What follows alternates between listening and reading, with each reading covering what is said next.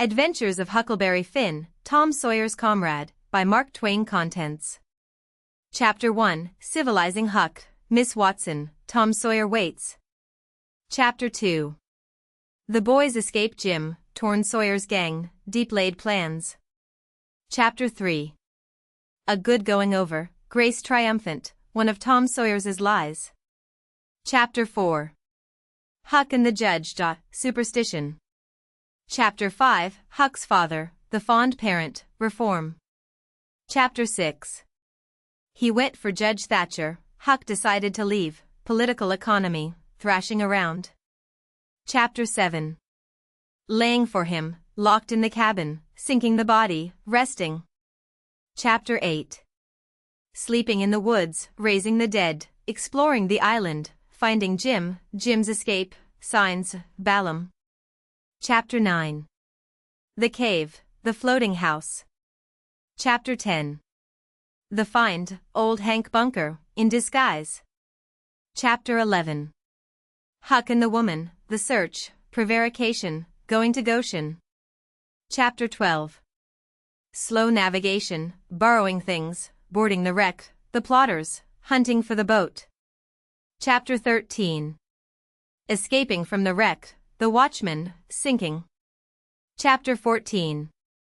A general good time, the harem, French. Chapter 15. Huck loses the raft, in the fog, Huck finds the raft, trash. Chapter 16. Expectation, a white lie, floating currency, running by Cairo, swimming ashore. Chapter 17. An evening call, the farm in Arkansas, interior decorations, Stephen Dowling Bots, poetical effusions. Chapter 18. Colonel Grangerford. Aristocracy, feuds, the testament, recovering the raft, the woody pile, pork and cabbage. Chapter 19. Tying up day, times, an astronomical theory, running a temperance revival, the Duke of Bridgewater, the troubles of royalty. Chapter 20. Huck explains, laying out a campaign, working the camp a meeting, a pirate at the camp a meeting, the Duke as a printer. Chapter 21. Sword exercise, Hamlet's soliloquy, they loafed around town, a lazy town, not old bogs, dead. Chapter 22. Sherburne, attending the circus, intoxication in the ring, the thrilling tragedy. Chapter 23. Sold, royal comparisons, Jim gets homesick. Chapter 24. Jim in royal robes, they take a passenger, getting information, family grief. Chapter 25. Is it them, singing the doxologer? Awful square, funeral orgies, a bad investment. Chapter 26. A pious king, the king's clergy, she asked his pardon, hiding in the room, Huck takes the money. Chapter 27. The funeral, satisfying curiosity, suspicious of Huck, quick sales and small. Chapter 28. The trip to England, the brute. Mary Jane decides to leave, Huck parting with Mary Jane, mumps, the opposition line. Chapter 29. Contested relationship, the king explains the loss, a question of handwriting, digging up the corpse, Huck escapes. Chapter 30. The king went for him, a royal row, powerful mellow. Chapter 31. Ominous plans, news from Jim, old recollections, a sheep story, valuable information. Chapter 32. Still and Sunday, like mistaken identity, up a stump, in a dilemma. Chapter 33. A nigger stealer, southern hospitality, a pretty long blessing, tar and feathers. Chapter 34. The hut by the ash hopper, outrageous, climbing the lightning rod, troubled with witches. Chapter 35. Escaping properly, dark schemes, discrimination in stealing, a deep hole. Chapter 36. The lightning rod, his level best, a bequest to posterity, a high figure. Chapter 37. The last shirt, mooning around, sailing orders, the witch pie. Chapter 38. The coat of arms, a skilled superintendent, unpleasant glory, a tearful subject. Chapter 39. Rats, lively bed, fellows, the straw dummy. Chapter 40. Fishing, the Vigilance Committee, a lively run, Jim advises a doctor. Chapter 41. The doctor, Uncle Silas, Sister Hotchkiss, Aunt Sally in trouble. Chapter 42. Tom Sawyer wounded, the doctor's story, Tom confesses, Aunt Polly arrives, hand out them letters. Chapter the last. Out of bondage, paying the captive, yours truly, Huck Finn. Illustrations. The widows Moses and the bulrushers Miss Watson Huck stealing away. They tiptoed along Jim Tom Sawyer's band of robbers. Huck creeps into his window. Miss Watson's lecture. The robbers dispersed rubbing the lamp. Judge Thatcher surprised Jim listening. Pap Huck and his father reforming. The drunkard falling from grace. Getting out of the way. Solid comfort, thinking it over. Raising a howl. Get up the shanty. Shooting the pig. Taking a rest in the woods. Watching the boat. Discovering the camp. Fire Jim and the ghost. Misto Bradish's nigger exploring the cave. In the cave Jim sees a dead man. They found $8. Jim and the snake. Old Hank Bunker a fair fit. Come in him and another man. She puts up a snack. Hump yourself on the raft. He sometimes lifted a chicken. Please don't, Bill, it ain't good morals. Oh lordy, lordy. In a fix. Hello, what's up? The wreck we turned in and slept turning over the truck. Solomon and his million wives. The story of Solomon. We would sell the raft. Among the snags asleep on the raft. Something being raftsman. Boy, that's a lie. Here I is, Huck climbing up the bank. Who's there? Buck. It made her look spidery. They got him out and emptied him. The house. Colonel Grangerford. Young Harney Shepherdson. Miss Charlotte. And asked me if I liked her. Behind the woodpile hiding. Daytimes in dogs a coming. By rights I am a duke. I am the late Dauphin. Tailpiece on the raft. The king, as Juliet, courting on the sly. A pirate for 30 years. Another little job practicing Hamlet's soliloquy. Gimme a chaw. A little monthly drunk. The death of Boggs. Sherburne steps out a dead head. He shed 17 suits. Tragedy. Their pockets bulged. Henry VIII in Boston Harbor. Harmless Adolphus. He fairly emptied that young fellow. Alas, our poor brother. You bet it is leaking. Making up the deficit. Going for him. The doctor. The bag of money. The cubby supper with the hare lip. Honest Injun. The Duke looks under the bed. Huck takes the money. A crack in the dining room door. The undertaker. He had a rat. Was you in my room? Joeing in trouble. Indignation. How to find them. He wrote Hannah with the mumps. The auction. The true brothers. The doctor leads Huck. The Duke wrote, Gentlemen, gentlemen. Jim lit out. The king shakes Huck. The Duke went for him. Spanish Moss. Who nailed him? Thinking he gave him 10 cents. Striking for the back country. Still and Sunday like. She hugged him tight. Who do you reckon it is? It was Tom Sawyer. Mr. Archibald Nichols, I presume? A pretty long blessing. Traveling by rail. Victuals a simple job which is getting wood. One of the best authorities. The breakfast horns. Smouching the knives. Going down the lightning rod. Stealing spoons. Tom advises a witch pie. The rubbish pile. Mrs. Days a sheet gone, in a tearing way. One of his ancestors. Jim's coat of arms. A tough job. Buttons on their tails. Irrigation. Keeping off dull times. Sawdust. Diet. Trouble is brewing. Fishing. Everyone had a gun. Tom caught on a splinter. Jim advises a doctor.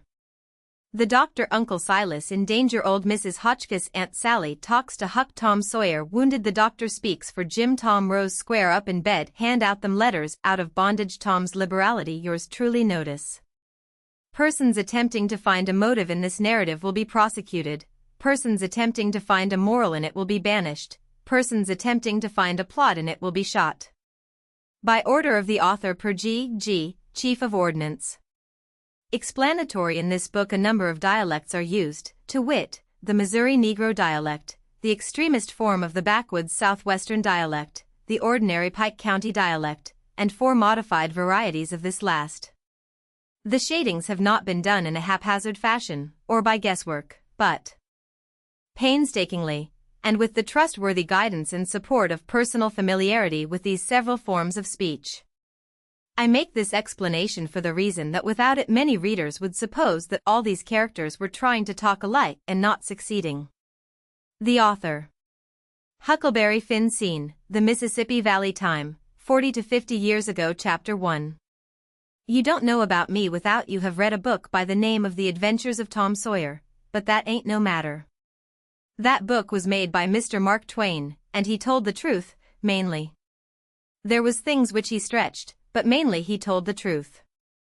That is nothing. I never seen anybody but lied one time or another, without it was Aunt Polly, or the widow, or maybe Mary. Aunt Polly, Tom's Aunt Polly, she is, and Mary, and the widow Douglas is all told about in that book, which is mostly a true book, with some stretchers, as I said before. Now the way that the book winds up is this: Tom and me found the money that the robbers hid in the cave, and it made us rich. We got $6,000 apiece, all gold. It was an awful sight of money when it was piled up. Well, Judge Thatcher he took it and put it out at interest, and it fetched us $1 a day apiece all the year round, more than a body could tell what to do with. The widow Douglas she took me for her son, and allowed she would civilize me, but it was rough living in the house all the time, considering how dismal, regular and decent the widow was in all her ways, and so when I couldn't stand it no longer I lit out. I got into my old rags and my sugar hogshead again, and was free and satisfied. But Tom Sawyer he hunted me up and said he was going to start a band of robbers, and I might join if I would go back to the widow and be respectable. So I went back. The widow she cried over me, and called me a poor lost lamb, and she called me a lot of other names, too, but she never meant no harm by it. She put me in them new clothes again, and I couldn't do nothing but sweat, and feel all cramped up. Well, then, the old thing commenced again. The widow rung a bell for supper, and you had to come to time. When you got to the table you couldn't go right to eating, but you had to wait for the widow to tuck down her head and grumble a little over the victuals, though there weren't really anything the matter with them, that is, nothing, only everything was cooked by itself. In a barrel of odds and ends it is different, things get mixed up, and the juice kind of swaps around, and the things go better. After supper she got out her book and learned me about Moses and the bulrushers, and I was in a sweat to find out all about him, but by and by she let it out that Moses had been dead a considerable long time, so then I didn't care no more about him, because I don't take no stock in dead people. Pretty soon I wanted to smoke, and asked the widow to let me. But she wouldn't. She said it was a mean practice and wasn't clean, and I must try to not do it any more. That is just the way with some people. They get down on a thing when they don't know nothing about it. Here she was bothering about Moses, which was no kin to her, and no use to anybody, being gone, you see, yet finding a power of fault with me for doing a thing that had some good in it. And she took snuff, too. Of course that was all right, because she done it herself. Her sister, Miss Watson, a tolerable slim old maid, with goggles on, had just come to live with her, and took a set at me now with a spelling book. She worked me middling hard for about an hour, and then the widow made her ease up. I couldn't stood it much longer. Then for an hour it was deadly dull, and I was fidgety. Miss Watson would say, "Don't put your feet up there, Huckleberry, and don't scrunch up like that, Huckleberry, set up straight," and pretty soon she would say, "Don't gap and stretch like that, Huckleberry, why don't you try to behave?" Then she told me all about the bad place, and I said I wished I was there. She got mad then, but I didn't mean no harm. All I wanted was to go somewheres, all I wanted was a change, I warn't particular. She said it was wicked to say what I said she wouldn't say it for the whole world, she was going to live so as to go to the good place. Well, I couldn't see no advantage in going where she was going, so I made up my mind I wouldn't try for it. But I never said so, because it would only make trouble and wouldn't do no good. Now she had got a start, and she went on and told me all about the good place. She said all a body would have to do there was to go around all day long with a harp and sing, forever and ever. So I didn't think much of it. But I never said so. I asked her if she reckoned Tom Sawyer would go there, and she said not by a considerable sight. I was glad about that, because I wanted him and me to be together. Miss Watson she kept pecking at me, and it got tiresome and lonesome. By and by they fetched the niggers in and had prayers, and then everybody was off to bed. I went up to my room with a piece of candle, and put it on the table. Then I sat down in a chair by the window and tried to think of something cheerful, but it warn't no use. I felt so lonesome I most wished I was dead. The stars were shining, and the leaves rustled in the woods ever so mournful, and I heard an owl, away off, hoo-hooing about somebody that was dead, and a whippoorwill and a dog crying about somebody that was going to die, and the wind was trying to whisper something to me, and I couldn't make out what it was, and so it made the cold shivers run over me. Then away out in the woods I heard that kind of a sound that a ghost makes when it wants to tell about something that's on its mind and can't make itself understood, and so can't rest easy in its grave, and has to go about that way every night grieving. I got so downhearted and scared I did wish I had some company. Pretty soon a spider went crawling up my shoulder, and I flipped it off and it lit in the candle, and before I could budge it was all shriveled up. I didn't need anybody to tell me that that was an awful bad sign and would fetch me some bad luck, so I was scared and most shook the clothes off of me. I got up and turned around in my tracks 3 times and crossed my breast every time, and then I tied up a little lock of my hair with a thread to keep witches away. But I hadn't no confidence. You do that when you've lost a horseshoe that you've found, instead of nailing it up over the door, but I hadn't ever heard anybody say it was any way to keep off bad luck when you'd killed a spider. I sat down again, shaking all over, and got out my pipe for a smoke, for the house was all as still as death now, and so the widow wouldn't know. Well, after a long time I heard the clock away off in the town go boom, boom, boom, 12 licks, and all still again, stiller than ever. Pretty soon I heard a twig snap down in the dark amongst the trees, something was a-stirring. I sat still and listened. Directly I could just barely hear _meow. Meow, down there. That was good. Says I, _meow. Meow, as soft as I could, and then I put out the light and scrambled out of the window onto the shed. Then I slipped down to the ground and crawled in among the trees, and, sure enough, there was Tom Sawyer waiting for me. Chapter 2. We went tiptoeing along a path amongst the trees back towards the end of the widow's garden, stooping down so as the branches wouldn't scrape our heads. When we was passing by the kitchen I fell over a root and made a noise. We crouched down and laid still. Miss Watson's big nigger, named Jim, was setting in the kitchen door. We could see him pretty clear, because there was a light behind him. He got up and stretched his neck out about a minute, listening. Then he says, "Hoo-dah." He listened some more, then he come tiptoeing down and stood right between us. We could 'a touched him, nearly. Well, likely it was minutes and minutes that there warn't a sound, and we all there so close together. There was a place on my ankle that got to itching, but I daren't scratch it, and then my ear begun to itch, and next my back, right between my shoulders.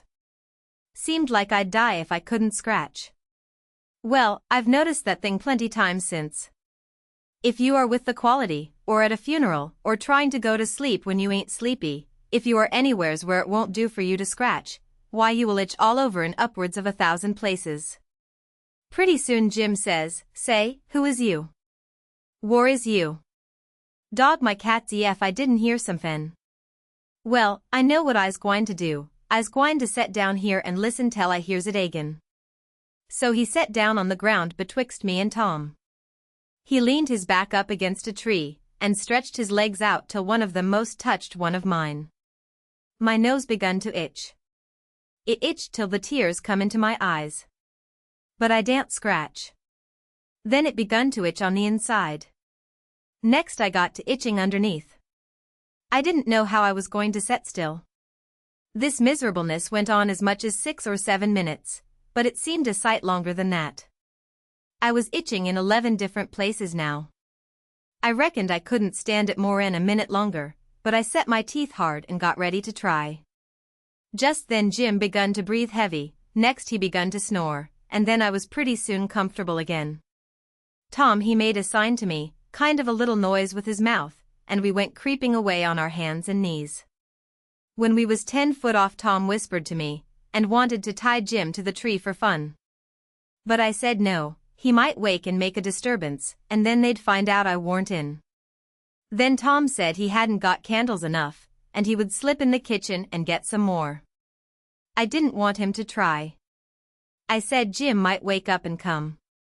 But Tom wanted to risk it, so we slid in there and got 3 candles, and Tom laid 5 cents on the table for pay. Then we got out, and I was in a sweat to get away, but nothing would do Tom but he must crawl to where Jim was, on his hands and knees, and play something on him. I waited, and it seemed a good while, everything was so still and lonesome. As soon as Tom was back we cut along the path, around the garden fence, and by fetched up on the steep top of the hill the other side of the house. Tom said he slipped Jim's hat off of his head and hung it on a limb right over him, and Jim stirred a little, but he didn't wake. Afterwards Jim said the witches bewitched him and put him in a trance, and rode him all over the state, and then set him under the trees again, and hung his hat on a limb to show who done it. And next time Jim told it he said they rode him down to New Orleans, and, after that, every time he told it he spread it more and more, till by he said they rode him all over the world, and tired him most to death, and his back was all over saddle boils. Jim was monstrous proud about it, and he got so he wouldn't hardly notice the other niggers. Niggers would come miles to hear Jim tell about it, and he was more looked up to than any nigger in that country. Strange niggers would stand with their mouths open and look him all over, same as if he was a wonder. Niggers is always talking about witches in the dark by the kitchen fire, but whenever one was talking and letting on to know all about such things, Jim would happen in and say, "H.M. what you know about witches," and that nigger was corked up and had to take a back seat. Jim always kept that 5-center piece round his neck with a string, and said it was a charm the devil give to him with his own hands, and told him he could cure anybody with it and fetch witches whenever he wanted to just by saying something to it, but he never told what it was he said to it. Niggers would come from all around there and give Jim anything they had, just for a sight of that 5-center piece, but they wouldn't touch it, because the devil had had his hands on it. Jim was most ruined for a servant, because he got stuck up on account of having seen the devil and been rode by witches. Well, when Tom and me got to the edge of the hilltop we looked away down into the village and could see 3 or 4 lights twinkling, where there was sick folks, maybe, and the stars over us was sparkling ever so fine, and down by the village was the river, a whole mile broad, and awful still and grand. We went down the hill and found Joe Harper and Ben Rogers, and 2 or 3 more of the boys, hid in the old tan yard. So we unhitched a skiff and pulled down the river 2.5 miles, to the big scar on the hillside, and went ashore. We went to a clump of bushes, and Tom made everybody swear to keep the secret, and then showed them a hole in the hill, right in the thickest part of the bushes. Then we lit the candles, and crawled in on our hands and knees. We went about 200 yards, and then the cave opened up. Tom poked about amongst the passages, and pretty soon ducked under a wall where you wouldn't have noticed that there was a hole. We went along a narrow place and got into a kind of room, all damp and sweaty and cold, and there we stopped. Tom says, "Now, we'll start this band of robbers and call it Tom Sawyer's Gang. Everybody that wants to join has got to take an oath, and write his name in blood." Everybody was willing. So Tom got out a sheet of paper that he had wrote the oath on, and read it. It swore every boy to stick to the band, and never tell any of the secrets, and if anybody done anything to any boy in the band, whichever boy was ordered to kill that person and his family must do it, and he mustn't eat and he mustn't sleep till he had killed them and hacked a cross in their breasts, which was the sign of the band. And nobody that didn't belong to the band could use that mark, and if he did he must be sued, and if he done it again he must be killed. And if anybody that belonged to the band told the secrets, he must have his throat cut, and then have his carcass burnt up and the ashes scattered all around, and his name blotted off of the list with blood and never mentioned again by the gang, but have a curse put on it and be forgot forever. Everybody said it was a real beautiful oath, and asked Tom if he got it out of his own head. He said some of it, but the rest was out of pirate books and robber books, and every gang that was high-toned had it. Some thought it would be good to kill the _families of boys that told the secrets. Tom said it was a good idea, so he took a pencil and wrote it in. Then Ben Rogers says, "Here's Huck Finn, he hain't got no family, what you going to do about him?" "Well, hain't he got a father," says Tom Sawyer. "Yes, he's got a father, but you can't never find him these days. He used to lay drunk with the hogs in the tan yard, but he hain't been seen in these parts for a year or more. They talked it over, and they was going to rule me out, because they said every boy must have a family or somebody to kill, or else it wouldn't be fair and square for the others. Well, nobody could think of anything to do, everybody was stumped, and set still. I was most ready to cry, but all at once I thought of a way, and so I offered them Miss Watson, they could kill her. Everybody said, "Oh, she'll do. That's all right. Huck can come in."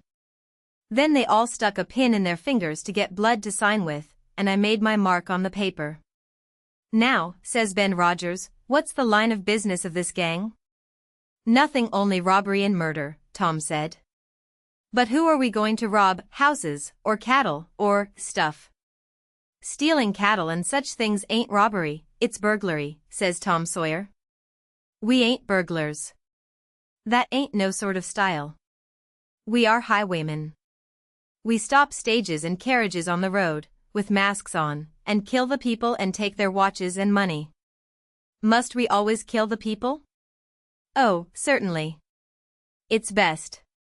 Some authorities think different, but mostly it's considered best to kill them, except some that you bring to the cave here, and keep them till they're ransomed." "Ransomed? What's that?" "I don't know. But that's what they do. I've seen it in books, and so of course that's what we've got to do. But how can we do it if we don't know what it is?" "Why, blame it all, we've got to do it. Don't I tell you it's in the books? Do you want to go to doing different from what's in the books, and get things all muddled up?" "Oh, that's all very fine to say Tom Sawyer, but how in the nation are these fellows going to be ransomed if we don't know how to do it to them? That's the thing I want to get at. Now, what do you reckon it is?" "Well, I don't know. But perhaps if we keep them till they're ransomed, it means that we keep them till they're dead. Now, that's something like . That'll answer. Why couldn't you said that before? We'll keep them till they're ransomed to death, and a bothersome lot they'll be, too, eating up everything, and always trying to get loose." "How you talk, Ben Rogers. How can they get loose when there's a guard over them, ready to shoot them down if they move a peg?" "A guard? Well, that is good. So somebody's got to set up all night and never get any sleep, just so as to watch them. I think that's foolishness. Why can't a body take a club and ransom them as soon as they get here?" "Because it ain't in the books, so that's why. Now, Ben Rogers, do you want to do things regular, or don't you? That's the idea. Don't you reckon that the people that made the books knows what's the correct thing to do? Do you reckon you can learn anything? Not by a good deal. No, sir, we'll just go on and ransom them in the regular way." "All right. I don't mind, but I say it's a fool way, anyhow. Say, do we kill the women, too?" "Well, Ben Rogers, if I was as ignorant as you I wouldn't let on." "Kill the women? No, nobody ever saw anything in the books like that. You fetch them to the cave, and you're always as polite as pie to them, and by and by they fall in love with you, and never want to go home any more." "Well, if that's the way I'm agreed, but I don't take no stock in it. Mighty soon we'll have the cave so cluttered up with women, and fellows waiting to be ransomed, that there won't be no place for the robbers. But go ahead, I ain't got nothing to say." Little Tommy Barnes was asleep now, and when they waked him up he was scared, and cried, and said he wanted to go home to his ma, and didn't want to be a robber any more. So they all made fun of him, and called him crybaby, and that made him mad, and he said he would go straight and tell all the secrets. But Tom give him 5 cents to keep quiet, and said we would all go home and meet next week, and rob somebody and kill some people. Ben Rogers said he couldn't get out much, only Sundays, and so he wanted to begin next Sunday, but all the boys said it would be wicked to do it on Sunday, and that settled the thing. They agreed to get together and fix a day as soon as they could, and then we elected Tom Sawyer first captain and Joe Harper second captain of the gang, and so started home. I clumb up the shed and crept into my window just before day was breaking.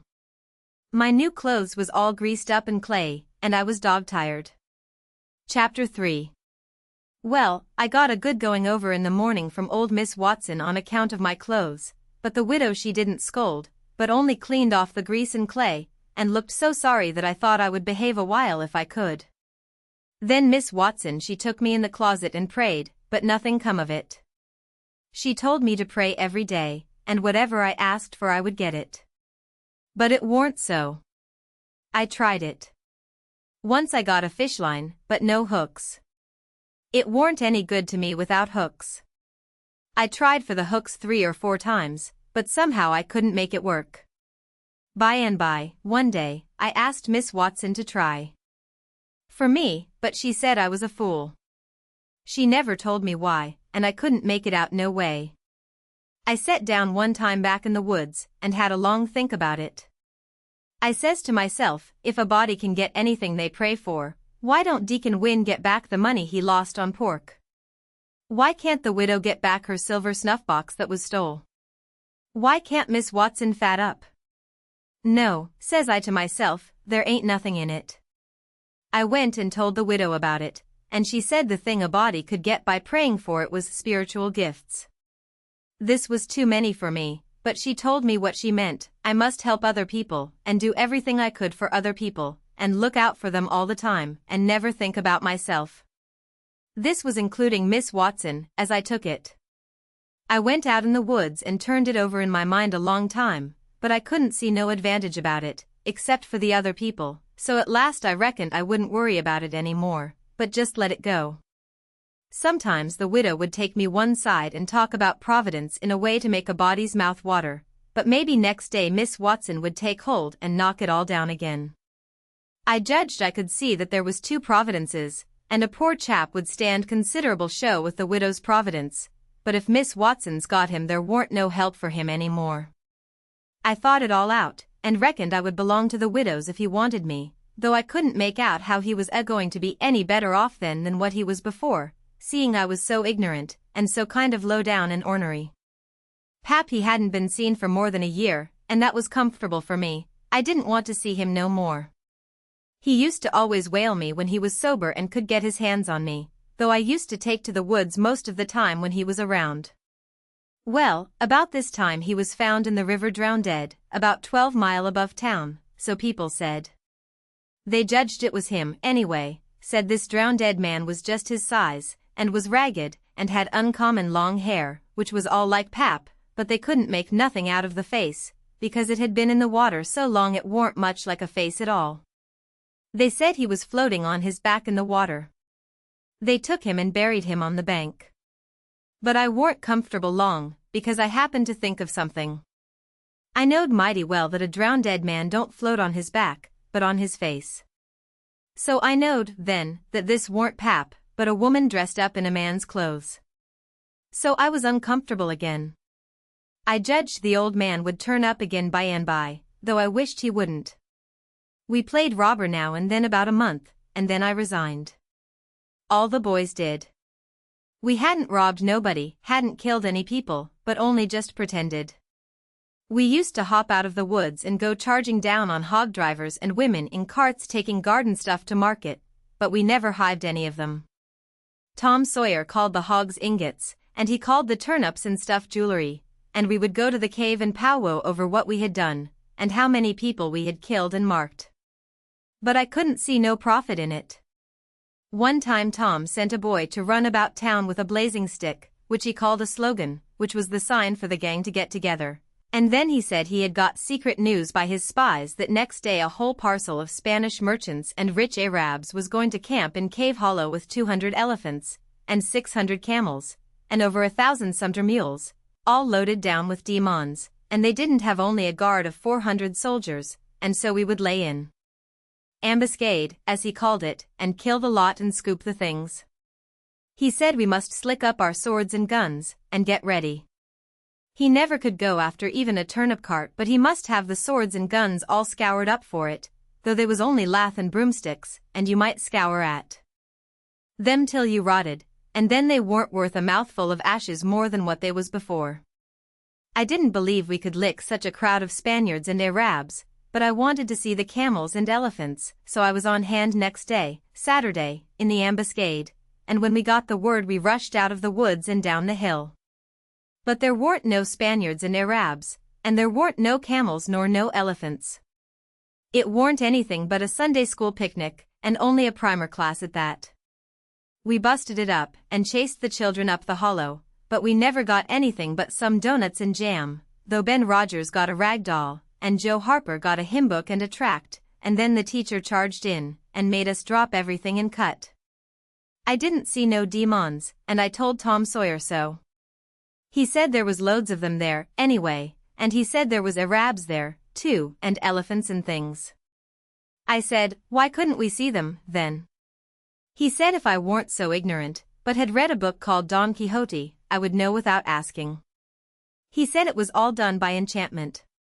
He said there was hundreds of soldiers there, and elephants and treasure, and so on, but we had enemies which he called magicians, and they had turned the whole thing into an infant Sunday school, just out of spite. I said, all right, then the thing for us to do was to go for the magicians. Tom Sawyer said I was a numbskull. Why, said he, a magician could call up a lot of genies, and they would hash you up like nothing before you could say Jack Robinson. They are as tall as a tree and as big around as a church. Well, I says, suppose we got some genies to help underscore us underscore, can't we lick the other crowd then?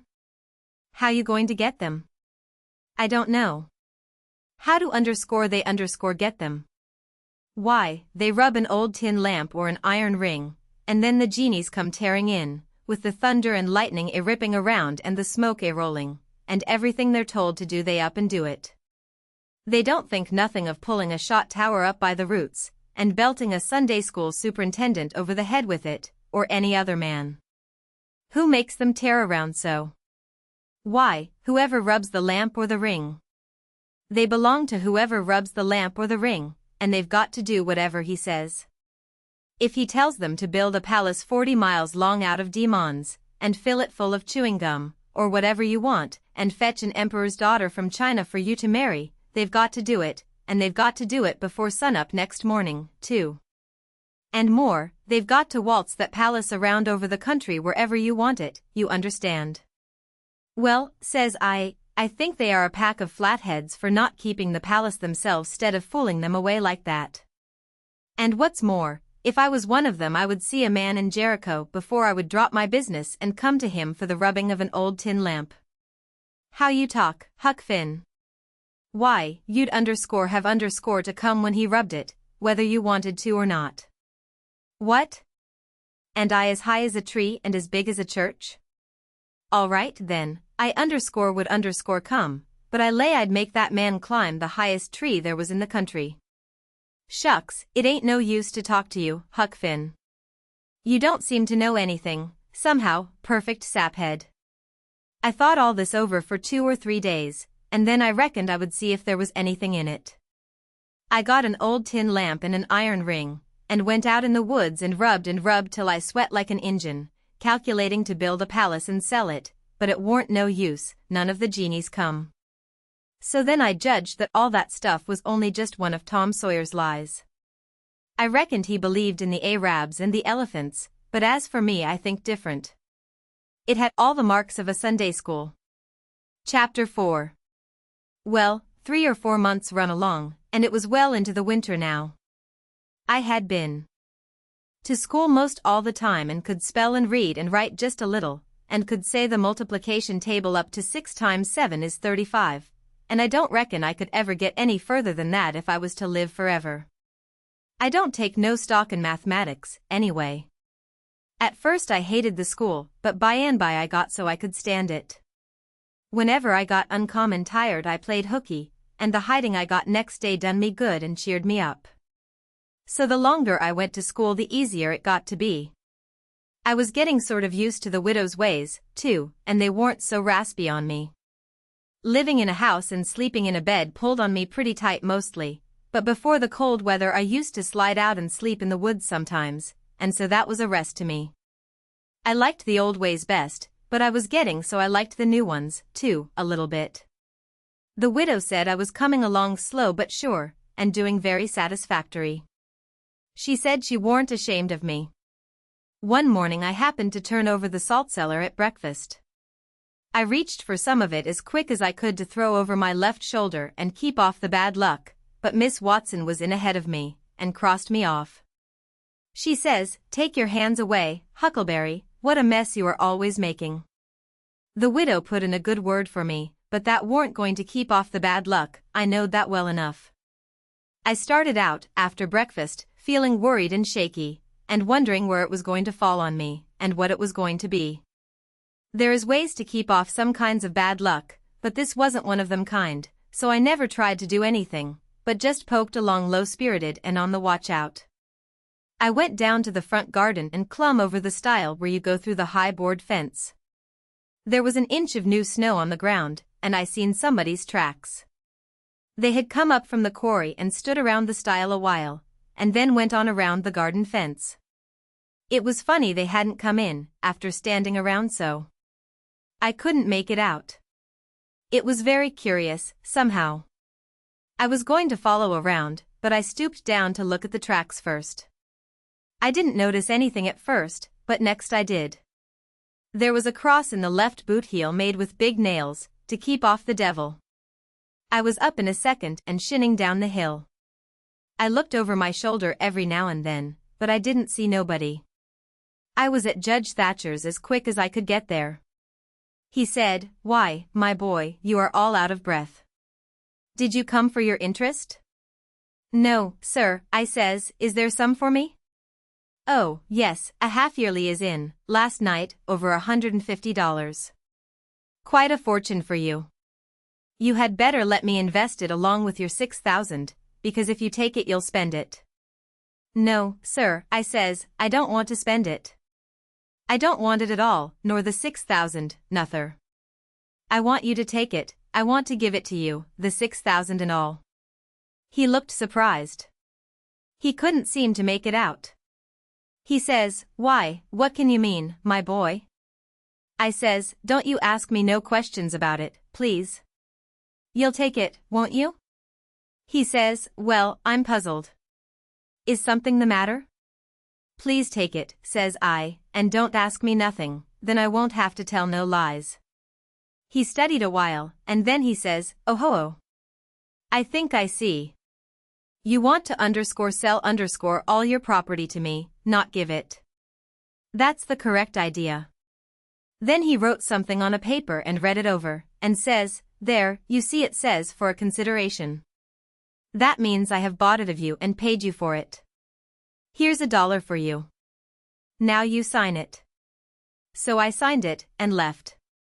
Miss Watson's nigger, Jim, had a hairball as big as your fist, which had been took out of the fourth stomach of an ox, and he used to do magic with it.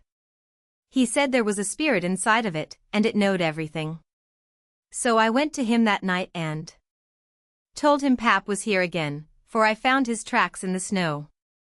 What I wanted to know was, what he was going to do, and was he going to stay? Jim got out his hairball and said something over it, and then he held it up and dropped it on the floor. It fell pretty solid, and only rolled about an inch. Jim tried it again, and then another time, and it acted just the same. Jim got down on his knees, and put his ear against it and listened. But it warn't no use, he said it wouldn't talk. He said sometimes it wouldn't talk without money. I told him I had an old slick counterfeit quarter that warn't no good because the brass showed through the silver a little, and it wouldn't pass nohow, even if the brass didn't show, because it was so slick it felt greasy, and so that would tell on it every time. I reckoned I wouldn't say nothing about the $1 I got from the judge.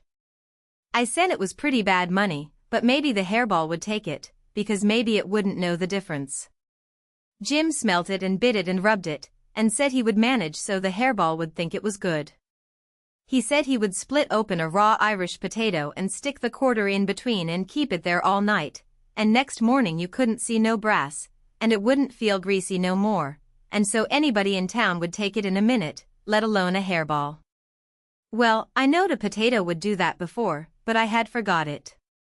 Jim put the quarter under the hairball, and got down and listened again. This time he said the hairball was all right. He said it would tell my whole fortune if I wanted it to. I says, "Go on." So the hairball talked to Jim, and Jim told it to me. He says, "Yo ol' father don't know yet what he's egwine to do. Sometimes he spec he'll go way, and den again he spec he'll stay. De best way is to res easy and let de ol' man take his own way. Dey's 2 angels hoverin' round 'bout him. One UVM is white and shiny, and t'other one is black. De white one gets him to go right a little while, den de black one sail in and bust it all up. A body can't tell yet which one gwine to fetch him at de loss. But you is all right. You gwine to have considerable trouble in yo life, and considerable joy. Sometimes you gwine to get hurt, and sometimes you gwine to get sick, but every time you's gwine to get well agin. Dey's two gals flyin' 'bout you in yo life. One UVM's light and t'other one is dark. One is rich and t'other is pa. You's gwine to marry de pa one fust and de rich one by and by. You wants to keep way fum de water as much as you kin, and don't run no resk, kase it's down in de bills dat you's gwine to get hung. When I lit my candle and went up to my room that night there sat pap his own self. Chapter 5. I had shut the door too. Then I turned around and there he was. I used to be scared of him all the time, he tanned me so much. I reckoned I was scared now, too, but in a minute I see I was mistaken, that is, after the first jolt, as you may say, when my breath sort of hitched, he being so unexpected, but right away after I see I warn't scared of him worth both ring about. He was most 50, and he looked it. His hair was long and tangled and greasy, and hung down, and you could see his eyes shining through like he was behind vines. It was all black, no gray, so was his long, mixed-up whiskers. There warn't no color in his face, where his face showed, it was white, not like another man's white, but a white to make a body sick, a white to make a body's flesh crawl, a tree-toad white, a fish-belly white. As for his clothes, just rags, that was all. He had one ankle resting on t'other knee, the boot on that foot was busted, and two of his toes stuck through, and he worked them now and then. His hat was laying on the floor, an old black slouch with the top caved in, like a lid. I stood looking at him, he sat there looking at me, with his chair tilted back a little. I set the candle down. I noticed the window was up, so he had clum in by the shed. He kept looking me all over. By and by he says, starchy clothes, very. You think you're a good deal of a big bug, don't you? Maybe I am, maybe I ain't, I says. Don't you give me none o' your lip, says he. You've put on considerable many frills since I been away. I'll take you down a peg before I get done with you. You're educated, too, they say, can read and write. You think you're better'n your father, now, don't you, because he can't? I'll take it out of you. Who told you might meddle with such highfalutin foolishness, hey, who told you could? The widow. She told me. The widow, hey, and who told the widow she could put in her shovel about a thing that ain't none of her business? Nobody never told her. Well, I'll learn her how to meddle. And looky here, you drop that school, you hear? I'll learn people to bring up a boy to put on airs over his own father and let on to be better'n what he is. You lemme catch you fooling around that school again, you hear? Your mother couldn't read, and she couldn't write, nuther, before she died. None of the family couldn't before they died. I can't, and here you're swelling yourself up like this. I ain't the man to stand it, you hear? Say, lemme hear you read. I took up a book and begun something about General Washington and the wars. When I'd read about a half a minute, he fetched the book a whack with his hand and knocked it across the house. He says, it's so. You can do it. I had my doubts when you told me. Now looky here, you stop that putting on frills. I won't have it. I'll lay for you, my smarty, and if I catch you about that school I'll tan you good. First you'll get religion, too. I never see such a son. He took up a little blue and yaller picture of some cows and a boy, and says, what's this? It's something they give me for learning my lessons good. He tore it up, and says, I'll give you something better, I'll give you a cowhide. He sat there mumbling and growling a minute, and then he says, ain't you a sweet-scented dandy, though? A bed, and bedclothes, and a looking-glass, and a piece of carpet on the floor, and your own father got to sleep with the hogs in the tan yard. I never see such a son. I bet I'll take some of these frills out o' you before I'm done with you. Why, there ain't no end to your heirs, they say you're rich. Hey, how's that? They lie, that's how. Looky here, mind how you talk to me, I'm standing about all I can stand now, so don't gimme no sass. I've been in town 2 days, and I hain't heard nothing but about you bein' rich. I heard about it away down the river, too. That's why I come. You get me that money tomorrow, I want it. I hain't got no money. It's a lie. Judge Thatcher's got it. You get it. I want it. I hain't got no money, I tell you. You ask Judge Thatcher, he'll tell you the same. All right. I'll ask him, and I'll make him pungle, too, or I'll know the reason why. Say, how much you got in your pocket? I want it. I hain't got only $1, and I want that too. It don't make no difference what you want it for, you just shell it out. He took it and bit it to see if it was good, and then he said he was going downtown to get some whiskey, said he hadn't had a drink all day. When he had got out on the shed he put his head in again, and cussed me for putting on frills and trying to be better than him, and when I reckoned he was gone he come back and put his head in again, and told me to mind about that school, because he was going to lay for me and lick me if I didn't drop that. Next day he was drunk, and he went to Judge Thatcher's and bully-ragged him, and tried to make him give up the money, but he couldn't, and then he swore he'd make the law force him.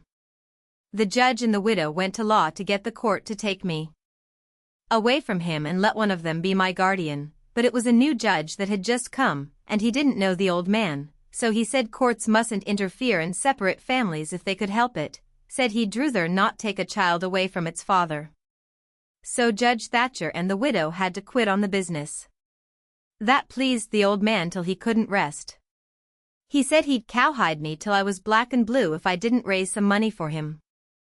I borrowed $3 from Judge Thatcher, and Pap took it and got drunk, and went blowing around and cussing and whooping and carrying on, and he kept it up all over town, with a tin pan, till most midnight, then they jailed him, and next day they had him before court, and jailed him again for a week. But he said he was satisfied, said he was boss of his son, and he'd make it warm for him. When he got out the new judge said he was going to make a man of him. So he took him to his own house, and dressed him up clean and nice, and had him to breakfast and dinner and supper with the family, and was just old pie to him, so to speak. And after supper he talked to him about temperance and such things till the old man cried, and said he'd been a fool, and fooled away his life, but now he was going to turn over a new leaf and be a man nobody wouldn't be ashamed of, and he hoped the judge would help him and not look down on him. The judge said he could hug him for them words, so he cried, and his wife she cried again. Pap said he'd been a man that had always been misunderstood before, and the judge said he believed it. The old man said that what a man wanted that was down was sympathy, and the judge said it was so they cried again. And when it was bedtime the old man rose up and held out his hand, and says, "Look at it, gentlemen and ladies all, take a hold of it, shake it. There's a hand that was the hand of a hog, but it ain't so no more, it's the hand of a man that's started in on a new life, and'll die before he'll go back. You mark them words, don't forget I said them. It's a clean hand now, shake it, don't be afeard."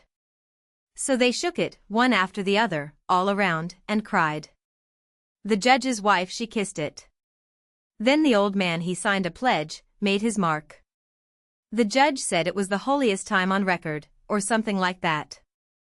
Then they tucked the old man into a beautiful room, which was the spare room, and in the night sometime he got powerful thirsty and clumb out onto the porch roof and slid down a stanchion and traded his new coat for a jug of 40 rod, and clumb back again and had a good old time, and towards daylight he crawled out again, drunk as a fiddler, and rolled off the porch and broke his left arm in 2 places, and was most froze to death when somebody found him after sunup.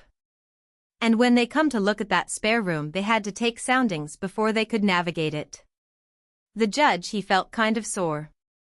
He said he reckoned a body could reform the old man with a shotgun, maybe, but he didn't know no other way. Chapter 6. Well, pretty soon the old man was up and around again, and then he went for Judge Thatcher in the courts to make him give up that money, and he went for me, too, for not stopping school. He catched me a couple of times and thrashed me, but I went to school just the same and dodged him or outrun him most of the time. I didn't want to go to school much before, but I reckoned I'd go now to spite Pap. That law trial was a slow business, appeared like they weren't ever going to get started on it, so every now and then I'd borrow $2 or $3 off of the judge for him, to keep from getting a cowhiding. Every time he got money he got drunk, and every time he got drunk he raised Cain around town, and every time he raised Cain he got jailed. He was just suited, this kind of thing was right in his line. He got to hanging around the widows too much, and so she told him at last that if he didn't quit using around there she would make trouble for him.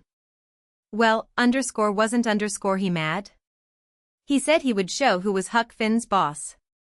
So he watched out for me one day in the spring, and catched me, and took me up the river about 3 miles in a skiff, and crossed over to the Illinois shore where it was woody and there weren't no houses but an old log hut in a place where the timber was so thick you couldn't find it if you didn't know where it was. He kept me with him all the time, and I never got a chance to run off. We lived in that old cabin, and he always locked the door and put the key under his head nights. He had a gun which he had stole, I reckon, and we fished and hunted, and that was what we lived on. Every little while he locked me in and went down to the store, 3 miles, to the ferry, and traded fish and game for whiskey, and fetched it home and got drunk and had a good time, and licked me. The widow she found out where I was by and by, and she sent a man over to try to get hold of me, but Pap drove him off with the gun, and it warn't long after that till I was used to being where I was, and liked it, all but the cowhide part. It was kind of lazy and jolly, laying off comfortable all day, smoking and fishing, and no books nor study. 2 months or more run along, and my clothes got to be all rags and dirt, and I didn't see how I'd ever got to like it so well at the widow's, where you had to wash, and eat on a plate, and comb up, and go to bed and get up regular, and be forever bothering over a book, and have old Miss Watson pecking at you all the time. I didn't want to go back no more. I had stopped cussing, because the widow didn't like it, but now I took to it again because Pap hadn't no objections. It was pretty good times up in the woods there, take it all around. But by and by Pap got too handy with his hickory, and I couldn't stand it. I was all over welts. He got to going away so much, too, and locking me in. Once he locked me in and was gone 3 days. It was dreadful lonesome. I judged he had got drowned dead, and I wasn't ever going to get out any more. I was scared. I made up my mind I would fix up some way to leave there. I had tried to get out of that cabin many a time, but I couldn't find no way. There weren't a window to it big enough for a dog to get through. I couldn't get up the chimney, it was too narrow. The door was thick, solid oak slabs. Pap was pretty careful not to leave a knife or anything in the cabin when he was away. I reckon I had hunted the place over as much as 100 times. Well, I was most all the time at it, because it was about the only way to put in the time. But this time I found something at last. I found an old rusty wood saw without any handle. It was laid in between a rafter and the clapboards of the roof. I greased it up and went to work. There was an old horse blanket nailed against the logs at the far end of the cabin behind the table, to keep the wind from blowing through the chinks and putting the candle out. I got under the table and raised the blanket, and went to work to saw a section of the big bottom log out, big enough to let me through. Well, it was a good long job, but I was getting towards the end of it when I heard Pap's gun in the woods. I got rid of the signs of my work, and dropped the blanket and hid my saw, and pretty soon Pap come in. Pap warn't in a good humor, so he was his natural self. He said he was downtown, and everything was going wrong. His lawyer said he reckoned he would win his lawsuit and get the money if they ever got started on the trial, but then there was ways to put it off a long time, and Judge Thatcher knowed how to do it. And he said people allowed there'd be another trial to get me away from him and give me to the widow for my guardian, and they guessed it would win this time. This shook me up considerable, because I didn't want to go back to the widow's any more and be so cramped up and civilized, as they called it. Then the old man got to cussing, and cussed everything and everybody he could think of, and then cussed them all over again to make sure he hadn't skipped any, and after that he polished off with a kind of a general cuss all round, including a considerable parcel of people which he didn't know the names of, and so called them what's his name when he got to them, and went right along with his cussing. He said he would like to see the widow get me. He said he would watch out, and if they tried to come any such game on him he knowed of a place 6 or 7 mile off to stow me in, where they might hunt till they dropped and they couldn't find me. That made me pretty uneasy again, but only for a minute. I reckoned I wouldn't stay on hand till he got that chance. The old man made me go to the skiff and fetch the things he had got. There was a 50-pound sack of cornmeal, and a side of bacon, ammunition, and a 4-gallon jug of whiskey, and an old book and 2 newspapers for wadding, besides some tow. I toted up a load, and went back and sat down on the bow of the skiff to rest. I thought it all over, and I reckoned I would walk off with the gun and some lines, and take to the woods when I run away. I guessed I wouldn't stay in one place, but just tramp right across the country, mostly night times, and hunt and fish to keep alive, and so get so far away that the old man nor the widow couldn't ever find me any more. I judged I would saw out and leave that night if Pap got drunk enough, and I reckoned he would. I got so full of it I didn't notice how long I was staying till the old man hollered and asked me whether I was asleep or drowned dead. I got the things all up to the cabin, and then it was about dark. While I was cooking supper the old man took a swig or two and got sort of warmed up, and went to ripping again. He had been drunk over in town, and laid in the gutter all night, and he was a sight to look at. A body would have thought he was Adam, he was just all mud. Whenever his liquor begun to work he most always went for the government. This time he says, "Call this a government? Why, just look at it and see what it's like.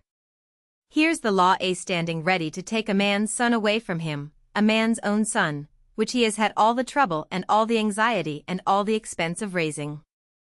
Yes, just as that man has got that son raised at last, and ready to go to work and begin to do suthin for him and give him a rest, the law up and goes for him.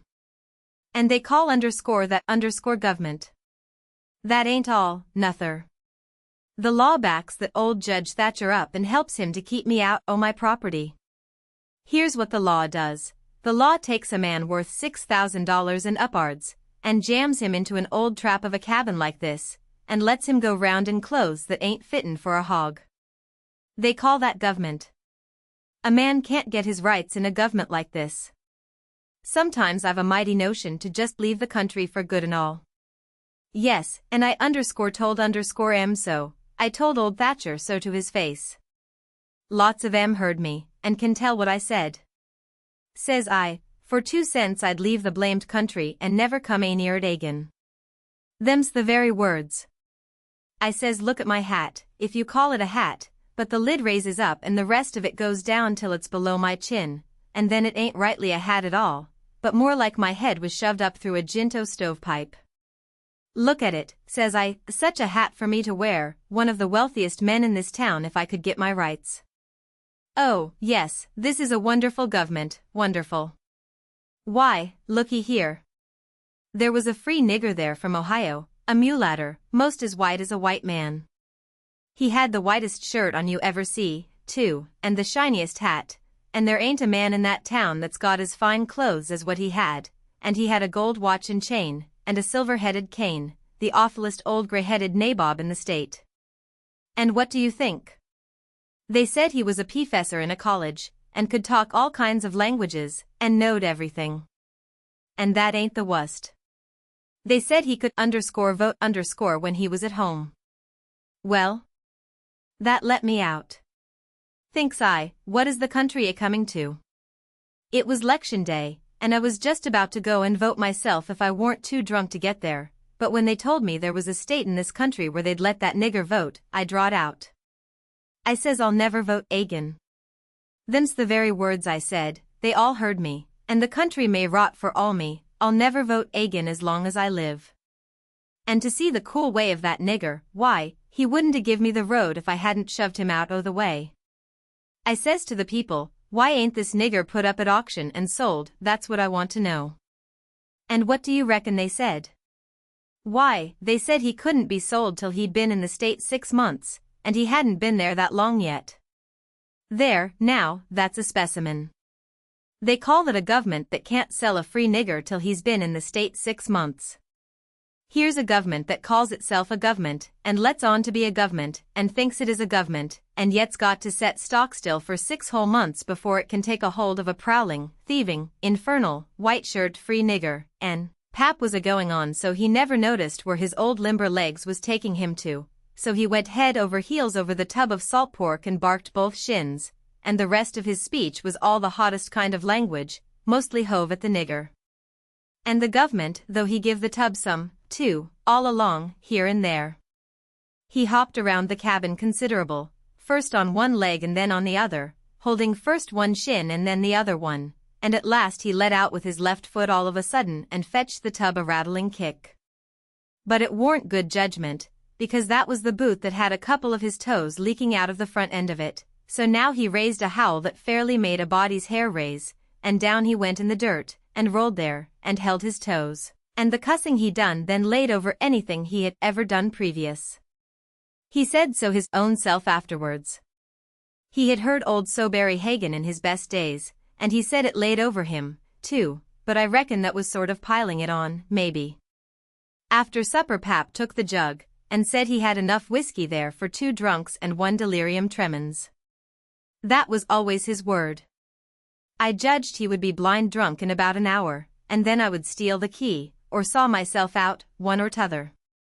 He drank, and tumbled down on his blankets by and by, but luck didn't run my way. He didn't go sound asleep, but was uneasy. He groaned and moaned and thrashed around this way and that for a long time. At last I got so sleepy I couldn't keep my eyes open all I could do, and so before I knowed what I was about I was sound asleep, and the candle burning. I don't know how long I was asleep, but all of a sudden there was an awful scream and I was up. There was Pap looking wild, and skipping around every which way and yelling about snakes. He said they was crawling up his legs, and then he would give a jump and scream, and say one had bit him on the cheek, but I couldn't see no snakes. He started and run round and round the cabin, hollering take him off. Take him off. He's biting me on the neck. I never see a man look so wild in the eyes. Pretty soon he was all faggied out, and fell down panting, then he rolled over and over wonderful fast, kicking things every which way, and striking and grabbing at the air with his hands, and screaming and saying there was devils a hold of him. He wore out by and by, and laid still a while, moaning. Then he laid stiller, and didn't make a sound. I could hear the owls and the wolves away off in the woods, and it seemed terrible still. He was laying over by the corner. By and by he raised up part way and listened, with his head to one side. He says, very low, tramp hoof tramp hoof tramp, that's the dead, tramp hoof tramp hoof tramp, they're coming after me, but I won't go. Oh, they're here. Don't touch me, don't. Hands off, they're cold, let go. Oh, let a poor devil alone.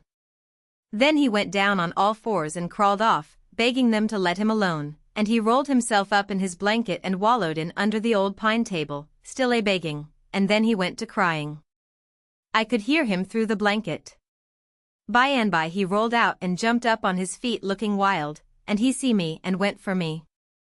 He chased me round and round the place with a clasp knife, calling me the angel of death, and saying he would kill me, and then I couldn't come for him no more. I begged, and told him I was only Huck, but he laughed such a screechy laugh, and roared and cussed, and kept on chasing me up. Once when I turned short and dodged under his arm he made a grab and got me by the jacket between my shoulders, and I thought I was gone, but I slid out of the jacket quick as lightning, and saved myself. Pretty soon he was all tired out, and dropped down with his back against the door, and said he would rest a minute and then kill me. He put his knife under him, and said he would sleep and get strong, and then he would see who was who. So he dozed off pretty soon. By and by I got the old split-bottom chair and clumb up as easy as I could, not to make any noise, and got down the gun. I slipped the ramrod down it to make sure it was loaded, then I laid it across the turnip barrel, pointing towards Pap, and sat down behind it to wait for him to stir. And how slow and still the time did drag along. Chapter 7. Get up. What you 'bout? I opened my eyes and looked around, trying to make out where I was. It was after sunup, and I had been sound asleep. Pap was standing over me looking sour and sick, too. He says, "What you doin' with this gun?" I judged he didn't know nothing about what he had been doing, so I says, "Somebody tried to get in, so I was laying for him." "Why didn't you roust me out?" "Well, I tried to, but I couldn't budge you." "Well, all right. Don't stand there palavering all day, but out with you and see if there's a fish on the lines for breakfast. I'll be along in a minute." He unlocked the door, and I cleared out up the river bank. I noticed some pieces of limbs and such things floating down, and a sprinkling of bark, so I knowed the river had begun to rise. I reckoned I would have great times now if I was over at the town. The June rise used to be always luck for me, because as soon as that rise begins here comes cordwood floating down, and pieces of log rafts, sometimes a dozen logs together, so all you have to do is to catch them and sell them to the woodyards and the sawmill. I went along up the bank with one eye out for Pap and t'other one out for what the rise might fetch along. Well, all at once here comes a canoe, just a beauty, too, about 13 or 14 foot long, riding high like a duck. I shot headfirst off of the bank like a frog, clothes and all on, and struck out for the canoe. I just expected there'd be somebody laying down in it, because people often done that to fool folks, and when a chap had pulled a skiff out most to it they'd raise up and laugh at him. But it warn't so this time. It was a drift canoe sure enough, and I clumb in and paddled her ashore. Thinks I, the old man will be glad when he sees this, she's worth $10. But when I got to shore Pap wasn't in sight yet, and as I was running her into a little creek like a gully, all hung over with vines and willows, I struck another idea. I judged I'd hide her good, and then, 'stead of taking to the woods when I run off, I'd go down the river about 50 mile and camp in one place for good, and not have such a rough time tramping on foot. It was pretty close to the shanty, and I thought I heard the old man coming all the time, but I got her hid, and then I out and looked around a bunch of willows, and there was the old man down the path a piece just drawing a bead on a bird with his gun. So he hadn't seen anything. When he got along I was hard at it taking up a trot line. He abused me a little for being so slow, but I told him I fell in the river, and that was what made me so long. I knowed he would see I was wet, and then he would be asking questions. We got 5 catfish off the lines and went home.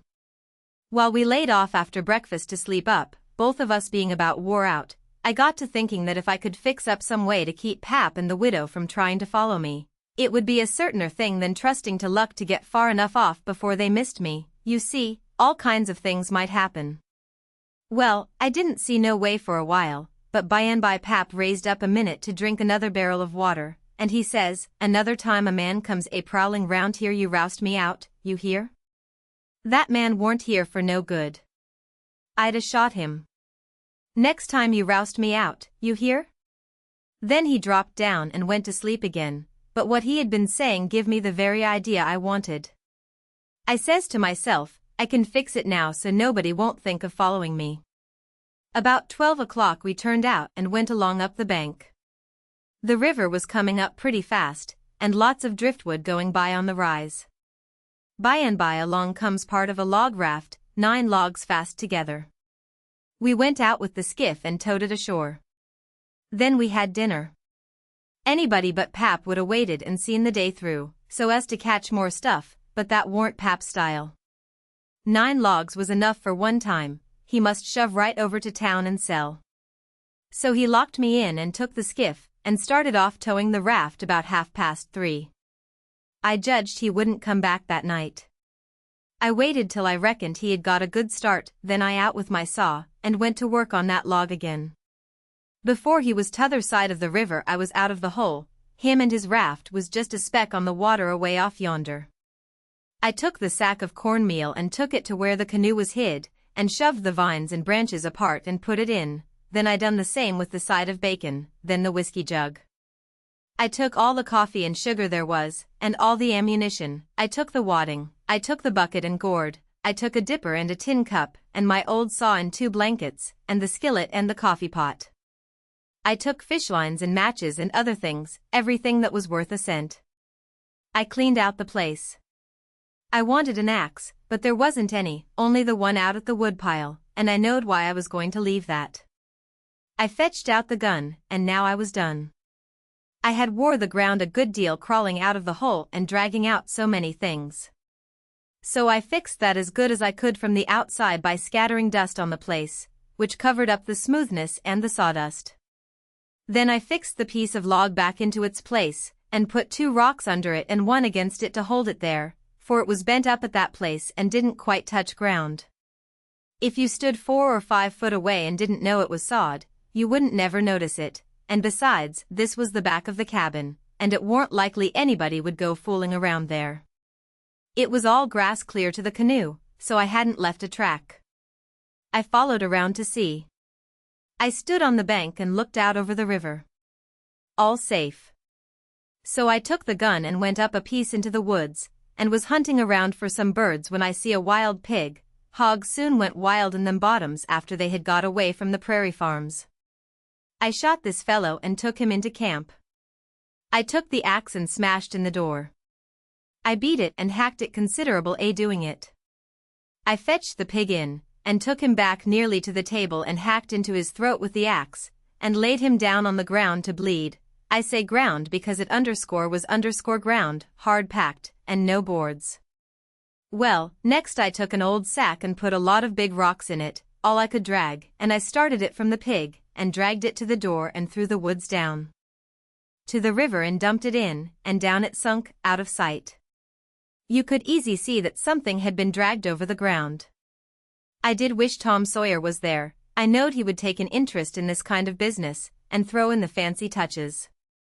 Nobody could spread himself like Tom Sawyer in such a thing as that. Well, last I pulled out some of my hair, and blooded the axe good, and stuck it on the backside, and slung the axe in the corner. Then I took up the pig and held him to my breast with my jacket, so he couldn't drip, till I got a good piece below the house and then dumped him into the river. Now I thought of something else. So I went and got the bag of meal and my old saw out of the canoe, and fetched them to the house. I took the bag to where it used to stand, and ripped a hole in the bottom of it with the saw, for there weren't no knives and forks on the place. Pap done everything with his clasp knife about the cooking. Then I carried the sack about 100 yards across the grass and through the willows east of the house, to a shallow lake that was 5 miles wide and full of rushes, and ducks too, you might say, in the season. There was a slough or a creek leading out of it on the other side that went miles away, I don't know where, but it didn't go to the river. The meal sifted out and made a little track all the way to the lake. I dropped Pap's whetstone there too, so as to look like it had been done by accident. Then I tied up the rip in the meal sack with a string, so it wouldn't leak no more, and took it and my saw to the canoe again. It was about dark now, so I dropped the canoe down the river under some willows that hung over the bank, and waited for the moon to rise. I made fast to a willow, then I took a bite to eat, and by and by laid down in the canoe to smoke a pipe and lay out a plan. I says to myself, they'll follow the track of that sackful of rocks to the shore and then drag the river for me.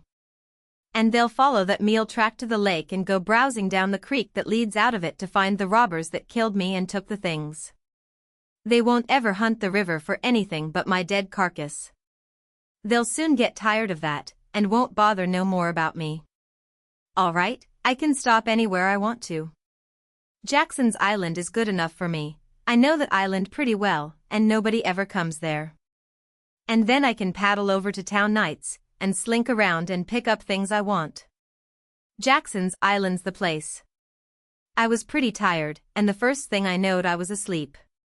When I woke up I didn't know where I was for a minute. I sat up and looked around, a little scared. Then I remembered. The river looked miles and miles across. The moon was so bright I could have counted the drift logs that went slipping along, black and still, hundreds of yards out from shore. Everything was dead quiet, and it looked late, and smelt late. You know what I mean, I don't know the words to put it in. I took a good gap and a stretch, and was just going to unhitch and start when I heard a sound away over the water. I listened. Pretty soon I made it out. It was that dull kind of irregular sound that comes from oars working in rowlocks when it's a still night.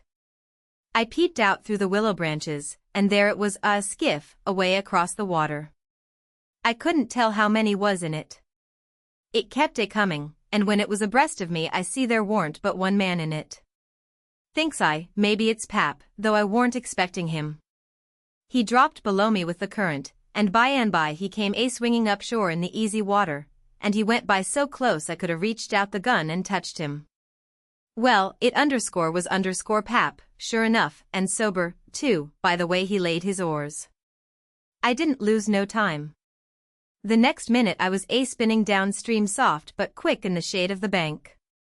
I made 2.5 miles, and then struck out 1/4 mile or more towards the middle of the river, because pretty soon I would be passing the ferry landing, and people might see me and hail me. I got out amongst the driftwood, and then laid down in the bottom of the canoe and let her float. I laid there, and had a good rest and a smoke out of my pipe, looking away into the sky, not a cloud in it. The sky looks ever so deep when you lay down on your back in the moonshine, I never knowed it before. And how far a body can hear on the water such nights. I heard people talking at the ferry landing. I heard what they said, too, every word of it. One man said it was getting towards the long days and the short nights now.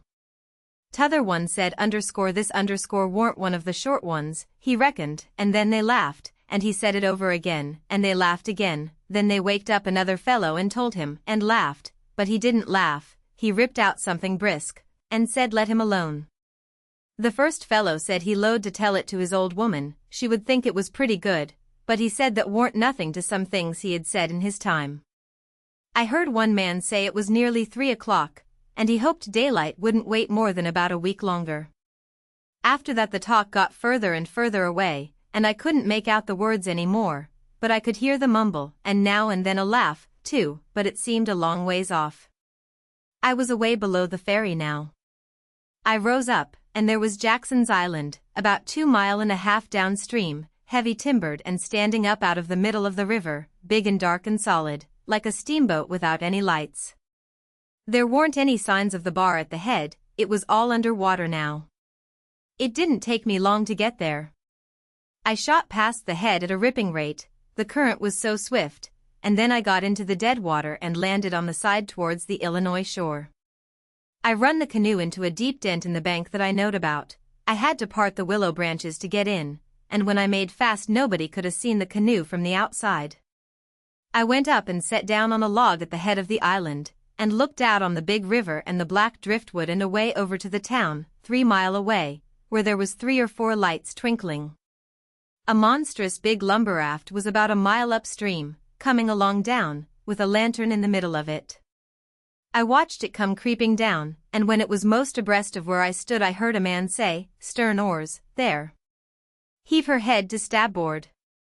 I heard that just as plain as if the man was by my side. There was a little gray in the sky now, so I stepped into the woods, and laid down for a nap before breakfast. Chapter 8. The sun was up so high when I waked that I judged it was after 8 o'clock. I laid there in the grass and the cool shade thinking about things, and feeling rested and ruther comfortable and satisfied. I could see the sun out at 1 or 2 holes, but mostly it was big trees all about, and gloomy in there amongst them. There was freckled places on the ground where the light sifted down through the leaves, and the freckled places swapped about a little, showing there was a little breeze up there. A couple of squirrels sat on a limb and jabbered at me very friendly. I was powerful lazy and comfortable, didn't want to get up and cook breakfast. Well, I was dozing off again when I thinks I hears a deep sound of boom, away up the river. I rouses up, and rests on my elbow and listens, pretty soon I hears it again. I hopped up, and went and looked out at a hole in the leaves, and I see a bunch of smoke laying on the water a long ways up, about abreast the ferry. And there was the ferry boat full of people floating along down. I knowed what was the matter now. Boom! I see the white smoke squirt out of the ferryboat's side. You see, they was firing cannon over the water, trying to make my carcass come to the top. I was pretty hungry, but it warn't going to do for me to start a fire, because they might see the smoke. So I sat there and watched the cannon smoke and listened to the boom. The river was a mile wide there, and it always looks pretty on a summer morning, so I was having a good enough time seeing them hunt for my remainders if I only had a bite to eat. Well, then I happened to think how they always put quicksilver in loaves of bread and float them off, because they always go right to the drowned carcass and stop there.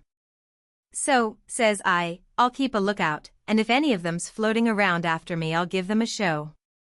I changed to the Illinois edge of the island to see what luck I could have, and I warn't disappointed.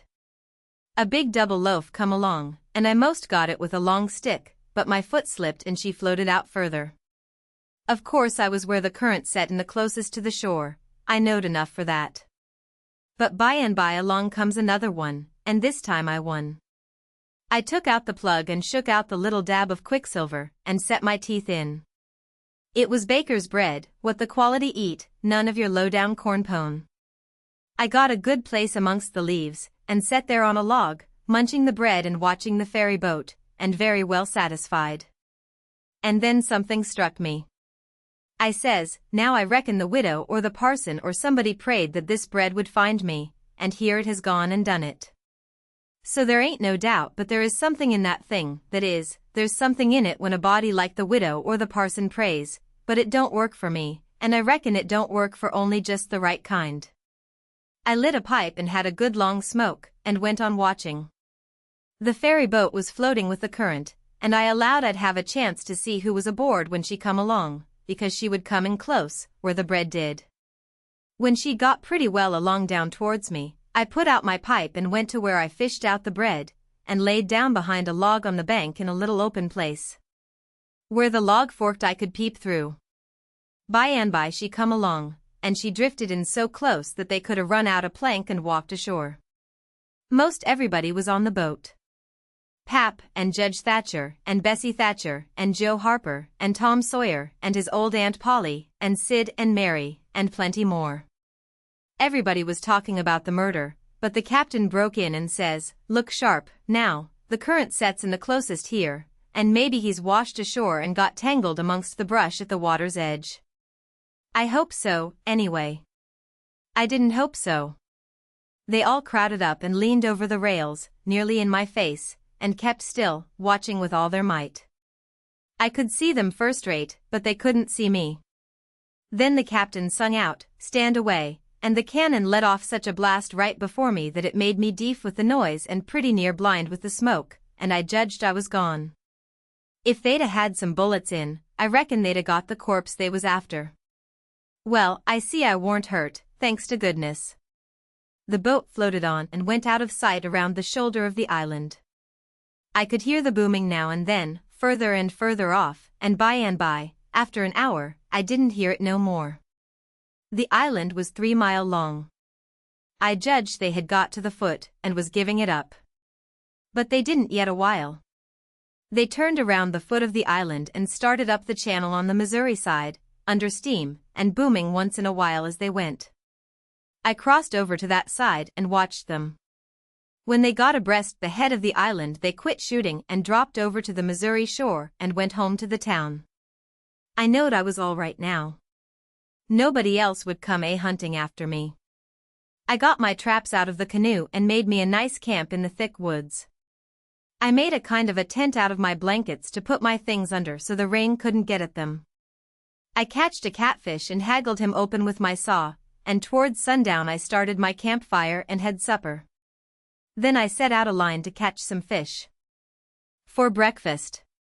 When it was dark I sat by my campfire smoking, and feeling pretty well satisfied, but by and by it got sort of lonesome, and so I went and sat on the bank and listened to the current swashing along, and counted the stars and drift logs and rafts that come down, and then went to bed. There ain't no better way to put in time when you are lonesome, you can't stay so, you soon get over it.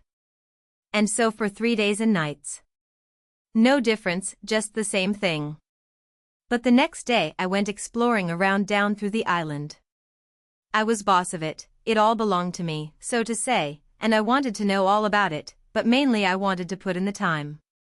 I found plenty strawberries, ripe and prime, and green summer grapes, and green raspberries, and the green blackberries was just beginning to show. They would all come handy by and by, I judged. Well, I went fooling along in the deep woods till I judged I warn't far from the foot of the island. I had my gun along, but I hadn't shot nothing. It was for protection, thought I would kill some game nigh home. About this time I mighty near stepped on a good-sized snake, and it went sliding off through the grass and flowers, and I after it, trying to get a shot at it. I clipped along, and all of a sudden I bounded right on to the ashes of a campfire that was still smoking. My heart jumped up amongst my lungs. I never waited for to look further, but uncocked my gun and went sneaking back on my tiptoes as fast as ever I could. Every now and then I stopped a second amongst the thick leaves and listened, but my breath come so hard I couldn't hear nothing else.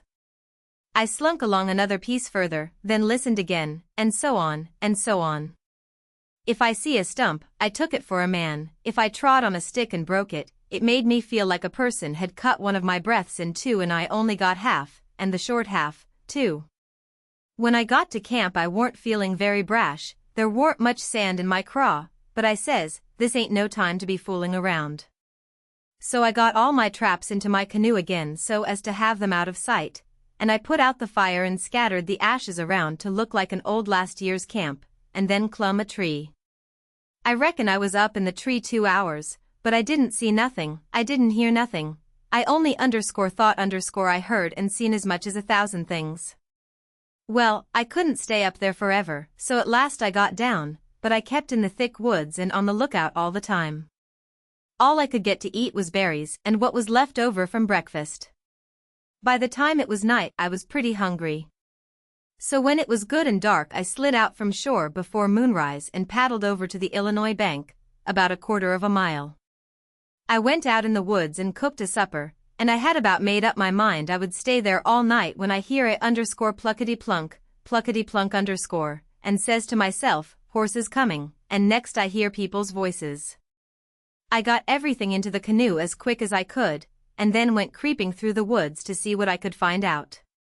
I hadn't got far when I hear a man say, we better camp here if we can find a good place, the horses is about beat out.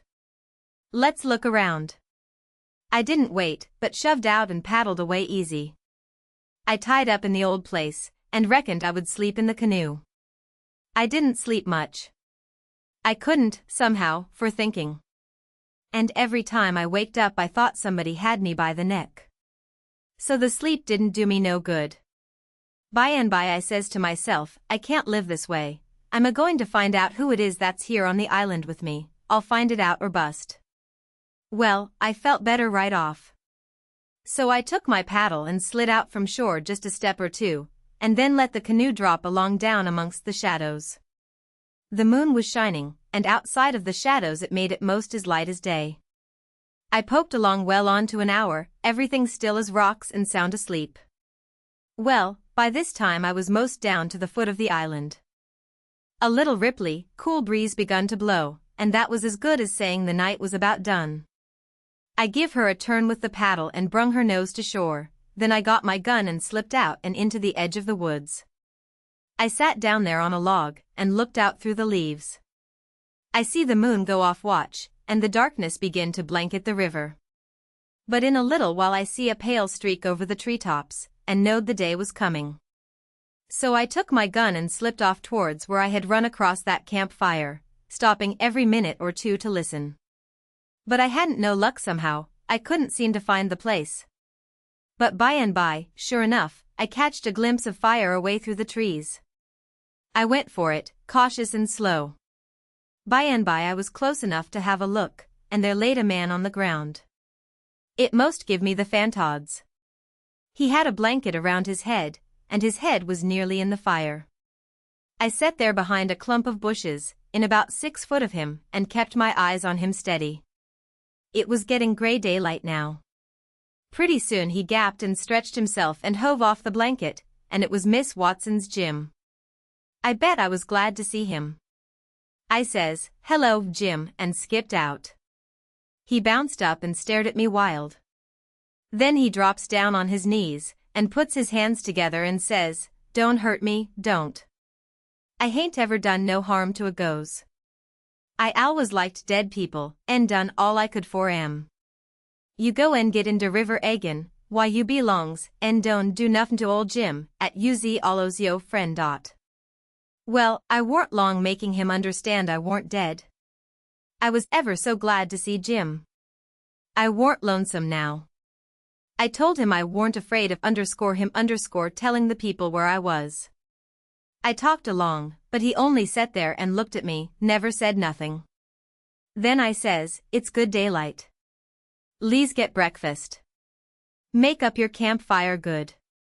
What's de use making up de campfire to cook strawberries and sich truck? But you got a gun, hain't you? Den we kin get somethin' better den strawberries. Strawberries and such truck, I says. Is that what you live on? I couldn't get nothin' else, he says. Why, how long you been on the island, Jim? I come here de night arter you's killed. What, all that time? Yes, indeedy. And ain't you had nothing but that kind of rubbage to eat? No, saw, nothin' else. Well, you must be most starved, ain't you? I reckon I could eat a hoss. I think I could. How long you been on de island? Since the night I got killed. No. Why, what has you lived on? But you got a gun. Oh, yes, you got a gun. That's good. Now you kill somethin' and I'll make up de fire. So we went over to where the canoe was, and while he built a fire in a grassy open place amongst the trees, I fetched meal and bacon and coffee pot and frying pan, and sugar in tin cups, and the nigger was set back considerable, because he reckoned it was all done with witchcraft. I catched a good big catfish, too, and Jim cleaned him with his knife, and fried him. When breakfast was ready we lolled on the grass and eat it smoking hot. Jim laid it in with all his might, for he was most about starved. Then when we had got pretty well stuffed, we laid off and lazied. By and by Jim says, but looky here, Huck, who was it dat you killed in dat shanty if it warn't you? Then I told him the whole thing, and he said it was smart. He said Tom Sawyer couldn't get up no better plan than what I had. Then I says, how do you come to be here, Jim, and how'd you get here? He looked pretty uneasy, and didn't say nothing for a minute. Then he says, maybe I better not tell. Why, Jim? Well, dey's reasons. But you wouldn't tell on me if I used to tell you, would you, Huck? Blamed if I would, Jim. Well, I believe you, Huck. I run off dot. Jim. But mind, you said you wouldn't tell, you said you wouldn't tell. Huck. Well, I did. I said I wouldn't, and I'll stick to it. Honest Injun I will. People would call me a low-down abolitionist and despise me for keeping mum, but that don't make no difference. I ain't going to tell, and I ain't going back there, anyways. So, now, le's know all about it. Well, you see, it dis way. Ol' missus, dat's Miss Watson, she pecks on me all de time, and treats me pooty rough, but she allows said she wouldn't sell me down to Orleans. But I noticed dey was a nigger trader ruined de place considerable lately, and I begin to get uneasy. Well, one night I creeps to de do pooty late, and de do warn't quite shet, and I hear old missus tell de widder she gwine to sell me down to Orleans, but she didn't want to, but she could get $800 for me, and it usie sich a big stack o' money she couldn't resise. De widder she tried to get her to say she wouldn't do it, but I never waited to hear de res. I lit out mighty quick, I tell you. I tuck out en shin down de hill, and spec to steal a skift long to show Somers bove de town, but dey was people a-stirring yit, so I hid in de old tumble-down cooper shop on de bank to wait for everybody to go way. Well, I was da all night. Dey was somebody roon all de time. Long 'bout 6 in de morning skifts begin to go by, and 'bout 8 or 9 every skift dat went long was talkin' 'bout how yo pap come over to de town and say you's killed. Dese lost skifts was full o' ladies and gentlemen a-goin' over for to see de place. Sometimes dey'd pull up at de show and take a res befo dey started acrost, so by de talk I got to know all 'bout de killin'. I usie powerful sorry you's killed, Huck, but I ain't know 'em now. I laid under de shavins all day. I usie hungry, but I warn't afeard, Because I knowed ol' Mrs. and de Witter was goin' to start to de camp meet and right arter breakfast and be gone all day, and dey knows I goes off wid de cattle 'bout daylight, so dey wouldn't 'spect to see me ruin de place, and so dey would miss me till arter dark in de evenin'. De yuther servants wouldn't miss me, kase dey'd shin out and take holiday soon as de ol' folks usie out and away. Well, when it come dark I tuck out up de river road, and went 'bout 2 mile or more to wha dey warn't no houses. I'd made up my mind 'bout what I's a-gwine to do. You see, ef I kep on tryin' to get away afoot, de dogs ud track me. Ef I stole a skift to cross over, dey'd miss dat skift, you see, and dey'd know 'bout wha I'd lawn on de yuther side, and wha to pick up my track. So I says, a raff is what I's arter, it don't make no track. I see a light a-comin' round de peant bimeby, so I wade in and shove a log ahead o' me and swum more 'en halfway across de river, and got in 'mongst de driftwood, and kep my head down low, and kinder swum agin de current till de raff come along. Den I swum to de stern uv and tuck a holt. It clouded up and usie pooty dark for a little while. So I clum up and laid down on de planks. De men usie all way yonder in de middle, wha de lantern was. De river was a-risin', and dey was a good current, so I reckoned at by fo in de mornin' I'd be 25 mile down de river, and den I'd slip in jisbfo daylight and swim asho, and take to de woods on de Illinois side. But I didn't have no luck. When we usie mows down to de head er de island a man begin to come aft wid de lantern, I see it warn't no use fair to wait, so I slid overboard and struck out fair de island. Well, I had a notion I could lawn mows anywheres, but I couldn't, bank too bluff. I usie mows to de foot er de island bfo I found a good place. I went into de woods and jed get I wouldn't fool wid raffs no mo, long as dey moved de lantern roon so. I had my pipe and a plug or dog leg, and some matches in my cap, and dey warn't wet, so I usie all. Right.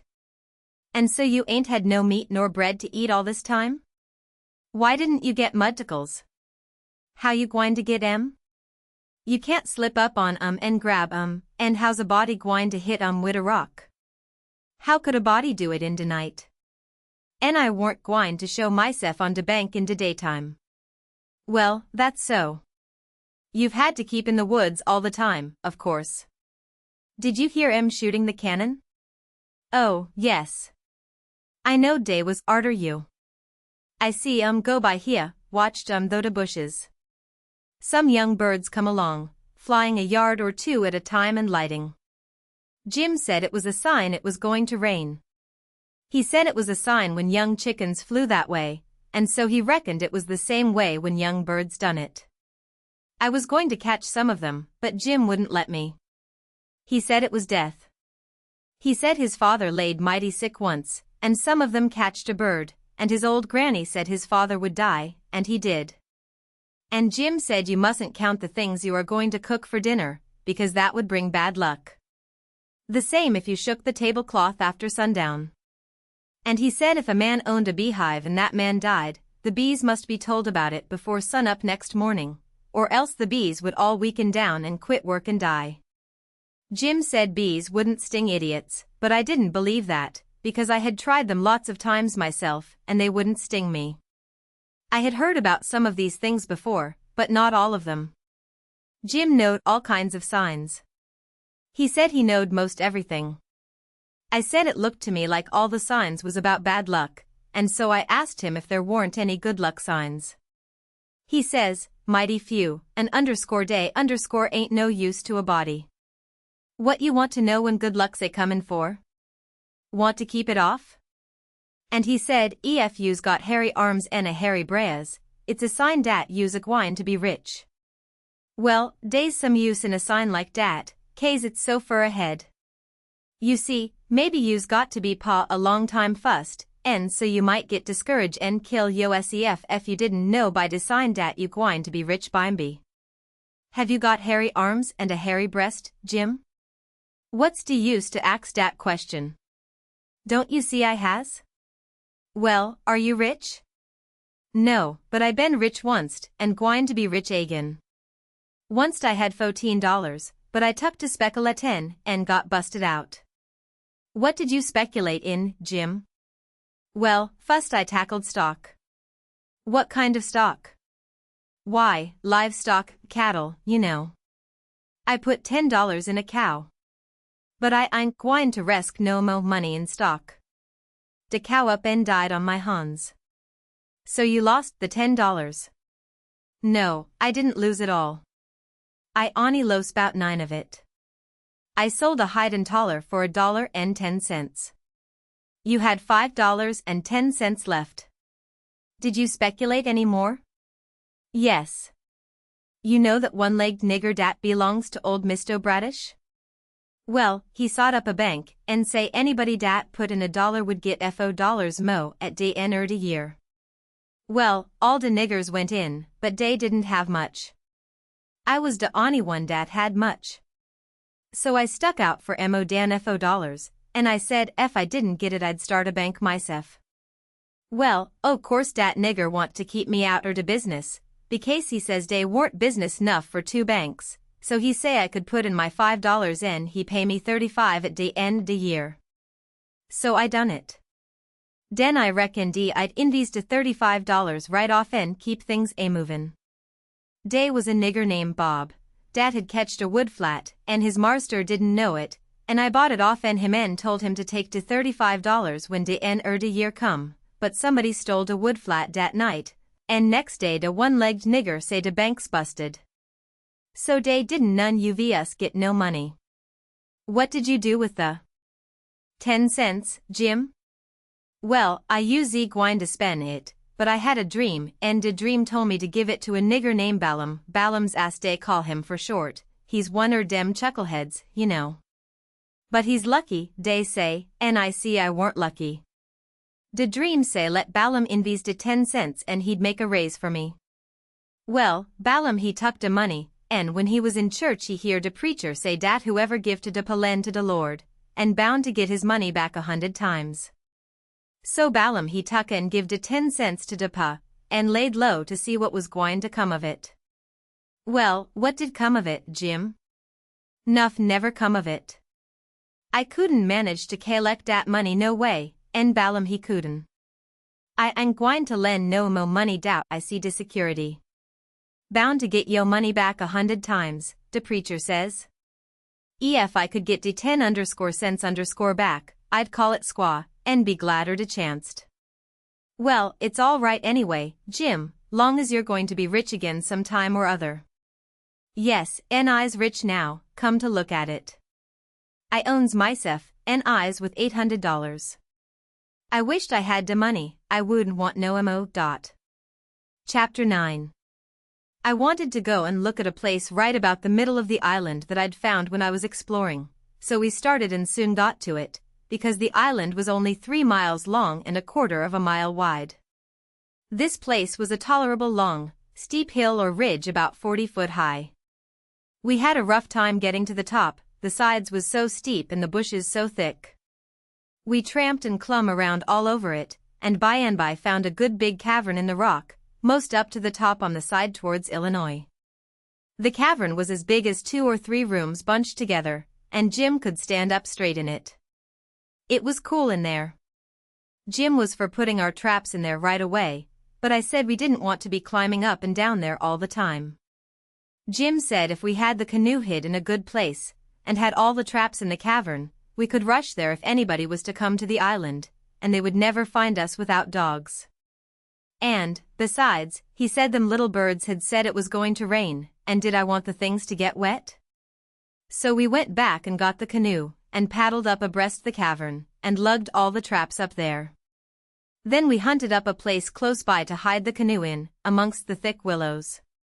We took some fish off of the lines and set them again, and begun to get ready for dinner. The door of the cavern was big enough to roll a hogshead in, and on one side of the door the floor stuck out a little bit, and was flat and a good place to build a fire on. So we built it there and cooked dinner. We spread the blankets inside for a carpet, and eat our dinner in there. We put all the other things handy at the back of the cavern. Pretty soon it darkened up, and begun to thunder and lighten, so the birds was right about it. Directly it begun to rain, and it rained like all fury, too, and I never see the wind blow so. It was one of these regular summer storms. It would get so dark that it looked all blue-black outside, and lovely, and the rain would thrash along by so thick that the trees off a little ways looked dim and spider-webby, and here would come a blast of wind that would bend the trees down and turn up the pale underside of the leaves, and then a perfect ripper of a gust would follow along and set the branches to tossing their arms as if they was just wild, and next, when it was just about the bluest and blackest, _FST, it was as bright as glory, and you'd have a little glimpse of treetops plunging about away off yonder in the storm, hundreds of yards further than you could see before, dark as sin again in a second, and now you'd hear the thunder let go with an awful crash, and then go rumbling, grumbling, tumbling, down the sky towards the underside of the world, like rolling empty barrels downstairs, where its long stairs and they bounce a good deal, you know. Jim, this is nice, I says. I wouldn't want to be nowhere else but here. Pass me along another hunk of fish and some hot cornbread. Well, you wouldn't a been here if it hadn't a been for Jim. You'd a been down in de woods without any dinner, and get mos drownded, too, dat you would, honey. Chickens knows when it's gwine to rain, and so do de birds, Chile. The river went on raising and raising for 10 or 12 days, till at last it was over the banks. The water was 3 or 4 foot deep on the island in the low places and on the Illinois bottom. On that side it was a good many miles wide, but on the Missouri side it was the same old distance across, a half a mile, because the Missouri shore was just a wall of high bluffs. Daytimes we paddled all over the island in the canoe. It was mighty cool and shady in the deep woods, even if the sun was blazing outside. We went winding in and out amongst the trees, and sometimes the vines hung so thick we had to back away and go some other way. Well, on every old broken-down tree you could see rabbits and snakes and such things, and when the island had been overflowed a day or two they got so tame, on account of being hungry, that you could paddle right up and put your hand on them if you wanted to, but not the snakes and turtles, they would slide off in the water. The ridge our cavern was in was full of them. We could 'a' had pets enough if we'd wanted them.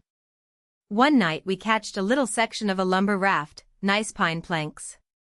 It was 12 foot wide and about 15 or 16 foot long, and the top stood above water 6 or 7 inches, a solid, level floor. We could see saw logs go by in the daylight sometimes, but we let them go, we didn't show ourselves in daylight. Another night when we was up at the head of the island, just before daylight, here comes a frame house down, on the west side. She was a 2-story, and tilted over considerable. We paddled out and got aboard, clumb in at an upstairs window. But it was too dark to see yet, so we made the canoe fast and set in her to wait for daylight. The light begun to come before we got to the foot of the island. Then we looked in at the window. We could make out a bed, and a table, and 2 old chairs, and lots of things around about on the floor, and there was clothes hanging against the wall. There was something laying on the floor in the far corner that looked like a man. So Jim says, "Hello, you." But it didn't budge. So I hollered again, and then Jim says, "Da man ain't asleep, he's dead. You hold still, I'll go and see." He went and bent down and looked, and says, "It's a dead man." Yes, indeedy, naked, too. He's been shot in de back. I reckon he's been dead 2 or 3 days. Come in, Huck, but don't look at his face, it's too gashly. I didn't look at him at all. Jim throwed some old rags over him, but he needn't done it, I didn't want to see him. There was heaps of old greasy cards scattered around over the floor, and old whiskey bottles, and a couple of masks made out of black cloth, and all over the walls was the ignorantest kind of words and pictures made with charcoal. There was 2 old dirty calico dresses, and a sunbonnet, and some women's underclothes hanging against the wall, and some men's clothing, too. We put the lot into the canoe, it might come good. There was a boy's old speckled straw hat on the floor, I took that, too. And there was a bottle that had had milk in it, and it had a rag stopper for a baby to suck. We woulda took the bottle, but it was broke. There was a seedy old chest, and an old hair trunk with the hinges broke. They stood open, but there warn't nothing left in them that was any account. The way things was scattered about, we reckoned the people left in a hurry, and warn't fixed so as to carry off most of their stuff.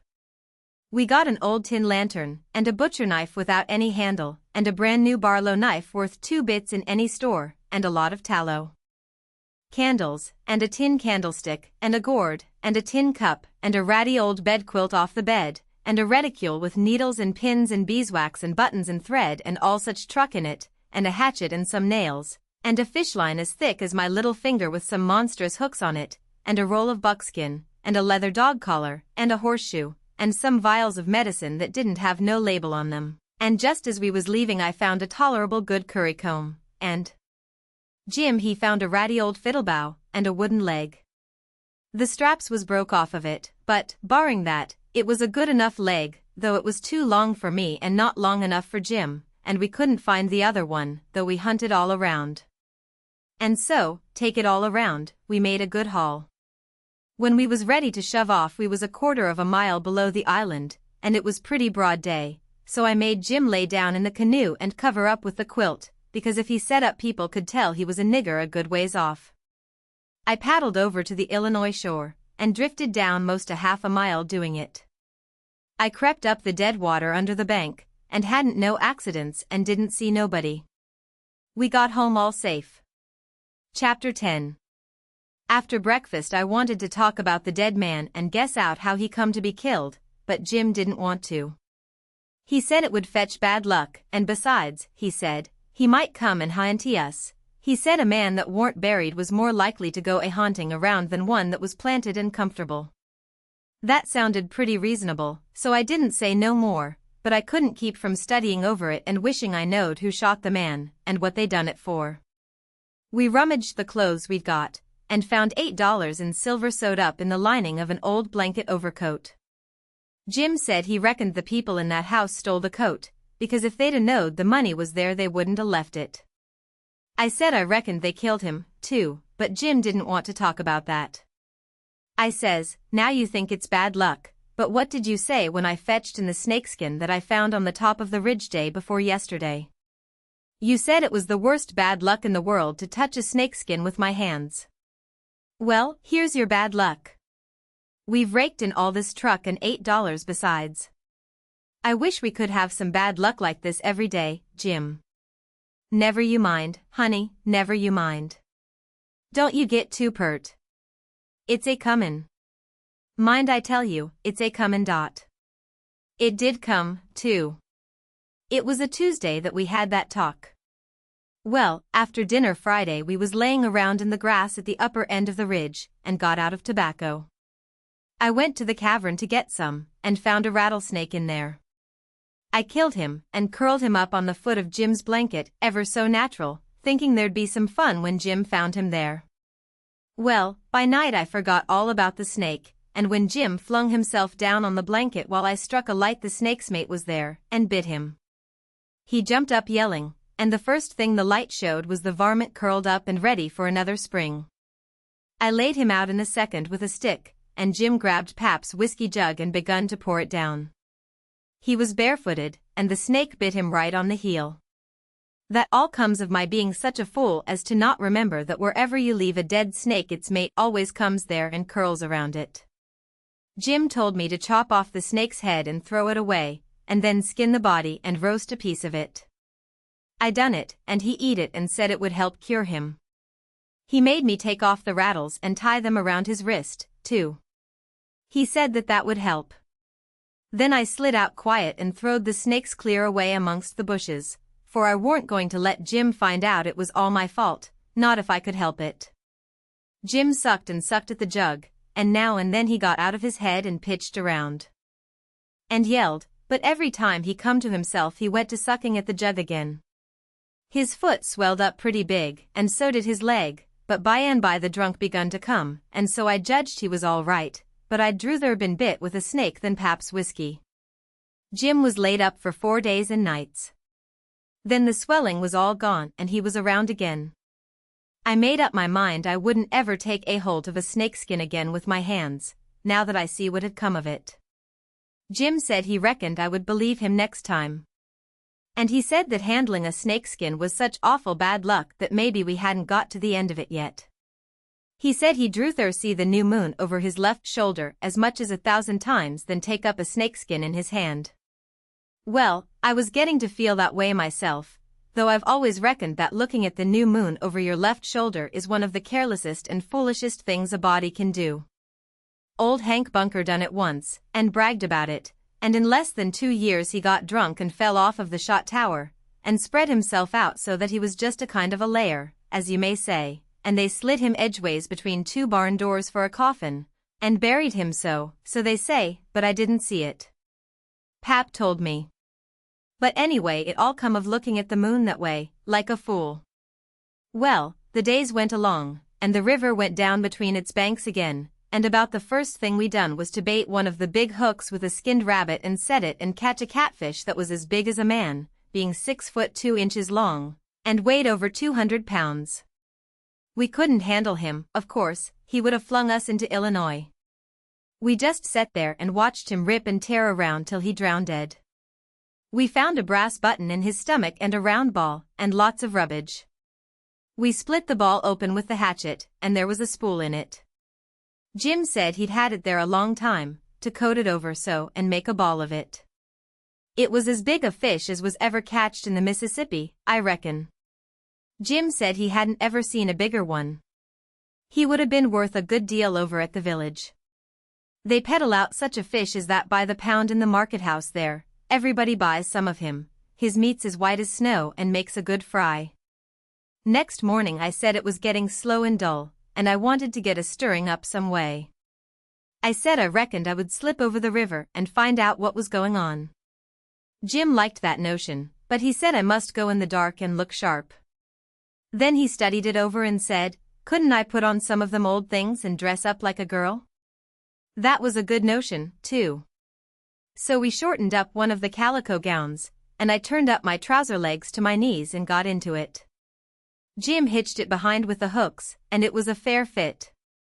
I put on the sunbonnet and tied it under my chin, and then for a body to look in and see my face was like looking down a joint of stovepipe. Jim said nobody would know me, even in the daytime, hardly. I practiced around all day to get the hang of the things, and by and by I could do pretty well in them. Only Jim said I didn't walk like a girl, and he said I must quit pulling up my gown to get at my breeches pocket. I took notice, and done better. I started up the Illinois shore in the canoe just after dark. I started across to the town from a little below the ferry landing, and the drift of the current fetched me in at the bottom of the town. I tied up and started along the bank. There was a light burning in a little shanty that hadn't been lived in for a long time, and I wondered who had took up quarters there. I slipped up and peeped in at the window. There was a woman about 40-year-old in there knitting by a candle that was on a pine table. I didn't know her face, she was a stranger, for you couldn't start a face in that town that I didn't know. Now this was lucky, because I was weakening, I was getting afraid I had come, people might know my voice. And find me out. But if this woman had been in such a little town 2 days she could tell me all I wanted to know, so I knocked at the door, and made up my mind I wouldn't forget I was a girl. Chapter 11. Come in, says the woman, and I did. She says, take a cheer. I done it. She looked me all over with her little shiny eyes, and says, what might your name be? Sarah Williams. Whereabouts do you live? In this neighborhood? No, in Hookerville, 7 miles below. I've walked all the way and I'm all tired out. Hungry, too, I reckon. I'll find you something. No, I ain't hungry. I was so hungry I had to stop 2 miles below here at a farm, so I ain't hungry no more. It's what makes me so late. My mother's down sick and out of money and everything, and I come to tell my Uncle Abner more. He lives at the upper end of the town, she says. I hain't ever been here before. Do you know him? No, but I don't know everybody yet. I haven't lived here quite 2 weeks. It's a considerable ways to the upper end of the town. You better stay here all night. Take off your bonnet. No, I says, I'll rest a while, I reckon, and go on. I ain't afeard of the dark. She said she wouldn't let me go by myself, but her husband would be in by and by, maybe an hour and a half, and she'd send him along with me. Then she got to talking about her husband, and about her relations up the river, and her relations down the river, and about how much better off they used to was, and how they didn't know but they'd made a mistake coming to our town, instead of letting well alone, and so on, till I was afeard I had made a mistake coming to her to find out what was going on in the town, but by and by she dropped on to Pap and the murder, and then I was pretty willing to let her clatter right along. She told about me and Tom Sawyer finding the $6,000, only she got it 10, and all about Pap and what a hard lot he was, and what a hard lot I was, and at last she got down to where I was murdered. I says, who done it? We've heard considerable about these goings-on down in Hookerville, but we don't know who 'twas that killed Huck Finn. Well, I reckon there's a right smart chance of people here that'd like to know who killed him. Some think old Finn done it himself. No, is that so? Most everybody thought it at first. He'll never know how nigh he come to getting lynched. But before night they changed around and judged it was done by a runaway nigger named Jim. Why I stopped. I reckoned I better keep still. She run on, and never noticed I had put in at all. The nigger run off the very night Huck Finn was killed. So there's a reward out for him, $300. And there's a reward out for old Finn, too, $200. You see, he come to town the morning after the murder, and told about it, and was out with them on the ferryboat hunt, and right away after he up and left. Before night they wanted to lynch him, but he was gone, you see. Well, next day they found out the nigger was gone. They found out he hadn't been seen since 10 o'clock the night the murder was done. So then they put it on him, you see, and while they was full of it, next day, back comes old Finn, and went boo-hooing to Judge Thatcher to get money to hunt for the nigger all over Illinois with. The judge gave him some, and that evening he got drunk, and was around till after midnight with a couple of mighty hard-looking strangers, and then went off with them. Well, he hain't come back since, and they ain't looking for him back till this thing blows over a little, for people thinks now that he killed his boy and fixed things so folks would think robbers done it, and then he'd get Huck's money without having to bother a long time with a lawsuit. People do say he warn't any too good to do it. Oh, he's sly, I reckon. If he don't come back for a year he'll be all right. You can't prove anything on him, you know, everything will be quieted down then, and he'll walk in Huck's money as easy as nothing. Yes, I reckon so, I don't see nothing in the way of it. Has everybody quit thinking the nigger done it? Oh, no, not everybody. A good many thinks he done it. But they'll get the nigger pretty soon now, and maybe they can scare it out of him. Why, are they after him yet? Well, you're innocent, ain't you? Does $300 lay around every day for people to pick up? Some folks think the nigger ain't far from here. I'm one of them, but I hain't talked it around. A few days ago I was talking with an old couple that lives next door in the log shanty, and they happened to say hardly anybody ever goes to that island over yonder that they call Jackson's Island. Don't anybody live there? Says I. No, nobody, says they. I didn't say any more, but I done some thinking. I was pretty near certain I'd seen smoke over there, about the head of the island, a day or two before that, so I says to myself, like as not that nigger's hiding over there, anyway, says I, it's worth the trouble to give the place a hunt. I hain't seen any smoke since, so I reckon maybe he's gone, if it was him, but husband's going over to see him and another man. He was gone up the river, but he got back today, and I told him as soon as he got here 2 hours ago. I had got so uneasy I couldn't set still. I had to do something with my hands, so I took up a needle off of the table and went to threading it. My hands shook, and I was making a bad job of it. When the woman stopped talking I looked up, and she was looking at me pretty curious and smiling a little. I put down the needle and thread, and let on to be interested, and I was, too, and says, $300 is a power of money. I wish my mother could get it. Is your husband going over there tonight? Oh, yes. He went uptown with the man I was telling you of, to get a boat and see if they could borrow another gun. They'll go over after midnight. Couldn't they see better if they was to wait till daytime? Yes. And couldn't the nigger see better, too? After midnight he'll likely be asleep, and they can slip around through the woods and hunt up his campfire all the better for the dark, if he's got one. I didn't think of that. The woman kept looking at me pretty curious, and I didn't feel a bit comfortable. Pretty soon she says, "What did you say your name was, honey?" Mary Williams. Somehow it didn't seem to me that I said it was Mary before, so I didn't look up. Seemed to me I said it was Sarah, so I felt sort of cornered, and was afeard maybe I was looking it, too. I wished the woman would say something more. The longer she sat still the uneasier I was. But now she says, "Honey, I thought you said it was Sarah when you first come in." "Oh, yes'm, I did. Sarah Mary Williams. Sarah's my first name. Some calls me Sarah, some calls me Mary." "Oh, that's the way of it?" "Yes'm." I was feeling better then, but I wished I was out of there, anyway. I couldn't look up yet. Well, the woman fell to talking about how hard times was, and how poor they had to live, and how the rats was as free as if they owned the place, and so forth and so on, and then I got easy again. She was right about the rats.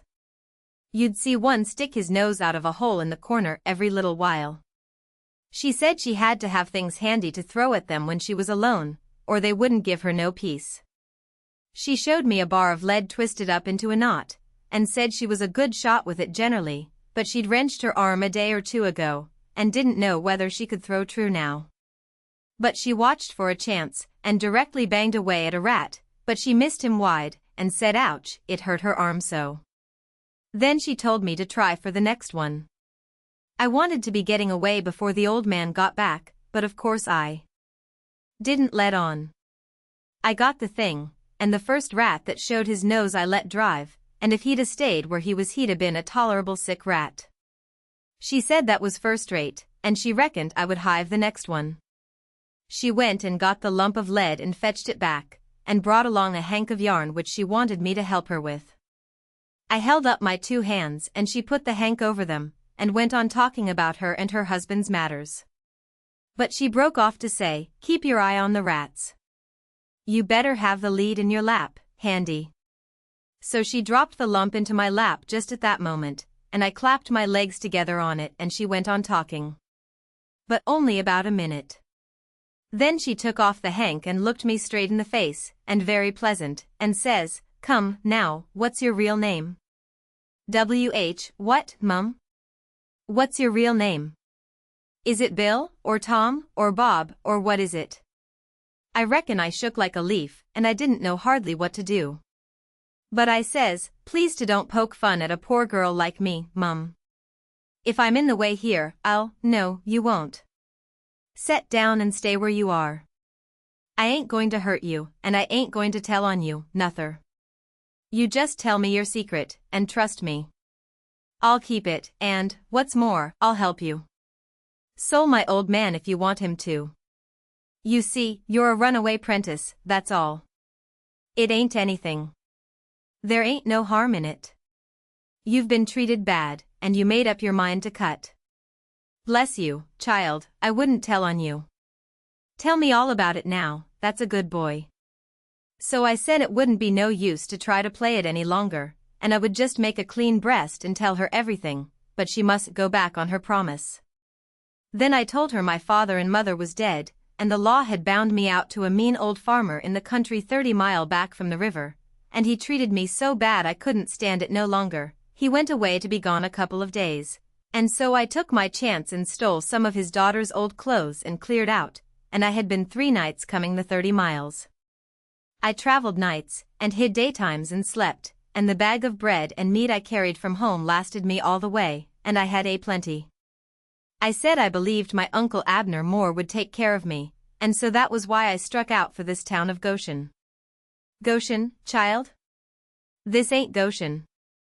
This is St. Petersburg. Goshen's 10 mile further up the river. Who told you this was Goshen? Why, a man I met at daybreak this morning, just as I was going to turn into the woods for my regular sleep. He told me when the roads forked I must take the right hand, and 5 mile would fetch me to Goshen. He was drunk, I reckon. He told you just exactly wrong. Well, he did act like he was drunk, but it ain't no matter now. I got to be moving along. I'll fetch Goshen before daylight. Hold on a minute. I'll put you up a snack to eat. You might want it. So she put me up a snack, and says, say, when a cow's laying down, which end of her gets up first? Answer up prompt now, don't stop to study over it. Which end gets up first? The hind end, mum. Well, then, a horse? The forrard end, mum. Which side of a tree does the moss grow on? North side. If 15 cows is browsing on a hillside, how many of them eats with their heads pointed the same direction? The whole 15, mum. Well, I reckon you have lived in the country. I thought maybe you was trying to hocus me again. What's your real name, now? George Peters, mum. Well, try to remember it, George. Don't forget and tell me it's Alexander before you go, and then get out by saying it's George Alexander when I catch you. And don't go about women in that old calico. You do a girl tolerable poor, but you might fool men, maybe. Bless you, child, when you set out to thread a needle don't hold the thread still. And fetch the needle up to it, hold the needle still and poke the thread at it, that's the way a woman most always does, but a man always does t'other way. And when you throw at a rat or anything, hitch yourself up a tiptoe and fetch your hand up over your head as awkward as you can, and miss your rat about 6 or 7 foot. Throw stiff-armed from the shoulder, like there was a pivot there for it to turn on, like a girl, not from the wrist and elbow, with your arm out to one side, like a boy. And, mind you, when a girl tries to catch anything in her lap she throws her knees apart, she don't clap them together, the way you did when you catched the lump of lead. Why, I spotted you for a boy when you was threading the needle, and I contrived the other things just to make certain. Now trot along to your uncle, Sarah Mary Williams George Alexander Peters, and if you get into trouble you send word to Mrs. Judith Loftus, which is me, and I'll do what I can to get you out of it. Keep the river road all the way, and next time you tramp take shoes and socks with you. The river road's a rocky one, and your feet'll be in a condition when you get to Goshen, I reckon. I went up the bank about 50 yards, and then I doubled on my tracks and slipped back to where my canoe was, a good piece below the house. I jumped in, and was off in a hurry. I went upstream far enough to make the head of the island, and then started across. I took off the sunbonnet, for I didn't want no blinders on then. When I was about the middle I heard the clock begin to strike, so I stops and listens. The sound come faint over the water but clear, 11. When I struck the head of the island I never waited to blow, though I was most winded, but I shoved right into the timber where my old camp used to be, and started a good fire there on a high and dry spot. Then I jumped in the canoe and dug out for our place, 1.5 miles below, as hard as I could go. I landed, and slopped through the timber and up the ridge and into the cavern. There Jim laid, sound asleep on the ground.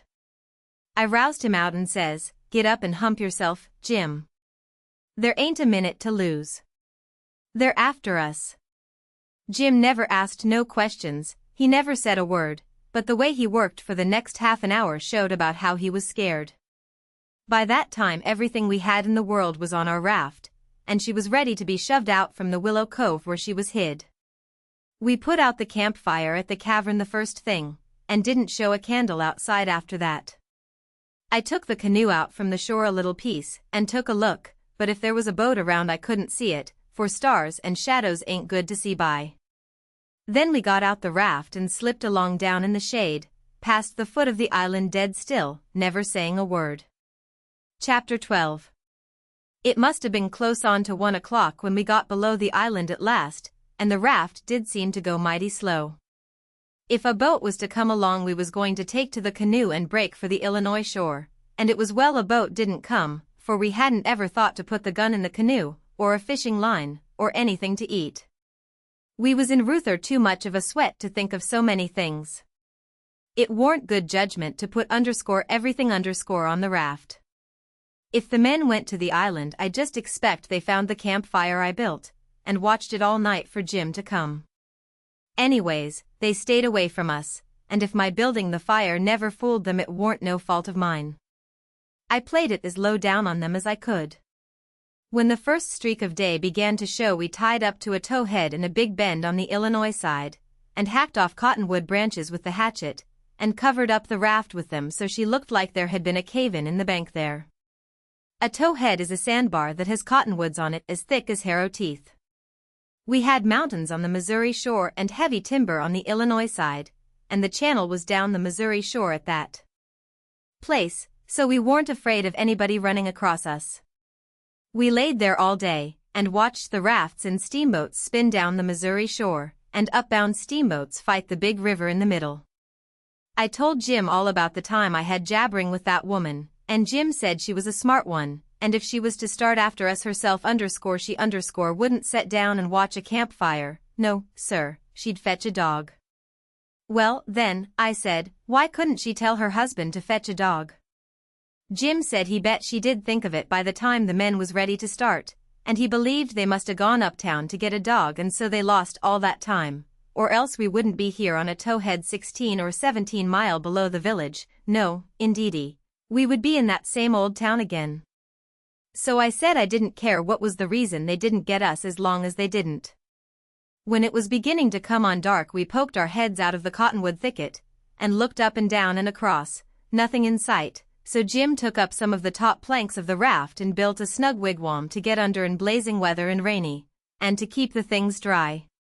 Jim made a floor for the wigwam, and raised it a foot or more above the level of the raft, so now the blankets and all the traps was out of reach of steamboat waves.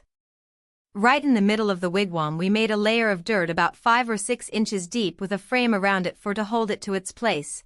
This was to build a fire on in sloppy weather or chilly. The wigwam would keep it from being seen. We made an extra steering oar, too, because one of the others might get broke on a snag or something.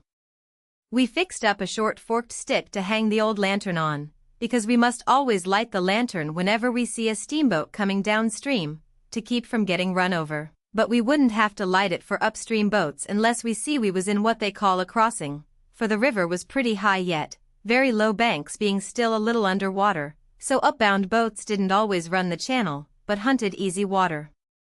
This second night we run between 7 and 8 hours, with a current that was making over 4 miles an hour. We catched fish and talked, and we took a swim now and then to keep off sleepiness. It was kind of solemn, drifting down the big, still river, laying on our backs looking up at the stars, and we didn't ever feel like talking loud, and it warn't often that we laughed, only a little kind of a low chuckle. We had mighty good weather as a general thing, and nothing ever happened to us at all, that night, nor the next, nor the next. Every night we passed towns, some of them away up on black hillsides, nothing but just a shiny bed of lights, not a house could you see. The 5th night we passed St. Louis, and it was like the whole world lit up. In St. Petersburg they used to say there was 20 or 30,000 people in St. Louis, but I never believed it till I see that wonderful spread of lights at 2 o'clock that still night. There warn't a sound there, everybody was asleep. Every night now I used to slip ashore towards 10 o'clock at some little village, and buy 10 or 15 cents worth of meal or bacon or other stuff to eat, and sometimes I lifted a chicken that warn't roosting comfortable, and took him along. Pap always said, take a chicken when you get a chance, because if you don't want him yourself you can easy find somebody that does, and a good deed ain't ever forgot. I never see Pap when he didn't want the chicken himself, but that is what he used to say, anyway. Mornings before daylight I slipped into cornfields and borrowed a watermelon, or a mushmelon, or a pumpkin, or some new corn, or things of that kind. Pap always said it warn't no harm to borrow things if you was meaning to pay them back some time. But the widow said it warn't anything but a soft name for stealing, and no decent body would do it. Jim said he reckoned the widow was partly right and Pap was partly right, so the best way would be for us to pick out 2 or 3 things from the list and say we wouldn't borrow them any more, then he reckoned it wouldn't be no harm to borrow the others. So we talked it over all one night, drifting along down the river, trying to make up our minds whether to drop the watermelons, or the cantaloupes, or the mushmelons, or what. But towards daylight we got it all settled satisfactory, and concluded to drop crabapples and persimmons. We weren't feeling just right before that, but it was all comfortable now. I was glad the way it come out, too, because crabapples ain't ever good, and the persimmons wouldn't be ripe for 2 or 3 months yet. We shot a waterfowl, now and then, that got up too early in the morning or didn't go to bed early enough in the evening. Take it all round, we lived pretty high. The 5th night below St. Louis we had a big storm after midnight, with a power of thunder and lightning, and the rain poured down in a solid sheet. We stayed in the wigwam and let the raft take care of itself. When the lightning glared out we could see a big straight river ahead, and high, rocky bluffs on both sides. By and by says I, hell_low_, Jim, looky yonder. It was a steamboat that had killed herself on a rock. We was drifting straight down for her. The lightning showed her very distinct.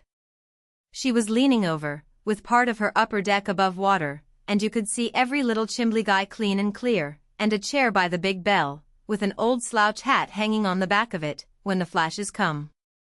Well, it being away in the night and stormy, and also mysterious-like, I felt just the way any other boy would have felt when I see that wreck laying there so mournful and lonesome in the middle of the river.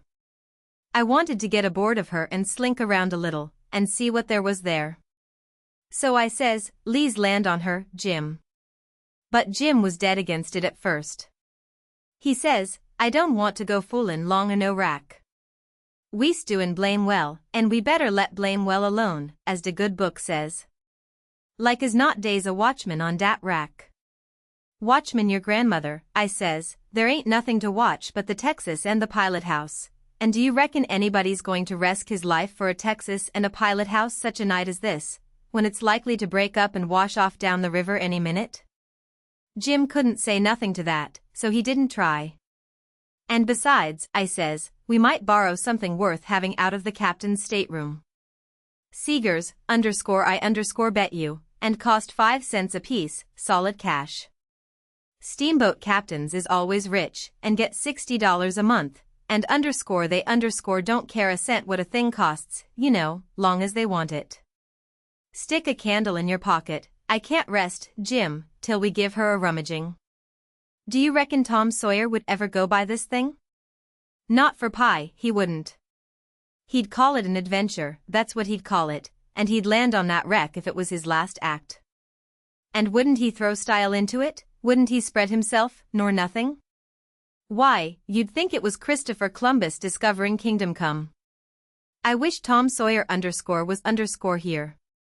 Jim he grumbled a little, but give in. He said we mustn't talk any more than we could help, and then talk mighty low. The lightning showed us the wreck again just in time, and we fetched the starboard derrick, and made fast there. The deck was high out here. We went sneaking down the slope of it to larboard, in the dark, towards the Texas, feeling our way slow with our feet, and spreading our hands out to fend off the guys, for it was so dark we couldn't see no sign of them. Pretty soon we struck the forward end of the skylight, and clumb onto it, and the next step fetched us in front of the captain's door, which was open, and by Jiminy, away down through the Texas Hall we see a light. And all in the same second we seemed to hear low voices in yonder. Jim whispered and said he was feeling powerful sick, and told me to come along. I says, "All right," and was going to start for the raft, but just then I heard a voice wail out and say, "Oh, please don't, boys, I swear I won't ever tell." Another voice said, pretty loud, "It's a lie, Jim Turner. You've acted this way before. You always want more 'n your share of the truck, and you've always got it, too, because you've swore if you didn't you'd tell. But this time you've said it just one time too many. You're the meanest, treacherousest hound in this country." By this time Jim was gone for the raft. I was just a-biling with curiosity, and I says to myself, Tom Sawyer wouldn't back out now, and so I won't either, I'm a-going to see what's going on here. So I dropped on my hands and knees in the little passage, and crept aft in the dark till there warn't but one stateroom betwixt me and the cross-hall of the Texas. Then in there I see a man stretched on the floor and tied hand and foot, and 2 men standing over him, and one of them had a dim lantern in his hand, and the other one had a pistol. This one kept pointing the pistol at the man's head on the floor, and saying, "I'd underscore like underscore too.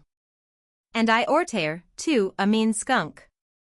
The man on the floor would shrivel up and say, "Oh, please don't, Bill, I hain't ever goin' to tell." And every time he said that, the man with the lantern would laugh and say, "Deed you underscore ain't, underscore you never said no truer thing 'en that, you bet you." And once he said, "Hear him beg. And yet if we hadn't got the best of him and tied him he'd a killed us both.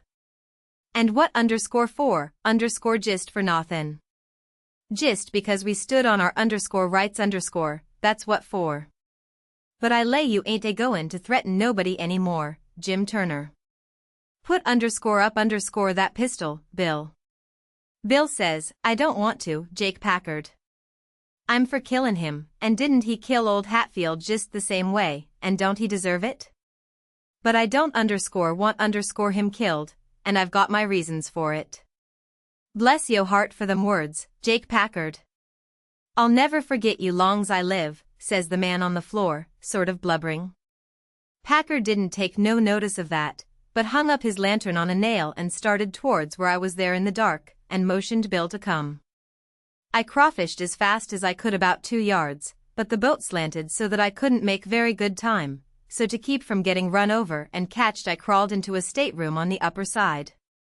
The man came a-pawing along in the dark, and when Packard got to my stateroom, he says, "Here, come in here." And in he come, and Bill after him. But before they got in I was up in the upper berth, cornered, and sorry I come. Then they stood there, with their hands on the ledge of the berth, and talked. I couldn't see them, but I could tell where they was by the whiskey they'd been having. I was glad I didn't drink whiskey, but it wouldn't made much difference anyway, because most of the time they couldn't a-treat me because I didn't breathe. I was too scared. And, besides, a body underscore couldn't underscore breathe and hear such talk. They talked low and earnest. Bill wanted to kill Turner. He said he'll tell, and he will. If we was to give both our shares to him underscore now underscore it wouldn't make no difference after the row and the way we've served him. Shore's you're born, he'll turn state's evidence, now you hear underscore me underscore. I'm for putting him out of his troubles. So am I, says Packard, very quiet. Blame it, I'd sorter begun to think you wasn't. Well, then, that's all right. Le's go and do it. Hold on a minute, I hain't had my say yet. You listen to me. Shooting's good, but there's quieter ways if the thing's underscore got underscore to be done. But what underscore I underscore say is this, it ain't good sense to go courtin' around after a halter if you can get at what you're up to in some way that's just as good and at the same time don't bring you into no risks. Ain't that so? You bet it is. But how you goin' to manage it this time? Well, my idea is this, we'll rustle around and gather up whatever pickin's we've overlooked in the staterooms, and shove for shore and hide the truck. Then we'll wait. Now I say it ain't a-goin' to be more'n 2 hours befo' this wrack breaks up and washes off down the river. See? He'll be drowned dead, and won't have nobody to blame for it but his own self. I reckon that's a considerable sight better 'en killin' of him. I'm unfavorable to killin' a man as long as you can get around it, it ain't good sense, it ain't good morals. Ain't I right? Yes, I reckon you are. But s'pose she underscore don't underscore break up and wash off? Well, we can wait the 2 hours anyway and see, can't we? All right, then, come along.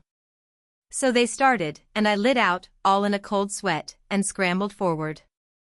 It was dark as pitch there, but I said, in a kind of a coarse whisper, "Jim," and he answered up, right at my elbow, with a sort of a moan, and I says, "Quick, Jim, it ain't no time for fooling around and moaning, there's a gang of murderers in yonder, and if we don't hunt up their boat and set her drifting down the river so these fellows can't get away from the wreck, there's one of 'em going to be in a bad fix. But if we find their boat we can put underscore all underscore of 'em in a bad fix, for the sheriff LL get 'em. Quick, hurry. I'll hunt the labboard side, you hunt the stabboard. You start at the raft, and oh, my lordy, lordy. _raf, _day ein no raf no mo, she done broke loose and gone and here we is. Chapter 13. Well, I catched my breath and most fainted. Shut up on a wreck with such a gang as that. But it warn't no time to be sentimentering. We'd got to find that boat now, had to have it for ourselves. So we went quaking and shaking down the starboard side, and slow work it was, too, seemed a week before we got to the stern. No sign of a boat. Jim said he didn't believe he could go any further, so scared he hadn't hardly any strength left, he said. But I said, come on, if we get left on this wreck we are in a fix, sure. So on we prowled again. We struck for the stern of the Texas, and found it, and then scrabbled along forwards on the skylight, hanging on from shutter to shutter, for the edge of the skylight was in the water. When we got pretty close to the cross-hall door, there was the skiff, sure enough. I could just barely see her. I felt ever so thankful.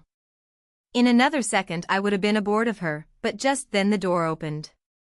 One of the men stuck his head out only about a couple of foot from me, and I thought I was gone, but he jerked it in again, and says, heave that blame lantern out o' sight, Bill. He flung a bag of something into the boat, and then got in himself and sat down. It was Packard. Then Bill he come out and got in. Packard says, in a low voice, all ready, shove off. I couldn't hardly hang on to the shutters, I was so weak. But Bill says, hold on, do you go through him? No. Didn't you? No. So he's got his share o' the cash yet. Well, then, come along, no use to take truck and leave money. Say, won't he suspicion what we're up to? Maybe he won't. But we got to have it anyway. Come along. So they got out and went in. The door slammed to because it was on the careen side, and in a half-second I was in the boat, and Jim come tumbling after me. I out with my knife and cut the rope, and away we went. We didn't touch an oar, and we didn't speak nor whisper, nor hardly even breathe. We went gliding swift along, dead silent, past the tip of the paddle box, and past the stern. Then in a second or two more we was 100 yards below the wreck, and the darkness soaked her up, every last sign of her, and we was safe, and knowed it. When we was 300 or 400 yards downstream we see the lantern show like a little spark at the Texas door for a second, and we knowed by that the rascals had missed their boat, and was beginning to understand that they was in just as much trouble now as Jim Turner was. Then Jim manned the oars, and we took out after our raft. Now was the first time that I begun to worry about the men. I reckon I hadn't had time to before.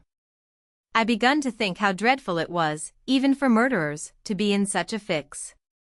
I says to myself, there ain't no telling but I might come to be a murderer myself yet, and then how would I like it? So says I to Jim, the first light we see will land 100 yards below it or above it, in a place where it's a good hiding place for you and the skiff, and then I'll go and fix up some kind of a yarn, and get somebody to go for that gang and get them out of their scrape, so they can be hung when their time comes. But that idea was a failure, for pretty soon it begun to storm again, and this time worse than ever. The rain poured down, and never a light showed, everybody in bed, I reckon. We boomed along down the river, watching for lights and watching for our raft. After a long time the rain let up, but the clouds stayed, and the lightning kept whimpering, and by a flash showed us a black thing ahead, floating, and we made for it. It was the raft, and mighty glad was we to get aboard of it again. We seen a light now away down to the right, on shore. So I said I would go for it. The skiff was half full of plunder which that gang had stole there on the wreck. We hustled it onto the raft in a pile, and I told Jim to float along down, and show a light when he judged he had gone about 2 miles, and keep it burning till I come. Then I manned my oars and shoved for the light. As I got down towards it, 3 or 4 more showed, up on a hillside. It was a village. I closed in above the shore light, and laid on my oars and floated. As I went by, I see it was a lantern hanging on the jackstaff of a double-hull ferryboat. I skimmed around for the watchman, wondering whereabouts he slept, and by I found him roosting on the bitts, forward, with his head down between his knees. I gave his shoulder 2 or 3 little shoves, and begun to cry. He stirred up, in a kind of a startlish way, but when he see it was only me, he took a good gap and stretch, and then he says, "Hello, what's up? Don't cry, bub. What's the trouble?" I says, "Pap, and ma'am, and sis," and then I broke down. He says, "Oh, dang it now, don't take on so, we all has to have our troubles, and this NLL come out all right. What's the matter with em? There, are you the watchman of the boat?" "Yes," he says, kind of pretty well satisfied like. "I'm the captain and the owner and the mate and the pilot and watchman and head deckhand, and sometimes I'm the freight and passengers. I ain't as rich as old Jim Hornback, and I can't be so blame generous and good to Tom, Dick and Harry as what he is, and slam around money the way he does, but I've told him a many a time I wouldn't trade places with him, for, says I, a sailor's life's the life for me, and I'm derned if I'd live 2 mile out o' town, where there ain't nothing ever goin' on, not for all his spondolics and as much more on top of it." Says I broke in and says, "They're in an awful peck of trouble, and who is? Why, Pap and Mam and Sis and Miss Hooker, and if you'd take your ferry boat and go up there, up where? Where are they?" "On the wreck." "What wreck?" "Why, there ain't but one." "What, you don't mean the Walter Scott yes. Good land. What are they doin' there for gracious sakes?" "Well, they didn't go there purpose." "I bet they didn't." "Why, great goodness, there ain't no chance for 'em if they don't get off mighty quick." "Why, how in the nation did they ever get into such a scrape?" "Easy enough. Miss Hooker was visiting up there to the town, yes, Booth's Landing, go on.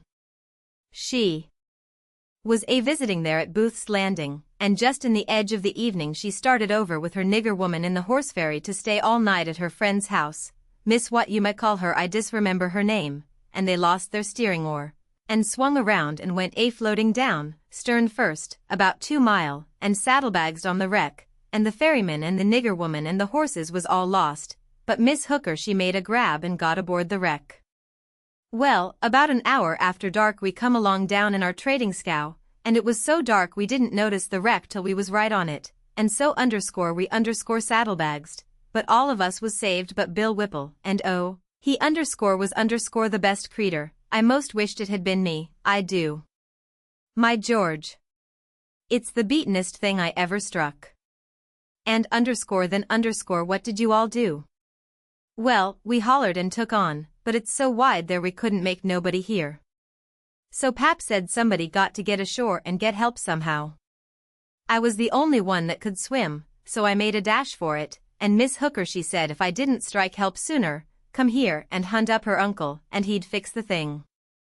I made the land about a mile below, and been fooling along ever since, trying to get people to do something, but they said, "What, in such a night and such a current? There ain't no sense in it, go for the steam ferry. Now if you'll go and buy Jackson, I'd like to, and, blame it, I don't know but I will, but who in the dingnation's going to pay for it?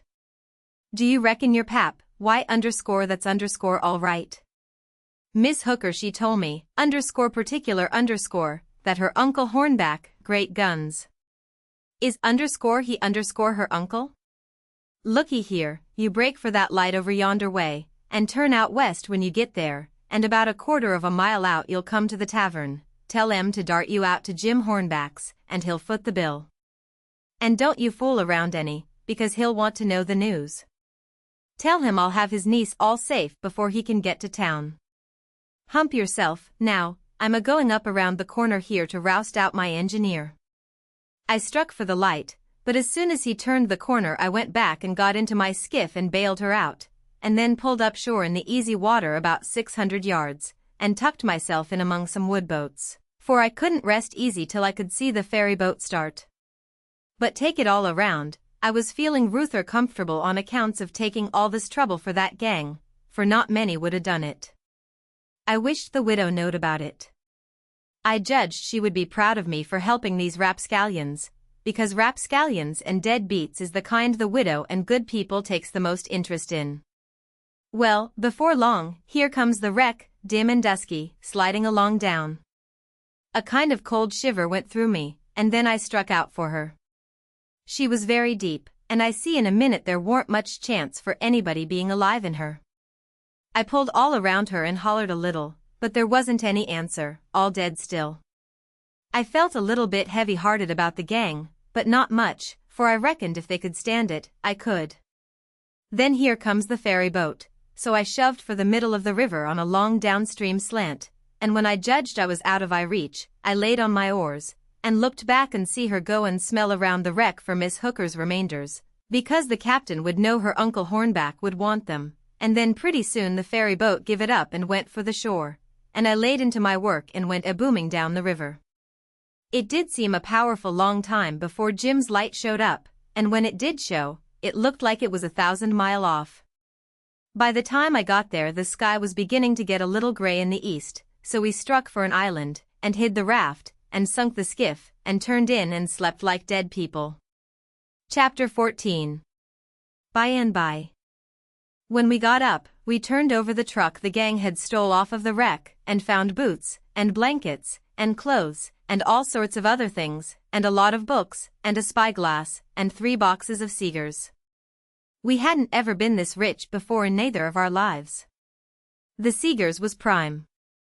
We laid off all the afternoon in the woods talking, and me reading the books, and having a general good time. I told Jim all about what happened inside the wreck and at the ferry boat, and I said these kinds of things was adventures, but he said he didn't want no more adventures. He said that when I went in the Texas and he crawled back to get on the raft and found her gone, he nearly died, because he judged it was all up with _him_, anyway it could be fixed, for if he didn't get saved he would get drowned dead, and if he did get saved, whoever saved him would send him back home so as to get the reward, and then Miss Watson would sell him south, sure.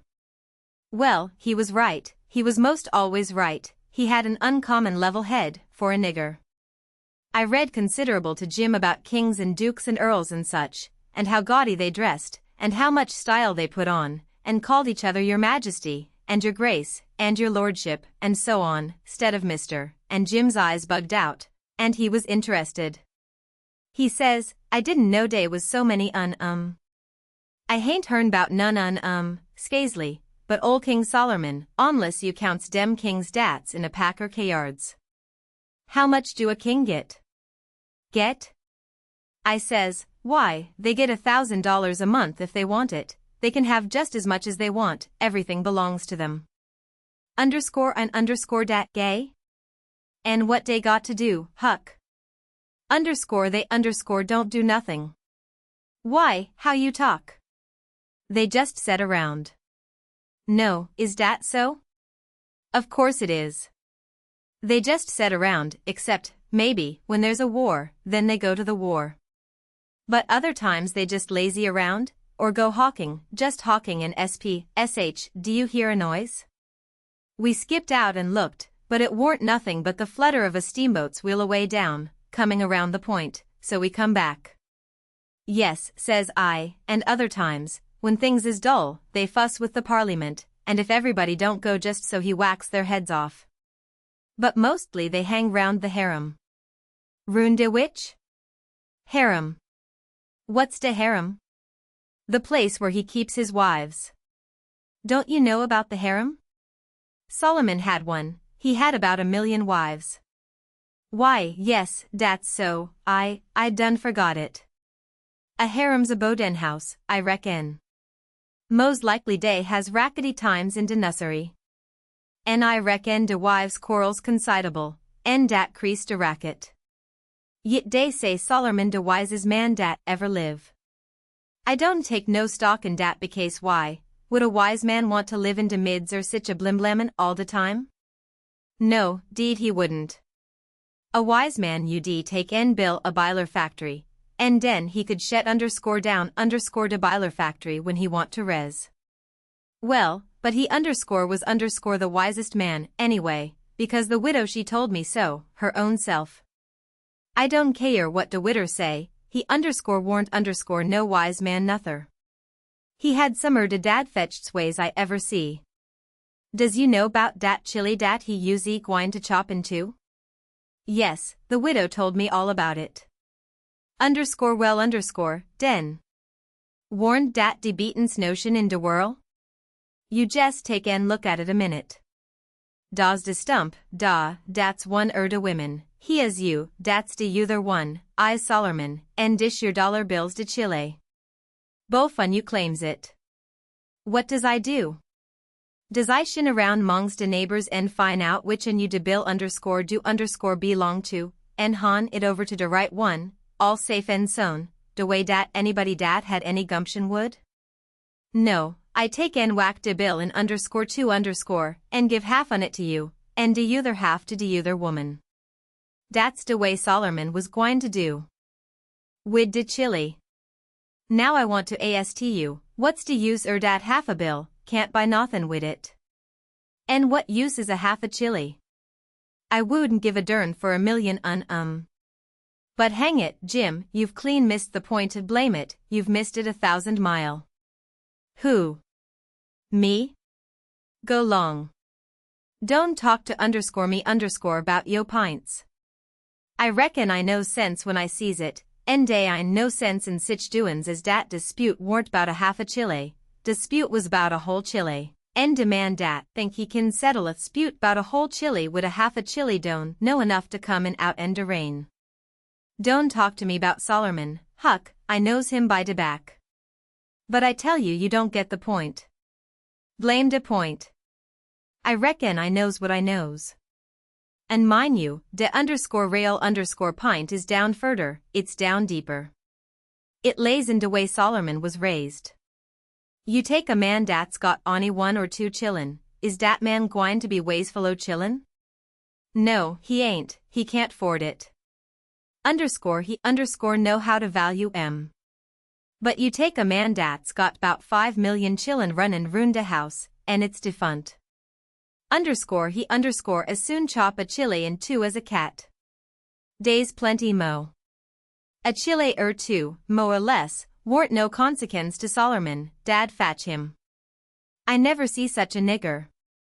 If he got a notion in his head once, there warn't no getting it out again.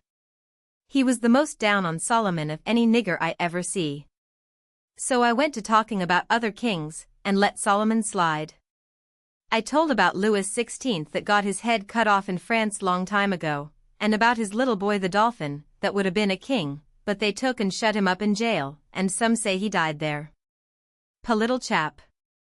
But some says he got out and got away, and come to America. Dat's good. But he'll be pooty lonesome day I know kings here, is day, Huck? No den he can't get no situation. What he gwine to do? Well, I don't know. Some of them gets on the police, and some of them learns people how to talk French. Why, Huck, don't de French people talk de same way we does? Underscore no underscore, Jim, you couldn't understand a word they said, not a single word. Well, now, I be ding busted. How do dat come? Underscore I underscore don't know, but it's so. I got some of their jabber out of a book. S'pose a man was to come to you and say underscore Polly-vous Franzi underscore, what would you think? I wouldn't think nuffin', I'd take and bust him over de head dat is, if he warn't white. I wouldn't low no nigger to call me dat. Shucks, it ain't calling you anything. It's only saying, do you know how to talk French? Well, den, why couldn't he underscore say underscore it? Why, he underscores underscore a saying it. That's a Frenchman's underscore way underscore of saying it. Well, it's a blame ridiculous way, and I don't want to hear no mo about it. Day I no sense in it. Looky here, Jim, does a cat talk like we do? No, a cat don't. Well, does a cow? No, a cow don't, nuther. Does a cat talk like a cow, or a cow talk like a cat? No, they don't. It's natural and right for 'em to talk different from each other, ain't it? Course. And ain't it natural and right for a cat and a cow to talk different from underscore us, underscore why, most surely it is. Well, then, why ain't it natural and right for a Frenchman to talk different from us? You answer me that. Is a cat a man, Huck? No, well, den, dey ain't no sense in a cat talkin' like a man.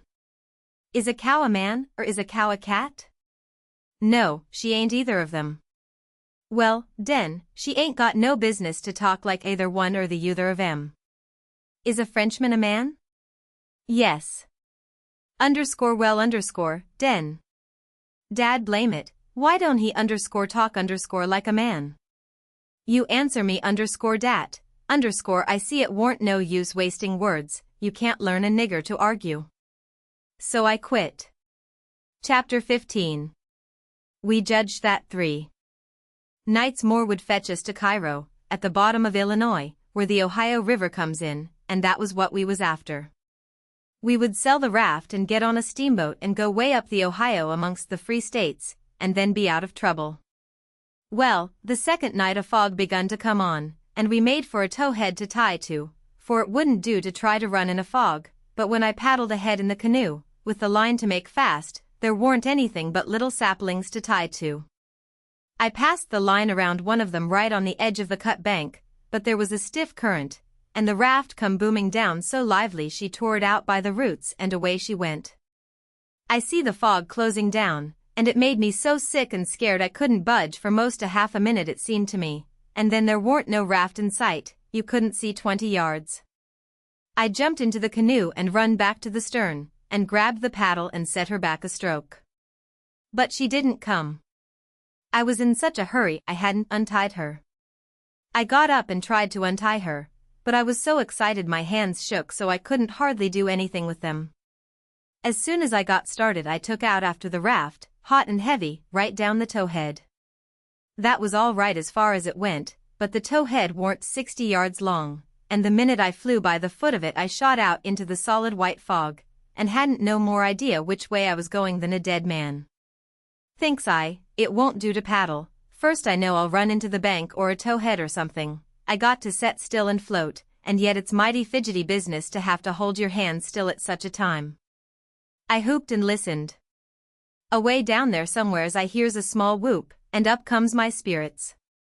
I went tearing after it, listening sharp to hear it again. The next time it come, I see I warn't heading for it, but heading away to the right of it. And the next time I was heading away to the left of it, and not gaining on it much either, for I was flying around, this way and that and t'other, but it was going straight ahead all the time. I did wish the fool would think to beat a tin pan, and beat it all the time, but he never did, and it was the still places between the whoops that was making the trouble for me. Well, I fought along, and directly I hears the whoop behind me. I was tangled good now. That was somebody else's whoop, or else I was turned around. I throwed the paddle down. I heard the whoop again, it was behind me yet, but in a different place, it kept coming, and kept changing its place, and I kept answering, till by and by it was in front of me again, and I knowed the current had swung the canoe's head downstream, and I was all right if that was Jim and not some other raftsman hollering. I couldn't tell nothing about voices in a fog, for nothing don't look natural nor sound natural in a fog. The whooping went on, and in about a minute I come booming down on a cut bank with smoky ghosts of big trees on it, and the current throwed me off to the left and shot by, amongst a lot of snags that fairly roared, the current was tearing by them so swift. In another second or two it was solid white and still again. I sat perfectly still then, listening to my heart thump, and I reckon I didn't draw a breath while it thumped 100. I just give up then. I knowed what the matter was. That cut bank was an island, and Jim had gone down t'other side of it. It warn't no towhead that you could float by in 10 minutes. It had the big timber of a regular island, it might be 5 or 6 miles long and more than half a mile wide. I kept quiet, with my ears cocked, about 15 minutes, I reckon.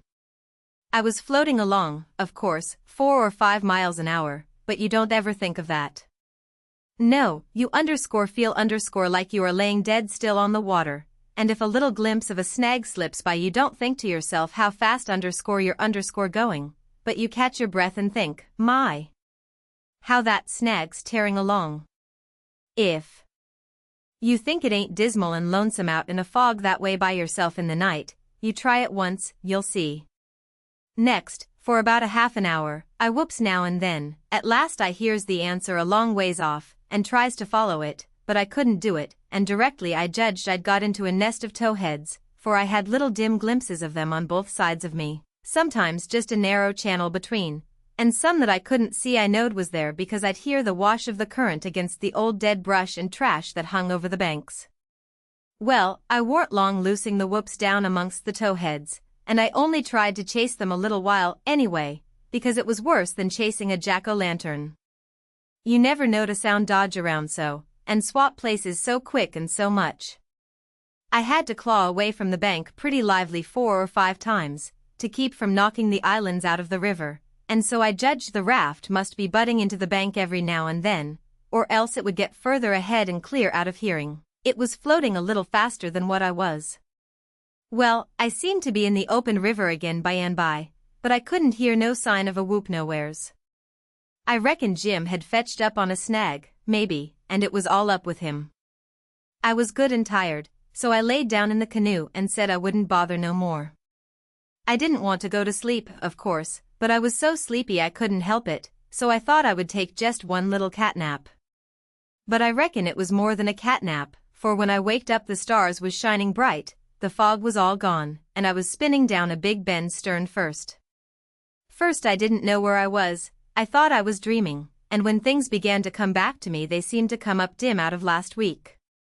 It was a monstrous big river here, with the tallest and the thickest kind of timber on both banks, just a solid wall, as well as I could see by the stars. I looked away downstream, and seen a black speck on the water. I took after it, but when I got to it warn't nothing but a couple of saw logs made fast together. Then I see another speck, and chased that, then another, and this time I was right. It was the raft. When I got to it Jim was sitting there with his head down between his knees, asleep, with his right arm hanging over the steering oar. The other oar was smashed off, and the raft was littered up with leaves and branches and dirt. So she'd had a rough time. I made fast and laid down under Jim's nose on the raft, and began to gap, and stretch my fists out against Jim, and says, "Hello, Jim, have I been asleep? Why didn't you stir me up? Goodness gracious, is dat you, Huck? En you ein dead, you ein drownded, you's back again? It's too good for true, honey, it's too good for true. Lemme look at you chilly, lemme feel o' you. No, you ein dead. You's back again, live in son, joyous de same ol' Huck, thanks to goodness. What's the matter with you, Jim? You been drinking? Drinkin'? Has I been drinkin'? Has I had a chance to be drinkin'? Well, then, what makes you talk so wild? How does I talk wild? How, why, hain't you been talking about my coming back, and all that stuff, as if I'd been gone away? Huck Finn, you look me in de eye, hain't you been gone away? Gone away? Why, what in the nation do you mean? I hain't been gone anywheres. Where would I go to? Well, looky here, boss, dey's somefen wrong, dey is. Is I me or who is I? Is I hia, or what is I? Now dat's what I wants to know. Well, I think you're here, plain enough, but I think you're a tangle-headed old fool, Jim. I is I? Well, you answer me dis, didn't you tote out de line in de canoe fair to make foss to de towhead? No, I didn't. What towhead? I hain't see no towhead. You hain't seen no towhead? Looky here, didn't de line pull loose end de raft go hummin' down de river, and leave you en de canoe behind in de fog? What fog? Why, fog, de fog dat's been around all night. And didn't you whoop, and didn't I whoop, till we got mixed up in de islands and one on us got los and t'other one was geez as good as los, case he didn't know wha he was? And didn't I bust up agin a lot dem islands and have a tow'ble time and Mose get drownded? now ain't dat so, boss, ain't it so? You answer me dat. Well, this is too many for me, Jim. I hain't seen no fog, nor no islands, nor no troubles, nor nothing. I been setting here talking with you all night till you went to sleep about 10 minutes ago, and I reckon I done the same. You couldn't 'a got drunk in that time, so of course you've been dreaming. Dad fetch it, how is I gwine to dream all dat in 10 minutes? Well, hang it all, you did dream it, because there didn't any of it happen. But, Huck, it's all geez as plain to me as, it don't make no difference how plain it is, there ain't nothing in it. I know, because I've been here all the time. Jim didn't say nothing for about 5 minutes, but sat there studying over it. Then he says, well, den, I reckon I did dream it, Huck, but dog my cats ef it ain't de powerfulest dream I ever see. An' I hain't ever had no dream bfo dat's tired me like dis one.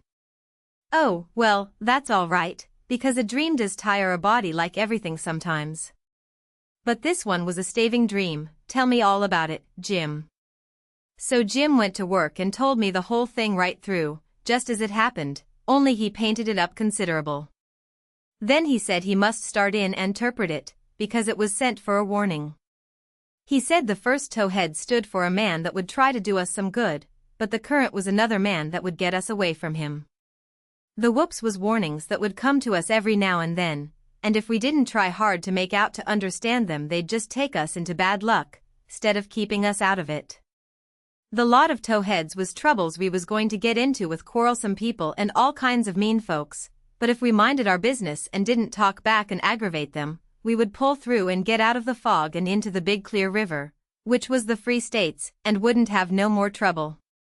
It had clouded up pretty dark just after I got onto the raft, but it was clearing up again now. Oh, well, that's all interpreted well enough as far as it goes, Jim, I says, but what does these underscore things stand for? It was the leaves and rubbish on the raft and the smashed oar. You could see them first rate now. Jim looked at the trash, and then looked at me, and back at the trash again. He had got the dream fixed so strong in his head that he couldn't seem to shake it loose and get the facts back into its place again right away. But when he did get the things straightened around he looked at me steady without ever smiling, and says, what do dey stand for? I gwine to tell you.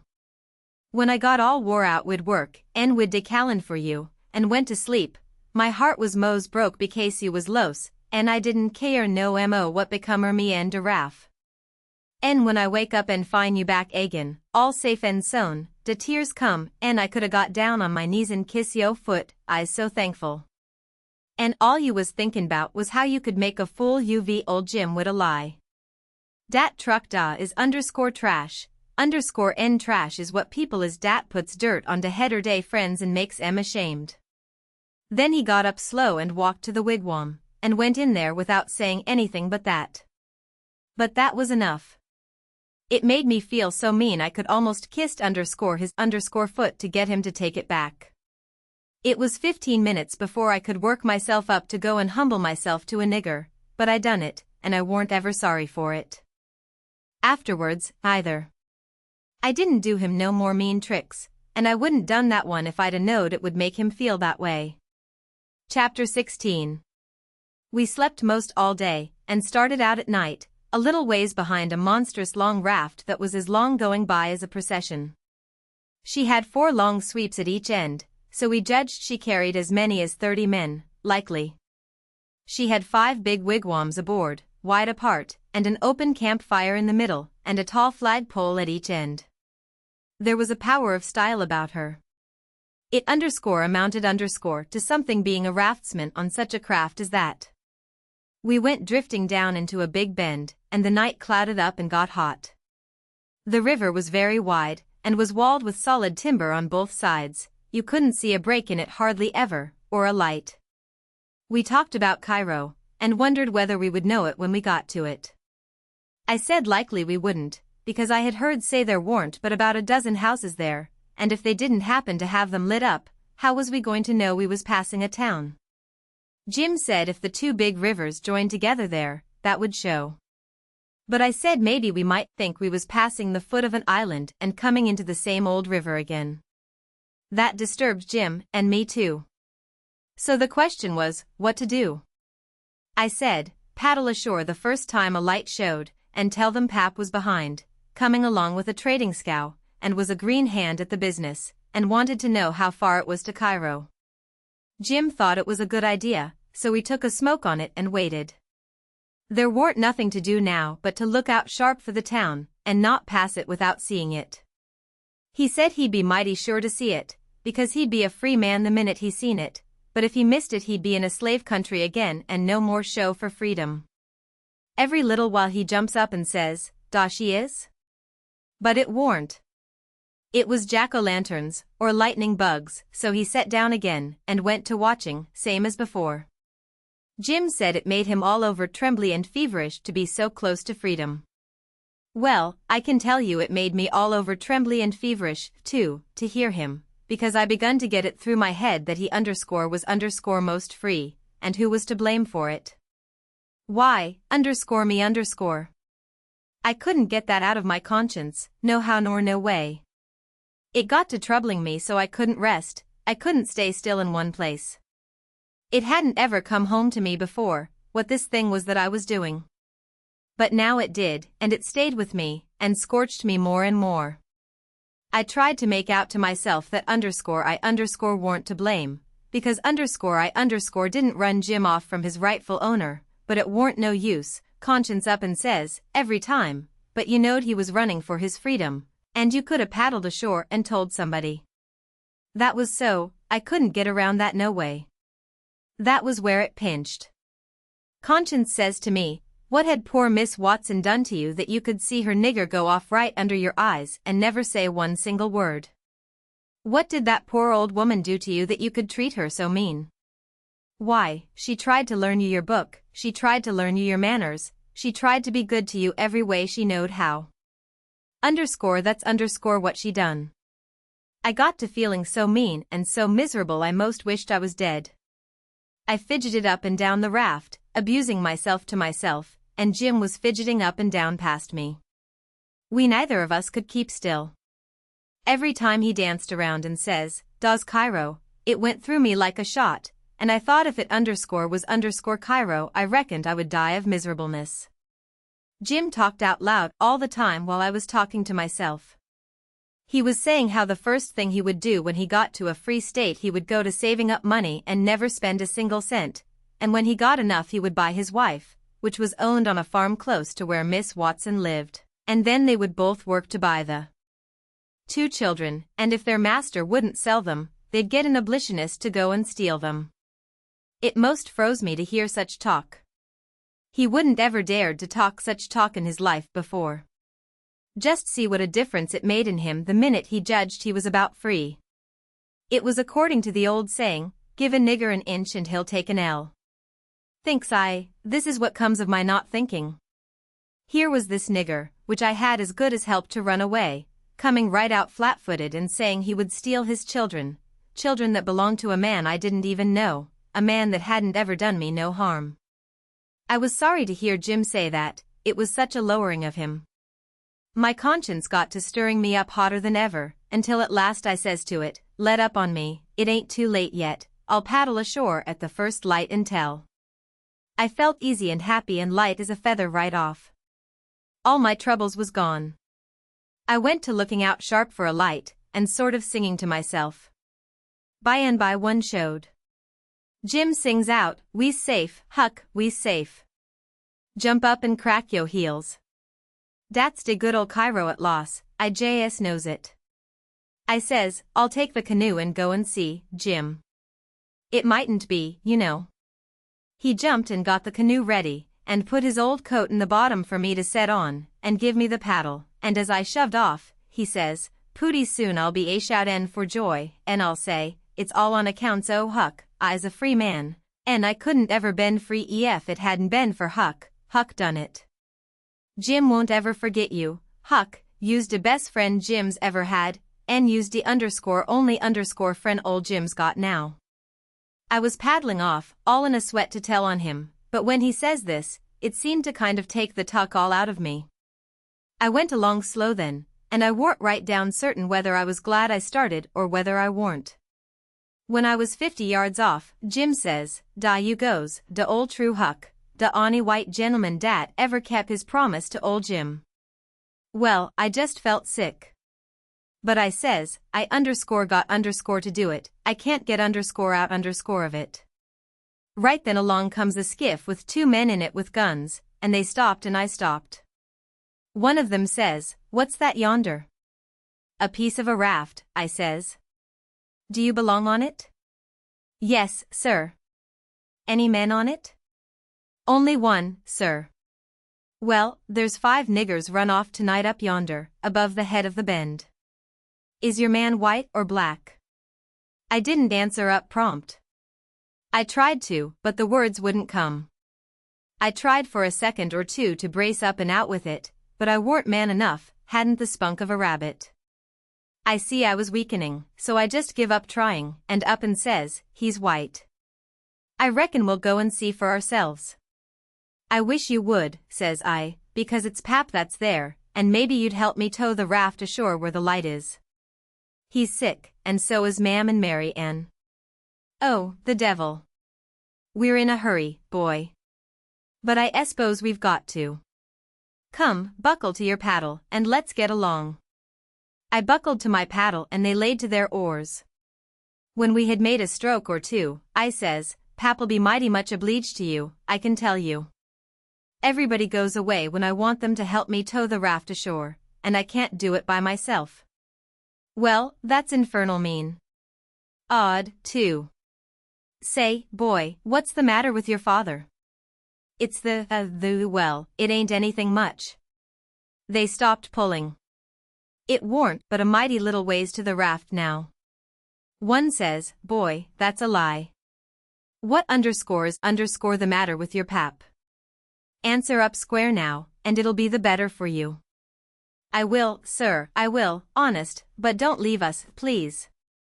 "It's the gentleman, if you'll only pull ahead, and let me heave you the headline, you won't have to come near the raft, please do."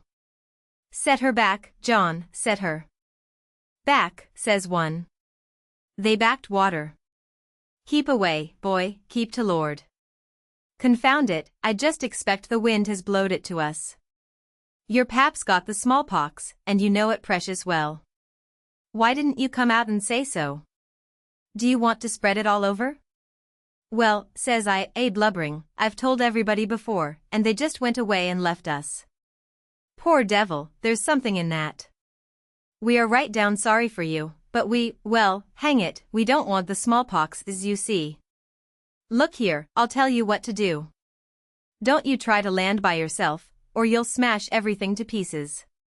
You float along down about 20 miles, and you'll come to a town on the left-hand side of the river. It will be long after sunup then, and when you ask for help you tell them your folks are all down with chills and fever. Don't be a fool again, and let people guess what is the matter. Now we're trying to do you a kindness, so you just put 20 miles between us, that's a good boy. It wouldn't do any good to land yonder where the light is, it's only a woodyard. Say, I reckon your father's poor, and I'm bound to say he's in pretty hard luck. Here, I'll put a $20 gold piece on this board, and you get it when it floats by. I feel mighty mean to leave you, but my kingdom. It won't do to fool with smallpox, don't you see?" "Hold on, Parker," says the other man, "here's a 20 to put on the board for me." "Goodbye, boy, you do as Mr. Parker told you, and you'll be all right." "That's so, my boy, goodbye, goodbye. If you see any runaway niggers you get help and nab them, and you can make some money by it." "Goodbye, sir," says I won't let no runaway niggers get by me if I can help it." They went off and I got aboard the raft, feeling bad and low, because I knowed very well I had done wrong, and I see it warn't no use for me to try to learn to do right. A body that don't get started right when he's little ain't got no show. When the pinch comes there ain't nothing to back him up and keep him to his work, and so he gets beat. Then I thought a minute, and says to myself, hold on, s'pose you'd a done right and give Jim up, would you felt better than what you do now? No, says I'd feel bad, I'd feel just the same way I do now. Well, then, says I, what's the use you learning to do right when it's troublesome to do right and ain't no trouble to do wrong, and the wages is just the same? I was stuck. I couldn't answer that. So I reckoned I wouldn't bother no more about it, but after this always do whichever come handiest at the time. I went into the wigwam, Jim warn't there. I looked all around, he warn't anywhere. I says, Jim. Here I is, Huck. Is day out o' sight yit? Don't talk loud. He was in the river under the stern oar, with just his nose out. I told him they were out of sight, so he come aboard. He says, I was listenin' to all de talk, and I slips into de river and was gwine to shove for show if dey come aboard. Den I was gwine to swim to de raft agin when dey was gone. But lawsy, how you did fool Huck. Dat underscore was underscore de smarts dodge. I tell you, Chile, I spec it save old Jim ain't going to forget you for dat, honey. Then we talked about the money. It was a pretty good raise, $20 apiece. Jim said we could take deck passage on a steamboat now, and the money would last us as far as we wanted to go in the Free States. He said 20 mile more warn't far for the raft to go, but he wished we was already there. Towards daybreak we tied up, and Jim was mighty particular about hiding the raft good. Then he worked all day fixing things in bundles, and getting all ready to quit rafting. That night about 10 we hove in sight of the lights of a town away down in a left-hand bend. I went off in the canoe to ask about it. Pretty soon I found a man out in the river with a skiff, setting a trot line. I ranged up and says, Mister, is that town Cairo? Cairo. No. You must be a blame fool. What town is it, mister? If you want to know, go and find out. If you stay here both there and around me for about a half a minute longer you'll get something you won't want. I paddled to the raft. Jim was awful disappointed, but I said never mind, Cairo would be the next place, I reckoned. We passed another town before daylight, and I was going out again, but it was high ground, so I didn't go. No high ground about Cairo, Jim said.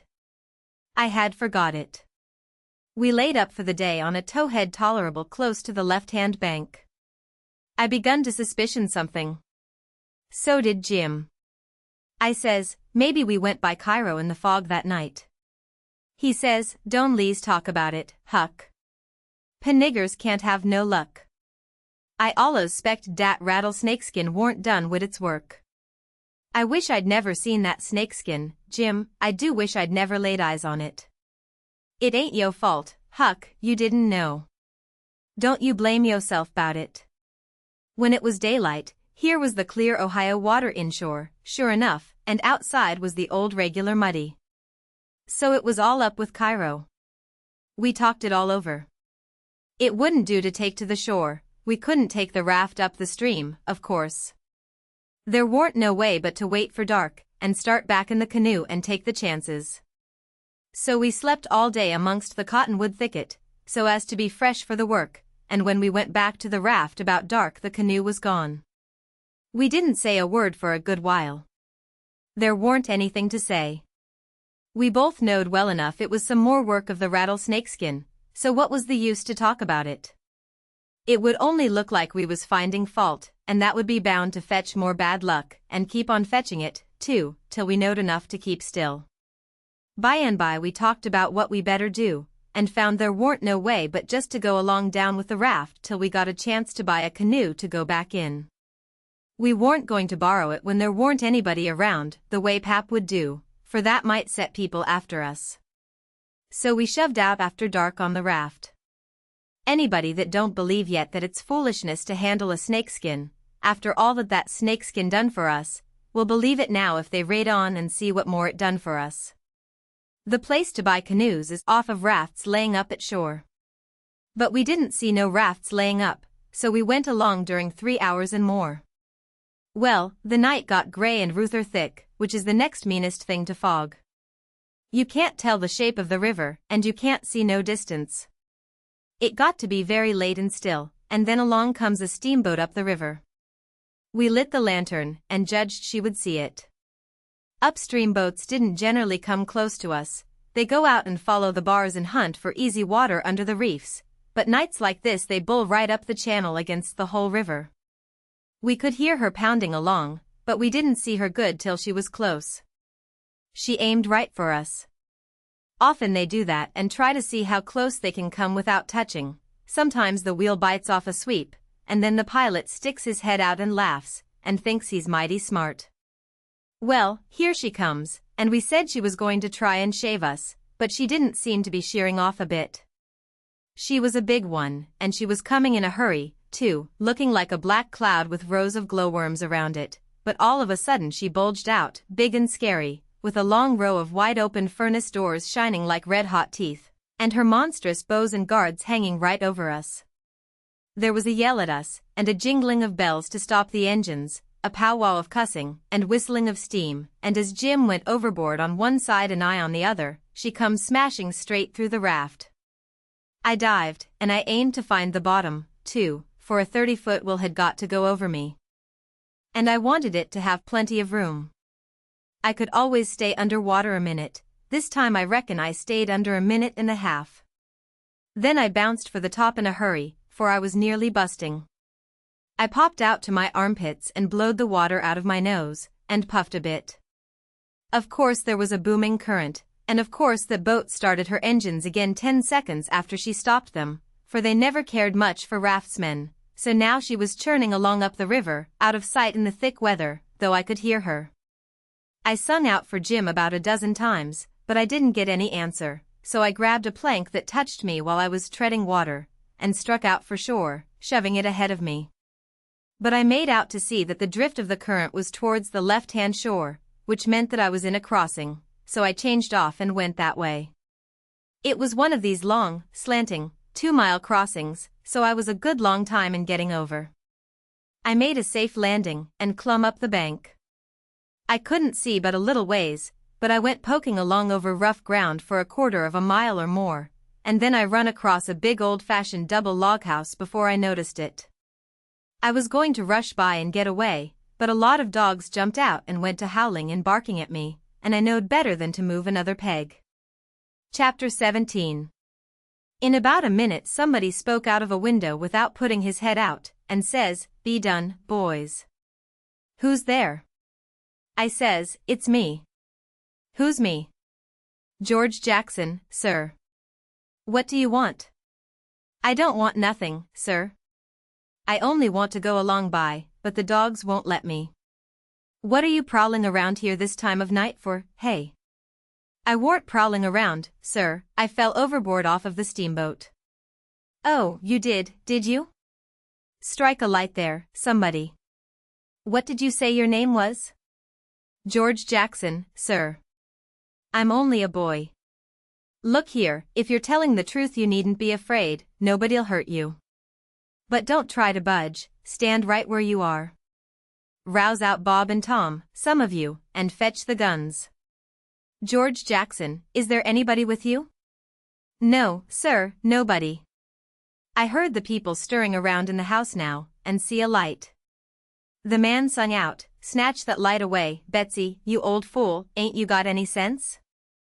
Put it on the floor behind the front door. Bob, if you and Tom are ready, take your places." "All ready." "Now, George Jackson, do you know the Shepherdsons?" "No, sir, I never heard of them." "Well, that may be so, and it mayn't. Now, all ready. Step forward, George Jackson. And mind, don't you hurry, come mighty slow. If there's anybody with you, let him keep back, if he shows himself he'll be shot. Come along now. Come slow, push the door open yourself, just enough to squeeze in, do you hear?" I didn't hurry, I couldn't if I'd a wanted to. I took one slow step at a time and there warn't a sound, only I thought I could hear my heart. The dogs were as still as the humans, but they followed a little behind me. When I got to the 3 log door steps I heard them unlocking and unbarring and unbolting. I put my hand on the door and pushed it a little and a little more till somebody said, "There, that's enough, put your head in." I done it, but I judged they would take it off. The candle was on the floor, and there they all was, looking at me, and me at them. For about a quarter of a minute, 3 big men with guns pointed at me, which made me wince, I tell you, the oldest, gray and about 60, the other 2 30 or more, all of them fine and handsome, and the sweetest old gray-headed lady, and back of her 2 young women which I couldn't see right well. The old gentleman says, "There, I reckon it's all right. Come in."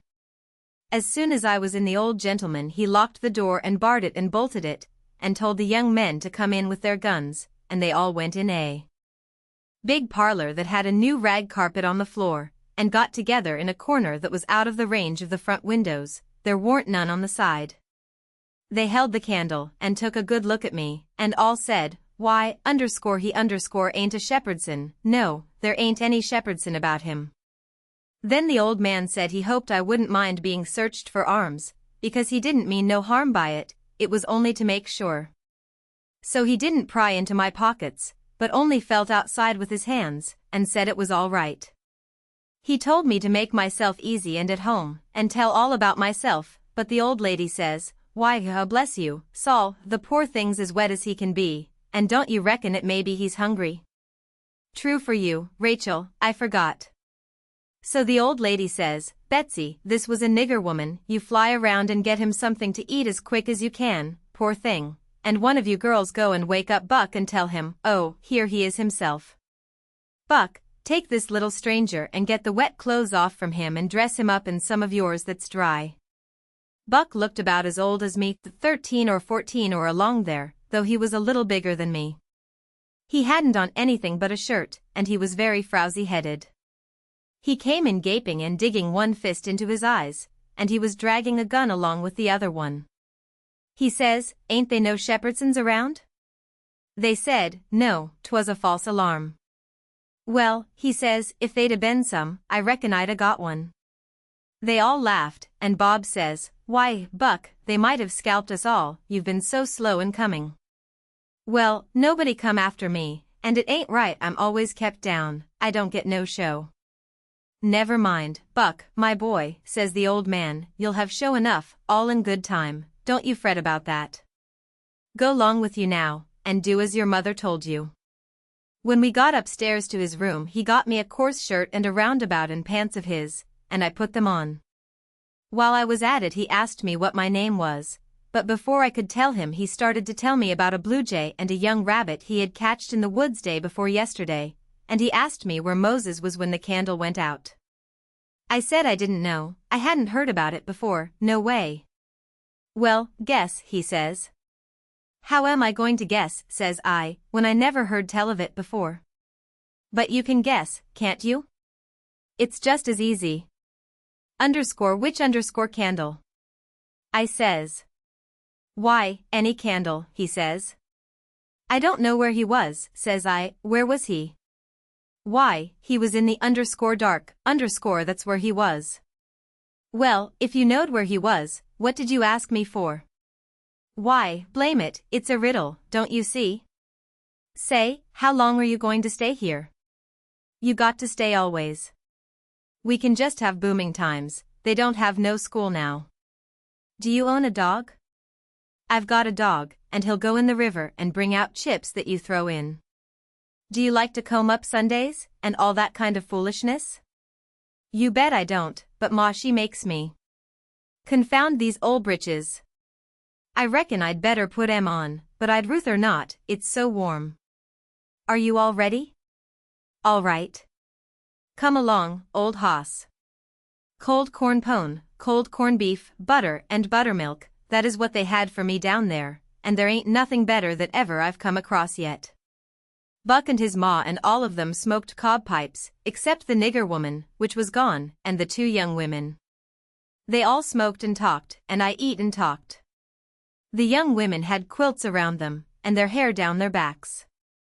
They all asked me questions, and I told them how Pap and me and all the family was living on a little farm down at the bottom of Arkansas, and my sister Mary and run off and got married and never was heard of no more, and Bill went to hunt them and he warn't heard of no more, and Tom and Mort died, and then there warn't nobody but just me and Pap left, and he was just trimmed down to nothing on account of his troubles, so when he died I took what there was left, because the farm didn't belong to us, and started up the river, deck passage, and fell overboard. And that was how I come to be here. So they said I could have a home there as long as I wanted it. Then it was most daylight and everybody went to bed, and I went to bed with Buck, and when I waked up in the morning, drat it all, I had forgot what my name was. So I laid there about an hour trying to think, and when Buck waked up I says, "Can you spell, Buck?" "Yes," he says. "I bet you can't spell my name," says I bet you what you dare I can, says he. "All right," says I, "go ahead." "Georgejxon, there now," he says. "Well," says I, "you done it, but I didn't think you could. It ain't no slouch of a name to spell, right off without studying." I set it down, private, because somebody might want _me_ to spell it next, and so I wanted to be handy with it and rattle it off like I was used to it. It was a mighty nice family, and a mighty nice house, too. I hadn't seen no house out in the country before that was so nice and had so much style. It didn't have an iron latch on the front door, nor a wooden one with a buckskin string, but a brass knob to turn, the same as houses in town. There warn't no bed in the parlor, nor a sign of a bed, but heaps of parlors in towns has beds in them. There was a big fireplace that was bricked on the bottom, and the bricks was kept clean and red by pouring water on them and scrubbing them with another brick. Sometimes they wash them over with red water paint that they call Spanish brown, same as they do in town. They had big brass dog irons that could hold up a saw log. There was a clock on the middle of the mantelpiece, with a picture of a town painted on the bottom half of the glass front, and a round place in the middle of it for the sun, and you could see the pendulum swinging behind it. It was beautiful to hear that clock tick, and sometimes when one of these peddlers had been along and scoured her up and got her in good shape, she would start in and strike 150 before she got tuckered out. They wouldn't took any money for her. Well, there was a big outlandish parrot on each side of the clock, made out of something like chalk, and painted up gaudy. By one of the parrots was a cat made of crockery, and a crockery dog by the other, and when you pressed down on them they squeaked, but didn't open their mouths nor look different nor interested. They squeaked through underneath. There was a couple of big wild turkey wing fans spread out behind those things. On the table in the middle of the room was a kind of a lovely crockery basket that had apples and oranges and peaches and grapes piled up in it, which was much redder and yellower and prettier than real ones is, but they weren't real because you could see where pieces had got chipped off and showed the white chalk, or whatever it was, underneath. This table had a cover made out of beautiful oilcloth, with a red and blue spread eagle painted on it, and a painted border all around. It come all the way from Philadelphia, they said.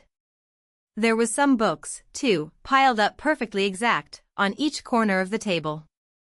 One was a big family Bible full of pictures.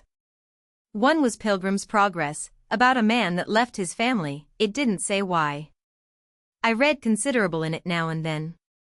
The statements was interesting, but tough. Another was Friendship's Offering, full of beautiful stuff and poetry, but I didn't read the poetry.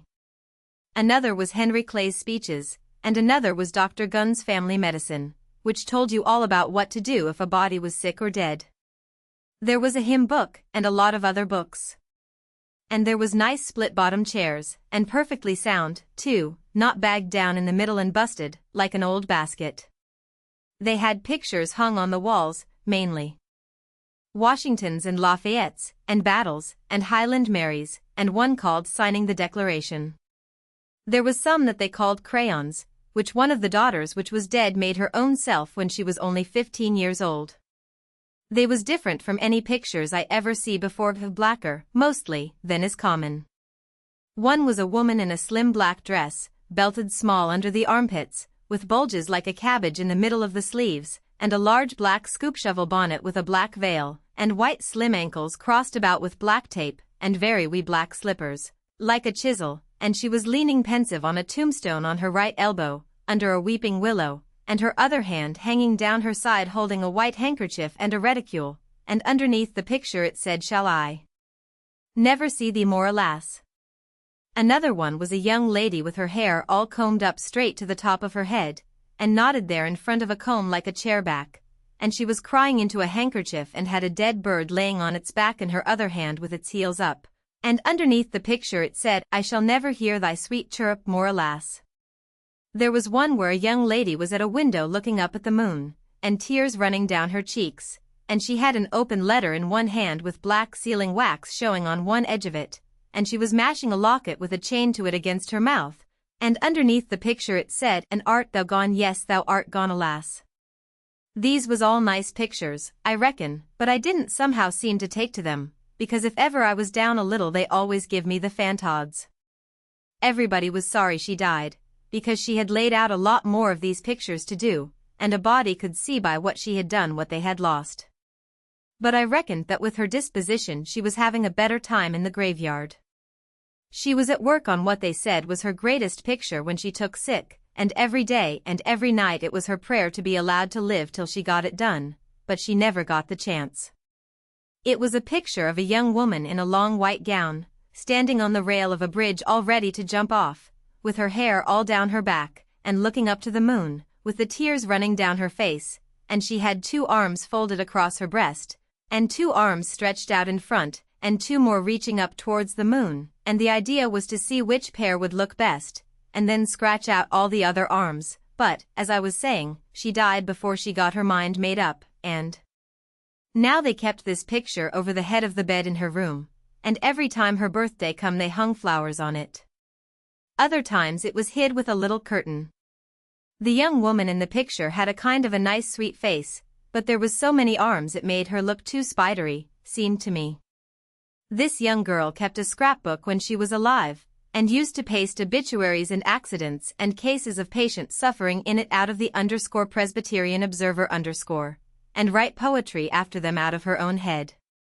It was very good poetry. This is what she wrote about a boy by the name of Stephen Dowling Botts that fell down a well and was drowned dead. ODE2 Stephen Dowling Botts, DEC'd, and did young Stephen sicken, and did young Stephen die? And did the sad hearts thicken, and did the mourners cry? No, such was not the fate of young Stephen Dowling Botts, though sad hearts round him thickened, 'twas not from sickness shots. No whooping cough did rack his frame, nor measles drear with spots, not these impaired the sacred name of Stephen Dowling Botts. Despised love struck not with woe that head of curly knots, nor stomach troubles laid him low, young Stephen Dowling Botts. Oh no. Then list with tearful eye, whilst I his fate do tell. His soul did from this cold world fly by falling down a well. They got him out and emptied him, alas it was too late, his spirit was gone for to sport aloft in the realms of the good and great. If Emmeline Grangerford could make poetry like that before she was 14, there ain't no telling what she could 'a' done by and by. Buck said she could rattle off poetry like nothing. She didn't ever have to stop to think. He said she would slap down a line, and if she couldn't find anything to rhyme with it would just scratch it out and slap down another one, and go ahead. She warn't particular, she could write about anything you choose to give her to write about just so it was sadful. Every time a man died, or a woman died, or a child died, she would be on hand with her tribute before he was cold. She called them tributes. The neighbors said it was the doctor first, then Emmeline, then the undertaker. The undertaker never got in ahead of Emmeline but once, and then she hung fire on a rhyme for the dead person's name, which was Whistler. She warn't ever the same after that. She never complained, but she kinder pined away and did not live long. Poor thing, many's the time I made myself go up to the little room that used to be hers and get out her poor old scrapbook and read in it when her pictures had been aggravating me and I had soured on her a little. I liked all that family, dead ones and all, and warn't going to let anything come between us. Poor Emmeline made poetry about all the dead people when she was alive, and it didn't seem right that there warn't nobody to make some about her now she was gone, so I tried to sweat out a verse or two myself, but I couldn't seem to make it go somehow. They kept Emmeline's room trim and nice, and all the things fixed in it just the way she liked to have them when she was alive, and nobody ever slept there. The old lady took care of the room herself, though there was plenty of niggers, and she sewed there a good deal and read her Bible there mostly. Well, as I was saying about the parlor, there was beautiful curtains on the windows, white, with pictures painted on them of castles with vines all down the walls, and cattle coming down to drink. There was a little old piano, too, that had tin pans in it, I reckon, and nothing was ever so lovely as to hear the young ladies sing The Last Link is Broken and play the Battle of Prague on it. The walls of all the rooms was plastered, and most had carpets on the floors, and the whole house was whitewashed on the outside. It was a double house, and the big open place betwixt them was roofed and floored, and sometimes the table was set there in the middle of the day, and it was a cool, comfortable place. Nothing couldn't be better. And warn't the cooking good, and just bushels of it too. Chapter 18. Colonel Grangerford was a gentleman, you see. He was a gentleman all over, and so was his family. He was well born, as the saying is, and that's worth as much in a man as it is in a horse, so the widow Douglas said, and nobody ever denied that she was of the first aristocracy in our town, and Pappy always said it, too, though he warn't no more quality than a mudcat himself. Colonel Grangerford was very tall and very slim, and had a darkish Polly complexion, not a sign of red in it anywheres. He was clean-shaved every morning all over his thin face, and he had the thinnest kind of lips, and the thinnest kind of nostrils, and a high nose, and heavy eyebrows, and the blackest kind of eyes, sunk so deep back that they seemed like they was looking out of caverns at you, as you may say. His forehead was high, and his hair was black and straight and hung to his shoulders. His hands was long and thin, and every day of his life he put on a clean shirt and a full suit from head to foot made out of linen so white it hurt your eyes to look at it, and on Sundays he wore a blue tailcoat with brass buttons on it. He carried a mahogany cane with a silver head to it. There warn't no frivolousness about him, not a bit, and he warn't ever loud. He was as kind as he could be, you could feel that, you know, and so you had confidence. Sometimes he smiled, and it was good to see, but when he straightened himself up like a liberty pole, and the lightning begun to flicker out from under his eyebrows, you wanted to climb a tree first, and find out what the matter was afterwards. He didn't ever have to tell anybody to mind their manners, everybody was always good-mannered where he was. Everybody loved to have him around, too, he was sunshine most always, I mean he made it seem like good weather.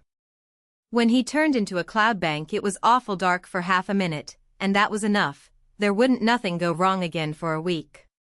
When him and the old lady come down in the morning all the family got up out of their chairs and give them good day, and didn't set down again till they had set down.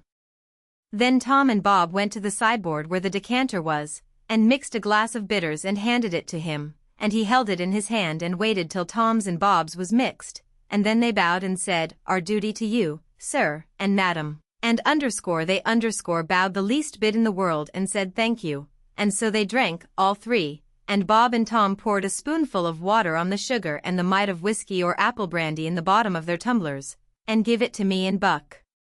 And we drank to the old people too.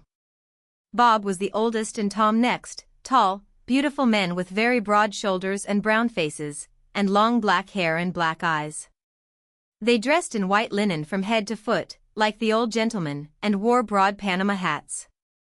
Then there was Miss Charlotte, she was 25, and tall and proud and grand, but as good as she could be when she warn't stirred up, but when she was, she had a look that would make you wilt in your tracks, like her father. She was beautiful. So was her sister, Miss Sophia, but it was a different kind. She was gentle and sweet like a dove, and she was only 20. Each person had their own nigger to wait on them, Buck too. My nigger had a monstrous easy time, because I warn't used to having anybody do anything for me, but Buck's was on the jump most of the time. This was all there was of the family now, but there used to be more, 3 sons, they got killed, and Emmeline that died. The old gentleman owned a lot of farms and over 100 niggers. Sometimes a stack of people would come there, horseback, from 10 or 15 mile around, and stay 5 or 6 days, and have such junketings round about and on the river, and dances and picnics in the woods daytimes, and balls at the house nights. These people was mostly kinfolks of the family. The men brought their guns with them. It was a handsome lot of quality, I tell you. There was another clan of aristocracy around there, 5 or 6 families, mostly of the name of Shepherdson. They was as high-toned and well-born and rich and grand as the tribe of Grangerfords.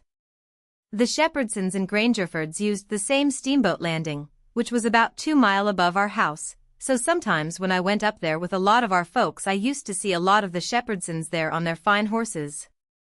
One day Buck and me was away out in the woods hunting, and heard a horse coming. We was crossing the road. Buck says, "Quick! Jump for the woods."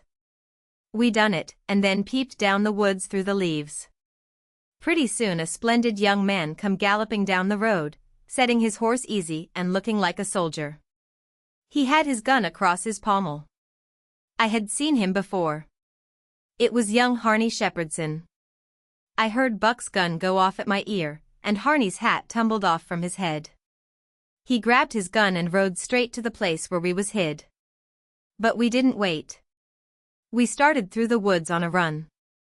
The woods weren't thick, so I looked over my shoulder to dodge the bullet, and twice I seen Harney cover Buck with his gun, and then he rode away the way he come, to get his hat, I reckon, but I couldn't see.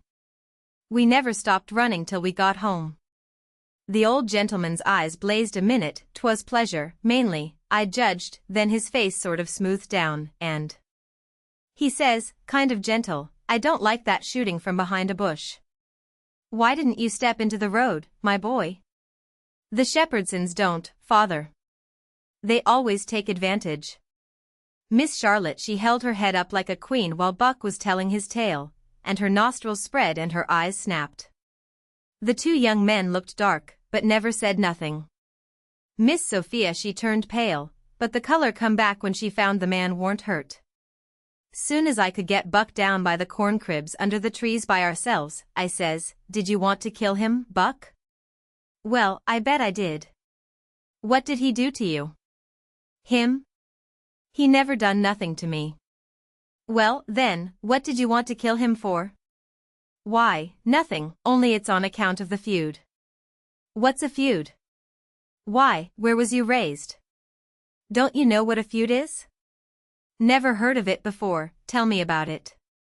"Well," says Buck, "a feud is this way. A man has a quarrel with another man, and kills him, then that other man's brother kills him, then the other brothers, on both sides, goes for one another, then the cousins chip in, and by everybody's killed off, and there ain't no more feud. But it's kind of slow, and takes a long time." "Has this one been going on long, Buck?" "Well, I should reckon, it started 30 year ago, or sommers along there. There was trouble about something, and then a lawsuit to settle it, and the suit went agin one of the men, and so he up and shot the man that won the suit, which he would naturally do, of course. Anybody would." "What was the trouble about, Buck, land?" "I reckon maybe, I don't know." "Well, who done the shooting? Was it a Grangerford or a Shepherdson?" "Laws, how to I know? It was so long ago." "Don't anybody know?" "Oh, yes, Pa knows, I reckon, and some of the other old people, but they don't know now what the row was about in the first place."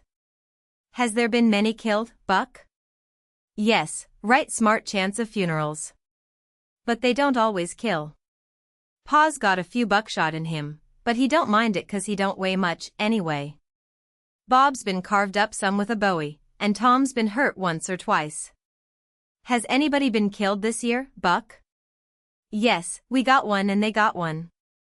'Bout 3 months ago my cousin Bud, 14-year-old, was riding through the woods on t'other side of the river, and didn't have no weapon with him, which was blame foolishness, and in a lonesome place he hears a horse coming behind him, and sees old Baldy Shepherdson Lincoln after him with his gun in his hand and his white hair flying in the wind, and 'stead of jumping off and taking to the brush, Bud lowed he could outrun him, so they had it, nip and tuck, for 5 mile or more. The old man gaining all the time, so at last Bud seen it warn't any use, so he stopped and faced around so as to have the bullet holes in front, you know, and the old man he rode up and shot him down. But he didn't get much chance to enjoy his luck, for inside of a week our folks laid him out. I reckon that old man was a coward, Buck. I reckon he warn't a coward. Not by a blame sight. There ain't a coward amongst them Shepherdsons, not a one. And there ain't no cowards amongst the Grangerfords either. Why, that old man kept up his end in a fight one day for half an hour against 3 Grangerfords, and come out winner. They was all a horseback. He lit off of his horse and got behind a little woodpile, and kept his horse before him to stop the bullets, but the Grangerfords stayed on their horses and capered around the old man, and peppered away at him, and he peppered away at them. Him and his horse both went home pretty leaky and crippled, but the Grangerfords had to be fetched home, and one of 'em was dead, and another died the next day. No, sir, if a body's out hunting for cowards he don't want to fool away any time amongst them. Shepherdsons, because they don't breed any of that kind. Next Sunday we all went to church, about 3 mile, everybody a horseback. The men took their guns along, so did Buck, and kept them between their knees or stood them handy against the wall. The Shepherdsons done the same. It was pretty ornery preaching, all about brotherly love, and such like tiresomeness, but everybody said it was a good sermon, and they all talked it over going home, and had such a powerful lot to say about faith and good works and free grace and for your destination, and I don't know what all, that it did seem to me to be one of the roughest Sundays I had run across yet. About an hour after dinner everybody was dozing around, some in their chairs and some in their rooms, and it got to be pretty dull. Buck and a dog was stretched out on the grass in the sun sound asleep. I went up to our room, and judged I would take a nap myself. I found that sweet Miss Sophia standing in her door, which was next to ours, and she took me in her room and shut the door very soft, and asked me if I liked her, and I said I did, and she asked me if I would do something for her and not tell anybody, and I said I would. Then she said she'd forgot her Testament, and left it in the seat at church between 2 other books, and would I slip out quiet and go there and fetch it to her, and not say nothing to nobody. I said I would. So I slid out and slipped off up the road, and there warn't anybody at the church, except maybe a hog or 2, for there warn't any lock on the door, and hogs likes a punchin' floor in summertime because it's cool. If you notice, most folks don't go to church only when they've got to, but a hog is different. Says I to myself, something's up, it ain't natural for a girl to be in such a sweat about a testament. So I give it a shake, and out drops a little piece of paper with _2_ wrote on it with a pencil. I ransacked it, but couldn't find anything else. I couldn't make anything out of that, so I put the paper in the book again, and when I got home and upstairs there was Miss Sophia in her door waiting for me. She pulled me in and shut the door, then she looked in the Testament till she found the paper, and as soon as she read it she looked glad, and before a body could think she grabbed me and give me a squeeze, and said I was the best boy in the world, and not to tell anybody. She was mighty red in the face for a minute, and her eyes lighted up, and it made her powerful pretty. I was a good deal astonished, but when I got my breath I asked her what the paper was about, and she asked me if I had read it, and I said no, and she asked me if I could read writing, and I told her no, only coarse hand, and then she said the paper warn't anything but a bookmark to keep her place, and I might go and play now. I went off down to the river, studying over this thing, and pretty soon I noticed that my nigger was following along behind. When we was out of sight of the house he looked back and around a second, and then comes a-running, and says, "Mars George, if you'll come down into this swamp I'll show you a whole stack o' water moccasins." Thinks I, that's mighty curious, he said that yesterday. He oughter know a body don't love water moccasins enough to go around hunting for them. What is he up to, anyway? So I says, all right, trot ahead. I followed a half a mile, then he struck out over the swamp, and waded ankle deep as much as another half mile. We come to a little flat piece of land which was dry and very thick with trees and bushes and vines, and he says, "You shove right and dodge just a few steps, Mars George, daw's what dey is. I's seed em befo, I don't care to see em no mo. Then he slopped right along and went away, and pretty soon the trees hid him. I poked into the place a ways and come to a little open patch as big as a bedroom all hung around with vines, and found a man laying there asleep, and, by jings, it was my old Jim. I waked him up, and I reckoned it was going to be a grand surprise to him to see me again, but it warn't. He nearly cried he was so glad, but he warn't surprised. Said he swum along behind me that night, and heard me yell every time, but da'n't answer, because he didn't want nobody to pick him up and take him into slavery again. Says he, I got hurt a little and couldn't swim fas, so I was a considerable ways behind you towards de loss. When you landed I reckoned I could catch up wid you on de lawn dat havin' to shout at you, but when I see dat house I begin to go slow. I use off too fur to hear what dey say to you. I was 'fraid o' da dogs, but when it use all quiet agin, I knowed you's in de house, so I struck out for de woods to wait for day. Early in de morning some de niggers come along, gwine to de fields, and dey tuck me in showed me dis place. Wada dogs can't track me on accounts o' de water, and dey brings me truck to eat every night, and tells me how you's a gettin' along. Why didn't you tell my Jack to fetch me here sooner, Jim? Well, 'twarn't no use to disturb you, Huck, till we could do somethin', but we's all right now. I been a buyin' pots and pans and vittles, as I got a chanced, and a patchin' up de raft nights when what raft, Jim? Our old raft. You mean to say our old raft warn't smashed all to flinders? No, she warn't. She was tore up a good deal, one end of her was, but dey warn't no great harm done, onny our traps was mos all los. Ef we hadn't dived so deep and swum so fur under water, and de night hadn't been so dark, and we warn't so scared, and been sich punkin heads, as de sayin' is, we'd a seed de raft. But it's geez as well we didn't, 'case now she's all fixed up agin mos as good as new, and we's got a new lot o' stuff, in de place o' what you's los. Why, how did you get hold of the raft again, Jim? Did you catch her? How I gwine to catch her and I out in de woods?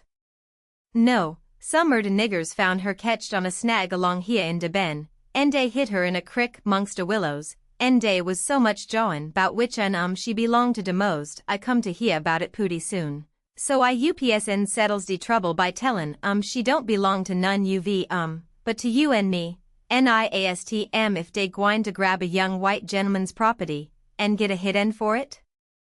Den I gin 10 cents apiece, and dey usie mighty well satisfied, and wished some mo rafts come along and make rich agin. Dey's mighty good to me, dese niggers is, and whatever I wants to do fur me, I don't have to ASTM twice, honey. Dat Jack's a good nigger, and pooty smart. Yes, he is. He ain't ever told me you was here, told me to come, and he'd show me a lot of water moccasins. If anything happens he ain't mixed up in it. He can say he never seen us together, and it'll be the truth. I don't want to talk much about the next day. I reckon I'll cut it pretty short. I waked up about dawn, and was going to turn over and go to sleep again, when I noticed how still it was, didn't seem to be anybody stirring. That warn't usual. Next I noticed that Buck was up and gone. Well, I gets up, wondering, and goes downstairs, nobody around, everything as still as a mouse. Just the same outside. Thinks I, what does it mean? Down by the woodpile I comes across my Jack, and says, what's it all about? Says he, don't you know, Mars George? No, says I don't. Well, den, Miss Sophia's run off, deed she has.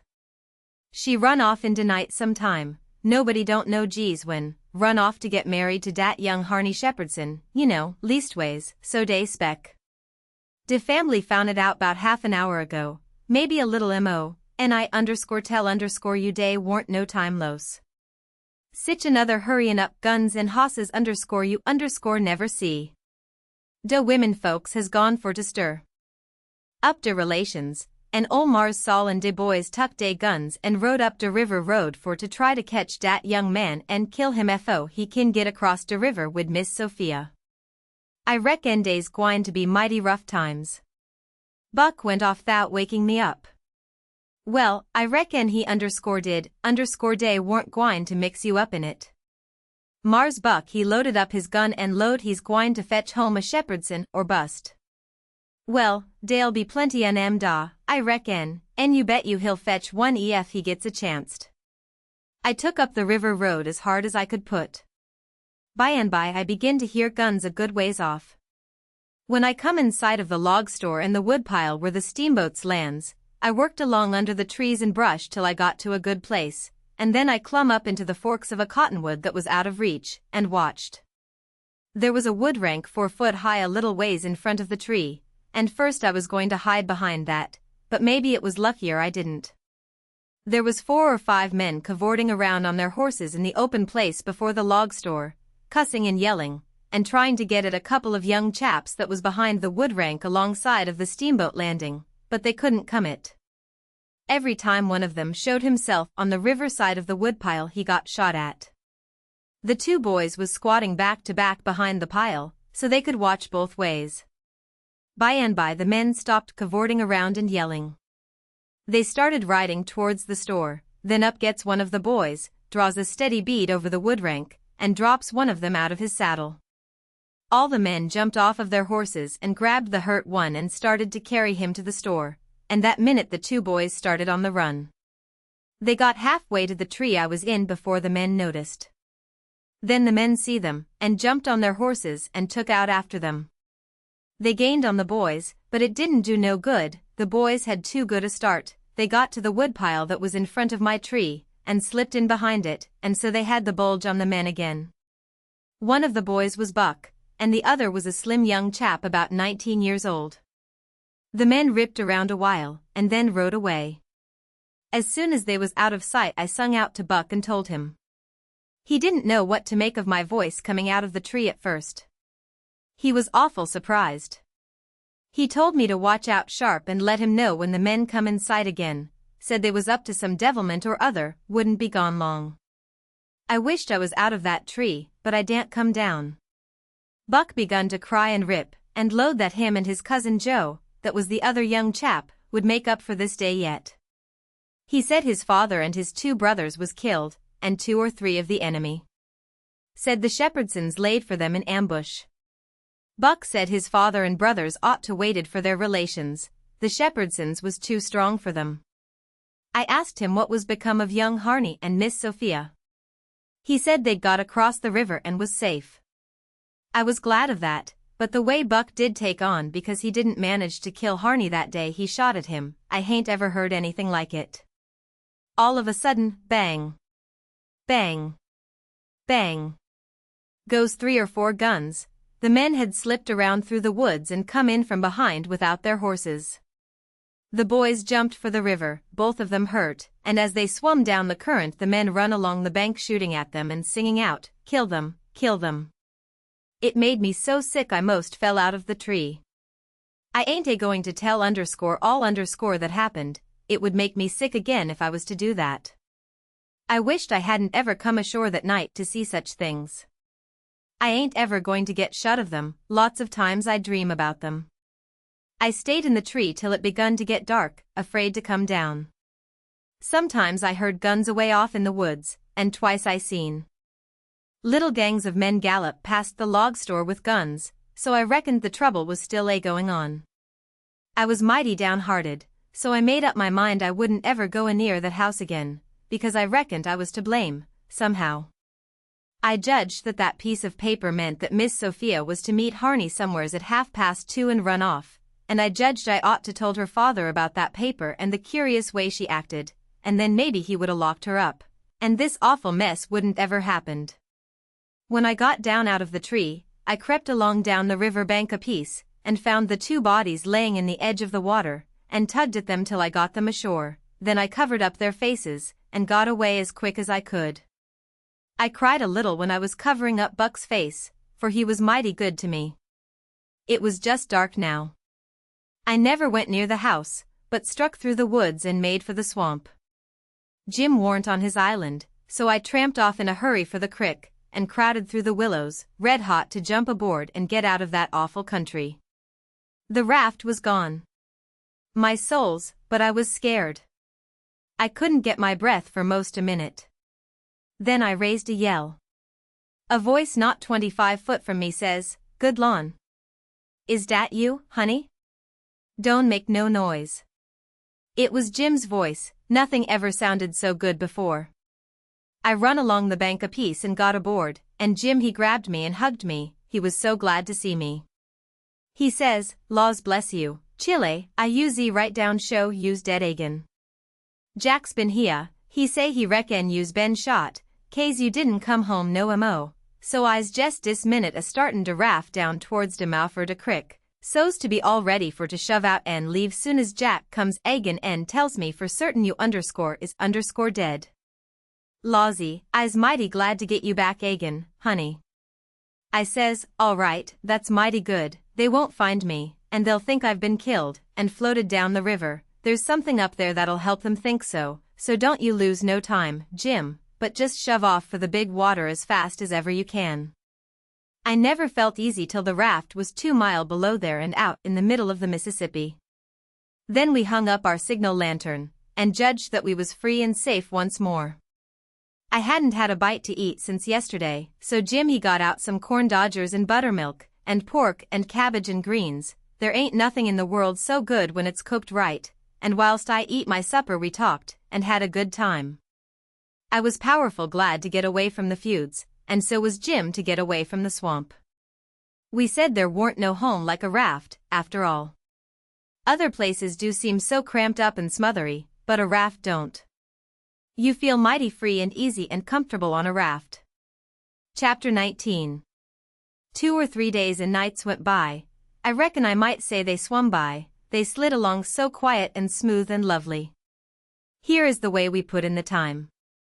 It was a monstrous big river down there, sometimes 1.5 miles wide. We run nights, and laid up and hid daytimes. Soon as night was most gone we stopped navigating and tied up, nearly always in the dead water under a towhead, and then cut young cottonwoods and willows, and hid the raft with them. Then we set out the lines. Next we slid into the river and had a swim, so as to freshen up and cool off. Then we sat down on the sandy bottom where the water was about knee-deep, and watched the daylight come. Not a sound anywheres, perfectly still, just like the whole world was asleep, only sometimes the bullfrogs a-cluttering, maybe.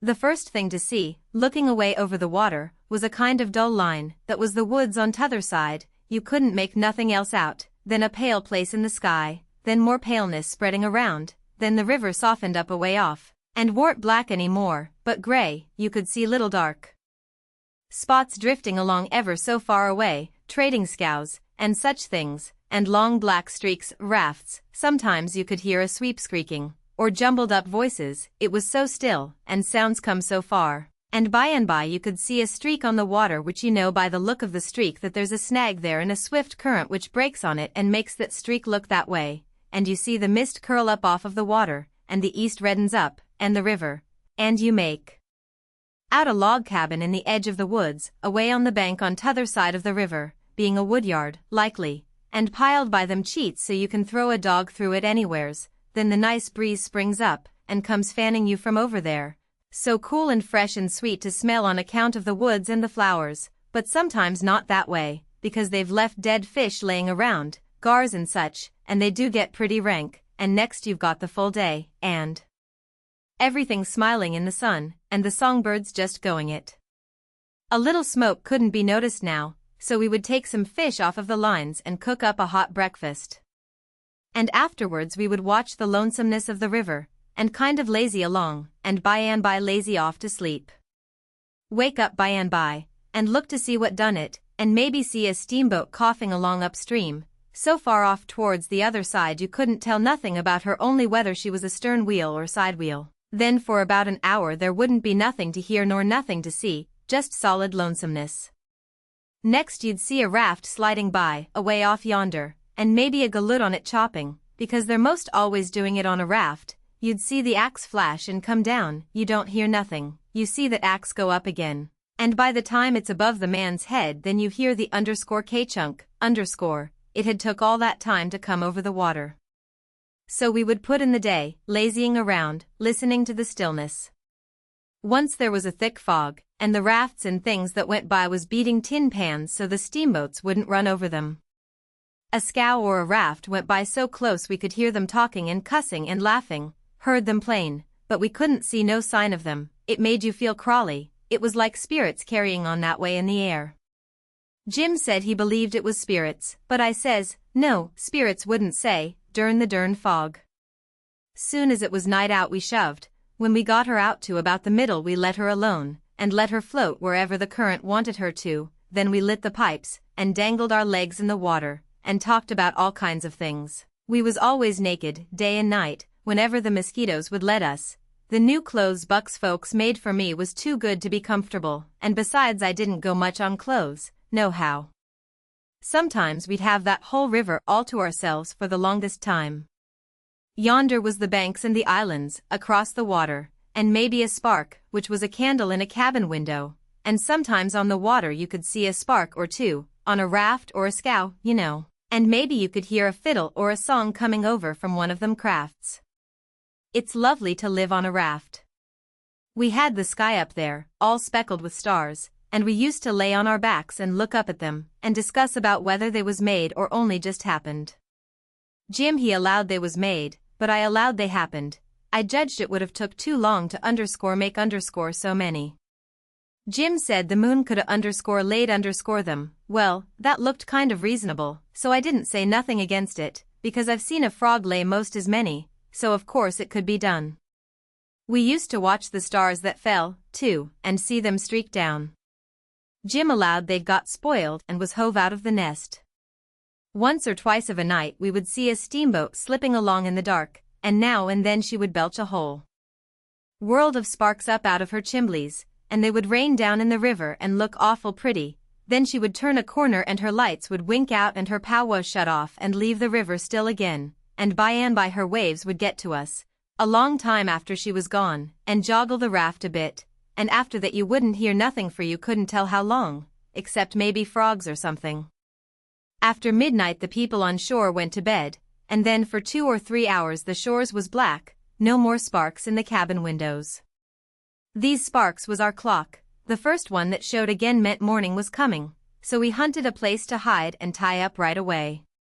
One morning about daybreak I found a canoe and crossed over a chute to the main shore. It was only 200 yards, and paddled about a mile up a creek amongst the cypress woods, to see if I couldn't get some berries. Just as I was passing a place where a kind of a cowpath crossed the creek, here comes a couple of men tearing up the path as tight as they could foot it. I thought I was a goner, for whenever anybody was after anybody I judged it was _me_ or maybe Jim.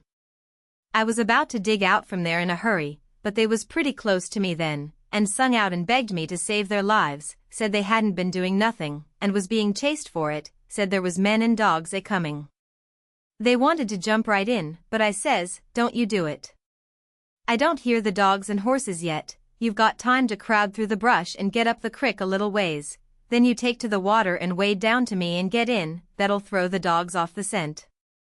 They done it, and soon as they was aboard I lit out for our towhead, and in about 5 or 10 minutes we heard the dogs and the men away off, shouting. We heard them come along towards the crick, but couldn't see them. They seemed to stop and fool around a while. Then, as we got further and further away all the time, we couldn't hardly hear them at all. By the time we had left a mile of woods behind us and struck the river, everything was quiet, and we paddled over to the towhead and hid in the cottonwoods and was safe. One of these fellows was about 70 or upwards, and had a bald head and very gray whiskers. He had an old battered-up slouch hat on, and a greasy blue woolen shirt, and ragged old blue jeans breeches stuffed into his boot-tops, and home-knit galluses. No, he only had one. He had an old long-tailed blue jeans coat with slick brass buttons flung over his arm, and both of them had big, fat, ratty-looking carpet-bags. The other fellow was about 30, and dressed about as ornery. After breakfast we all laid off and talked, and the first thing that come out was that these chaps didn't know one another. What got you into trouble, says the bald head to t'other chap. Well, I'd been selling an article to take the tartar off the teeth, and it does take it off, too, and generally the enamel along with it, but I stayed about one night longer than I ought to, and was just in the act of sliding out when I ran across you on the trail this side of town, and you told me they were coming, and begged me to help you to get off. So I told you I was expecting trouble myself, and would scatter out with you. That's the whole yarn. What's yourn? Well, I'd been runnin' a little temperance revival var, 'bout a week, and was the pet of the women folks, big and little, for I was makin' it mighty warm for the rummies. I tell you, and takin as much as $5 or $6 a night, 10 cents a head, children and niggers free, and business growin' all the time. when somehow or another a little report got around last night that I had a way of puttin' in my time with a private jug on the sly. A nigger rousted me out this mornin', and told me the people was getherin' on the quiet with their dogs and horses, and they'd be along pretty soon and give me 'bout half an hour's start, and then run me down if they could, and if they got me they'd tar and feather me and ride me on a rail, sure. I didn't wait for no breakfast, I warn't hungry. Old man, said the young one, I reckon we might double-team it together, what do you think? I ain't undisposed. What's your line, mainly? Jour printer by trade, do a little in patent medicines, theater actor and tragedy, you know, take a turn to mesmerism and phrenology when there's a chance, teach singing geography school for a change, sling a lecture sometimes, oh, I do lots of things, most anything that comes handy, so it ain't work. What's your lay? I've done considerable in the doctoring way in my time. Layin' on o' hands is my best holt, for cancer and paralysis, and sich things, and I can tell a fortune pretty good when I've got somebody along to find out the facts for me. Preachin's my line, too, and workin' camp meetin's, and missionaryin' around. Nobody never said anything for a while, then the young man hove a sigh and says, alas. What re you alas-in about, says the bald head. To think I should have lived to be leading such a life, and be degraded down into such company. And he begun to wipe the corner of his eye with a rag. Durn your skin, ain't the company good enough for you, says the bald head, pretty pert and uppish. Yes, it underscore good enough for me, it's as good as I deserve, for who fetched me so low when I was so high? I did myself. I don't blame you gentlemen, far from it, I don't blame anybody. I deserve it all. Let the cold world do its worst, one thing I know, there's a grave somewhere for me. The world may go on just as it's always done, and take everything from me, loved ones, property, everything, but it can't take that. Some day I'll lie down in it and forget it all, and my poor broken heart will be at rest. He went on a-wiping. Draught your poor broken heart, says the bald head, what are you heaving your poor broken heart at _us_fr? We hain't done nothing. No, I know you haven't. I ain't blaming you, gentlemen. I brought myself down, yes, I did it myself.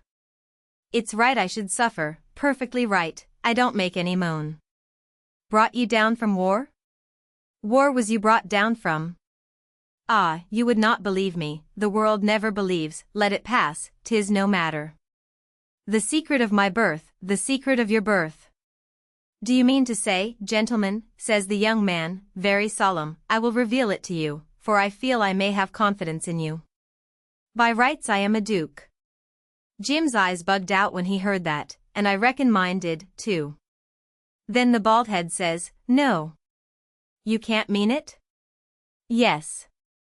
My great-grandfather, eldest son of the Duke of Bridgewater, fled to this country about the end of the last century, to breathe the pure air of freedom, married here, and died, leaving a son, his own father dying about the same time.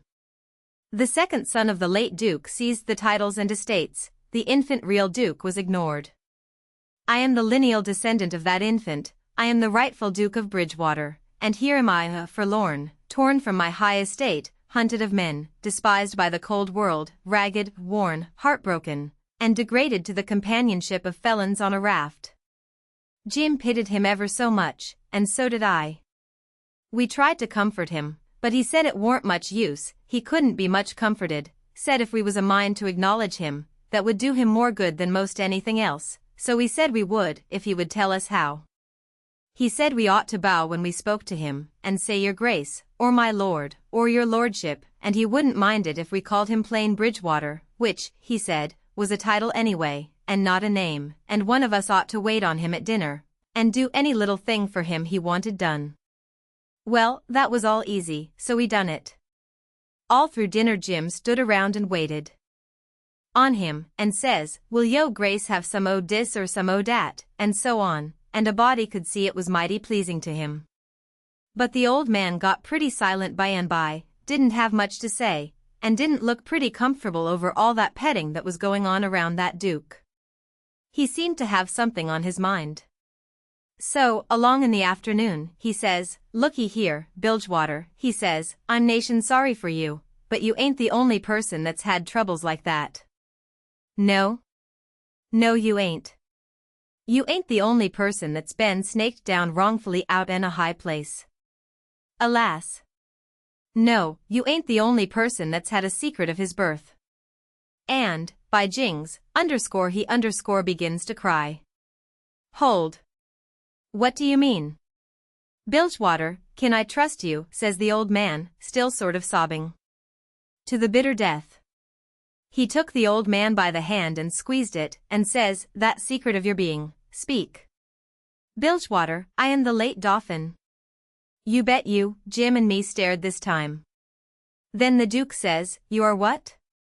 "Yes, my friend, it is too true. Your eyes is lookin' at this very moment on the poor disappeared Dauphin, Louis XVII, son of Louis XVI and Mary Antoinette. You. At your age. No. You mean you're the late Charlemagne, you must be 600 or 700 years old, at the very least. Trouble has done it, Bilgewater, trouble has done it, trouble has brung these grey hairs and this premature balditude. Yes, gentlemen, you see before you, in blue jeans and misery, the wanderin', exiled, trampled on, and sufferin' rightful king of France. Well, he cried and took on so that me and Jim didn't know hardly what to do, we was so sorry, and so glad and proud we'd got him with us, too. So we set in, like we done before with the Duke, and tried to comfort him. But he said it warn't no use, nothing but to be dead and done with it all could do him any good, though he said it often made him feel easier and better for a while if people treated him according to his rights, and got down on one knee to speak to him, and always called him Your Majesty, and waited on him first at meals, and didn't set down in his presence till he asked them.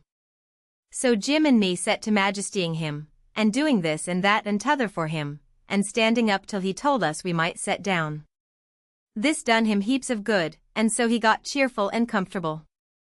But the Duke kind of soured on him, and didn't look a bit satisfied with the way things was going. Still, the king acted real friendly towards him, and said the Duke's great-grandfather and all the other Dukes of Bilgewater was a good deal thought of by his father, and was allowed to come to the palace considerable, but the Duke stayed huffy a good while, till by and by the king says, "Like as not we got to be together a blamed long time on this 8-year raft, Bilgewater, and so what's the use? Oh, you're bein' sour? It'll only make things uncomfortable. It ain't my fault I warn't born a duke, it ain't your fault you warn't born a king, so what's the use to worry? Make the best o' things the way you find 'em, says I, that's my motto. This ain't no bad thing that we've struck here, plenty grub and an easy life, come, give us your hand, Duke, and le's all be friends." The Duke done it, and Jim and me was pretty glad to see it. It took away all the uncomfortableness and we felt mighty good over it, because it would have been a miserable business to have any unfriendliness on the raft, for what you want, above all things, on a raft, is for everybody to be satisfied, and feel right and kind towards the others. It didn't take me long to make up my mind that these liars warn't no kings nor dukes at all, but just low-down humbugs and frauds. But I never said nothing, never let on, kept it to myself, it's the best way, then you don't have no quarrels, and don't get into no trouble. If they wanted us to call them kings and dukes, I hadn't no objections, long as it would keep peace in the family, and it warn't no use to tell Jim, so I didn't tell him. If I never learnt nothing else out of Pap, I learnt that the best way to get along with his kind of people is to let them have their own way. Chapter 20. They asked us considerable many questions, wanted to know what we covered up the raft that way for, and laid by in the daytime instead of running. Was Jim a runaway nigger? Says I, goodness sakes, would a runaway nigger run _south, no, they allowed he wouldn't. I had to account for things some way, so I says, my folks was living in Pike County, in Missouri, where I was born, and they all died off but me and Pa and my brother Ike. Pa, he 'lowed he'd break up and go down and live with Uncle Ben, who's got a little one-horse place on the river, 44 mile below Orleans. Pa was pretty poor and had some debts, so when he'd squared up there warn't nothing left but $16 and our nigger, Jim. That warn't enough to take us 1,400 mile, deck passage, nor no other way. Well, when the river rose, Pa had a streak of luck one day. He catched this piece of a raft, so we reckoned we'd go down to Orleans on it. Pa's luck didn't hold out. A steamboat run over the forward corner of the raft one night, and we all went overboard and dove under the wheel. Jim and me come up all right, but Pa was drunk, and Ike was only 4 years old, so they never come up no more. Well, for the next day or two we had considerable trouble, because people was always coming out in skiffs and trying to take Jim away from me, saying they believed he was a runaway nigger. We don't run daytimes no more now, nights they don't bother us. The Duke says, leave me alone to cipher out a way so we can run in the daytime if we want to. I'll think the thing over, I'll invent a plan that'll fix it. We'll let it alone for today, because of course we don't want to go by that town yonder in daylight, it mightn't be healthy. Towards night it begun to darken up and look like rain, the heat lightning was squirting around low down in the sky, and the leaves was beginning to shiver. It was going to be pretty ugly, it was easy to see that. So the Duke and the King went to overhauling our wigwam, to see what the beds was like. My bed was a straw tick better than Jim's, which was a corn shuck tick. There's always cobs around about in a shuck tick, and they poke into you and hurt, and when you roll over the dry shucks sound like you was rolling over in a pile of dead leaves. It makes such a rustling that you wake up. Well, the Duke allowed he would take my bed, but the King allowed he wouldn't. He says, I should 'a reckoned the difference in rank would 'a suggested to you that a cornshuck bed warn't just fittin' for me to sleep on. Your Grace'll take the shuck bed yourself. Jim and me was in a sweat again for a minute, being afraid there was going to be some more trouble amongst them, so we was pretty glad when the Duke says, 'Tis my fate to be always ground into the mire under the iron heel of oppression. Misfortune has broken my once haughty spirit, I yield, I submit, 'tis my fate. I am alone in the world, let me suffer, I can bear it. We got away as soon as it was good and dark. The King told us to stand well out towards the middle of the river, and not show a light till we got a long ways below the town. We come in sight of the little bunch of lights by and by, that was the town, you know, and slid by, about a half a mile out, all right. When we was 3/4 of a mile below we hoisted up our signal lantern, and about 10 o'clock it come on to rain and blow and thunder and lighten like everything, so the King told us to both stay on watch till the weather got better. Then him and the Duke crawled into the wigwam and turned in for the night. It was my watch below till 12, but I wouldn't 'a turned in anyway if I'd had a bed, because a body don't see such a storm as that every day in the week, not by a long sight. My souls, how the wind did scream along. And every second or two there'd come a glare that lit up the whitecaps for a half a mile around, and you'd see the islands looking dusty through the rain, and the trees thrashing around in the wind. Then comes a _h whack, bum. Bum. Bumbalumbalum bum bum bum bum, and the thunder would go rumbling and grumbling away, and quit, and then _rip comes another flash and another sockdolager. The waves most washed me off the raft sometimes, but I hadn't any clothes on, and didn't mind. We didn't have no trouble about snags. The lightning was glaring and flittering around so constant that we could see them plenty soon enough to throw her head this way or that and miss them. I had the middle watch, you know, but I was pretty sleepy by that time, so Jim he said he would stand the first half of it for me. He was always mighty good that way, Jim was. I crawled into the wigwam, but the King and the Duke had their legs sprawled around so there warn't no show for me, so I laid outside. I didn't mind the rain, because it was warm and the waves weren't running so high now. About 2 they come up again, though, and Jim was going to call me, but he changed his mind, because he reckoned they weren't high enough yet to do any harm, but he was mistaken about that, for pretty soon all of a sudden along comes a regular ripper and washed me overboard. It most killed Jim laughing. He was the easiest nigger to laugh that ever was, anyway. I took the watch, and Jim he laid down and snored away, and by the storm let up for good and all, and the first cabin light that showed, I rousted him out and we slid the raft into hiding quarters for the day. The King got out an old ratty deck of cards after breakfast, and him and the Duke played 7-up a while, 5 cents a game.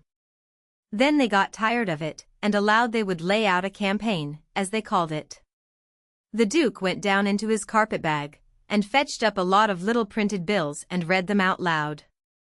One bill said, the celebrated Dr. Armand de Montalban, of Paris, would lecture on the science of phrenology at such and such a place, on the blank day of blank, at 10 cents admission, and furnish charts of character at 25 cents apiece.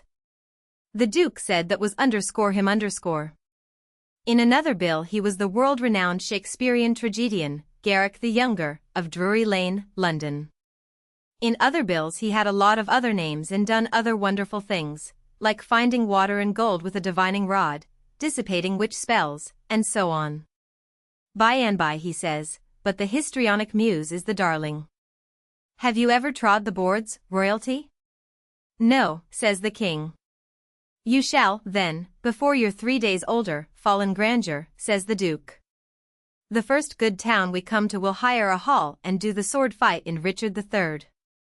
And the balcony scene in Romeo and Juliet. How does that strike you? I'm in, up to the hub, for anything that will pay bilgewater, but, you see, I don't know nothing about play actin', and hain't ever seen much of it. I was too small when Pap used to have 'em at the palace. Do you reckon you can learn me? Easy. All right. I'm just a freezin' for something fresh, anyway. Lease commence right away. So the Duke he told him all about who Romeo was and who Juliet was, and said he was used to being Romeo, so the king could be Juliet. But if Juliet's such a young gal, Duke, my peeled head and my white whiskers is goin' to look uncommon odd on her, maybe. No, don't you worry, these country jakes won't ever think of that. Besides, you know, you'll be in costume, and that makes all the difference in the world. Juliet's in a balcony, enjoying the moonlight before she goes to bed, and she's got on her nightgown and her ruffled nightcap. Here are the costumes for the parts. He got out 2 or 3 curtain calico suits, which he said was medieval armor for Richard III. And t'other chap, and a long white cotton nightshirt and a ruffled nightcap to match. The king was satisfied, so the Duke got out his book and read the parts over in the most splendid spread-eagle way, prancing around and acting at the same time, to show how it had got to be done. Then he give the book to the king and told him to get his part by heart. There was a little one-horse town about 3 miles down the bend, and after dinner the Duke said he had ciphered out his idea about how to run in daylight without it being dangersome for Jim, so he allowed he would go down to the town and fix that thing. The king allowed he would go, too, and see if he couldn't strike something. We was out of coffee, so Jim said I better go along with them in the canoe and get some. When we got there warn't nobody stirring, streets empty, and perfectly dead and still, like Sunday. We found a sick nigger sunning himself in a backyard, and he said everybody that warn't too young or too sick or too old was gone to camp meeting, about 2 mile back in the woods. The king got the directions, and allowed he'd go and work that camp meeting for all it was worth, and I might go too. The Duke said what he was after was a printing office. We found it, a little bit of a concern, up over a carpenter shop, carpenters and printers all gone to the meeting, and no doors locked. It was a dirty, littered-up place, and had ink marks, and handbills with pictures of horses and runaway niggers on them, all over the walls. The Duke shed his coat and said he was all right now. So me and the king lit out for the camp meeting.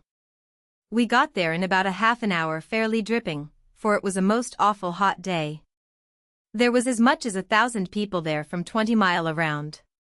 The woods was full of teams and wagons, hitched everywheres, feeding out of the wagon troughs and stomping to keep off the flies. There was sheds made out of poles and roofed over with branches, where they had lemonade and gingerbread to sell, and piles of watermelons and green corn and such like truck. The preaching was going on under the same kinds of sheds, only they was bigger and held crowds of people. The benches was made out of outside slabs of logs, with holes bored in the round side to drive sticks into for legs. They didn't have no backs. The preachers had high platforms to stand on at one end of the sheds. The women had on sunbonnets, and some had linsey-woolsey frocks, some gingham ones, and a few of the young ones had on calico. Some of the young men was barefooted, and some of the children didn't have on any clothes but just a tow linen shirt. Some of the old women was knitting, and some of the young folks was courting on the sly. The first shed we come to the preacher was lining out a hymn. He lined out 2 lines, everybody sung it, and it was kind of grand to hear it, there was so many of them and they done it in such a rousing way. Then he lined out 2 more for them to sing, and so on.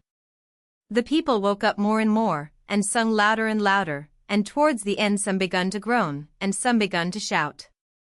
Then the preacher begun to preach, and begun in earnest, too, and went weaving first to one side of the platform and then the other, and then leaning down over the front of it, with his arms and his body going all the time, and shouting his words out with all his might, and every now and then he would hold up his Bible and spread it open, and kind of pass it around this way and that, shouting, "It's the brazen serpent in the wilderness.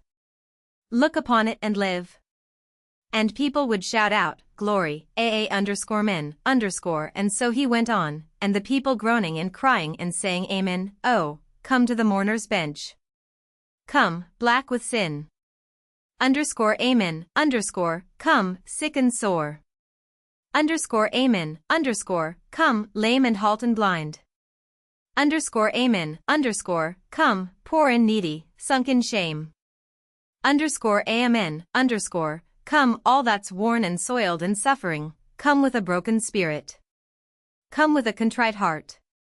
Come in your rags and sin and dirt. The waters that cleanse is free, the door of heaven stands open, oh, enter in and be at rest. Amen, glory, glory hallelujah, and so on. You couldn't make out what the preacher said anymore, on account of the shouting and crying. Folks got up everywheres in the crowd, and worked their way just by main strength to the mourner's bench, with the tears running down their faces, and when all the mourners had got up there to the front benches in a crowd, they sung and shouted and flung themselves down on the straw, just crazy and wild. Well, the first I knowed the king got going, and you could hear him over everybody, and next he went charging up onto the platform, and the preacher he begged him to speak to the people, and he done it.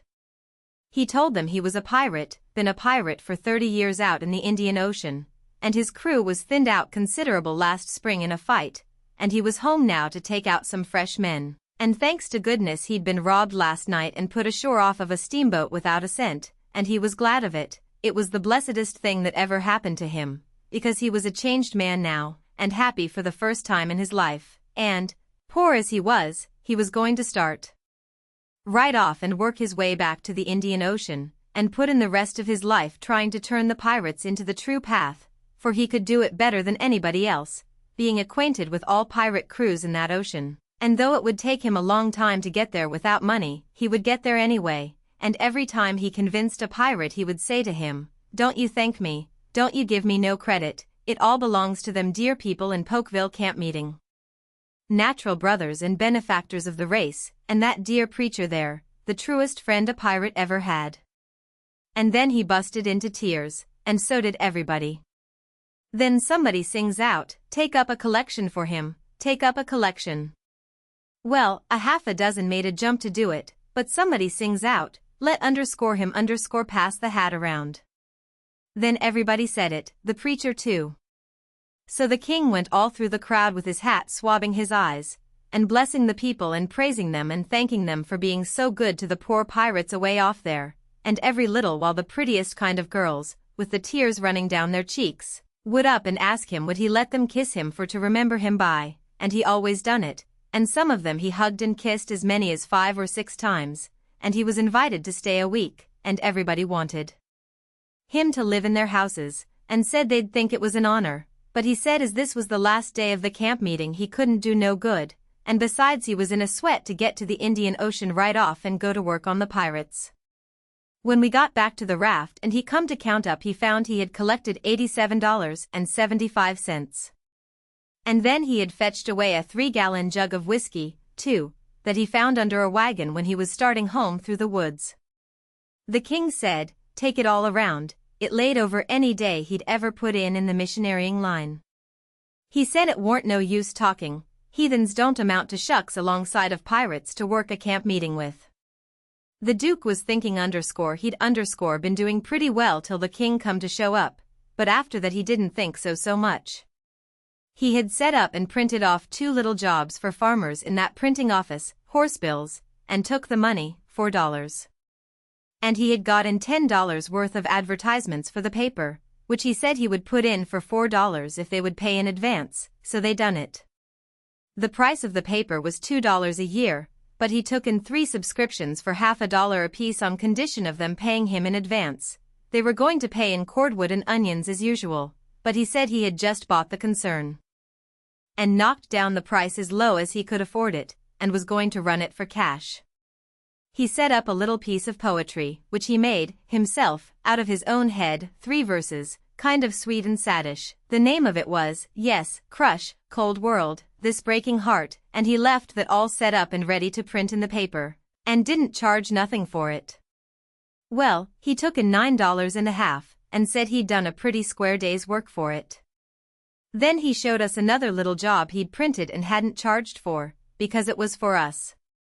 It had a picture of a runaway nigger with a bundle on a stick over his shoulder, and $200 reward under it. The reading was all about Jim, and just described him to a dot. It said he run away from St. Jacques Plantation, 40 miles below New Orleans, last winter, and likely went north, and whoever would catch him and send him back he could have the reward and expenses. Now, says the Duke, after tonight we can run in the daytime if we want to.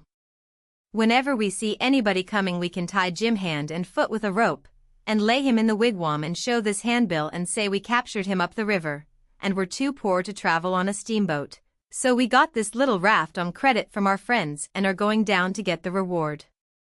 Handcuffs and chains would look still better on Jim, but it wouldn't go well with the story of us being so poor. Too much like jewelry. Ropes are the correct thing. We must preserve the unities, as we say on the boards. We all said the Duke was pretty smart, and there couldn't be no trouble about running daytimes. We judged we could make miles enough that night to get out of the reach of the powwow we reckoned the Duke's work in the printing office was going to make in that little town, then we could boom right along if we wanted to. We laid low and kept still, and never shoved out till nearly 10 o'clock, then we slid by, pretty wide away from the town, and didn't hoist our lantern till we was clear out of sight of it. When Jim called me to take the watch at 4 in the morning, he says, Huck, does you reckon we gwine to run across any M.O. Kings on dis trip? No, I says, I reckon not.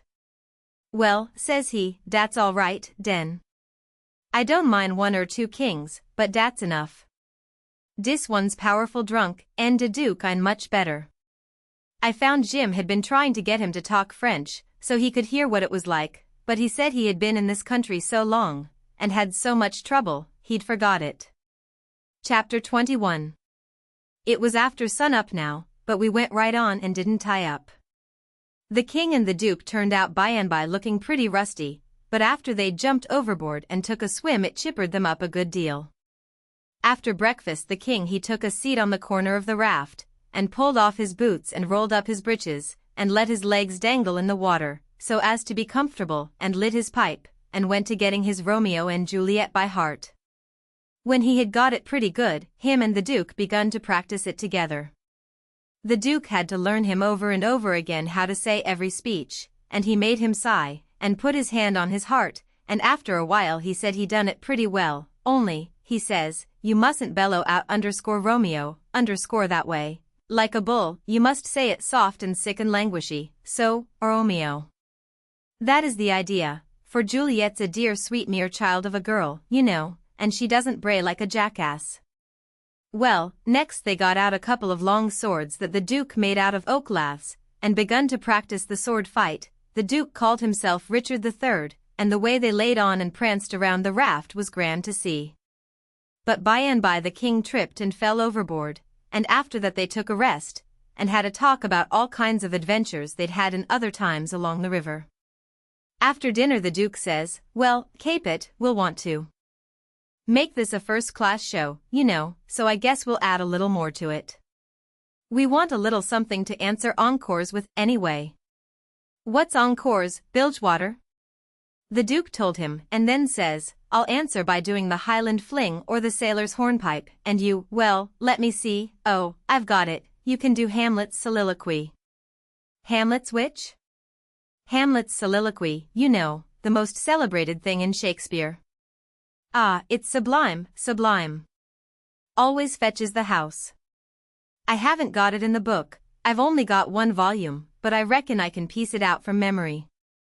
I'll just walk up and down a minute, and see if I can call it back from recollection's vaults. So he went to marching up and down, thinking, and frowning horrible every now and then he would hoist up his eyebrows, next he would squeeze his hand on his forehead and stagger back and kind of moan, next he would sigh, and next he'd let on to drop a tear. It was beautiful to see him. By and by he got it. He told us to give attention. Then he strikes a most noble attitude, with one leg shoved forwards, and his arms stretched away up, and his head tilted back, looking up at the sky, and then he begins to rip and rave and grit his teeth, and after that, all through his speech, he howled, and spread around, and swelled up his chest, and just knocked the spots out of any acting ever _I_see before. This is the speech, I learned it easy enough, while he was learning it to the king. To be, or not to be, that is the bare bodkin that makes calamity of so long life, for who would Fardell's bear, till Burnham would do come to Dunsinane, but that the fear of something after death murders the innocent sleep, great nature's second course, and makes us rather sling the arrows of outrageous fortune than fly to others that we know not of. There's the respect must give us pause, wake Duncan with thy knocking. I would thou couldst, for who would bear the whips and scorns of time, the oppressor's wrong, the proud man's contumely, the law's delay, and the quietus which his pangs might take. In the dead waste and middle of the night, when churchyards yawn in customary suits of solemn black, but that the undiscovered country from whose bourne no traveller returns, breathes forth contagion on the world, and thus the native hue of resolution, like the poor cat the adage, is sicklied o'er with care. And all the clouds that lowered o'er our housetops, with this regard their currents turn awry, and lose the name of action. 'Tis a consummation devoutly to be wished. But soft you, the fair Ophelia, ope not thy ponderous and marble jaws. But get thee to a nunnery, go. Well, the old man he liked that speech, and he mighty soon got it so he could do it first rate. It seemed like he was just born for it, and when he had his hand in and was excited, it was perfectly lovely the way he would rip and tear and rear up behind when he was getting it off. The first chance we got, the Duke he had some show bills printed, and after that, for 2 or 3 days as we floated along, the raft was a most uncommon lively place, for there warn't nothing but sword fighting and rehearsing, as the Duke called it, going on all the time. One morning, when we was pretty well down the state of Arkansas, we come in sight of a little one-horse town in a big bend, so we tied up about 3/4 of a mile above it, in the mouth of a crick which was shut in like a tunnel by the cypress trees, and all of us but Jim took the canoe and went down there to see if there was any chance in that place for our show. We struck it mighty lucky. There was going to be a circus there that afternoon, and the country people was already beginning to come in all kinds of old shackly wagons, and on horses. The circus would leave before night, so our show would have a pretty good chance. The Duke he hired the courthouse, and we went around and stuck up our bills. They read like this: Shakespearean Revival. Wonderful attraction. 4-1. Night only. The world-renowned tragedians, David Garrick the Younger, of Drury Lane Theatre, London, and Edmund Kean the Elder, of the Royal Haymarket Theatre, Whitechapel, Pudding Lane, Piccadilly, London, and the Royal Continental Theatres, in their sublime Shakespearean spectacle entitled The Balcony Scene in Romeo and Juliet. Romeo. Mr. Garrick. Juliet. Mr. Kean. Assisted by the whole strength of the company. New costumes, new scenery, new appointments.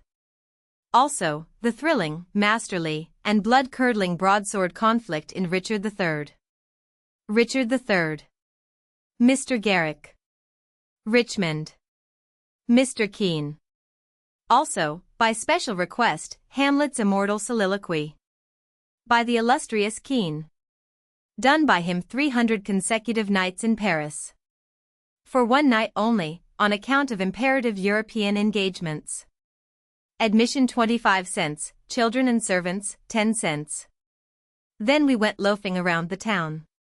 The stores and houses was most all old shackly dried up frame concerns that hadn't ever been painted. They was set up 3 or 4 foot above ground on stilts, so as to be out of reach of the water when the river was overflowed. The houses had little gardens around them, but they didn't seem to raise hardly anything in them but Jimson weeds, and sunflowers, and ash piles, and old curled-up boots and shoes, and pieces of bottles, and rags, and played-out tinware. The fences was made of different kinds of boards, nailed on at different times, and they leaned every which way, and had gates that didn't generally have but one hinge, a leather one. Some of the fences had been whitewashed, some time or another, but the Duke said it was in Columbus's time, like enough. There was generally hogs in the garden, and people driving them out. All the stores was along one street. They had white domestic awnings in front, and the country people hitched their horses to the awning posts. There was empty dry goods boxes under the awnings, and loafers roosting on them all day long, whittling them with their Barlow knives, and chawing tobacco, and gaping and yawning and stretching, a mighty ornery lot. They generally had on yellow straw hats most as wide as an umbrella, but didn't wear no coats nor waistcoats. They called one another Bill, and Buck, and Hank, and Joe, and Andy, and talked lazy and drawly, and used considerable many cuss words. There was as many as one loafer leaning up against every awning post, and he most always had his hands in his breeches pockets, except when he fetched them out to lend a chaw of tobacco or scratch.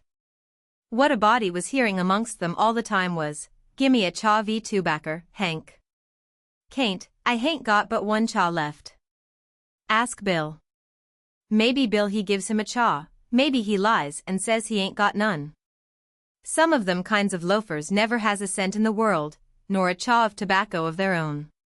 They get all their chawing by borrowing. They say to a fellow, "I wished you'd lend me a chaw, Jack. I'd just this minute give Ben Thompson the last chaw I had," which is a lie pretty much every time. It don't fool nobody but a stranger, but Jack ain't no stranger, so he says, "You give him a chaw, did you?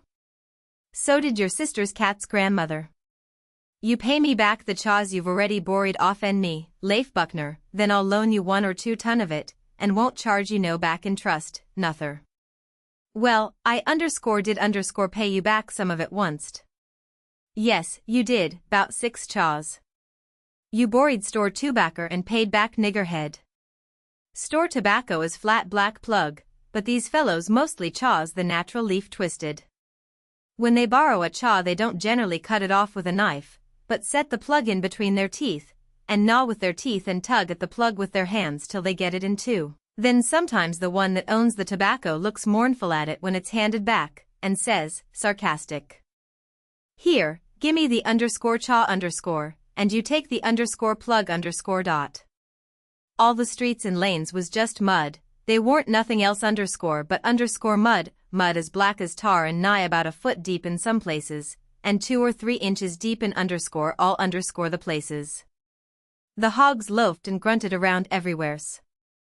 You'd see a muddy sow and a litter of pigs come lazying along the street and hollop herself right down in the way, where folks had to walk around her, and she'd stretch out and shut her eyes and wave her ears whilst the pigs was milking her, and look as happy as if she was on salary. And pretty soon you'd hear a loafer sing out, "Hi! _boy. Sick him, tige," and away the sow would go, squealing most horrible, with a dog or 2 swinging to each ear, and 3 or 4 dozen more a-coming, and then you would see all the loafers get up and watch the thing out of sight, and laugh at the fun and look grateful for the noise. Then they'd settle back again till there was a dog fight. There couldn't anything wake them up all over, and make them happy all over, like a dog fight, unless it might be putting turpentine on a stray dog and setting fire to him, or tying a tin pan to his tail and see him run himself to death. On the river front some of the houses was sticking out over the bank, and they was bowed and bent, and about ready to tumble in. The people had moved out of them. The bank was caved away under one corner of some others, and that corner was hanging over. People lived in them yet, but it was dangersome, because sometimes a strip of land as wide as a house caves in at a time. Sometimes a belt of land 1/4 of a mile deep will start in and cave along till it all caves into the river in one summer. Such a town as that has to be always moving back, and back, and back, because the river's always gnawing at it. The nearer it got to noon that day the thicker and thicker was the wagons and horses in the streets, and more coming all the time. Families fetched their dinners with them from the country, and eat them in the wagons. There was considerable whiskey drinking going on, and I seen 3 fights. By and by somebody sings out, "Here comes old Boggs, in from the country for his little old monthly drunk, here he comes, boys." All the loafers looked glad. I reckoned they was used to having fun out of Boggs. One of them says, "Wonder who he's a-gwine to chaw up this time. If he'd a-chawed up all the men he's been a-gwine to chaw up in the last 20 year he'd have considerable reputation now." Another one says, "I wished old Boggs threatened me, 'cause then I'd know I warn't gwine to die for 1,000 year." Boggs comes a-tearing along on his horse, whooping and yelling like an Injun, and singing out, "Clear the track, var. I'm on the Vaugh path, and the price UV coffins is a-gwine to raise." He was drunk, and weaving about in his saddle. He was over 50-year-old, and had a very red face. Everybody yelled at him and laughed at him and sassed him, and he sassed back, and said he'd attend to them and lay them out in their regular turns, but he couldn't wait now because he'd come to town to kill old Colonel Sherburne, and his motto was, "Meat first, and spoon victuals to top off on." He see me, and rode up and says, "Ward you come FM, boy? You prepared to die?" Then he rode on. I was scared, but a man says, "He don't mean nothing, he's always a-carryin' on like that when he's drunk. He's the best naturedest old fool in Arkansas, never hurt nobody, drunk nor sober." Boggs rode up before the biggest store in town, and bent his head down so he could see under the curtain of the awning and yells, "Come out here, Sherburne. Come out and meet the man you've swindled. You're the hound I'm after, and I'm a-gwine to have you, too." And so he went on, calling Sherburne everything he could lay his tongue to, and the whole street packed with people listening and laughing and going on. By and by a proud-looking man about 55, and he was a heap the best-dressed man in that town, too, steps out of the store, and the crowd drops back on each side to let him come.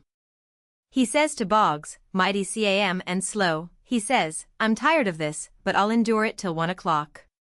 Till 1 o'clock, mind, no longer. If you open your mouth against me only once after that time you can't travel so far, but I will find you." Then he turns and goes in.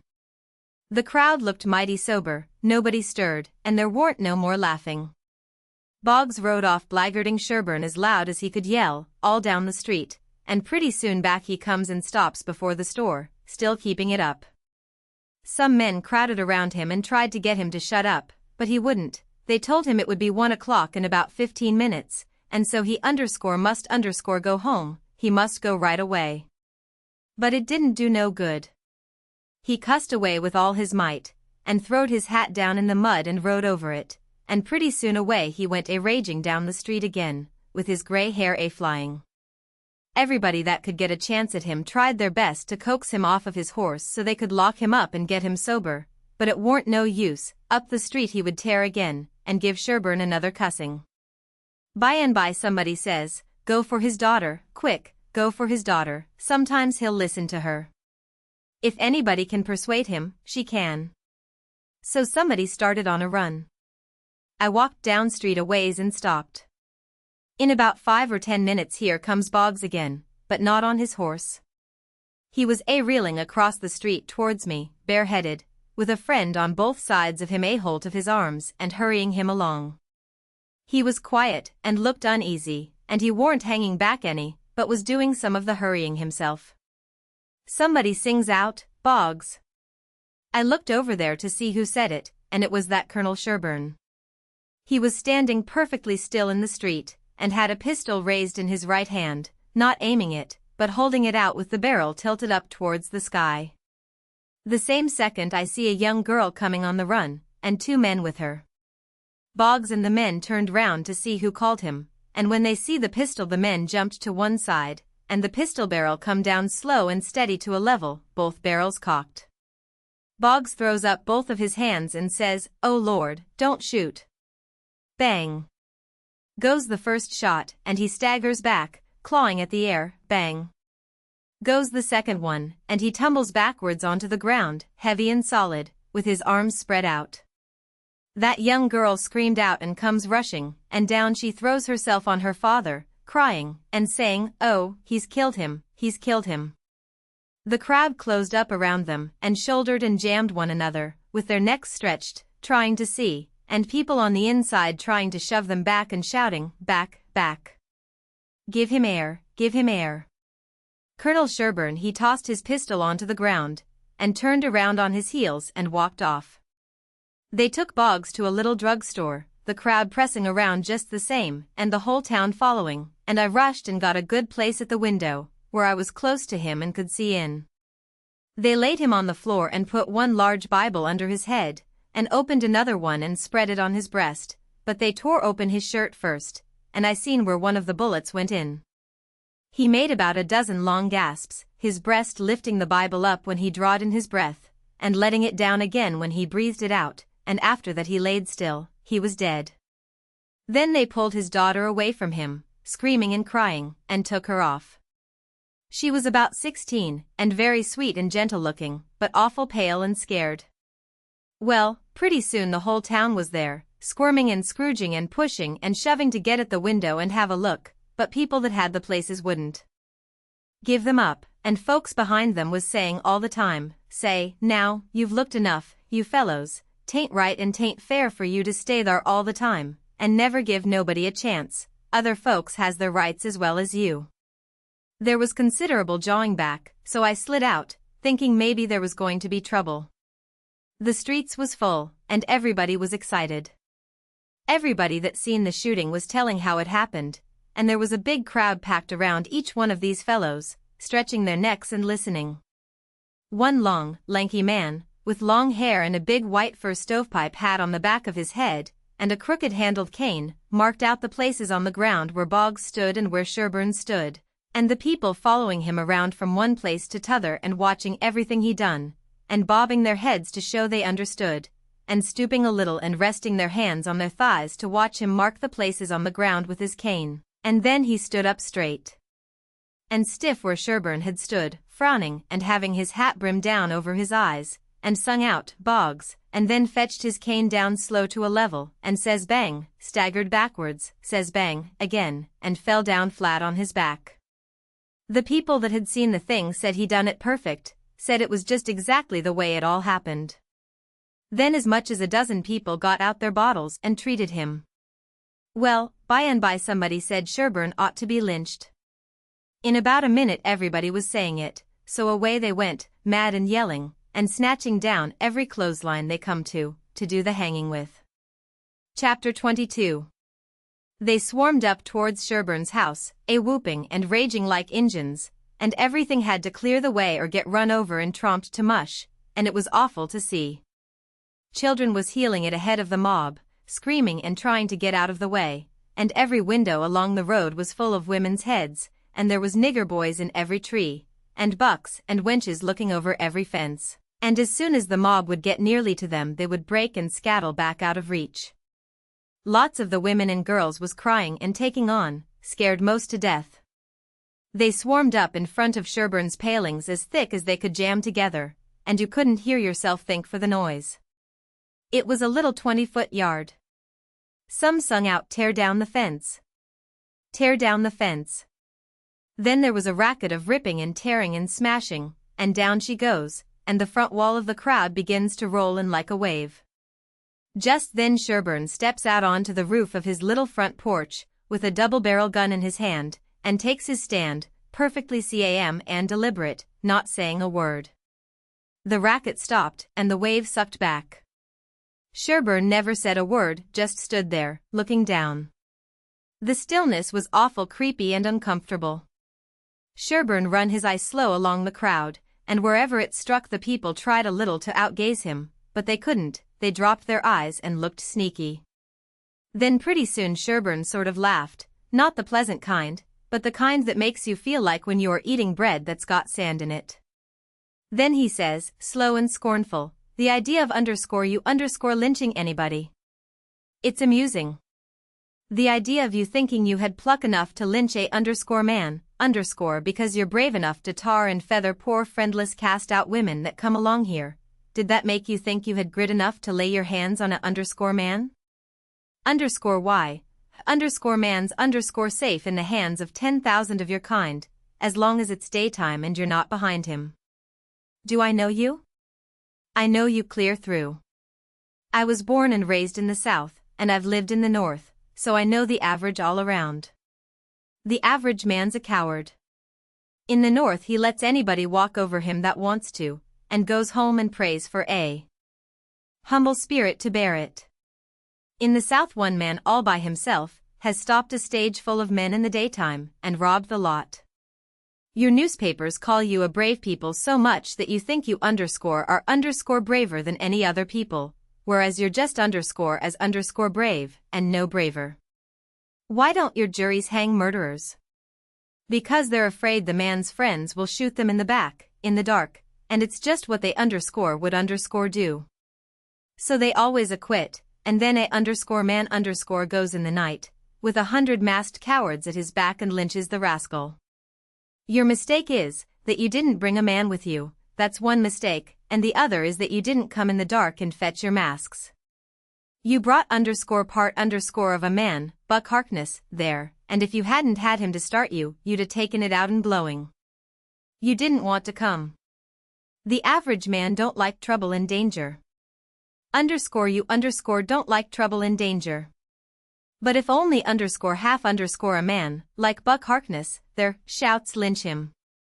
Lynch him, you're afraid to back down, afraid you'll be found out to be what you are, cowards and so you raise a yell, and hang yourselves on to that half a man's coattail, and come raging up here, swearing what big things you're going to do.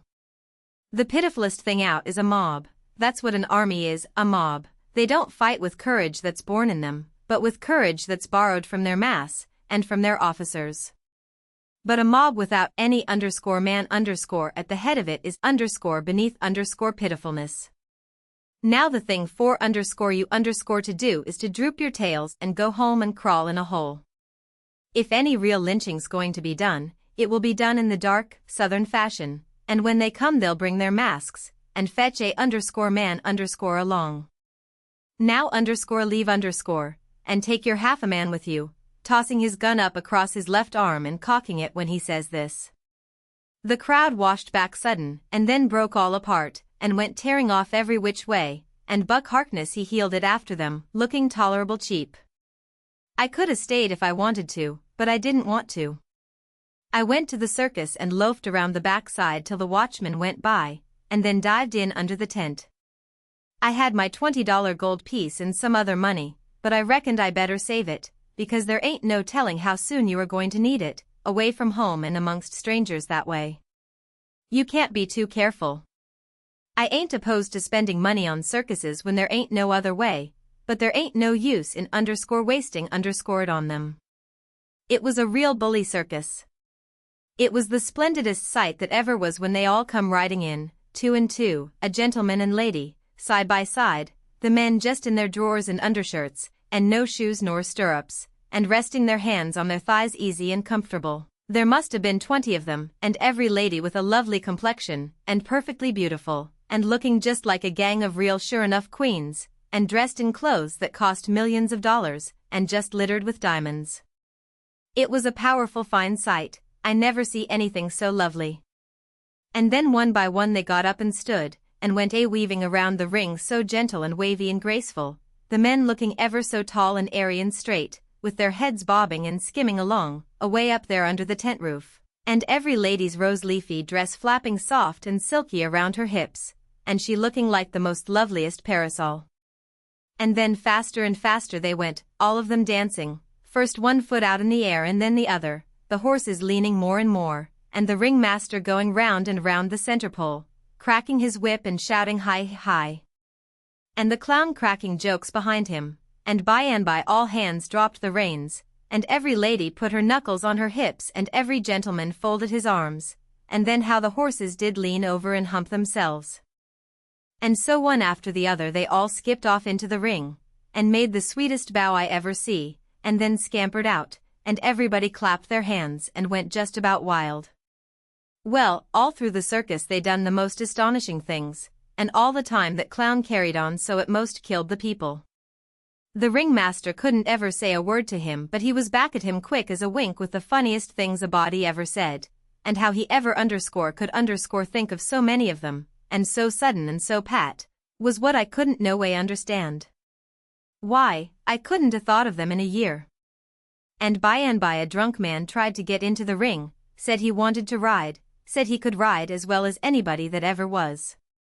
They argued and tried to keep him out, but he wouldn't listen, and the whole show come to a standstill. Then the people begun to holler at him and make fun of him, and that made him mad, and he begun to rip and tear, so that stirred up the people, and a lot of men begun to pile down off of the benches and swarm towards the ring, saying, "Knock him down. Throw him out," and 1 or 2 women begun to scream. So, then, the ringmaster he made a little speech, and said he hoped there wouldn't be no disturbance, and if the man would promise he wouldn't make no more trouble he would let him ride if he thought he could stay on the horse. So everybody laughed and said all right, and the man got on. The minute he was on, the horse begun to rip and tear and jump and cavort around, with 2 circus men hanging on to his bridle trying to hold him, and the drunk man hanging on to his neck, and his heels flying in the air every jump, and the whole crowd of people standing up shouting and laughing till tears rolled down.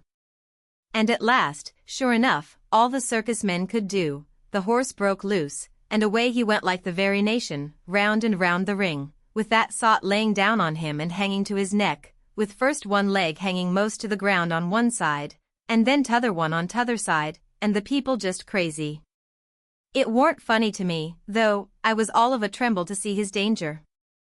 But pretty soon he struggled up a straddle and grabbed the bridle, reeling this way and that, and the next minute he sprung up and dropped the bridle and stood. And the horse going like a house afire too. He just stood up there, sailing around as easy and comfortable as if he warn't ever drunk in his life, and then he begun to pull off his clothes and sling them. He shed them so thick they kind of clogged up the air, and altogether he shed 17 suits.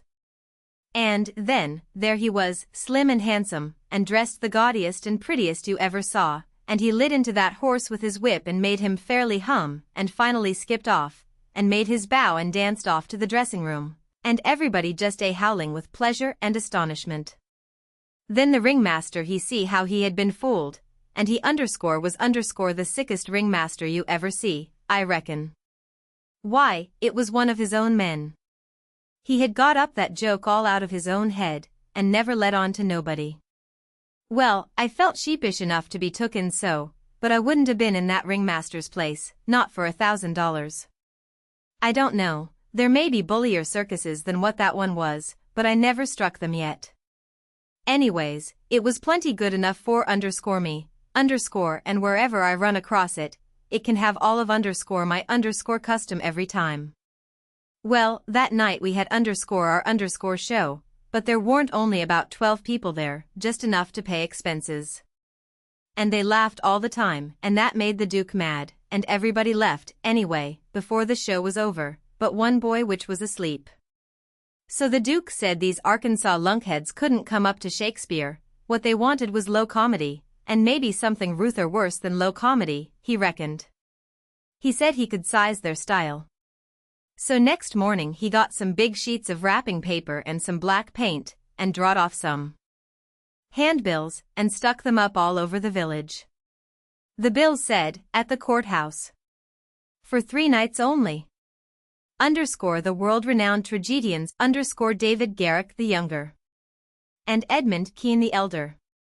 Of the London and Continental Theatres in their thrilling tragedy of the King's Camelopard or the Royal Nonsuch. Admission 50 cents . Then at the bottom was the biggest line of all, which said, ladies and children not admitted. There, says he, if that line don't fetch them, I don't know Arkansas. Chapter 23. Well, all day him and the king was hard at it, rigging up a stage and a curtain and a row of candles for footlights, and that night the house was jam full of men in no time. When the place couldn't hold no more, the Duke he quit tending door and went around the back way and come onto the stage and stood up before the curtain and made a little speech, and praised up this tragedy, and said it was the most thrillingest one that ever was, and so he went on bragging about the tragedy, and about Edmund Kean the Elder, which was to play the main principal part in it, and at last when he'd got everybody's expectations up high enough, he rolled up the curtain, and the next minute the king come prancing out on all fours, naked, and he was painted all over, ring-streaked and striped, all sorts of colors, as splendid as a rainbow. But never mind the rest of his outfit, it was just wild, but it was awful funny. The people most killed themselves laughing, and when the king got done capering and capered off behind the scenes, they roared and clapped and stormed and ha-ha'd till he come back and done it over again, and after that they made him do it another time. Well, it would make a cow laugh to see the shines that old idiot cut. Then the Duke he lets the curtain down, and bows to the people, and says the great tragedy will be performed only 2 nights more, on accounts of pressing London engagements, where the seats is all sold already for it in Drury Lane, and then he makes them another bow, and says if he has succeeded in pleasing them and instructing them, he will be deeply obliged if they will mention it to their friends and get them to come and see it. 20 people sings out, "What, is it over? Is that all?" The Duke says yes. Then there was a fine time. Everybody sings out, "Sold," and rose up mad, and was a-going for that stage and them tragedians. But a big, fine-looking man jumps up on a bench and shouts, "Hold on. Just a word, gentlemen." They stopped to listen. "We are sold, mighty badly sold. But we don't want to be the laughing stock of this whole town, I reckon, and never hear the last of this thing as long as we live. No. What we want is to go out of here quiet, and talk this show up, and sell the rest of the town. Then we'll all be in the same boat. Ain't that sensible?" "You bet it is, the jedge is right," everybody sings out. "All right, then, not a word about any sell. Go along home, and advise everybody to come and see the tragedy." Next day you couldn't hear nothing around that town but how splendid that show was. House was jammed again that night, and we sold this crowd the same way. When me and the king and the Duke got home to the raft we all had a supper, and by, about midnight, they made Jim and me back her out and float her down the middle of the river, and fetch her in and hide her about 2 mile below town. The third night the house was crammed again, and they weren't newcomers this time, but people that was at the show the other 2 nights. I stood by the Duke at the door, and I see that every man that went in had his pockets bulging, or something muffled up under his coat, and I see it warn't no perfumery, neither, not by a long sight. I smelt sickly eggs by the barrel, and rotten cabbages, and such things, and if I know the signs of a dead cat being around, and I bet I do, there was 64 of them went in. I shoved in there for a minute, but it was too various for me, I couldn't stand it. Well, when the place couldn't hold no more people the Duke he give a fellow a quarter and told him to tend door for him a minute, and then he started around for the stage door, I after him, but the minute we turned the corner and was in the dark he says, "Walk fast now till you get away from the houses, and then shin for the raft like the Dickens was after you." I done it, and he done the same. We struck the raft at the same time, and in less than 2 seconds we was gliding downstream, all dark and still, and edging towards the middle of the river, nobody saying a word. I reckoned the poor king was in for a gaudy time of it with the audience, but nothing of the sort. Pretty soon he crawls out from under the wigwam, and says, "Well, how'd the old thing pan out this time, Duke?" He hadn't been uptown at all. We never showed a light till we was about 10 mile below the village. Then we lit up and had a supper, and the king and the Duke fairly laughed their bones loose over the way they'd served them people. The Duke says, "Greenhorns, flatheads." I knew the first house would keep mum and let the rest of the town get roped in, and I knew they'd lay for us the third night, and consider it was their turn now. Well, it is their turn, and I'd give something to know how much they'd take for it. I would just like to know how they're putting in their opportunity. They can turn it into a picnic if they want to, they brought plenty provisions. Them rapscallions took in $465 in that 3 nights. I never see money hauled in by the wagon load like that before. By, when they was asleep and snoring, Jim says, "Don't it esprise you de way dem kings carries on, Huck?" "No," I says, "it don't." "Why don't it, Huck?" "Well, it don't, because it's in the breed. I reckon they're all alike." "But, Huck, dese kings o' orn is reg'lar rapscallions, dat's just what dey is, dey's reg'lar rapscallions. Well, that's what I'm saying, all kings is mostly rapscallions, as fur as I can make out. Is dat so? You read about them once, you'll see. Look at Henry VIII, this NSA Sunday school superintendent to underscore him underscore. And look at Charles II, and Louis XIV, and Louis XV, and James II, and Edward II, and Richard III, and 40 more, besides all them Saxon heptarchies that used to rip around so in old times and raise Cain. My, you ought to seen old Henry VIII when he was in bloom. He was a blossom. He used to marry a new wife every day, and chop off her head next morning. And he would do it just as indifferent as if he was ordering up eggs. Fetch up Nell Gwyn, he says. They fetch her up. Next morning, chop off her head. And they chop it off. Fetch up Jane Shore, he says, and up she comes. Next morning, chop off her head, and they chop it off. Ring up Fair Rosamund. Fair Rosamund answers the bell. Next morning, chop off her head. And he made every one of them tell him a tale every night, and he kept that up till he had hogged 1,001 tales that way, and then he put them all in a book, and called it Doomsday Book, which was a good name and stated the case. You don't know kings, Jim, but I know them, and this old rip of Warren is one of the cleanest I've struck in history. Well, Henry he takes a notion he wants to get up some trouble with this country. How does he go at it? Give notice, give the country a show. No. All of a sudden he heaves all the tea in Boston Harbor overboard, and whacks out a Declaration of Independence, and dares them to come on. That was his style, he never give anybody a chance. He had suspicions of his father, the Duke of Wellington. Well, what did he do? Ask him to show up? No, drown dead him in a butt of Mamsie, like a cat. S'pose people left money laying around where he was, what did he do? He collared it. S'pose he contracted to do a thing, and you paid him, and didn't set down there and see that he done it, what did he do? He always done the other thing. S'pose he opened his mouth, what then? If he didn't shut it up powerful quick he'd lose a lie every time. That's the kind of a bug Henry was, and if we'd a had him along 'stead of our kings he'd a fooled that town a heap worse than Orn done. I don't say that Orn is lambs, because they ain't, when you come right down to the cold facts, but they ain't nothing to underscore that underscore old Ram, anyway.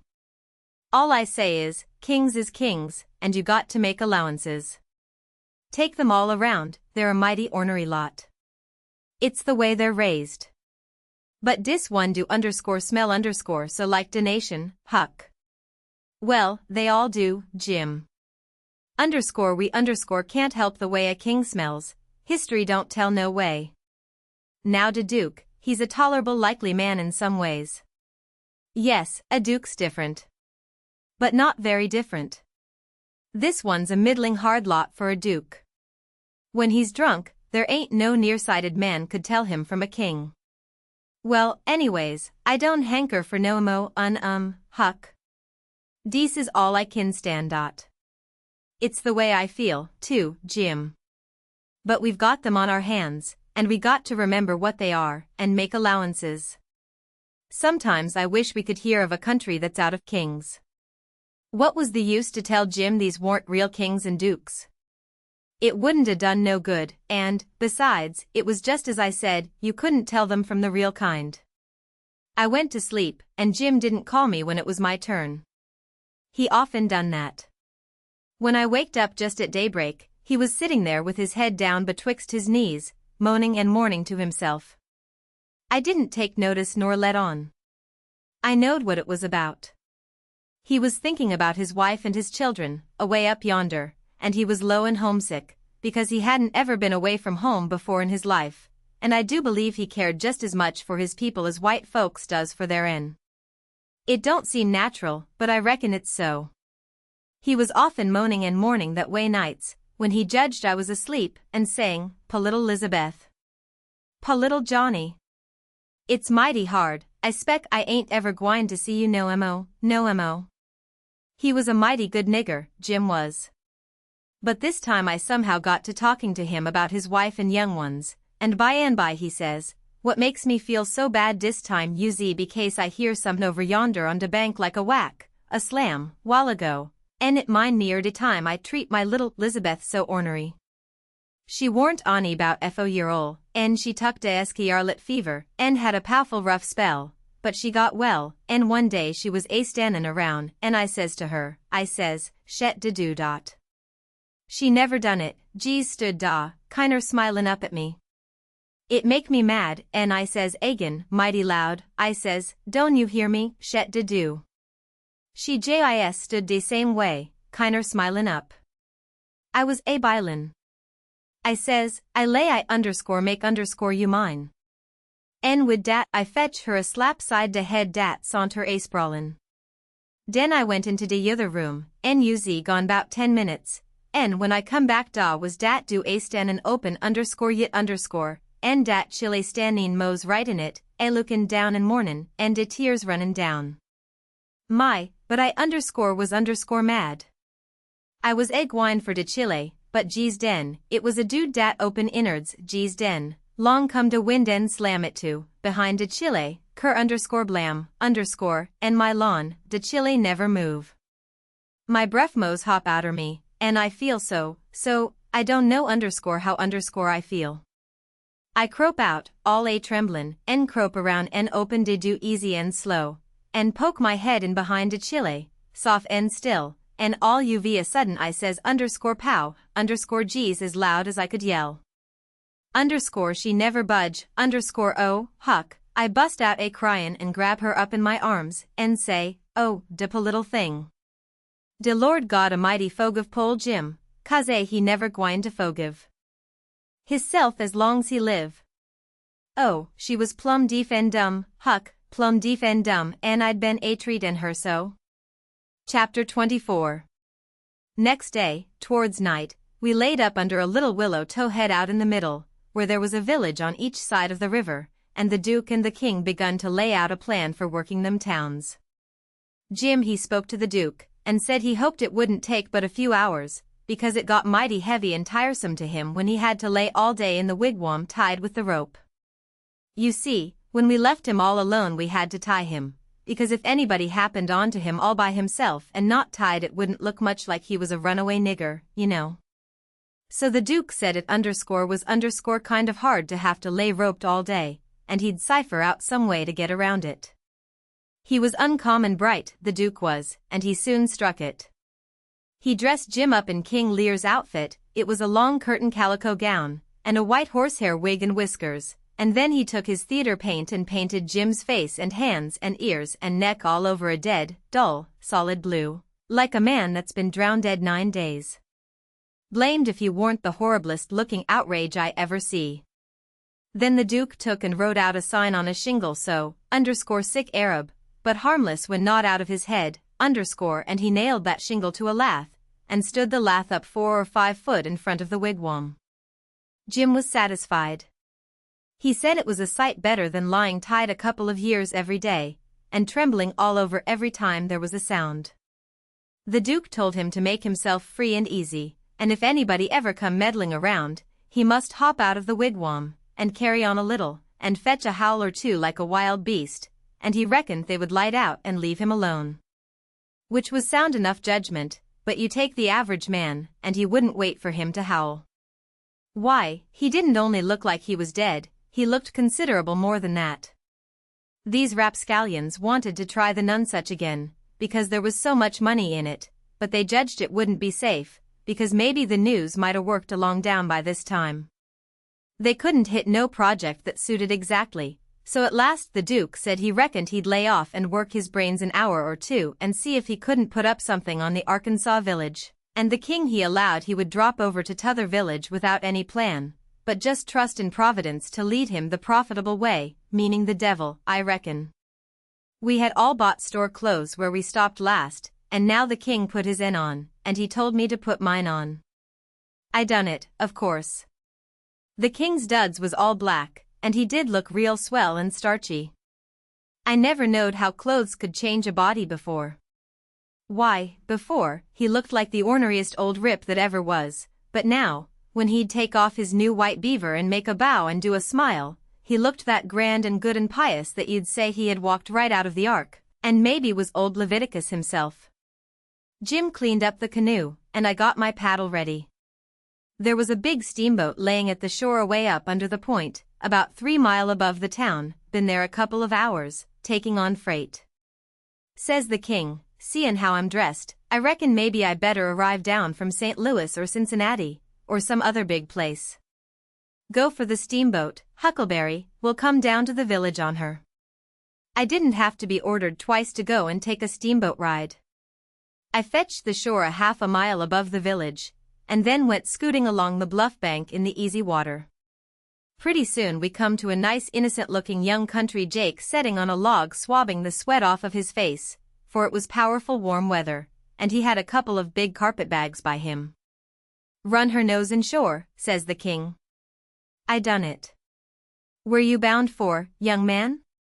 For the steamboat, going to Orleans. Get aboard, says the king. Hold on a minute, my servant LL heap you with them bags. Jump out and heap the gentleman, Adolphus, meaning me, I see. I done so, and then we all three started on again. The young chap was mighty thankful, said it was tough work toting his baggage such weather. He asked the king where he was going, and the king told him he'd come down the river and landed at the other village this morning, and now he was going up a few miles to see an old friend on a farm up there. The young fellow says, when I first see you I says to myself, it's Mr. Wilkes, sure, and he come mighty near getting here in time. But then I says again, no, I reckon it ain't him, or else he wouldn't be paddling up the river. You ain't him, are you? No, my name's Blodgett, Alexander Blodgett, Reverend Alexander Blodgett, I suppose I must say, as I'm one o' the Lord's poor servants. But still I'm just as able to be sorry for Mr. Wilkes for not arriving in time, all the same, if he's missed anything by it, which I hope he hasn't. Well, he don't miss any property by it, because he'll get that all right, but he's missed seeing his brother Peter die, which he mayn't mind, nobody can tell as to that. But his brother would-a give anything in this world to see him before he died, never talked about nothing else all these 3 weeks, hadn't seen him since they was boys together, and hadn't ever seen his brother William at all. That's the deef and dumb one, William ain't more than 30 or 35. Peter and George were the only ones that come out here. George was the married brother, him and his wife both died last year. Harvey and William's the only ones that's left now, and, as I was saying, they haven't got here in time. Did anybody send 'em word? Oh, yes, a month or 2 ago, when Peter was first took, because Peter said then that he sorter felt like he warn't going to get well this time. You see, he was pretty old, and George's girls was too young to be much company for him, except Mary Jane, the red-headed one, and so he was kinder lonesome after George and his wife died, and didn't seem to care much to live. He most desperately wanted to see Harvey, and William, too, for that matter, because he was one of them kind that can't bear to make a will. He left a letter behind for Harvey, and said he'd told in it where his money was hid, and how he wanted the rest of the property divided up so George's girls would be all right, for George didn't leave nothing. And that letter was all they could get him to put a pen to. Why do you reckon Harvey don't come? Where does he live? Oh, he lives in England, Sheffield, preaches there, hasn't ever been in this country. He hasn't had any too much time, and besides he mightn't 'a got the letter at all, you know. Too bad he couldn't 'a lived to see his brothers, poor soul. You going to Orleans, you say? Yes, but that ain't only a part of it.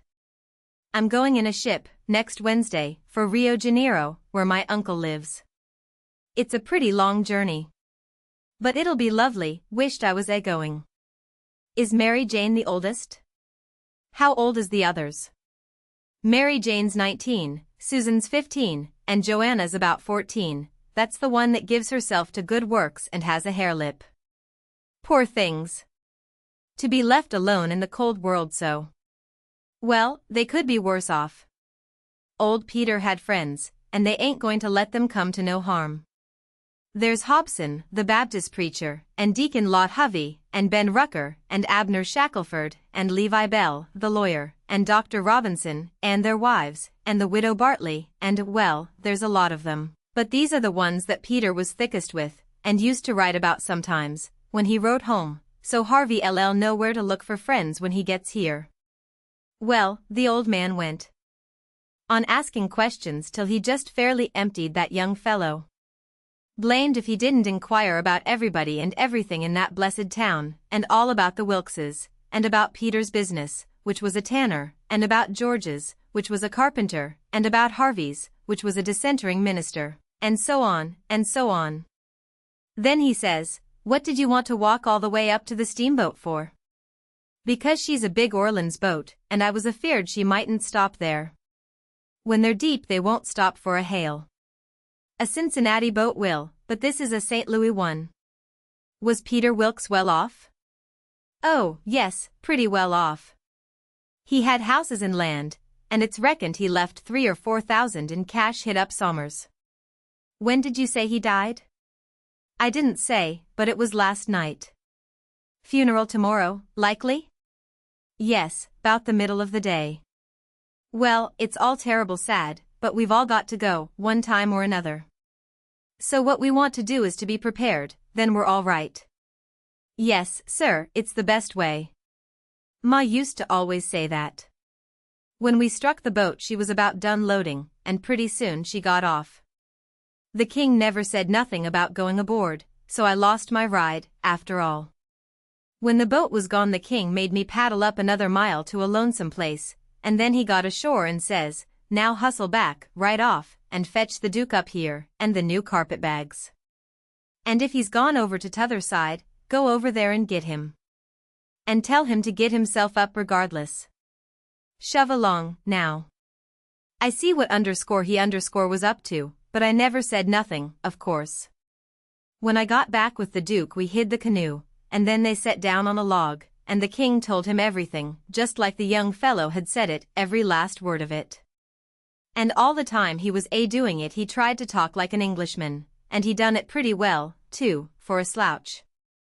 I can't imitate him, and so I ain't going to try to, but he really done it pretty good. Then he says, 'How are you on the deaf and dumb, Bilgewater?' The Duke said, 'Leave him alone for that,' said he had played a deaf and dumb person on the histrionic boards. So then they waited for a steamboat. About the middle of the afternoon a couple of little boats come along, but they didn't come from high enough up the river, but at last there was a big one, and they hailed her. She sent out her yawl, and we went aboard, and she was from Cincinnati, and when they found we only wanted to go 4 or 5 miles they was booming mad, and gave us a cussing, and said they wouldn't land us. But the king was calm. He says, 'If gentlemen kin afford to pay $1 a mile apiece to be took on and put off in a yawl, a steamboat kin afford to carry 'em, can't it?' So they softened down and said it was all right, and when we got to the village they yawled us ashore. About 24 men flocked down when they see the yawl coming, and when the king says, 'Can any of you gentlemen tell me where Mr. Peter Wilkes lives?' they give a glance at one another, and nodded their heads, as much as to say, 'What do I tell you?' Then one of them says, kind of soft and gentle, 'I'm sorry sir, but the best we can do is to tell you where he did live yesterday evening.' Sudden as winking the ornery old creetur went all to smash, and fell up against the man, and put his chin on his shoulder, and cried down his back, and says, 'Alas, alas, our poor brother'd have gone, and we never got to see him, oh, it's too hard.' Then he turns around, blubbering, and makes a lot of idiotic signs to the Duke on his hands, and blamed if he didn't drop a carpetbag and bust out crying. If they weren't the beatenest lot, them 2 frauds, that ever I struck. Well, the men gathered around and sympathized with them, and said all sorts of kind things to them, and carried their carpetbags up the hill for them, and let them lean on them and cry, and told the king all about his brother's last moments, and the king he told it all over again on his hands to the Duke, and both of them took on about that dead tanner like they'd lost the 12 disciples. Well, if ever I struck anything like it, I'm a nigger. It was enough to make a body ashamed of the human race. Chapter 25. The news was all over town in 2 minutes, and you could see the people tearing down on the run from every which way, some of them putting on their coats as they come. Pretty soon we was in the middle of a crowd, and the noise of the tramping was like a soldier march.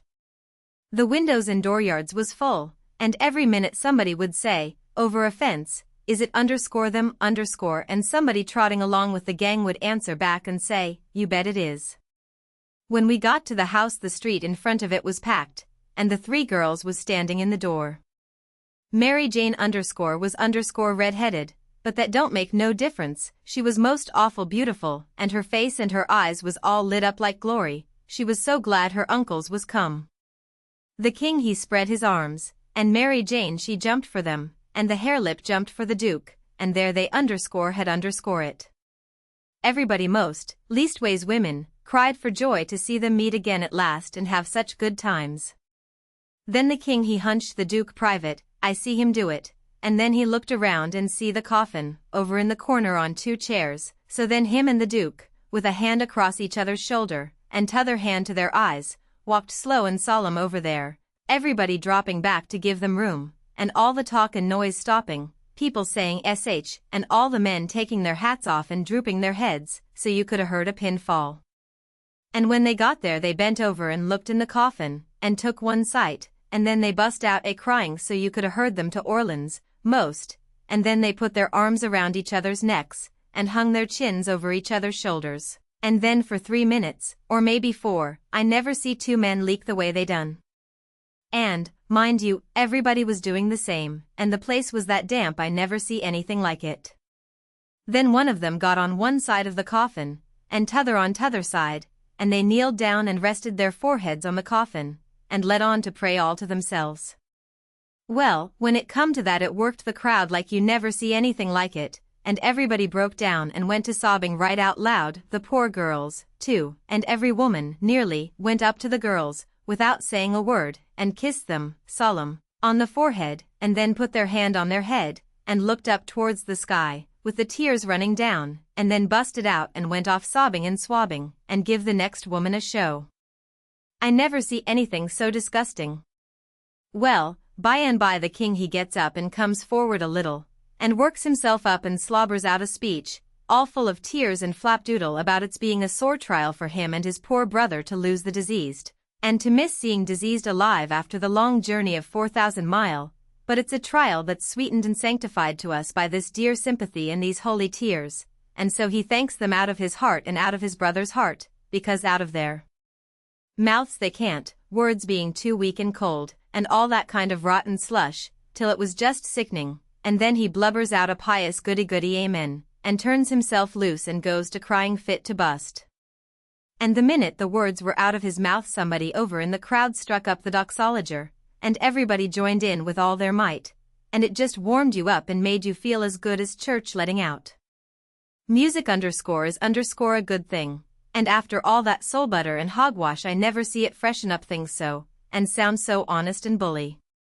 Then the king begins to work his jaw again, and says how him and his nieces would be glad if a few of the main principal friends of the family would take supper here with them this evening, and help set up with the ashes of the diseased, and says if his poor brother laying yonder could speak he knows who he would name, for they was names that was very dear to him, and mentioned often in his letters, and so he will name the same, to wit, as follows, viz., Reverend Mr. Hobson, and Deacon Lot Hovey, and Mr. Ben Rucker, and Abner Shackelford, and Levi Bell, and Dr.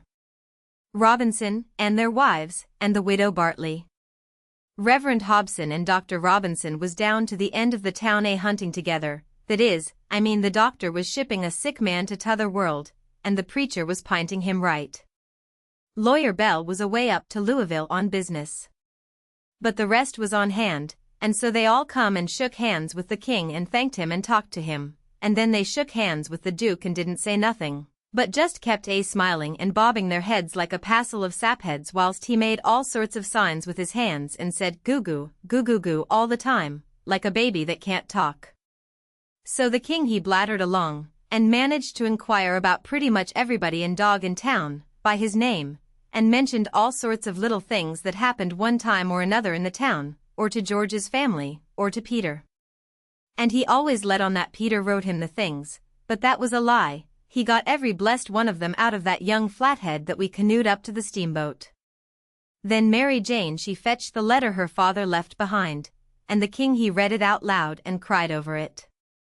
It give the dwelling house and $3,000, gold, to the girls, and it give the tan yard, which was doing a good business, along with some other houses and land, worth about $7,000, and $3,000 in gold to Harvey and William, and told where the $6,000 cash was hid down cellar. So these two frauds said they'd go and fetch it up, and have everything square and above board, and told me to come with a candle. We shut the cellar door behind us, and when they found the bag they spilt it out on the floor, and it was a lovely sight, all them yaller boys. My, the way the king's eyes did shine. He slaps the Duke on the shoulder and says, "Oh, this ain't bully nor nothin'." "Oh, no, I reckon not." "Why, Bilgy, it beats the nonsuch, don't it." The Duke allowed it did. They pawed the yaller boys, and sifted them through their fingers and let them jingle down on the floor, and the king says, "It ain't no use talkin', bein' brothers to a rich dead man and representatives of furrin heirs that's got left is the line for you and me, Bilge. This year comes of trust end to Providence. It's the best way, in the long run. I've tried 'em all, and there ain't no better way." Most everybody would have been satisfied with the pile, and took it on trust, but no, they must count it. So they counts it, and it comes out $415 short. Says the king, "Dern him, I wonder what he done with that $415. They worried over that a while, and ransacked all around for it.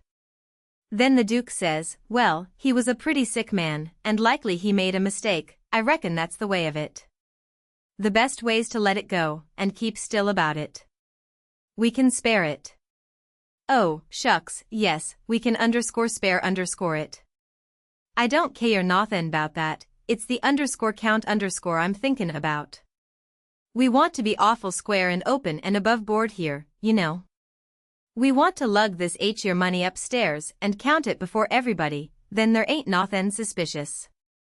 But when the dead man says there's $6,000, you know, we don't want to hold on," says the Duke.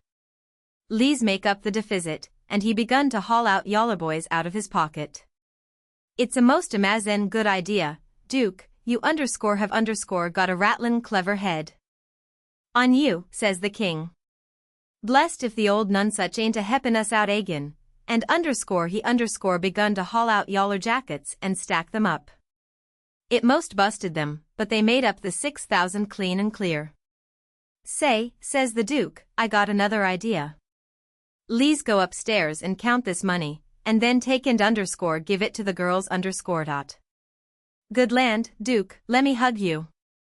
It's the most dazzling idea ever a man struck. You have certainly got the most astonishin' head I ever see. Oh, this is the boss dodge, there ain't no mistake 'bout it. Let 'em fetch along their suspicions now if they want to, this'll lay 'em out." When we got upstairs everybody gathered around the table, and the king he counted it and stacked it up, $300 in a pile, 20 elegant little piles. Everybody looked hungry at it, and licked their chops. Then they raked it into the bag again, and I see the king begin to swell himself up for another speech. He says, "Friends all, my poor brother that lays yonder has done generous by them that's left behind in the vale of sorrers. He has done generous by these your poor little lambs that he loved and sheltered, and that's left fatherless and motherless. Yes, and we that knowed him knows that he would have done more generous by 'em if he hadn't been afeard o' woundin' his dear William and me. Now, wouldn't he? There ain't no question 'bout it in my mind. Well, then, what kind o' brothers would it be that stand in his way at sec a time? And what kind o' uncles would it be that rob, yes, rob sec poor sweet lambs as these that he loved so at sec a time? If I know William, and I think I do, well, I'll just ask him." He turns around and begins to make a lot of signs to the Duke with his hands, and the Duke he looks at him stupid and leather-headed a while, then all of a sudden he seems to catch his meaning, and jumps for the king, goo-gooing with all his might for joy. and hugs him about 15 times before he lets up. Then the king says, I knowed it. I reckon _that_LL convince anybody the way he feels about it. Here, Mary Jane, Susan, Joanna, take the money, take it _all_. It's the gift of him that lays yonder, cold but joyful. Mary Jane she went for him, Susan and the harelip went for the Duke, and then such another hugging and kissing I never see yet. And everybody crowded up with the tears in their eyes, and most shook the hands off of them frauds, saying all the time, you dear good souls, how lovely, how could you. Well, then, pretty soon all hands got to talking about the diseased again, and how good he was, and what a loss he was, and all that, and before long a big iron-jawed man worked himself in there from outside, and stood listening and looking, and not saying anything, and nobody saying anything to him either, because the king was talking and they was all busy listening. The king was saying, in the middle of something he'd started in on, they bein' particular friends o' the diseased. That's why they're invited here this evenin', but tomorrow we want _all_ to come everybody, for he respected everybody, he liked everybody, and so it's fittin' that his funeral orgies sh'd be public. And so he went mooning on and on, liking to hear himself talk, and every little while he fetched in his funeral orgies again, till the Duke he couldn't stand it no more, so he writes on a little scrap of paper, _obsequies_, you old fool, and folds it up, and goes to goo-gooing and reaching it over people's heads to him. The king he reads it and puts it in his pocket, and says, poor William, afflicted as he is, his heart's loves right. Asks me to invite everybody to come to the funeral, wants me to make 'em all welcome. But he needn't a worried, it was just what I was at. Then he weaves along again, perfectly calm, and goes to dropping in his funeral orgies again every now and then, just like he done before. And when he done it the third time he says, I say orgies, not because it's the common term, because it ain't obsequies bein' the common term, but because orgies is the right term. Obsequies ain't used in England no more now, it's gone out. We say orgies now in England. Orgies is better, because it means the thing you're after more exact.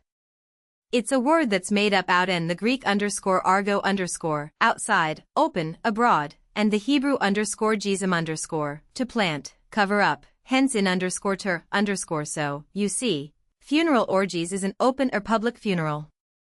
He was the worst I ever struck. Well, the iron-jawed man he laughed right in his face. Everybody was shocked. Everybody says, why, Doctor, and Abner Shackelford says, why, Robinson, hain't you heard the news? This is Harvey Wilkes.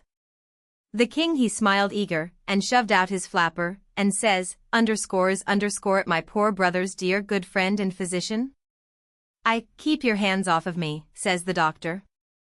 You talk like an Englishman, don't you? It's the worst imitation I ever heard. You Peter Wilkes's brother. You're a fraud, that's what you are. Well, how they all took on. They crowded around the doctor and tried to quiet him down, and tried to explain to him and tell him how Harvey D showed in 40 ways that he was Harvey, and knowed everybody by name, and the names of the very dogs, and begged him not to hurt Harvey's feelings and the poor girl's feelings, and all that. But it warn't no use, he stormed right along, and said any man that pretended to be an Englishman and couldn't imitate the lingo no better than what he did was a fraud and a liar. The poor girls was hanging to the king and crying, and all of a sudden the doctor ups and turns on them. He says, I was your father's friend, and I'm your friend, and I warn you as a friend, and an honest one that wants to protect you and keep you out of harm and trouble, to turn your backs on that scoundrel and have nothing to do with him, the ignorant tramp, with his idiotic Greek and Hebrew, as he calls it. He is the thinnest kind of an impostor, has come here with a lot of empty names and facts which he picked up somewheres, and you take them for proofs and are helped to fool yourselves by these foolish friends here, who ought to know better. Mary Jane Wilkes, you know me for your friend, and for your unselfish friend, too. Now listen to me, turn this pitiful rascal out, I beg you to do it. Will you? Mary Jane straightened herself up, and but she was handsome. She says, here is my answer. She hove up the bag of money and put it in the king's hands, and says, take this $6,000, and invest for me and my sisters any way you want to, and don't give us no receipt for it. Then she put her arm around the king on one side, and Susan and the harelip done the same on the other. Everybody clapped their hands and stomped on the floor like a perfect storm, whilst the king held up his head and smiled proud. The doctor says, all right, I wash my hands of the matter. But I warn you all that a time's coming when you're going to feel sick whenever you think of this day. And away he went. All right, doctor, says the king, kinder mocking him, we'll try and get 'em to send for you, which made them all laugh, and they said it was a prime good hit. Chapter 26. Well, when they was all gone the king he asks Mary Jane how they was off for spare rooms, and she said she had one spare room, which would do for Uncle William, and she'd give her own room to Uncle Harvey, which was a little bigger, and she would turn into the room with her sisters and sleep on a cot, and up garret was a little cubby, with a pallet in it. The king said the cubby would do for his valet, meaning me. So Mary Jane took us up, and she showed them their rooms, which was plain but nice. She said she'd have her frocks and a lot of other traps took out of her room if they was in Uncle Harvey's way, but he said they warn't. The frocks was hung along the wall, and before them was a curtain made out of calico that hung down to the floor. There was an old hair trunk in one corner, and a guitar box in another, and all sorts of little knickknacks and gimcracks around, like girls brisken up a room with. The king said it was all the more homely and more pleasanter for these fixings, and so don't disturb them. The Duke's room was pretty small, but plenty good enough, and so was my cubby. That night they had a big supper, and all the men and women was there, and I stood behind the king and the Duke's chairs and waited on them, and the niggers waited on the rest. Mary Jane she sat at the head of the table, with Susan alongside of her, and said how bad the biscuits was, and how mean the preserves was, and how ornery and tough the fried chickens was, and all that kind of rot, the way women always do for to force out compliments, and the people all knowed everything was tip-top, and said how you get biscuits to brown so nice, and where, for the land's sake, you get these amazin pickles, and all that kind of humbug talky-talk, just the way people always does at a supper, you know. And when it was all done me and the harelip had supper in the kitchen off of the leavings, whilst the others was helping the niggers clean up the things. The harelip she got to pumping me about England, and blessed if I didn't think the ice was getting mighty thin sometimes. She says, did you ever see the king? Who? William IV? Well, I bet I have, he goes to our church. I knowed he was dead years ago, but I never let on. So when I says he goes to our church, she says, what, regular? Yes, regular. His pew's right over opposite Orne, on t'other side the pulpit. I thought he lived in London. Well, he does. Where would he live? But I thought you lived in Sheffield. I see I was up a stump. I had to let on to get choked with a chicken bone, so as to get time to think how to get down again. Then I says, he goes to our church regular when he's in Sheffield. That's only in the summertime, when he comes there to take the sea baths. Why, how you talk, Sheffield ain't on the sea. Well, who said it was? Why, you did. I didn't nother. You did. I didn't. You did. I never said nothing of the kind. Well, what did you say, then? Said he come to take the sea baths that's what I said. Well, then, how's he going to take the sea baths if it ain't on the sea? Looky here, I says, did you ever see any Congress water? Yes. Well, did you have to go to Congress to get it? Why, no. Well, neither does William IV have to go to the sea to get a sea bath. How does he get it, then? Gets it the way people down here gets Congress water, in barrels. They're in the palace at Sheffield, they've got furnaces, and he wants his water hot. They can't bile that amount of water away off there at the sea. They haven't got no conveniences for it. Oh, I see, now. You might have said that in the first place and saved time. When she said that, I see I was out of the woods again, and so I was comfortable and glad. Next, she says, do you go to church, too? Yes, regular. Where do you set? Why, in our pew. Whose pew? Why, your Uncle Harvey's. His en? What does he want with a pew? Wants it to set in. What did you reckon he wanted with it? Why, I thought he'd be in the pulpit. Rot him, I forgot he was a preacher. I see I was up a stump again, so I played another chicken bone and got another think. Then I says, blame it, do you suppose there ain't but one preacher to a church? Why, what do they want with more?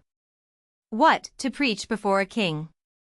I never did see such a girl as you. They don't have no less than 17. 17. My land. Why, I wouldn't set out such a string as that, not if I never got to glory. It must take a week. Shucks, they don't all of preach the same day, only one of M. Well, then, what does the rest of M do? Oh, nothing much. Loll around, pass the plate, and one thing or another. But mainly they don't do nothing. Well, then, what are they for, why, therefore style. Don't you know nothing? Well, I don't want to know no such foolishness as that. How is servants treated in England? Do they treat 'em better 'en we treat our niggers? No, a servant ain't nobody there. They treat them worse than dogs. Don't they give 'em holidays, the way we do, Christmas and New Year's week, and 4th of July? Oh, just listen. A body could tell you hain't ever been to England by that. Why, why, Joanna, they never see a holiday from year's end to year's end, never go to the circus, nor theater, nor nigger shows, nor nowheres. Nor church. But you always went to church. Well, I was gone up again. I forgot I was the old man's servant. But next minute I whirled in on a kind of an explanation how a valley was different from a common servant and had to go to church whether he wanted to or not, and set with the family, on account of its being the law. But I didn't do it pretty good, and when I got done I see she warn't satisfied. She says, honest Injun, now, hain't you been telling me a lot of lies? Honest Injun, says I, none of it at all? None of it at all. Not a lie in it, says I, lay your hand on this book and say it. I see it warn't nothing but a dictionary, so I laid my hand on it and said it. So then she looked a little better satisfied, and says, well, then, I'll believe some of it, but I hope to gracious if I'll believe the rest. What is it you won't believe, Joe, says Mary Jane, stepping in with Susan behind her. It ain't right nor kind for you to talk so to him, and him a stranger and so far from his people. How would you like to be treated so? That's always your way, Mame, always sailing in to help somebody before they're hurt. I hain't done nothing to him.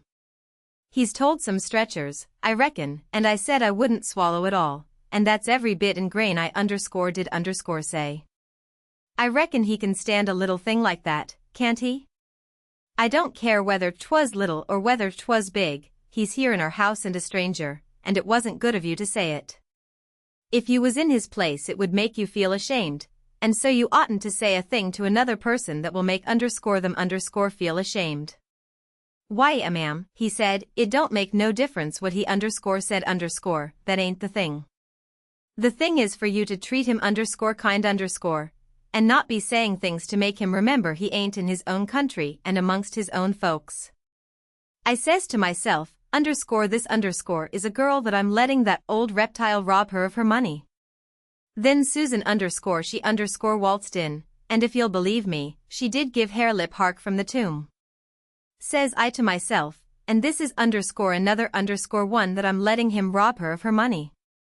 Then Mary Jane she took another inning, and went in sweet and lovely again, which was her way, but when she got done there warn't hardly anything left oh poor harelip.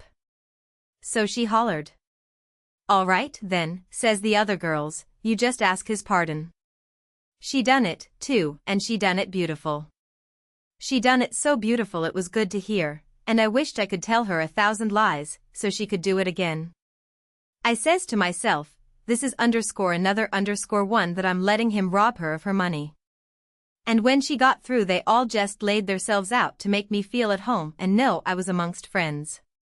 I felt so ornery and low down and mean that I says to myself, my mind's made up, I'll hive that money for them or bust. So then I lit out for bed, I said. Meaning some time or another. When I got by myself I went to thinking the thing over.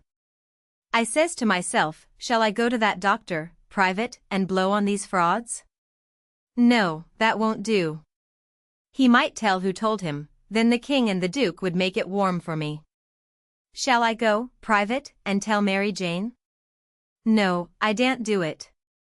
Her face would give them a hint, sure, they've got the money, and they'd slide right out and get away with it.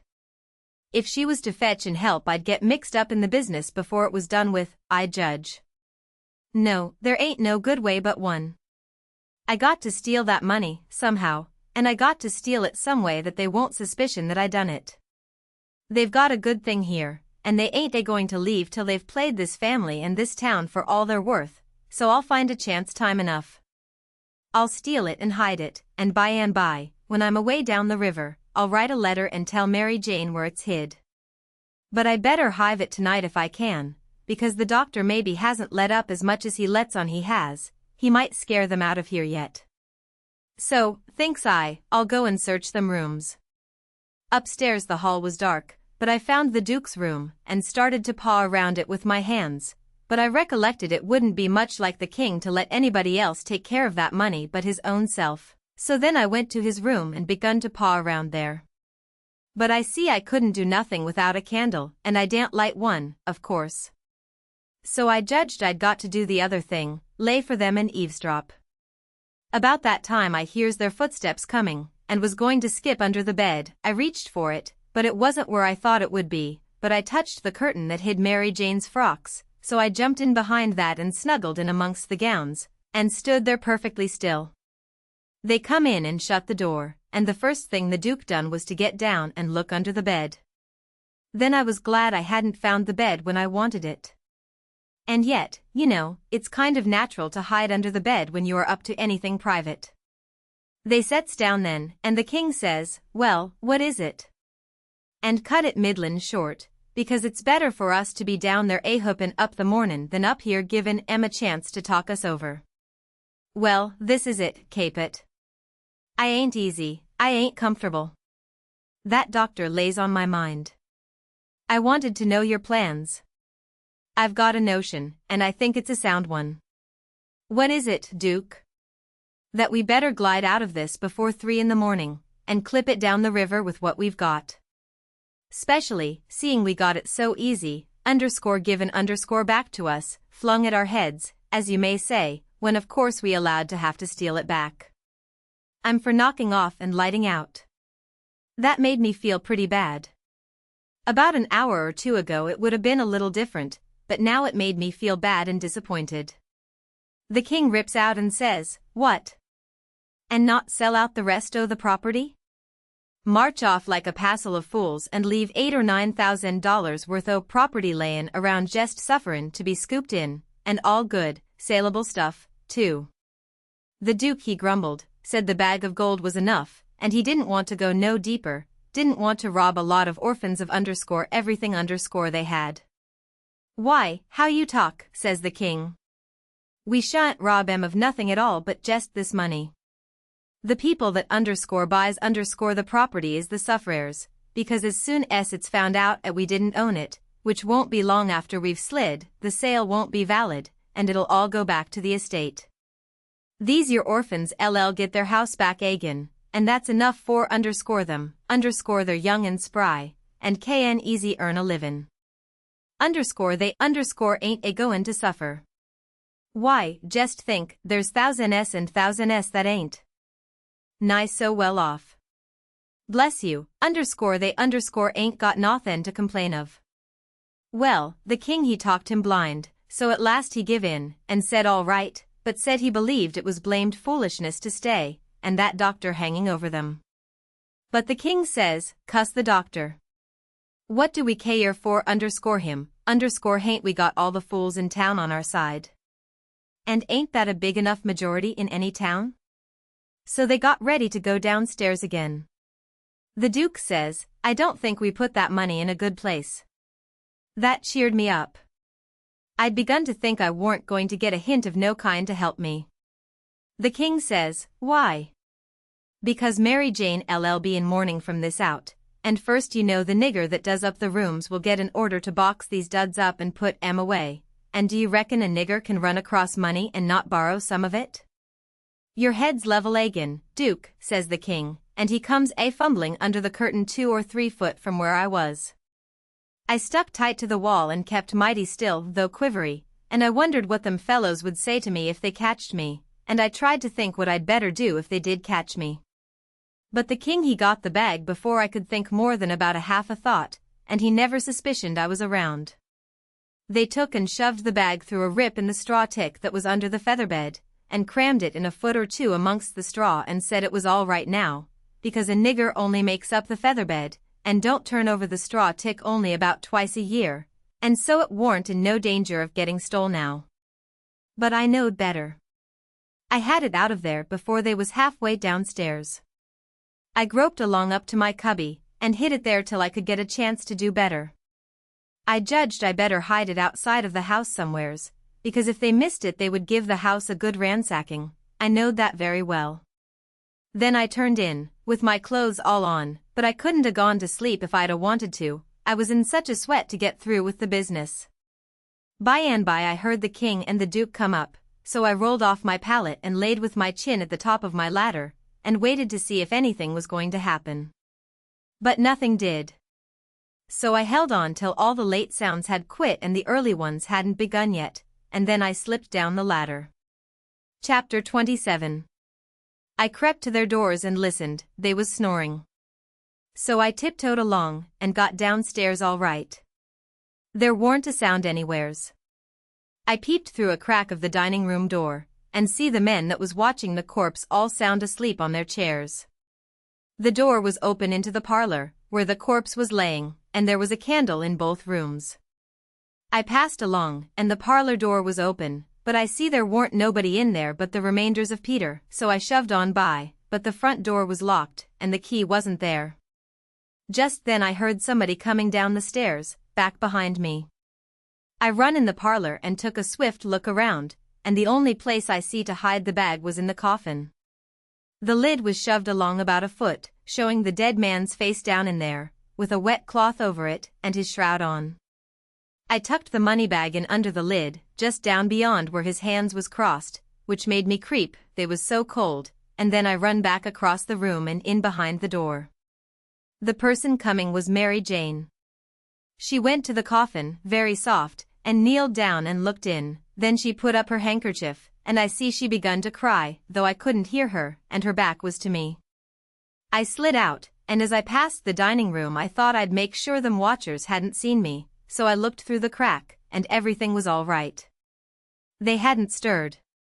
I slipped up to bed, feeling ruther blue, on accounts of the thing playing out that way after I had took so much trouble and run so much risk about it.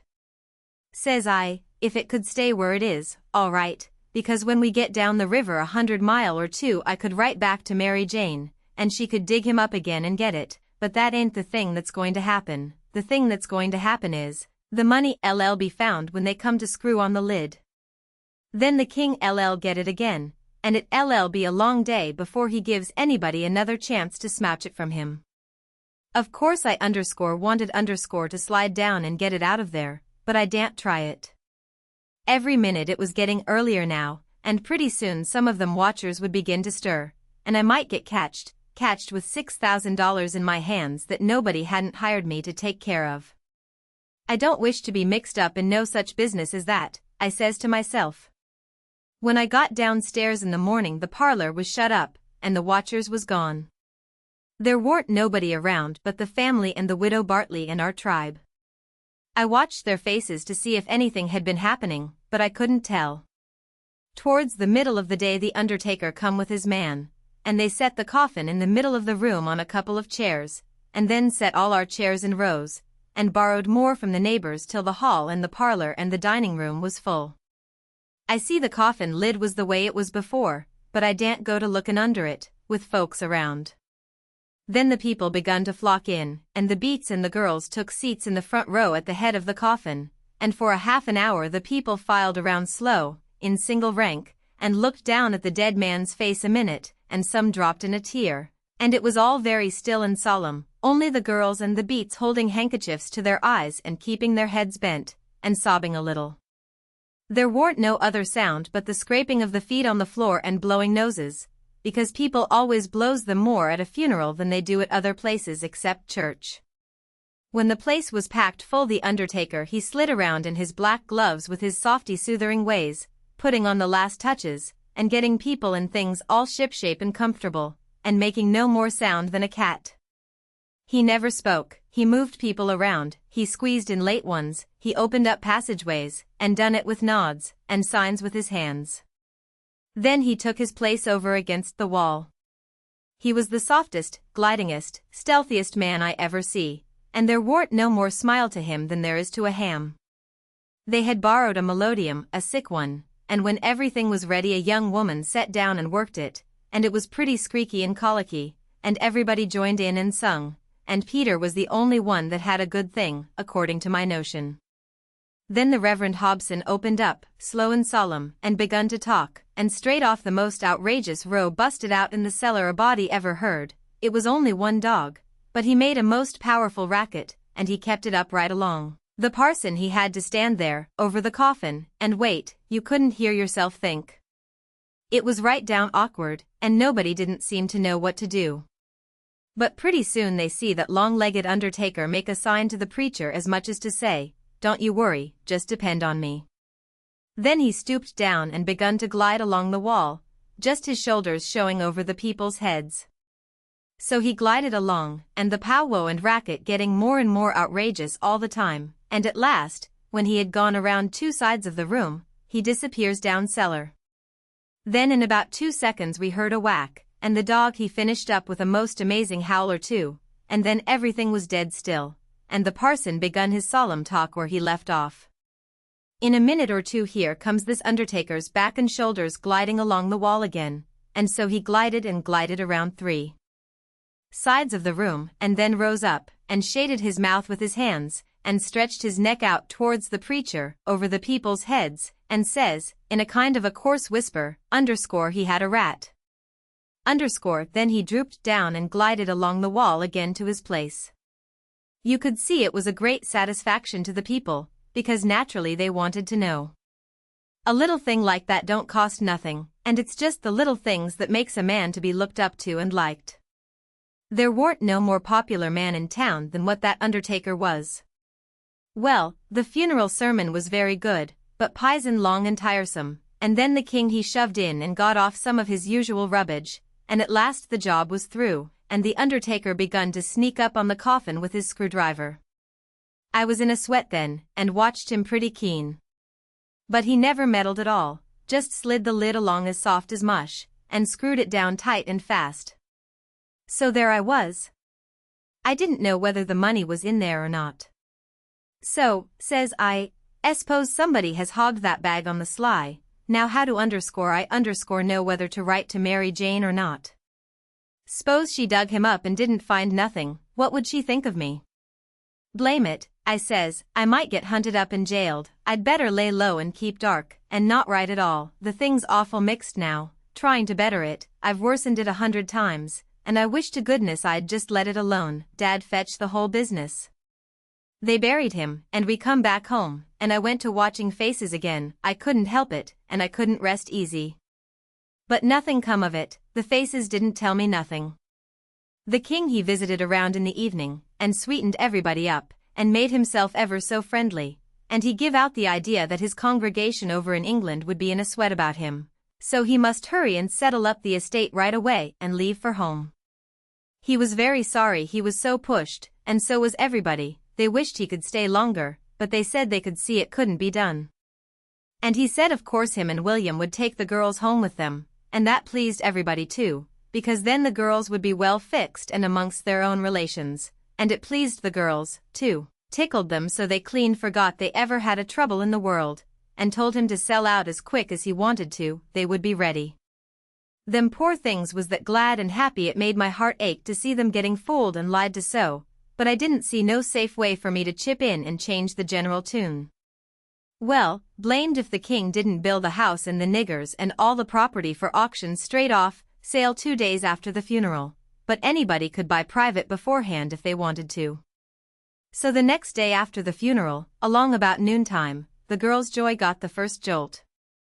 A couple of nigger traders come along, and the king sold them the niggers reasonable, for 3-day drafts as they called it, and away they went, the 2 sons up the river to Memphis, and their mother down the river to Orleans.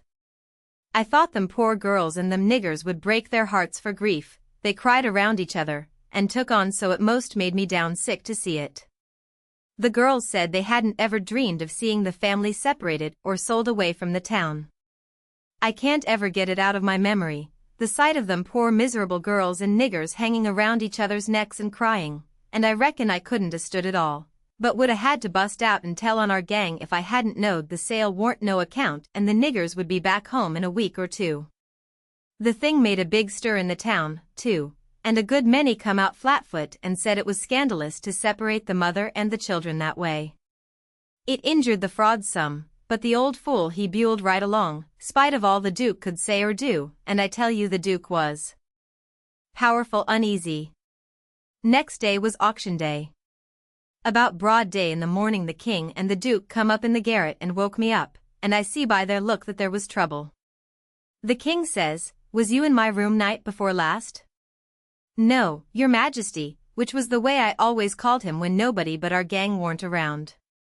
"Was you in there yesterday or last night?" "No, your majesty." "Honor bright, now, no lies." "Honor bright, your majesty, I'm telling you the truth. I hain't been near your room since Miss Mary Jane took you and the Duke and showed it to you." The Duke says, "Have you seen anybody else go in there?" "No, your grace, not as I remember, I believe." Stop and think. I studied a while and see my chance, then I says, "Well, I see the niggers go in there several times." Both of them gave a little jump, and looked like they hadn't ever expected it, and then like they had underscore. Then the Duke says, "What, all of them?" "No, leastways, not all at once, that is, I don't think I ever see them all come out at once but just one time." "Hello. When was that?" "It was the day we had the funeral." "In the morning." "It warn't early, because I overslept. I was just starting down the ladder, and I see them." "Well, go on, go on. What did they do? How'd they act?" "They didn't do nothing. And they didn't act anyway much, as fur as I see. They tiptoed away, so I seen easy enough that they'd shoved in there to do up your majesty's room, or something, supposing you was up, and found you warn't up, and so they was hoping to slide out of the way of trouble without waking you up, if they hadn't already waked you up." "Great guns, this is a go," says the king, and both of them looked pretty sick and tolerable silly. They stood there thinking and scratching their heads a minute, and the Duke he bust into a kind of a little raspy chuckle, and says, "It does beat all how neat the niggers played their hand. They let on to be sorry they was going out of this region. And I believed they was sorry, and so did you, and so did everybody. Don't ever tell me any more that a nigger ain't got any histrionic talent. Why, the way they played that thing it would fool anybody . In my opinion, there's a fortune in 'em. If I had capital and a theater, I wouldn't want a better layout than that, and here we've gone and sold 'em for a song. Yes, and ain't privileged to sing the song yet. Say, where underscore is underscore that song, that draft. In the bank for to be collected. Where underscore would underscore it be? Well, underscore that's underscore all right then, thank goodness. Says I, kind of timid-like, is something gone wrong? The king whirls on me and rips out, none o' your business. You keep your head shet, and mind why our own affairs, if you got any.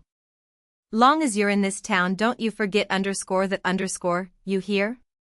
Then he says to the Duke, we got to jest swaller it and say nothin', mum's the word for underscore us underscore dot. As they was starting down the ladder the Duke he chuckles again, and says, quick sales underscore and underscore small profits. It's a good business, yes, the king snarls around on him and says, I was trying to do for the best in sellin' 'em out so quick.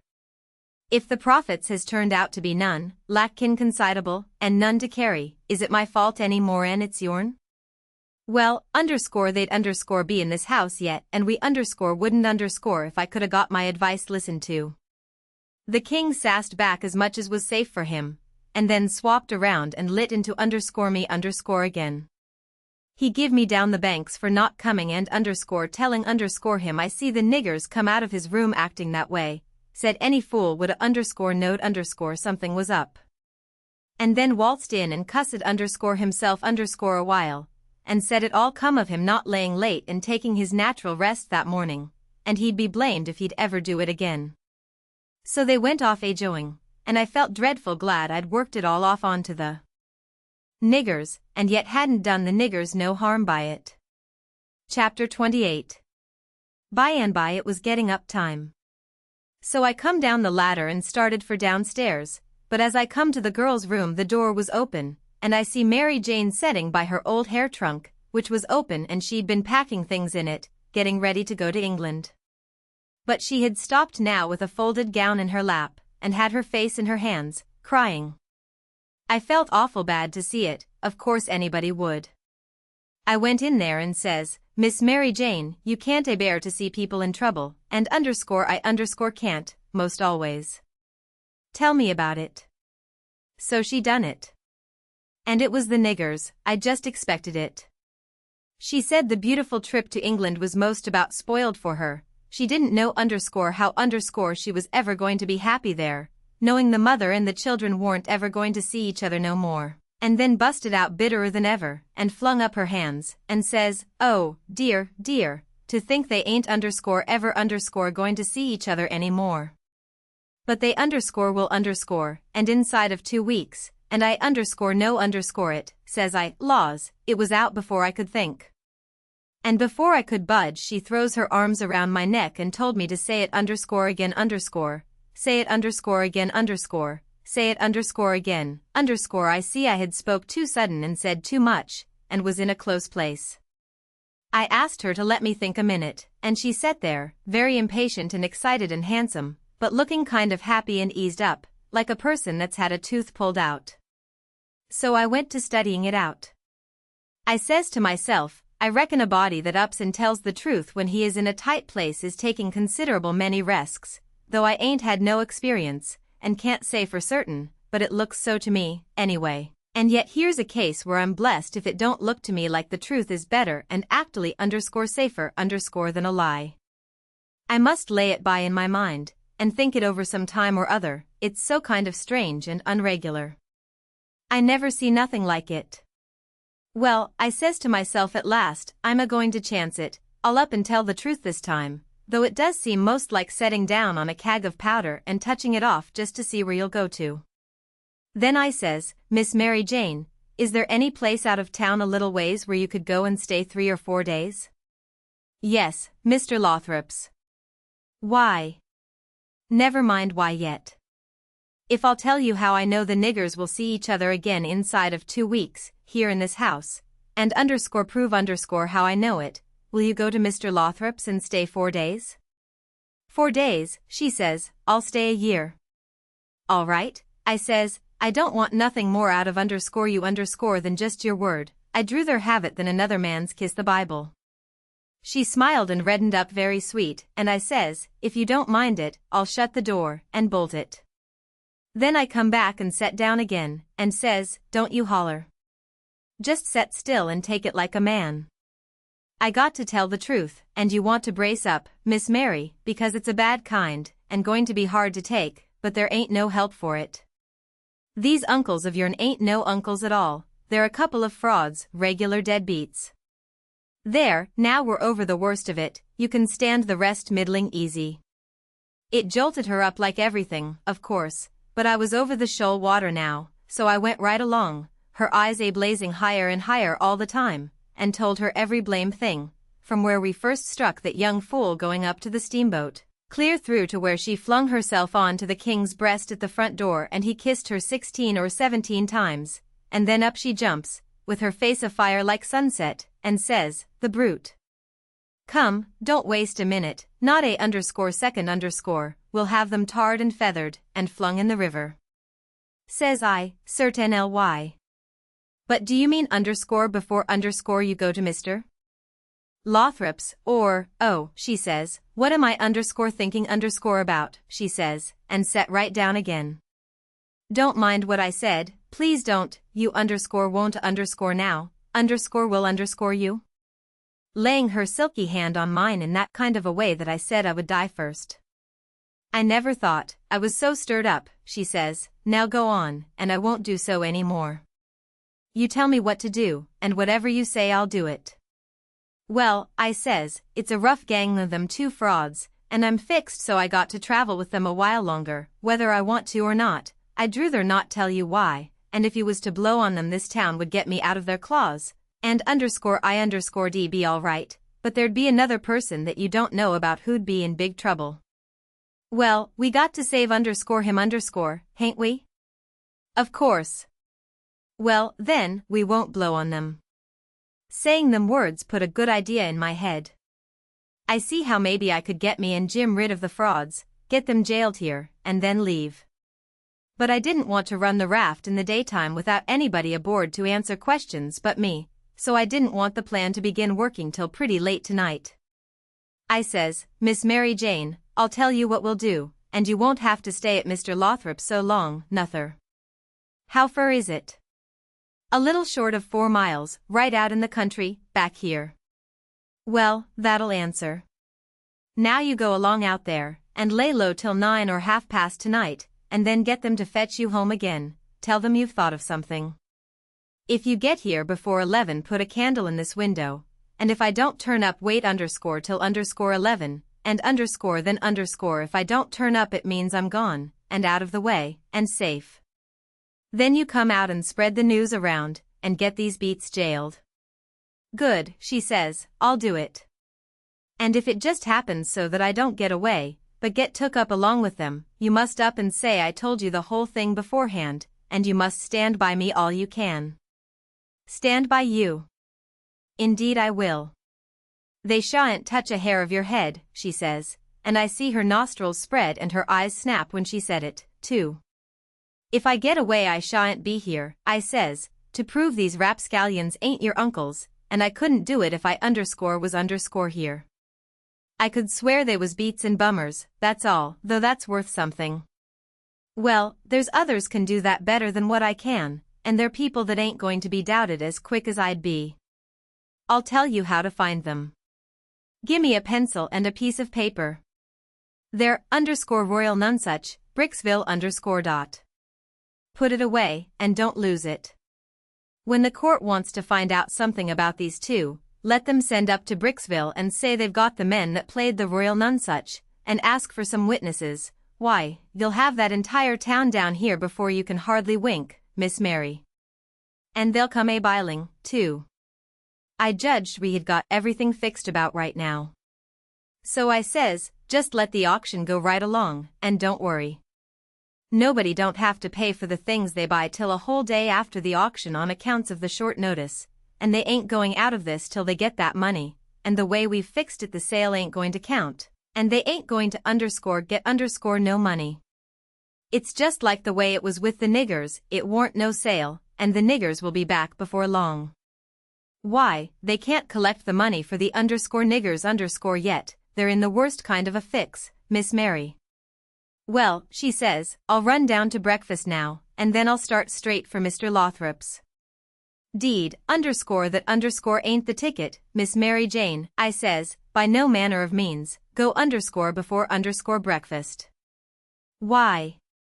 What did you reckon I wanted you to go at all for, Miss Mary? Well, I never thought, and come to think, I don't know. What was it? Why, it's because you ain't one of these Leatherface people. I don't want no better book than what your face is. A body can set down and read it off like coarse print.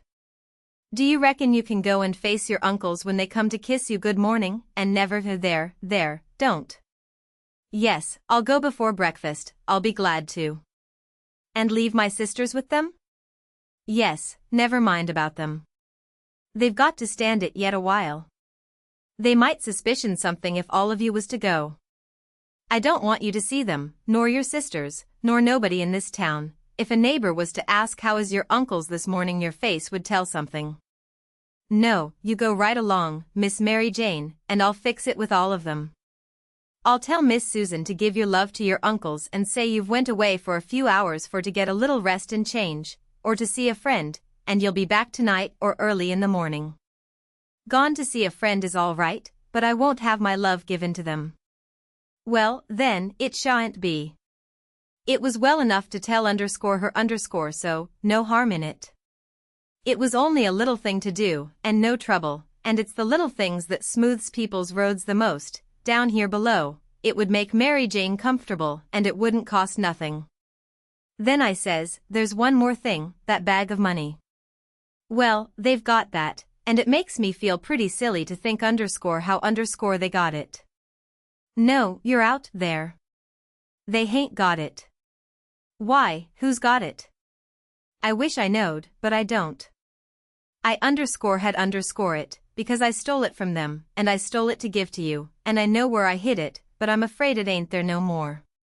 I'm awful sorry, Miss Mary Jane, I'm just as sorry as I can be, but I done the best I could, I did honest.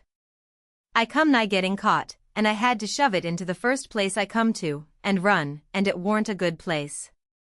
Oh, stop blaming yourself, it's too bad to do it, and I won't allow it, you couldn't help it, it wasn't your fault. Where did you hide it?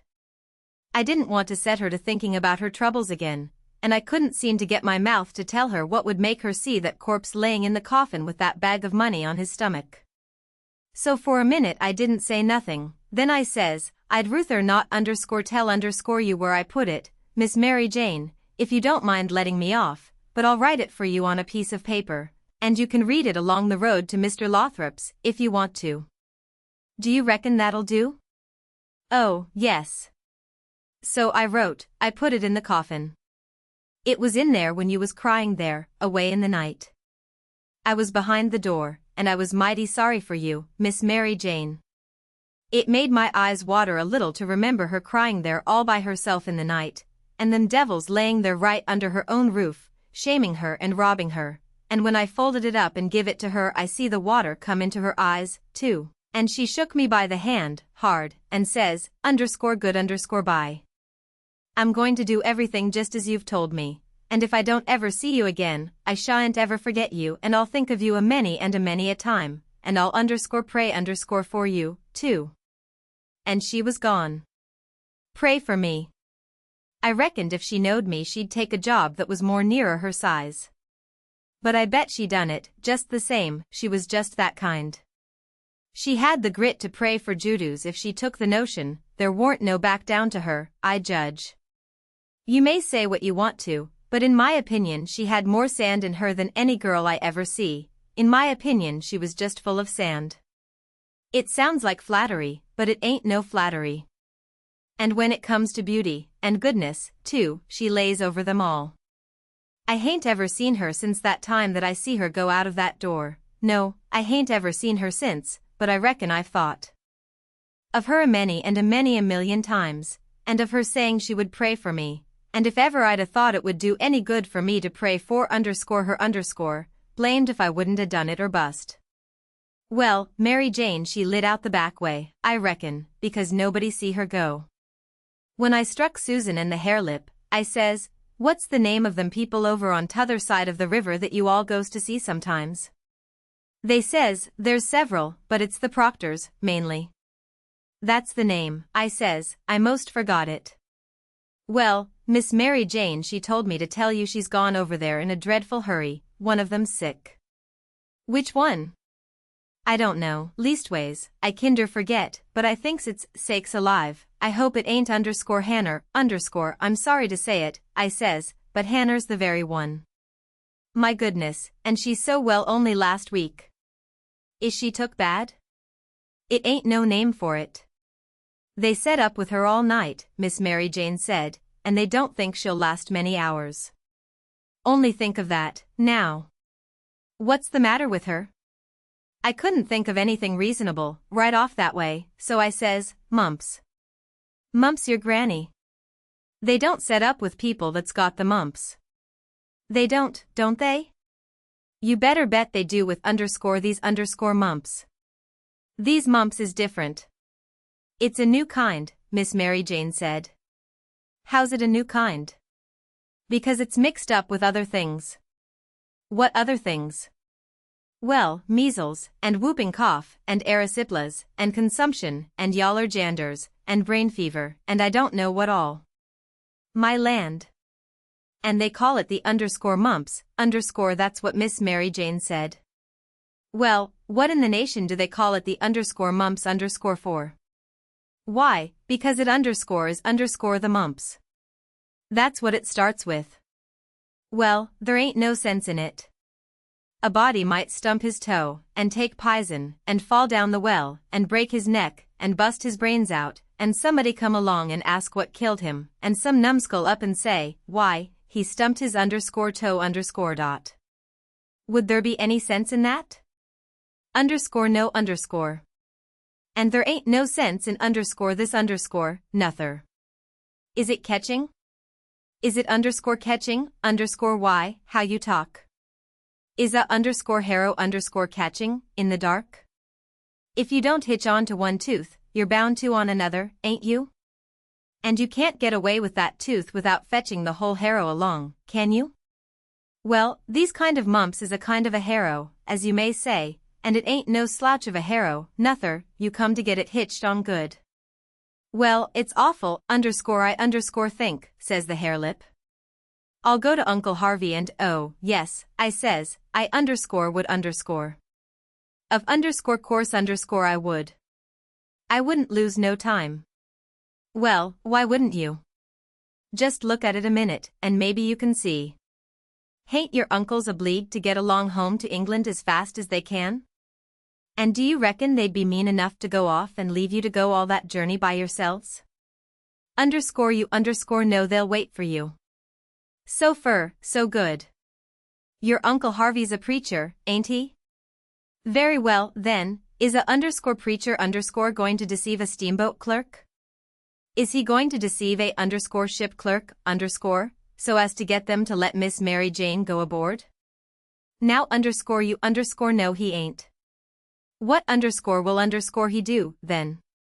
Why, he'll say, it's a great pity, but my church matters has got to get along the best way they can, for my niece has been exposed to the dreadful pluribus unum mumps, and so it's my bounden duty to set down here and wait the 3 months it takes to show on her if she's got it. But never mind, if you think it's best to tell your Uncle Harvey, shucks, and stay fooling around here when we could all be having good times in England whilst we was waiting to find out whether Mary Jane's got it or not. Why, you talk like a muggins. Well, anyway, maybe you'd better tell some of the neighbors.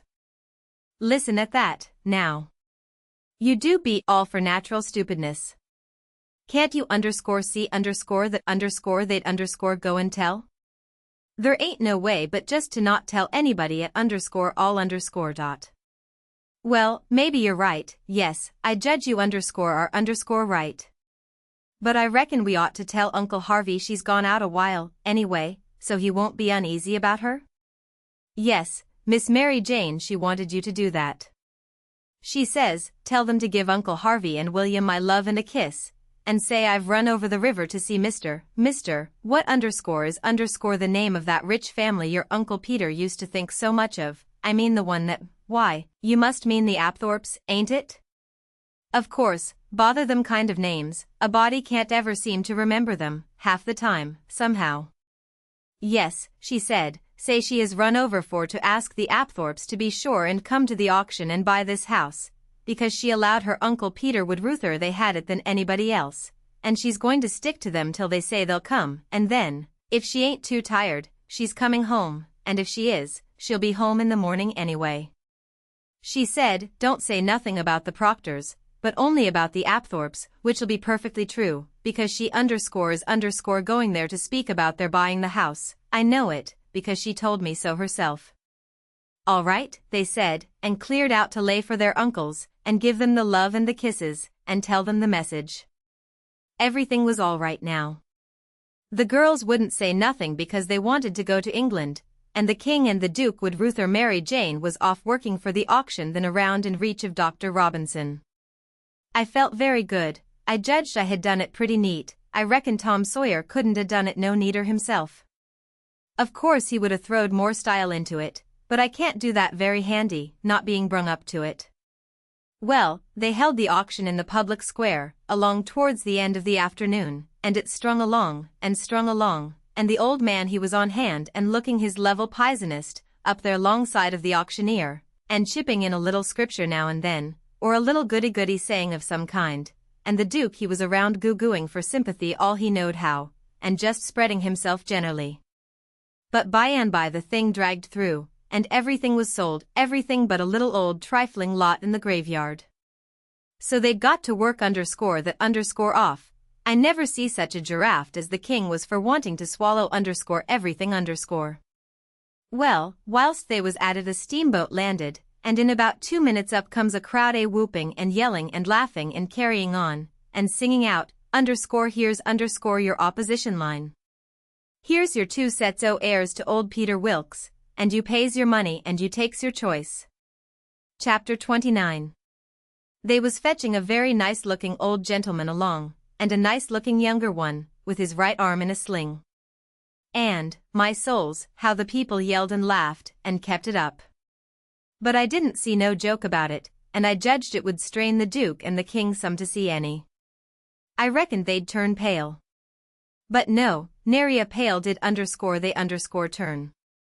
The Duke he never let on he suspicioned what was up, but just went a-goo-gooing around, happy and satisfied, like a jug that's googling out buttermilk, and as for the King, he just gazed and gazed down sorrowful on them newcomers like it give him the stomachache in his very heart to think there could be such frauds and rascals in the world.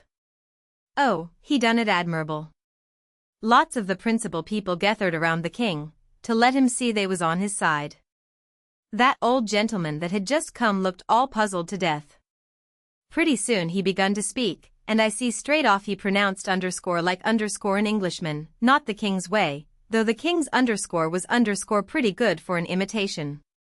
I can't give the old gent's words, nor I can't imitate him, but he turned around to the crowd, and says, about like this is a surprise to me which I wasn't looking for, and I'll acknowledge, candid and frank, I ain't very well fixed to meet it and answer it, for my brother and me has had misfortunes. He's broke his arm, and our baggage got put off at a town above here last night in the night by a mistake.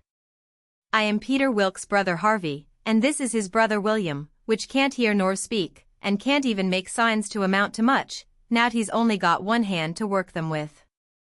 We are who we say we are, and in a day or two, when I get the baggage, I can prove it.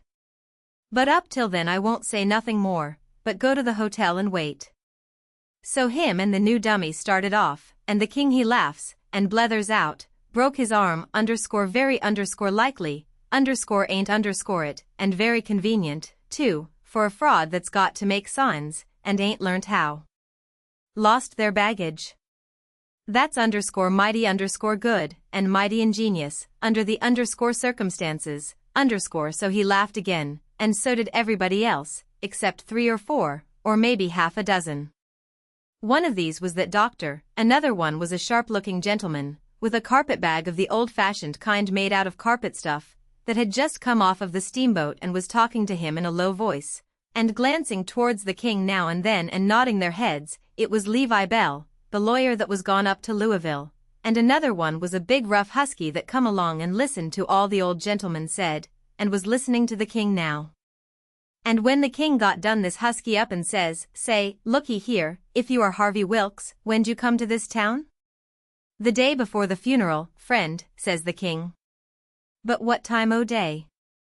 "In the evenin', 'bout an hour or two before sundown." How you come?" "I come down on the Susan Powell from Cincinnati." "Well, then, how'd you come to be up at the Pint in the mornin' in a canoe?" "I warn't up at the Pint in the mornin'. "It's a lie." Several of them jumped for him and begged him not to talk that way to an old man and a preacher. "Preacher be hanged, he's a fraud and a liar. He was up at the Pint that mornin'." "I live up there, don't I?" "Well, I was up there, and he was up there. I see him there. He come in a canoe, along with Tim Collins and a boy. The doctor he up and says, 'Would you know the boy again if you was to see him, Hines?' I reckon I would, but I don't know." "Why, yonder he is, now. I know him perfectly easy. It was me he pointed at."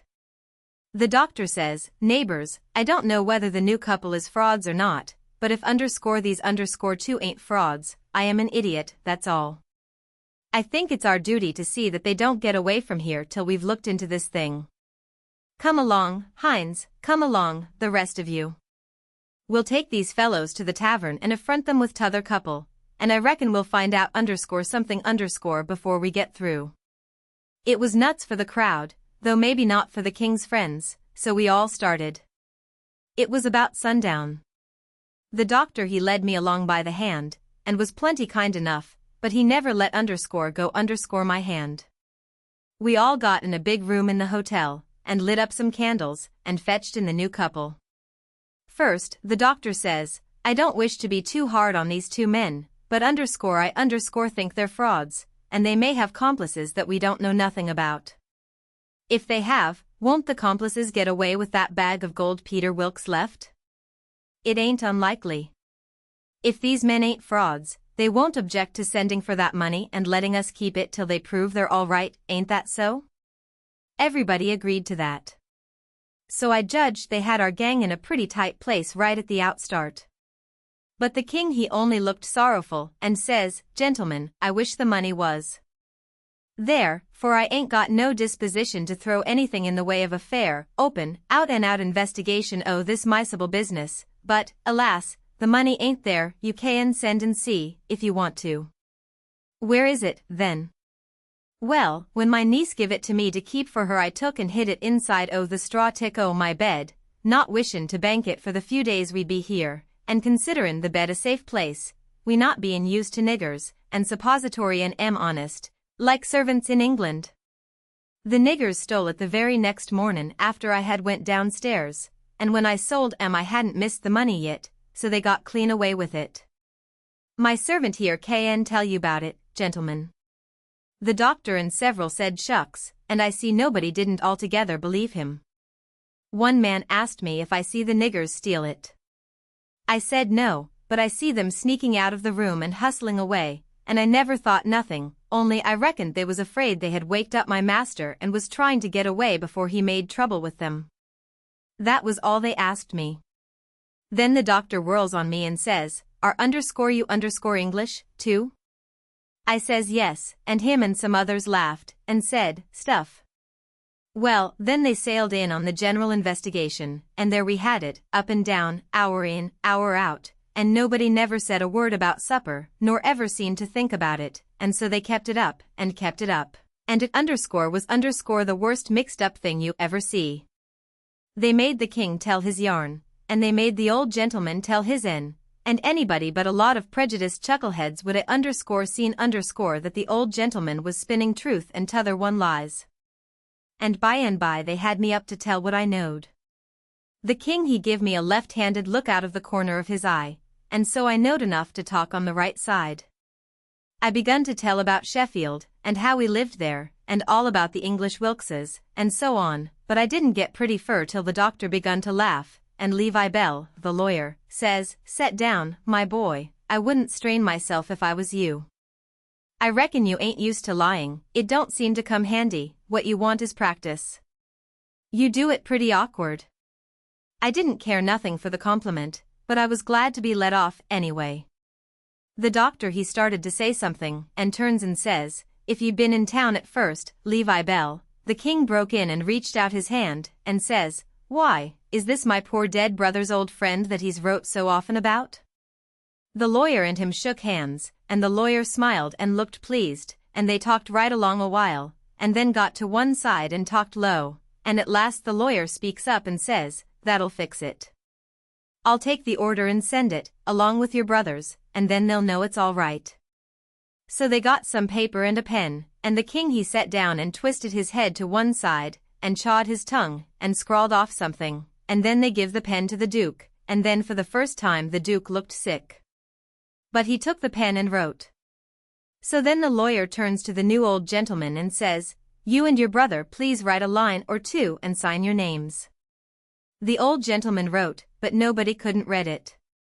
The lawyer looked powerful astonished, and says, well, it beats _me_, and snaked a lot of old letters out of his pocket, and examined them, and then examined the old man's writing, and then them again, and then says, these old letters is from Harvey Wilkes, and here's these two handwritings, and anybody can see they didn't write them. The king and the duke looked sold and foolish, I tell you, to see how the lawyer had took them in. And here's this old gentleman's handwriting, and anybody can tell, easy enough, he didn't write them. The fact is, the scratches he makes ain't properly writing at all. Now, here's some letters from, the new old gentleman says, if you please, let me explain. Nobody can read my hand but my brother there, so he copies for me. It's his hand you've got there, not mine. Well, says the lawyer, this is a state of things. I've got some of William's letters, too, so if you'll get him to write a line or so we can calm, he can't write with his left hand, says the old gentleman. If he could use his right hand, you would see that he wrote his own letters and mine too. Look at both, please, they're by the same hand. The lawyer done it, and says, I believe it's so, and if it ain't so, there's a heap stronger resemblance than I'd noticed before, anyway. Well. I thought we was right on the track of a solution, but it's gone to grass, partly. But anyway, _1 thing is proved, these two ain't either of M. Wilkes's, and he wagged his head towards the king and the duke. Well, what do you think? That mulehead old fool wouldn't give an then, indeed he wouldn't. Said it warn't no fair test. Said his brother William was the cussedest joker in the world, and hadn't tried to write, he see William was going to play one of his jokes the minute he put the pen to paper. And so he warmed up and went warbling right along till he was actually beginning to believe what he was saying himself. But pretty soon the new gentleman broke in, and says, I've thought of something. Is there anybody here that helped to lay out my helped to lay out the late Peter Wilkes for burying? Yes, says somebody, me and Turner done it. We're both here. Then the old man turns towards the king, and says, perhaps this gentleman can tell me what was tattooed on his breast? Blamed if the king didn't have to brace up mighty quick, or he'd a scooshed down like a bluff bank that the river has cut under, it took him so sudden, and, mind you, it was a thing that was calculated to make most anybody scush to get fetched such a solid one as that without any notice, because how was he going to know what was tattooed on the man? He whitened a little, he couldn't help it, and it was mighty still in there, and everybody bending a little forwards and gazing at him. Says I to myself, he'll throw up the sponge, there ain't no more use. Well, did he? A body can't hardly believe it, but he didn't. I reckon he thought he'd keep the thing up till he tired them people out, so they'd thin out, and him and the Duke could break loose and get away. Anyway, he sat there, and pretty soon he begun to smile, and says, MF. It's a very tough question, ain't it. Yes, sir, I can tell you what's tattooed on his breast. It's just a small, thin, blue arrow, that's what it is, and if you don't look close, you can't see it. Now what do you say, hey? Well, I never see anything like that old blister for clean out and out cheek. The new old gentleman turns brisk towards Turner and his pard, and his eye lights up like he judged he'd got the king this time, and says, there, you've heard what he said. Was there any such mark on Peter Wilkes' breast? Both of them spoke up and says, we didn't see no such mark. Good, says the old gentleman. Now, what you did see on his breast was a small dim P, and a B, which is an initial he dropped when he was young, and a W, with dashes between them, so P, B, W, and he marked them that way on a piece of paper. Come, ain't that what you saw? Both of them spoke up again, and says, no, we didn't. We never seen any marks at all. Well, everybody was in a state of mind now, and they sings out, the whole bylin of MS frauds. Lees duck M. Lees drown M. Lees ride M on a rail, and everybody was whooping at once, and there was a rattling powwow. But the lawyer he jumps on the table and yells, and says, gentlemen, men, hear me just a word, just a single word, if you please. There's one way yet, let's go and dig up the corpse and look. That took them. Hooray, they all shouted, and was starting right off, but the lawyer and the doctor sung out, hold on. Collar all these 4 men and the boy, and fetch them along, too. We'll do it, they all shouted, and if we don't find them marks we'll lynch the whole gang. I was scared, now, I tell you. But there warn't no getting away, you know. They gripped us all, and marched us right along, straight for the graveyard, which was 1.5 miles down the river, and the whole town at our heels, for we made noise enough, and it was only 9 in the evening. As we went by our house I wished I hadn't sent Mary Jane out of town, because now if I could tip her the wink she'd light out and save me, and blow on our deadbeats. Well, we swarmed along down the river road, just carrying on like wildcats, and to make it more scary the sky was darking up, and the lightning beginning to wink and flitter, and the wind to shiver amongst the leaves. This was the most awful trouble and most dangersome I ever was in, and I was kinder stunned. Everything was going so different from what I had allowed for, 'stead of being fixed so I could take my own time if I wanted to, and see all the fun, and have Mary Jane at my back to save me and set me free when the close fit come. Here was nothing in the world betwixt me and sudden death but just them tattoo marks. If they didn't find them, I couldn't bear to think about it, and yet, somehow, I couldn't think about nothing else. It got darker and darker, and it was a beautiful time to give the crowd the slip, but that big husky had me by the wrist, Hines, and a body might as well try to give Golier the slip. He dragged me right along, he was so excited, and I had to run to keep up. When they got there they swarmed into the graveyard and washed over it like an overflow. And when they got to the grave they found they had about 100 times as many shovels as they wanted, but nobody hadn't thought to fetch a lantern. But they sailed into digging anyway by the flicker of the lightning, and sent a man to the nearest house, 1/2 mile off, to borrow one.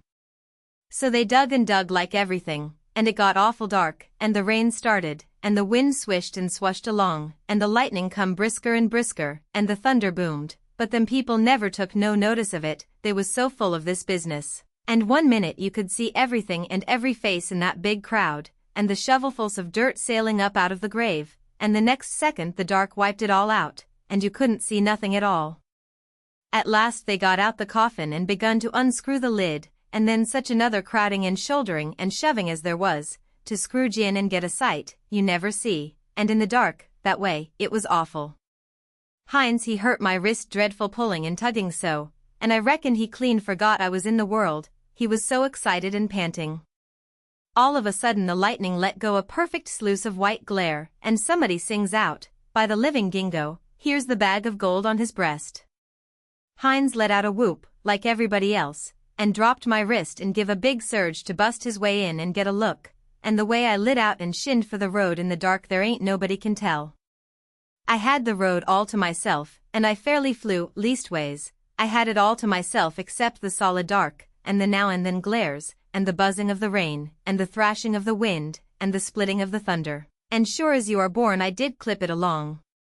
When I struck the town I see there warn't nobody out in the storm, so I never hunted for no back streets, but humped it straight through the main one, and when I begun to get towards our house I aimed my eye and set it.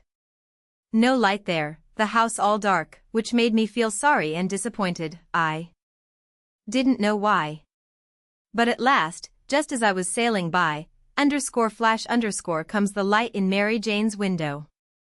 And my heart swelled up sudden, like to bust, and the same second the house and all was behind me in the dark, and wasn't ever going to be before me no more in this world.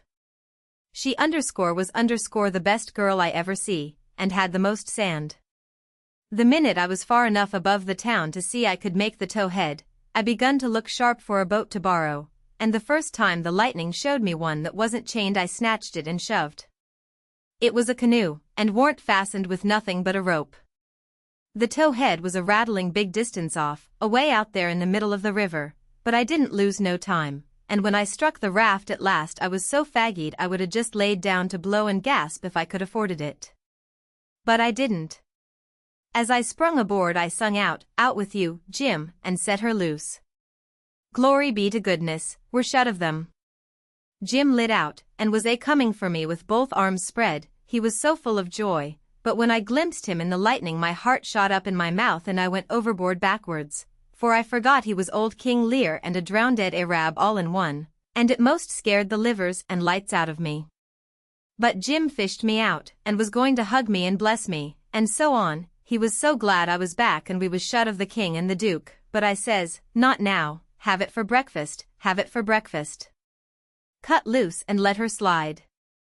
So in 2 seconds away we went sliding down the river, and it did seem so good to be free again and all by ourselves on the big river, and nobody to bother us. I had to skip around a bit, and jump up and crack my heels a few times, I couldn't help it, but about the third crack I noticed a sound that I knowed mighty well, and held my breath and listened and waited, and sure enough, when the next flash busted out over the water, here they come, and just laying to their oars and making their skiff hum. It was the king and the duke.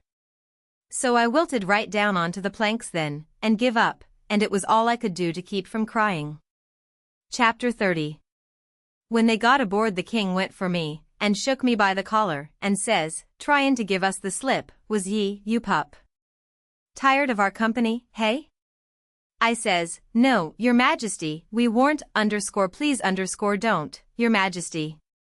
Quick, then, and tell us what was your idea, or I'll shake the insides out o' you. Honest, I'll tell you everything just as it happened, your majesty. The man that had holt of me was very good to me, and kept saying he had a boy about as big as me that died last year, and he was sorry to see a boy in such a dangerous fix, and when they was all took by surprise by finding the gold, and made a rush for the coffin, he lets go of me and whispers, heal it now, or they'll hang ye, sure, and I lit out. It didn't seem no good for me to stay, I couldn't do nothing, and I didn't want to be hung if I could get away.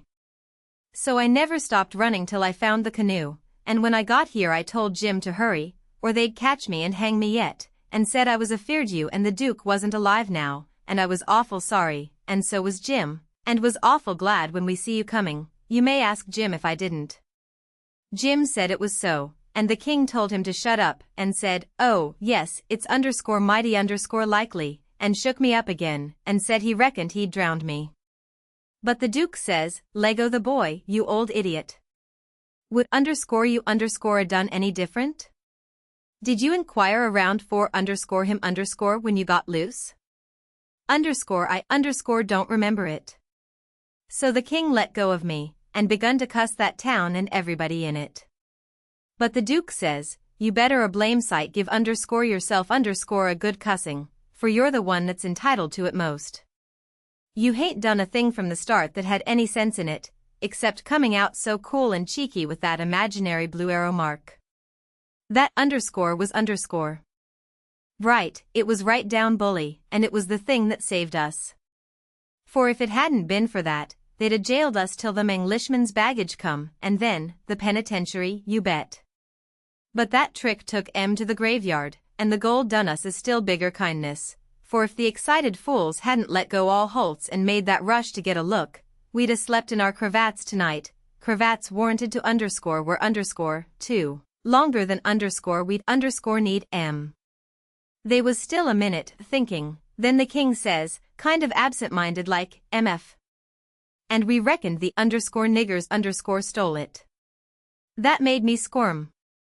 Yes, says the Duke, kinder slow and deliberate and sarcastic, underscore we underscore did. After about a half a minute the king drawls out, leastways, underscore I underscore did. The Duke says, the same way, on the contrary, underscore I underscore did. The king kind of ruffles up, and says, looky here, Bilgewater, what are you referring to?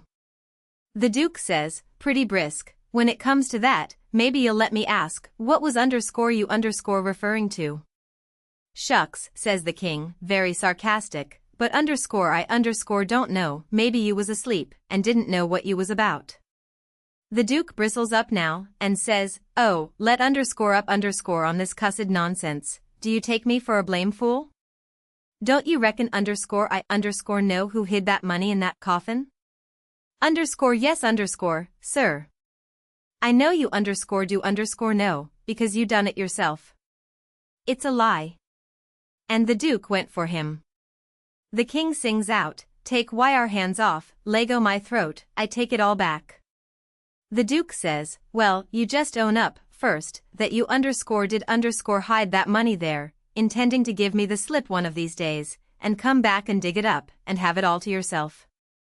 Wait just a minute, Duke, answer me this one question, honest and fair, if you didn't put the money there, say it, and I'll believe you, and take back everything I said.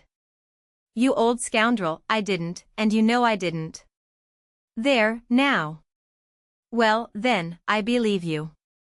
But answer me only just this one more, now underscore don't underscore get mad, didn't you have it in your mind to hook the money and hide it? The Duke never said nothing for a little bit, then he says, well, I don't care if I underscore did underscore, I didn't underscore do underscore it, anyway. But you not only had it in mind to do it, but you underscore done underscore it. I wished I never die if I done it, Duke, and that's honest. I won't say I warn't underscore goin' underscore to do it, because I underscore was underscore but you, I mean somebody, got in ahead o' me. It's a lie. You done it, and you got to underscore say underscore you done it, or, the king began to gurgle, and then he gasps out, nuff, underscore I own up, underscore I was very glad to hear him say that. It made me feel much more easier than what I was feeling before. So the Duke took his hands off and says, if you ever deny it again I'll drown you. It's underscore well underscore for you to set there and blubber like a baby, it's fittin' for you, after the way you've acted. I never see such an old ostrich for wanting to gobble everything, and I ain't trusting you all the time, like you was my own father. You ought to been ashamed of yourself to stand by and hear it saddled on to a lot of poor niggers, and you never say a word for 'em. It makes me feel ridiculous to think I was soft enough to underscore believe underscore that rubbage.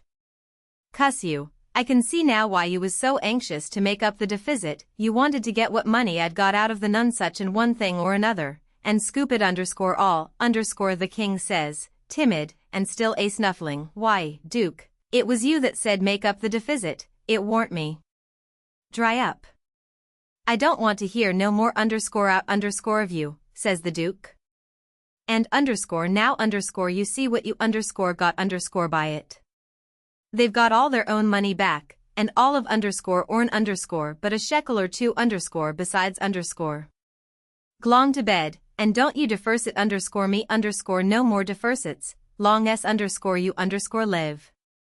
So the king sneaked into the wigwam and took to his bottle for comfort, and before long the Duke tackled underscore his underscore bottle, and so in about a half an hour they was as thick as thieves again, and the tighter they got, the lovinger they got, and went off snoring in each other's arms. They both got powerful mellow, but I noticed the king didn't get mellow enough to forget to remember to not deny about hiding the money bag again. That made me feel easy and satisfied. Of course when they got to snoring we had a long gabble, and I told Jim everything. Chapter 31. We danc't stop again at any town for days and days, kept right along down the river. We was down south in the warm weather now, and a mighty long ways from home. We begun to come to trees with Spanish moss on them, hanging down from the limbs like long, gray beards. It was the first I ever see it growing, and it made the woods look solemn and dismal. So now the frauds reckoned they was out of danger, and they begun to work the villages again. First they done a lecture on temperance, but they didn't make enough for them both to get drunk on. Then in another village they started a dancing school, but they didn't know no more how to dance than a kangaroo does, so the first prance they made the general public jumped in and pranced them out of town. Another time they tried to go at yellocution, but they didn't yellocute long till the audience got up and give them a solid good cussing, and made them skip out. They tackled missionarying, and mesmerizing, and doctoring, and telling fortunes, and a little of everything, but they couldn't seem to have no luck. So at last they got just about dead broke, and laid around the raft as she floated along, thinking, and never saying nothing, by the half a day at a time, and dreadful blue and desperate. And at last they took a change and begun to lay their heads together in the wigwam and talk low and confidential 2 or 3 hours at a time. Jim and me got uneasy. We didn't like the look of it. We judged they was studying up some kind of worse deviltry than ever. We turned it over and over, and at last we made up our minds they was going to break into somebody's house or store, or was going into the counterfeit money business, or something. So then we was pretty scared, and made up an agreement that we wouldn't have nothing in the world to do with such actions, and if we ever got the least show we would give them the cold shake and clear out and leave them behind. Well, early one morning we hid the raft in a good, safe place about 2 miles below a little bit of a shabby village named Pikesville, and the king he went ashore and told us all to stay hid whilst he went up to town and smelt around to see if anybody had got any wind of the royal nonsuch there yet. House to rob, you mean, says I to myself, and when you get through robbing it you'll come back here and wonder what has become of me and Jim and the raft, and you'll have to take it out in wondering. And he said if he warn't back by midday the Duke and me would know it was all right, and we was to come along. So we stayed where we was. The Duke he fretted and sweated around, and was in a mighty sour way. He scolded us for everything, and we couldn't seem to do nothing right. He found fault with every little thing. Something was a-brewing, sure. I was good and glad when midday come and no king. We could have a change anyway, and maybe a chance for the change on top of it. So me and the Duke went up to the village and hunted around there for the king, and by and by we found him in the back room of a little low doggery, very tight, and a lot of loafers bully-ragging him for sport, and he a-cussing and a-threatening with all his might, and so tight he couldn't walk, and couldn't do nothing to them.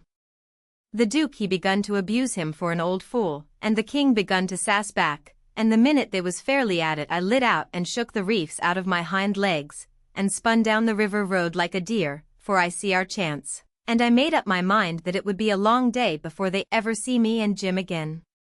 I got down there all out of breath but loaded up with joy, and sung out, "Set her loose, Jim. We're all right now." But there warn't no answer, and nobody come out of the wigwam.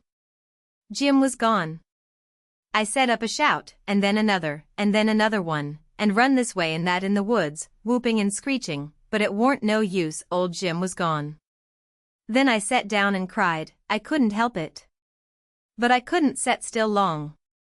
Pretty soon I went out on the road, trying to think what I better do, and I run across a boy walking, and asked him if he'd seen a strange nigger dressed so-and-so, and he says, yes. Whereabouts, says I, down to Silas Phelps' place, 2 miles below here.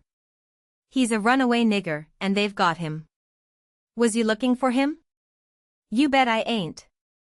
I run across him in the woods about an hour or 2 ago, and he said if I hollered he'd cut my livers out, and told me to lay down and stay where I was, and I done it. Been there ever since, afeared to come out. Well, he says, you needn't be afeared no more, because they've got him. He run off down south, Somers. It's a good job they got him. Well, I reckon, there's $200 reward on him. It's like picking up money out in the road. Yes, it is, and I coulda had it if I'd been big enough. I see him first. Who nailed him? It was an old fellow, a stranger, and he sold out his chance in him for $40, because he's got to go up the river and can't wait. Think o' that, now. You bet I'd wait, if it was 7 year. That's me, every time, says I, but maybe his chance ain't worth no more than that, if he'll sell it so cheap. Maybe there's something ain't straight about it. But it is though, straight as a string. I see the handbill myself. It tells all about him, paints him like a picture, and tells the plantation he's from, below leans. No siree Bob they ain't no trouble bout that speculation, you bet you. Say, gimme a cha tobacco, won't ye? I didn't have none, so he left. I went to the raft, and set down in the wigwam to think. But I couldn't come to nothing. I thought till I wore my head sore, but I couldn't see no way out of the trouble. After all this long journey, and after all we'd done for them scoundrels, here it was all come to nothing, everything all busted up and ruined, because they could have the heart to serve Jim such a trick as that, and make him a slave again all his life, and amongst strangers, too, for $40 dirty. Once I said to myself it would be 1,000 times better for Jim to be a slave at home where his family was, as long as he'd got to be a slave, and so I'd better write a letter to Tom Sawyer and tell him to tell Miss Watson where he was. But I soon give up that notion for 2 things. She'd be mad and disgusted at his rascality and ungratefulness for leaving her, and so she'd sell him straight down the river again, and if she didn't, everybody naturally despises an ungrateful nigger, and they'd make Jim feel it all the time, and so he'd feel ornery and disgraced. And then think of me, it would get all around that Huck Finn helped a nigger to get his freedom, and if I was ever to see anybody from that town again I'd be ready to get down and lick his boots for shame. That's just the way a person does a low-down thing, and then he don't want to take no consequences of it. Thinks as long as he can hide it, it ain't no disgrace. That was my fix exactly. The more I studied about this, the more my conscience went to grinding me, and the more wicked and low-down and ornery I got to feeling. And at last, when it hit me all of a sudden that here was the plain hand of Providence slapping me in the face and letting me know my wickedness was being watched all the time from up there in heaven, whilst I was stealing a poor old woman's nigger that hadn't ever done me no harm, and now was showing me theirs. One that's always on the lookout, and ain't going to allow no such miserable doings to go only just so fur and no further. I most dropped in my tracks, I was so scared. Well, I tried the best I could to kinder soften it up somehow for myself by saying I was brung up wicked, and so I warn't so much to blame, but something inside of me kept saying, there was the Sunday school, you could 'a gone to it, and if you'd 'a done it they'd 'a learnt you there that people that acts as I'd been acting about that nigger goes to everlasting fire. It made me shiver. And I about made up my mind to pray, and see if I couldn't try to quit being the kind of a boy I was and be better. So I kneeled down. But the words wouldn't come. Why wouldn't they? It warn't no use to try and hide it from him. Nor from me neither. I knowed very well why they wouldn't come.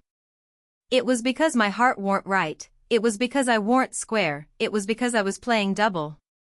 I was letting on to give up sin, but away inside of me I was holding on to the biggest one of all. I was trying to make my mouth say I would do the right thing and the clean thing, and go and write to that nigger's owner and tell where he was, but deep down in me I knowed it was a lie, and he knowed it. You can't pray a lie, I found that out. So I was full of trouble, full as I could be, and didn't know what to do. At last I had an idea, and I says, I'll go and write the letter, and then see if I can pray. Why, it was astonishing, the way I felt as light as a feather right straight off, and my troubles all gone. So I got a piece of paper and a pencil, all glad and excited, and sat down and wrote, Miss Watson, your runaway nigger Jim is down here 2 miles below Pikesville, and Mr. Phelps has got him and he will give him up for the reward if you send. Huck Finn, I felt good and all washed clean of sin for the first time I had ever felt so in my life, and I knowed I could pray now. But I didn't do it straight off, but laid the paper down and sat there thinking how good it was all this happened so, and how near I come to being lost and going to hell. And went on thinking. And got to thinking over our trip down the river, and I see Jim before me all the time, in the day and in the night time, sometimes moonlight, sometimes storms, and we floating along, talking and singing and laughing. But somehow I couldn't seem to strike no places to harden me against him, but only the other kind. I'd see him standing my watch on top of his inn, 'stead of calling me, so I could go on sleeping, and see him how glad he was when I come back out of the fog, and when I come to him again in the swamp, up there where the feud was, and such like times, and would always call me honey, and pet me and do everything he could think of for me, and how good he always was, and at last I struck the time I saved him by telling the men we had smallpox aboard, and he was so grateful, and said I was the best friend old Jim ever had in the world, and the only one he's got now, and then I happened to look around and see that paper. It was a close place. I took it up and held it in my hand. I was trembling, because I'd got to decide, forever, betwixt two things, and I knowed it. I studied a minute, sort of holding my breath, and then says to myself, all right, then, I'll go to hell, and tore it up. It was awful thoughts and awful words, but they was said. And I let them stay said, and never thought no more about reforming. I shoved the whole thing out of my head, and said I would take up wickedness again, which was in my line, being brung up to it, and the other warn't. And for a starter I would go to work and steal Jim out of slavery again, and if I could think up anything worse, I would do that, too, because as long as I was in, and in for good, I might as well go the whole hog. Then I set to thinking over how to get at it, and turned over some considerable many ways in my mind, and at last fixed up a plan that suited me. So then I took the bearings of a woody island that was down the river a piece, and as soon as it was fairly dark I crept out with my raft and went for it, and hid it there, and then turned in. I slept the night through, and got up before it was light, and had my breakfast, and put on my store clothes, and tied up some others and one thing or another in a bundle, and took the canoe and cleared for shore. I landed below where I judged was Phelps's place, and hid my bundle in the woods, and then filled up the canoe with water, and loaded rocks into her and sunk her where I could find her again when I wanted her, about a quarter of a mile below a little steam sawmill that was on the bank. Then I struck up the road, and when I passed the mill I see a sign on it, Phelps's sawmill, and when I come to the farmhouses, 200 or 300 yards further along, I kept my eyes peeled, but didn't see nobody around, though it was good daylight now. But I didn't mind, because I didn't want to see nobody just yet, I only wanted to get the lay of the land. According to my plan, I was going to turn up there from the village, not from below. So I just took a look, and shoved along, straight for town. Well, the very first man I see when I got there was the Duke. He was sticking up a bill for the Royal Nonsuch, 3-night performance, like that other time. They had the cheek, them frauds. I was right on him before I could shirk. He looked astonished, and says, hell low, where'd you come from? Then he says, kind of glad and eager, where's the raft, got her in a good place? I says, why, that's just what I was going to ask your grace. Then he didn't look so joyful, and says, what was your idea for asking me, he says. Well, I says, when I see the king in that doggery yesterday I says to myself, we can't get him home for hours, till he's sober, so I went loafing around town to put in the time and wait. A man up and offered me 10 cents to help him pull a skiff over the river and back to fetch a sheep, and so I went along, but when we was dragging him to the boat, and the man left me a holt of the rope and went behind him to shove him along, he was too strong for me and jerked loose and run, and we after him. We didn't have no dog, and so we had to chase him all over the country till we tired him out. We never got him till dark, then we fetched him over, and I started down for the raft. When I got there and see it was gone, I says to myself, they've got into trouble and had to leave, and they've took my nigger, which is the only nigger I've got in the world, and now I'm in a strange country, and ain't got no property no more, nor nothing, and no way to make my living, so I sat down and cried. I slept in the woods all night. But what did become of the raft, then, and Jim, poor Jim?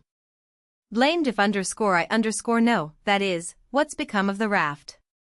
That old fool had made a trade and got $40, and when we found him in the doggery the loafers had matched $50 with him and got every cent but what he'd spent for whiskey, and when I got him home late last night and found the raft gone, we said, "That little rascal has stole our raft and shook us, and run off down the river." I wouldn't shake my nigger, would I, the only nigger I had in the world, and the only property. We never thought of that. Fact is, I reckon we'd come to consider him our nigger, yes, we did consider him so, goodness knows we had trouble enough for him. So when we see the raft was gone and we flat broke, there warn't anything for it but to try the Royal Nonsuch another shake. And I've pegged along ever since, dry as a powder horn. Where's that 10 cents? Give it here. I had considerable money, so I give him 10 cents, but begged him to spend it for something to eat, and give me some, because it was all the money I had, and I hadn't had nothing to eat since yesterday. He never said nothing. The next minute he whirls on me and says, "Do you reckon that nigger would blow on us? We'd skin him if he done that." "How can he blow? Hain't he run off?" "No. That old fool sold him, and never divided with me, and the money's gone." Sold him? I says, and begun to cry. Why, he was my nigger, and that was my money. "Where is he? I want my nigger." "Well, you can't get your nigger, that's all, so dry up your blubbering. Looky here, do you think you'd venture to blow on us?" "Blamed if I think I'd trust you." "Why, if you was to blow on us," he stopped, but I never see the Duke look so ugly out of his eyes before. I went on whimpering, and says, "I don't want to blow on nobody, and I ain't got no time to blow, nohow. I got to turn out and find my nigger."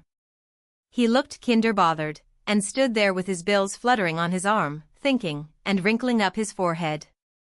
At last he says, "I'll tell you something. We got to be here 3 days. If you'll promise you won't blow, and won't let the nigger blow, I'll tell you where to find him." So I promised, and he says, "A farmer by the name of Silas P.H., and then he stopped. You see, he started to tell me the truth, but when he stopped that way, and begun to study and think again, I reckoned he was changing his mind. And so he was. He wouldn't trust me, he wanted to make sure of having me out of the way the whole 3 days. So pretty soon he says, "The man that bought him is named Abram G. Foster, and he lives 40 mile back here in the country, on the road to Lafayette." "All right," I says, "I can walk it in 3 days. And I'll start this very afternoon." "No you won't, you'll start now, and don't you lose any time about it, neither, nor do any gabbling by the way. Just keep a tight tongue in your head and move right along, and then you won't get into trouble with _us_, d'ye hear?" That was the order I wanted, and that was the one I played for.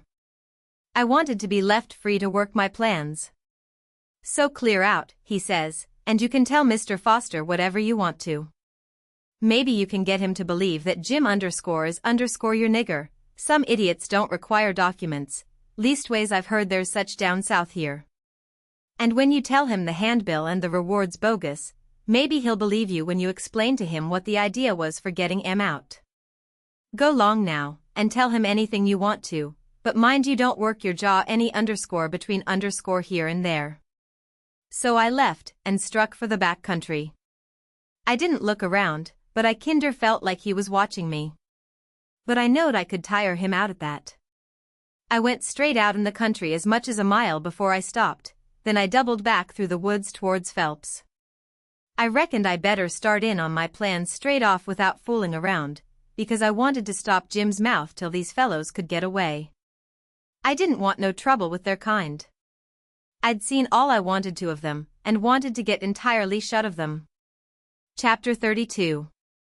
When I got there it was all still and Sunday-like, and hot and sunshiny, the hands was gone to the fields, and there was them kind of faint dronings of bugs and flies in the air that makes it seem so lonesome and like everybody's dead and gone. And if a breeze fans along and quivers the leaves, it makes you feel mournful, because you feel like it's spirits whispering, spirits that's been dead ever so many years, and you always think they're talking about _you _.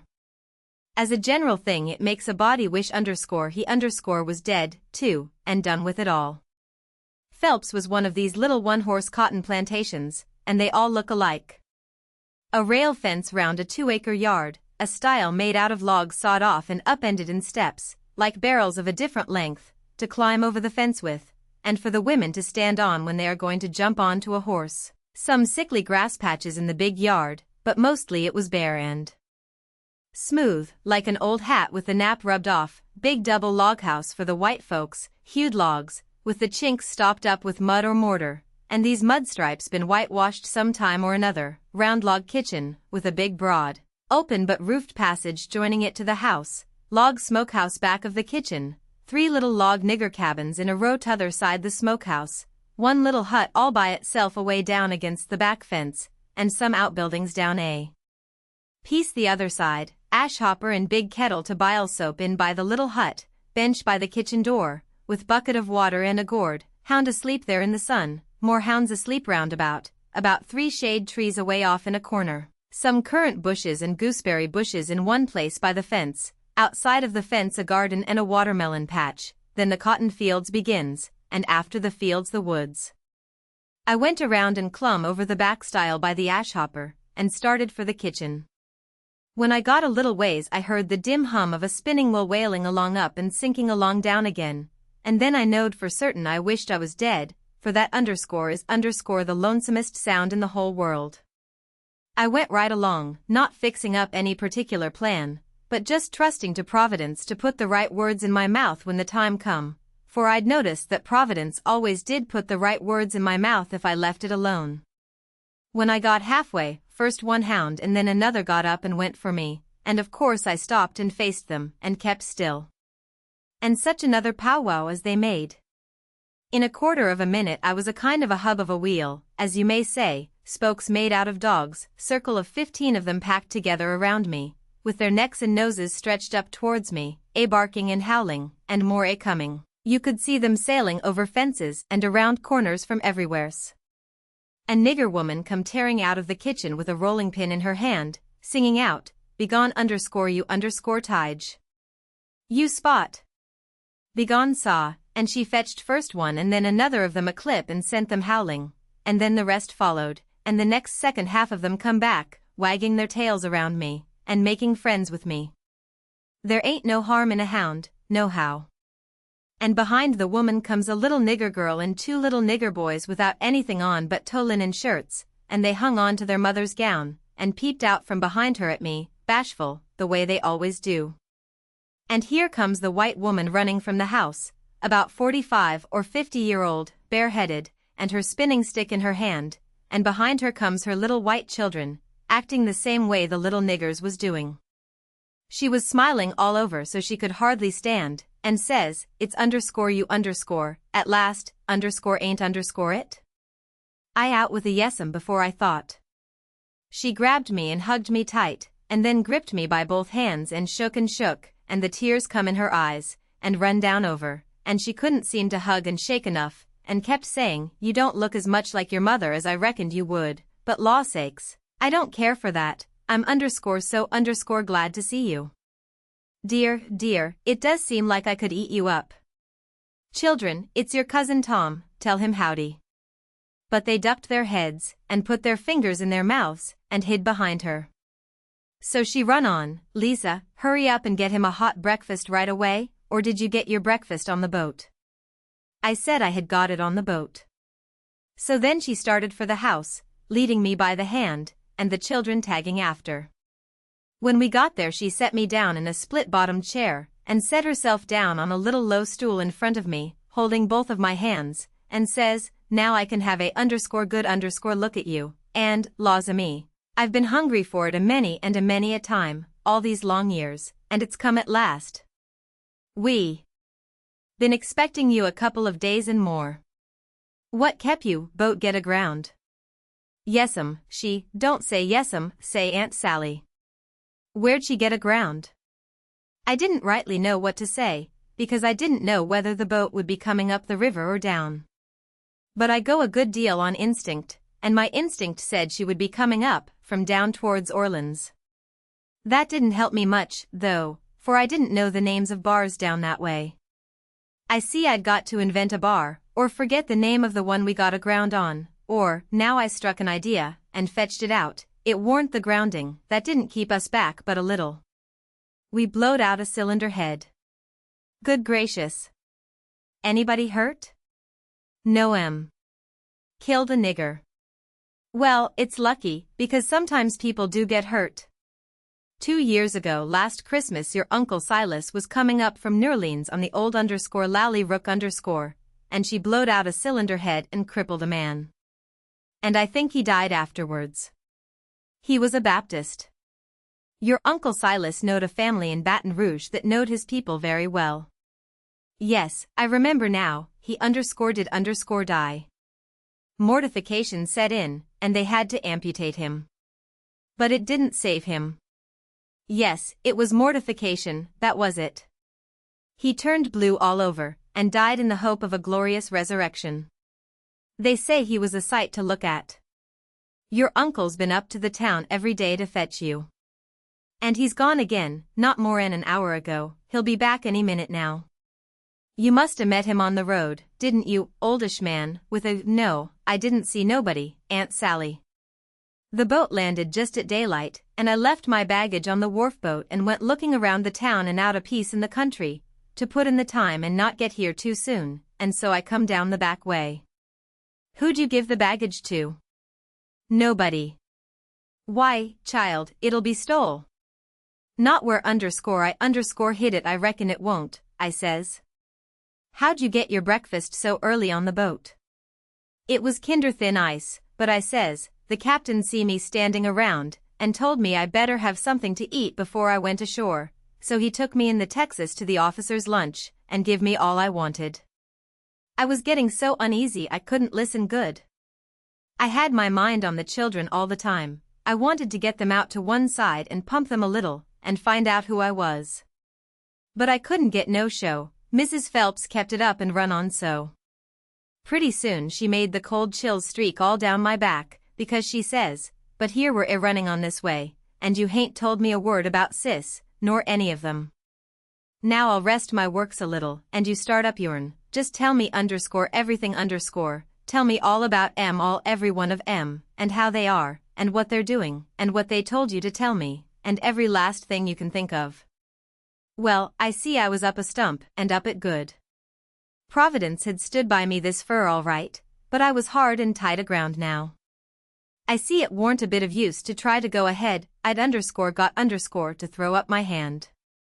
So I says to myself, here's another place where I got to resk the truth.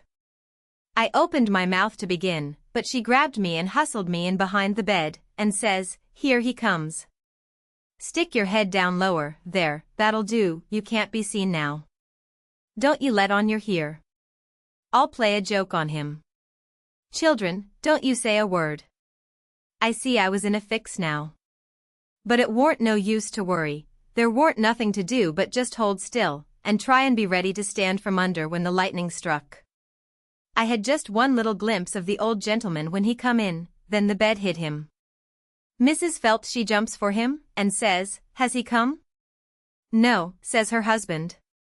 Good _gracious, she says, what in the world can have become of him? I can't imagine, says the old gentleman, and I must say it makes me dreadful uneasy. Uneasy, she says, I'm ready to go distracted. He must a come, and you've missed him along the road. I it's so, something tells me so. Why, Sally, I couldn't miss him along the road, you know that. But oh, dear, what will Sis say? He must a come. You must a missed him. Don't distress me any more'n I'm already distressed. I don't know what in the world to make of it. I'm at my wit's end, and I don't mind acknowledging I'm right down scared. But there's no hope that he's come, for he couldn't come and me miss him. Sally, it's terrible, just terrible, something's happened to the boat, sure. Why, Silas? Look yonder, up the road, ain't that somebody coming? He sprung to the window at the head of the bed, and that give Mrs. Phelps the chance she wanted.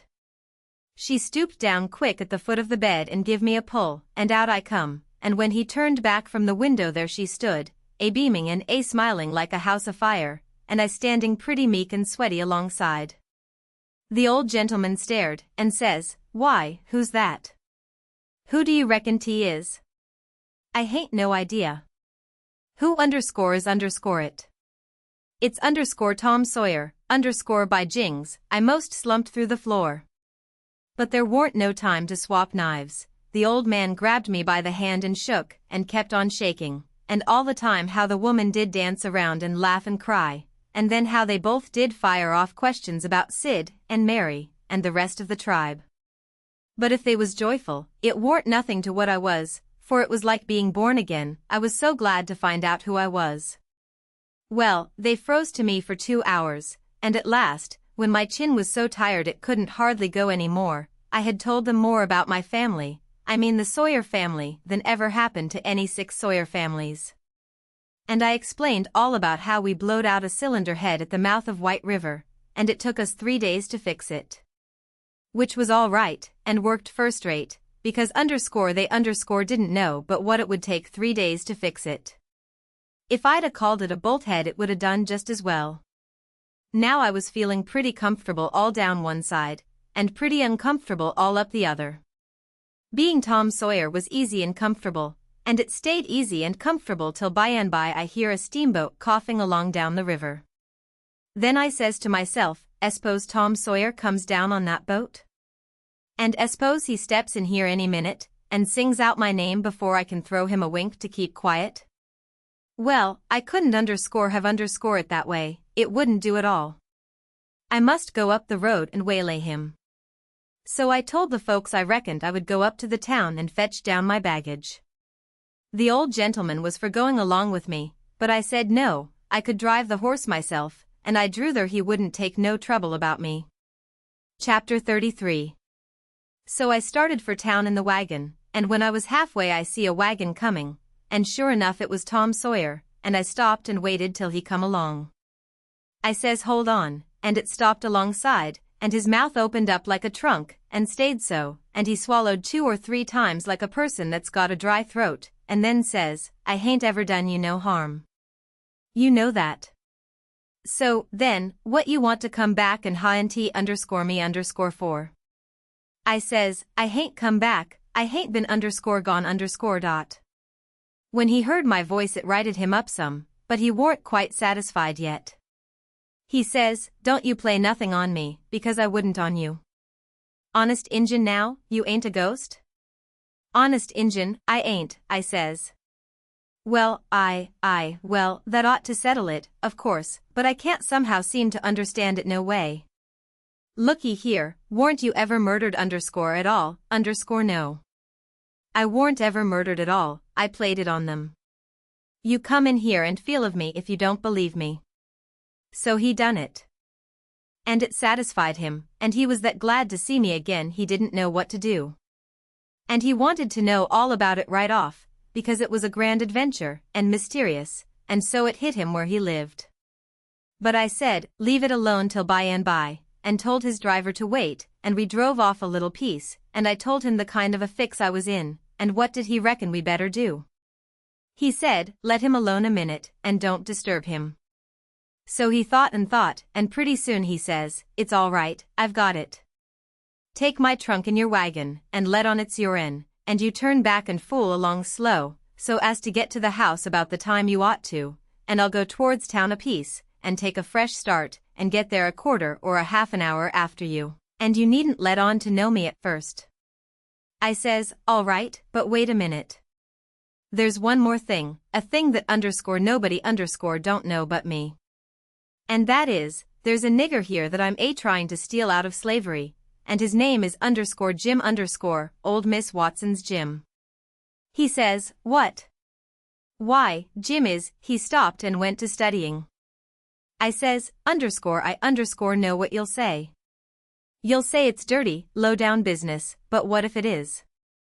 I am low down, and I'm a-going to steal him, and I want you keep mum and not let on. Will you? His eye lit up, and he says, I'll help you steal him. Well, I let go all holts then, like I was shot. It was the most astonishing speech I ever heard, and I'm bound to say Tom Sawyer fell considerable in my estimation. Only I couldn't believe it. Tom Sawyer _nigger stealer, oh, shucks. I says, you're joking. I ain't joking either. Well, then, I says, joking or no joking, if you hear anything said about a runaway nigger, don't forget to remember that you don't know nothing about him, and I don't know nothing about him. Then we took the trunk and put it in my wagon, and he drove off his way and I drove mine. But of course I forgot all about driving slow on accounts of being glad and full of thinking, so I got home a heap too quick for that length of a trip. The old gentleman was at the door, and he says, why, this is wonderful. Whoever would have thought it was in that mare to do it? I wish we'd a timed her. And she hain't sweated a hair, not a hair. It's wonderful. Why, I wouldn't take $100 for that horse now, I wouldn't, honest, and yet I'd a sold her for 15 before, and thought 'twas all she was worth. That's all he said. He was the innocentest, best old soul I ever see. But it warn't surprising, because he warn't only just a farmer, he was a preacher, too, and had a little one-horse log church down back of the plantation, which he built it himself at his own expense, for a church and schoolhouse, and never charged nothing for his preaching, and it was worth it, too. There was plenty other farmer preachers like that, and done the same way, down south. In about half an hour Tom's wagon drove up to the front stile, and Aunt Sally she see it through the window, because it was only about 50 yards, and says, why, there's somebody come. I wonder who 'tis. Why, I do believe it's a stranger. Jimmy, that's one of the children, run and tell Lisa to put on another plate for dinner. Everybody made a rush for the front door, because, of course, a stranger don't come every year, and so he lays over the yaller fever, for interest, when he does come. Tom was over the stile and starting for the house, the wagon was spinning up the road for the village, and we was all bunched in the front door. Tom had his store clothes on, and an audience, and that was always nuts for Tom Sawyer. In them circumstances it warn't no trouble to him to throw in an amount of style that was suitable. He warn't a boy to meeky along up that yard like a sheep, no, he come calm and important, like the ram. When he got a front of us he lifts his hat ever so gracious and dainty, like it was the lid of a box that had butterflies asleep in it and he didn't want to disturb them, and says, Mr. Archibald Nichols, I presume? No, my boy, says the old gentleman, I'm sorry to say your driver has deceived you, Nichols's place is down a matter of 3 mile more. Come in, come in. Tom he took a look back over his shoulder, and says, too late, he's out of sight. Yes, he's gone, my son, and you must come in and eat your dinner with us, and then we'll hitch up and take you down to Nichols's. Oh, I can't make you so much trouble, I couldn't think of it. I'll walk, I don't mind the distance. But we won't let you walk, it wouldn't be Southern hospitality to do it. Come right in. Oh, says Aunt Sally, it ain't a bit of trouble to us, not a bit in the world. You must stay. It's a long, dusty 3 mile, and we can't let you walk. And, besides, I've already told em to put on another plate when I see you coming, so you mustn't disappoint us. Come right in and make yourself at home. So Tom he thanked them very hearty and handsome, and let himself be persuaded, and come in, and when he was in he said he was a stranger from Hicksville, Ohio, and his name was William Thompson, and he made another bow. Well, he run on, and on, and on, making up stuff about Hicksville and everybody in it he could invent, and I getting a little nervous, and wondering how this was going to help me out of my scrape, and at last, still talking along, he reached over and kissed Aunt Sally right on the mouth, and then settled back again in his chair comfortable, and was going on talking, but she jumped up and wiped it off with the back of her hand, and says, "You audacious puppy." He looked kind of hurt, and says, "I'm surprised at you, You're SRP, why, what do you reckon I am? I've a good notion to take and say, what do you mean by kissing me? He looked kind of humble, and says, I didn't mean nothing, I didn't mean no harm. I thought you'd like it. Why, you born fool. She took up the spinning stick, and it looked like it was all she could do to keep from giving him a crack with it. What made you think I'd like it? Well, I don't know. Only, they told me you would. They told you I would. Whoever told you's another lunatic. I never heard the beat of it. Who's they, why, everybody. They all said so, It was all she could do to hold in, and her eyes snapped, and her fingers worked like she wanted to scratch him, and she says, who's everybody? Out with their names, or there'll be an idiot short. He got up and looked distressed, and fumbled his hat, and says, I'm sorry, and I weren't expecting it. They told me to. They all told me to. They all said, kiss her, and said she'd like it. They all said it, every one of them. But I'm sorry, and I won't do it no more, I won't, honest. You won't you? Well, I reckon you won't. No, I'm honest about it, I won't ever do it again, till you ask me. Till I ask you. Well, I never see the beat of it in my born days. I lay you'll be the Methuselah numbskull of creation before ever I ask you, or the likes of you. Well, he says, it does surprise me so. I can't make it out, somehow. They said you would, and I thought you would. But, he stopped and looked around slow, like he wished he could run across a friendly eye somewheres, and fetched up on the old gentleman's, and says, didn't you think she'd like me to kiss her, sir? Why, no, no, I believe I didn't. Then he looks on around the same way to me, and says, Tom, didn't you think Aunt Sally D open out her arms and say, Sid Sawyer, my land, she says, breaking in and jumping for him, you impudent young rascal, to fool a body so, and was going to hug him, but he fended her off, and says, no, not till you've asked me first. So she didn't lose no time, but asked him, and hugged him and kissed him over and over again, and then turned him over to the old man, and he took what was left. And after they got a little quiet again she says, why, dear me, I never see such a surprise. We weren't looking for you at all, but only Tom. Sis never wrote to me about anybody coming but him.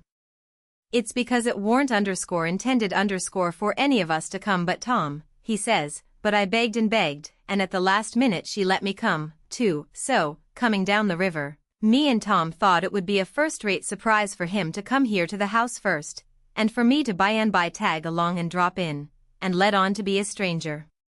But it was a mistake, Aunt Sally. This ain't no healthy place for a stranger to come. No, not impudent whelps, Sid. You ought to had your jaws boxed, I hain't been so put out since I don't know when. But I don't care, I don't mind the terms, I'd be willing to stand 1,000 such jokes to have you here. Well, to think of that performance. I don't deny it, I was most putrefied with astonishment when you give me that smack. We had dinner out in that broad open passage betwixt the house and the kitchen, and there was things enough on that table for 7 families, and all hot, too, none of your flabby, tough meat that's laid in a cupboard in a damp cellar all night and tastes like a hunk of old cold cannibal in the morning. Uncle Silas he asked a pretty long blessing over it, but it was worth it, and it didn't cool it a bit, neither, the way I've seen them kind of interruptions do lots of times. There was a considerable good deal of talk all the afternoon, and me and Tom was on the lookout all the time, but it warn't no use, they didn't happen to say nothing about any runaway nigger, and we was afraid to try to work up to it. But at supper, at night, one of the little boys says, Pa, mayn't Tom and Sid and me go to the show? No, says the old man, I reckon there ain't going to be any, and you couldn't go if there was, because the runaway nigger told Burton and me all about that scandalous show, and Burton said he would tell the people, so I reckon they've drove the audacious loafers out of town before this time. So there it was, but I couldn't help it. Tom and me was to sleep in the same room and bed, so, being tired, we bid good night and went up to bed right after supper, and clumb out of the window and down the lightning rod, and shoved for the town, for I didn't believe anybody was going to give the king and the duke a hint, and so if I didn't hurry up and give them one they'd get into trouble sure. On the road Tom he told me all about how it was reckoned I was murdered, and how Pap disappeared pretty soon, and didn't come back no more, and what a stir there was when Jim run away, and I told Tom all about our royal nonsuch rapscallions, and as much of the raft voyage as I had time to, and as we struck into the town and up through the middle of it, it was as much as 8:30, then, here comes a raging rush of people with torches, and an awful whooping and yelling, and banging tin pans and blowing horns, and we jumped to one side to let them go by, and as they went by I see they had the king and the duke astraddle of a rail, that is, I noted was the king and the duke, though they was all over tar and feathers, and didn't look like nothing in the world that was human, just looked like a couple of monstrous big soldier plumes. Well, it made me sick to see it, and I was sorry for them poor pitiful rascals. It seemed like I couldn't ever feel any hardness against them any more in the world. It was a dreadful thing to see. Human beings can be awful cruel to one another. We see we was too late, couldn't do no good. We asked some stragglers about it, and they said everybody went to the show looking very innocent, and laid low and kept dark till the poor old king was in the middle of his cavortings on the stage, then somebody give a signal, and the house rose up and went for them. So we poked along back home, and I warn't feeling so brash as I was before, but kind of ornery, and humble, and to blame, somehow, though I hadn't done nothing. But that's always the way, it don't make no difference whether you do right or wrong, a person's conscience ain't got no sense, and just goes for him anyway. If I had a yaller dog that didn't know no more than a person's conscience does I would pison him. It takes up more room than all the rest of a person's insides, and yet ain't no good, nohow. Tom Sawyer he says the same. Chapter 34. We stopped talking and got to thinking. By and by Tom says, "Looky here, Huck, what fools we are to not think of it before. I bet I know where Jim is." "No." "Where?" "In that hut down by the ash hopper." "Why, looky here. When we was at dinner, didn't you see a nigger man go in there with some victuals?" "Yes." "What did you think the victuals was for?" "For a dog." "So'd I." "Well, it wasn't for a dog."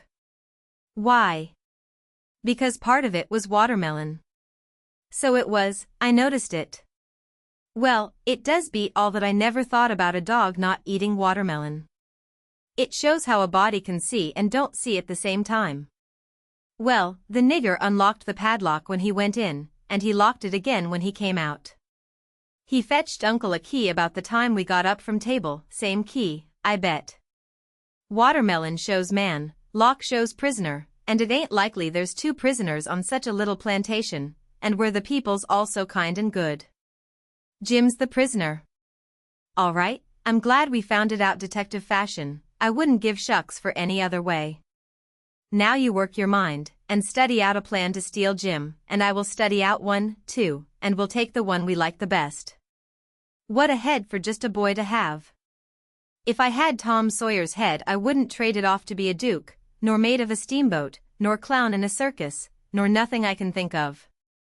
I went to thinking out a plan, but only just to be doing something. I knowed very well where the right plan was going to come from. Pretty soon Tom says, "Ready?" "Yes," I says. "All right, bring it out." "My plan is this," I says. "We can easy find out if it's Jim in there. Then get up my canoe tomorrow night, and fetch my raft over from the island. Then the first dark night that comes steal the key out of the old man's breeches after he goes to bed, and shove off down the river on the raft with Jim, hiding daytimes and running nights, the way me and Jim used to do before. Wouldn't that plan work? _work_why, certainly it would work, like rats a fighting. But it's too blame simple, there ain't nothing underscore to underscore it. What's the good of a plan that ain't no more trouble than that? It's as mild as goose milk. Why, Huck, it wouldn't make no more talk than breaking into a soap factory. I never said nothing, because I warn't expecting nothing different, but I knowed mighty well that whenever he got his plan ready it wouldn't have none of them objections to it. And it didn't. He told me what it was, and I see in a minute it was worth 15 of mine for style, and would make Jim just as free a man as mine would, and maybe get us all killed besides. So I was satisfied, and said we would waltz in on it. I needn't tell what it was here, because I knowed it wouldn't stay the way it was. I knowed he would be changing it around every which way as we went along, and heaving in new bullinesses wherever he got a chance. And that is what he done. Well, one thing was dead sure, and that was that Tom Sawyer was in earnest, and was actually going to help steal that nigger out of slavery. That was the thing that was too many for me. Here was a boy that was respectable and well brung up, and had a character to lose, and folks at home that had characters. And he was bright and not leather-headed, and knowing and not ignorant, and not mean, but kind, and yet here he was, without any more pride, or rightness, or feeling than to stoop to this business, and make himself a shame and his family a shame, before everybody. I couldn't understand it no way at all.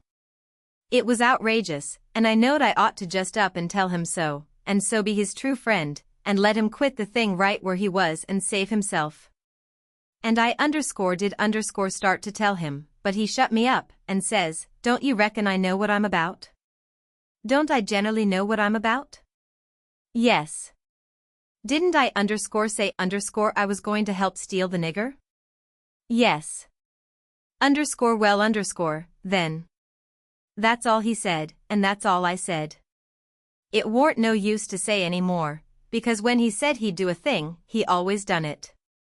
But I couldn't make out how he was willing to go into this thing, so I just let it go, and never bothered no more about it. If he was bound to have it so, I couldn't help it. When we got home the house was all dark and still, so we went on down to the hut by the ash hopper for to examine it. We went through the yard so as to see what the hounds would do. They knowed us, and didn't make no more noise than country dogs is always doing when anything comes by in the night. When we got to the cabin we took a look at the front and the two sides, and on the side I warn't acquainted with, which was the north side, we found a square window hole, up tolerable high, with just one stout board nailed across it. I says, "Here's the ticket. This hole's big enough for Jim to get through if we wrench off the board." Tom says, "It's as simple as tit-tat-toe, 3 in a row, and as easy as playing hooky.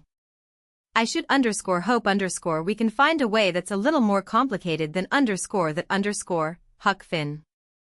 "Well, then," I says, "how'll it do to saw him out, the way I done before I was murdered that time?" "That's more like he says. "It's real mysterious, and troublesome, and good," he says, "but I bet we can find a way that's twice as long. There ain't no hurry, le's keep on looking around."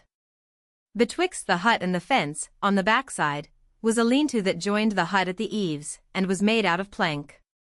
It was as long as the hut, but narrow, only about 6 foot wide. The door to it was at the south end, and was padlocked. Tom he went to the soap kettle and searched around, and fetched back the iron thing they lift the lid with, so he took it and prized out one of the staples. The chain fell down, and we opened the door and went in, and shut it, and struck a match, and see the shed was only built against a cabin and hadn't no connection with it, and there warn't no floor to the shed, nor nothing in it but some old rusty played-out hoes and spades and picks and a crippled plow. The match went out, and so did we, and shoved in the staple again, and the door was locked as good as ever. Tom was joyful. He says, "Now we're all right. We'll dig him out. It'll take about a week." Then we started for the house, and I went in the back door. You only have to pull a buckskin latch string, they don't fasten the doors, but that warn't romantical enough for Tom Sawyer, no way would do him but he must climb up the lightning rod. But after he got up halfway about 3 times, and missed fire and fell every time, and the last time most busted his brains out, he thought he got to give it up, but after he was rested he allowed he would give her one more turn for luck, and this time he made the trip. In the morning we was up at break of day, and down to the nigger cabins to pet the dogs and make friends with the nigger that fed Jim, if it was Jim that was being fed. The niggers was just getting through breakfast and starting for the fields, and Jim's nigger was piling up a tin pan with bread and meat and things, and whilst the others was leaving, the key come from the house. This nigger had a good-natured, chuckle-headed face, and his wool was all tied up in little bunches with thread. That was to keep witches off. He said the witches was pestering him awful these nights, and making him see all kinds of strange things, and hear all kinds of strange words and noises, and he didn't believe he was ever witched so long before in his life. He got so worked up, and got to running on so about his troubles, he forgot all about what he'd been going to do. So Tom says, "What's the victuals for? Going to feed the dogs?"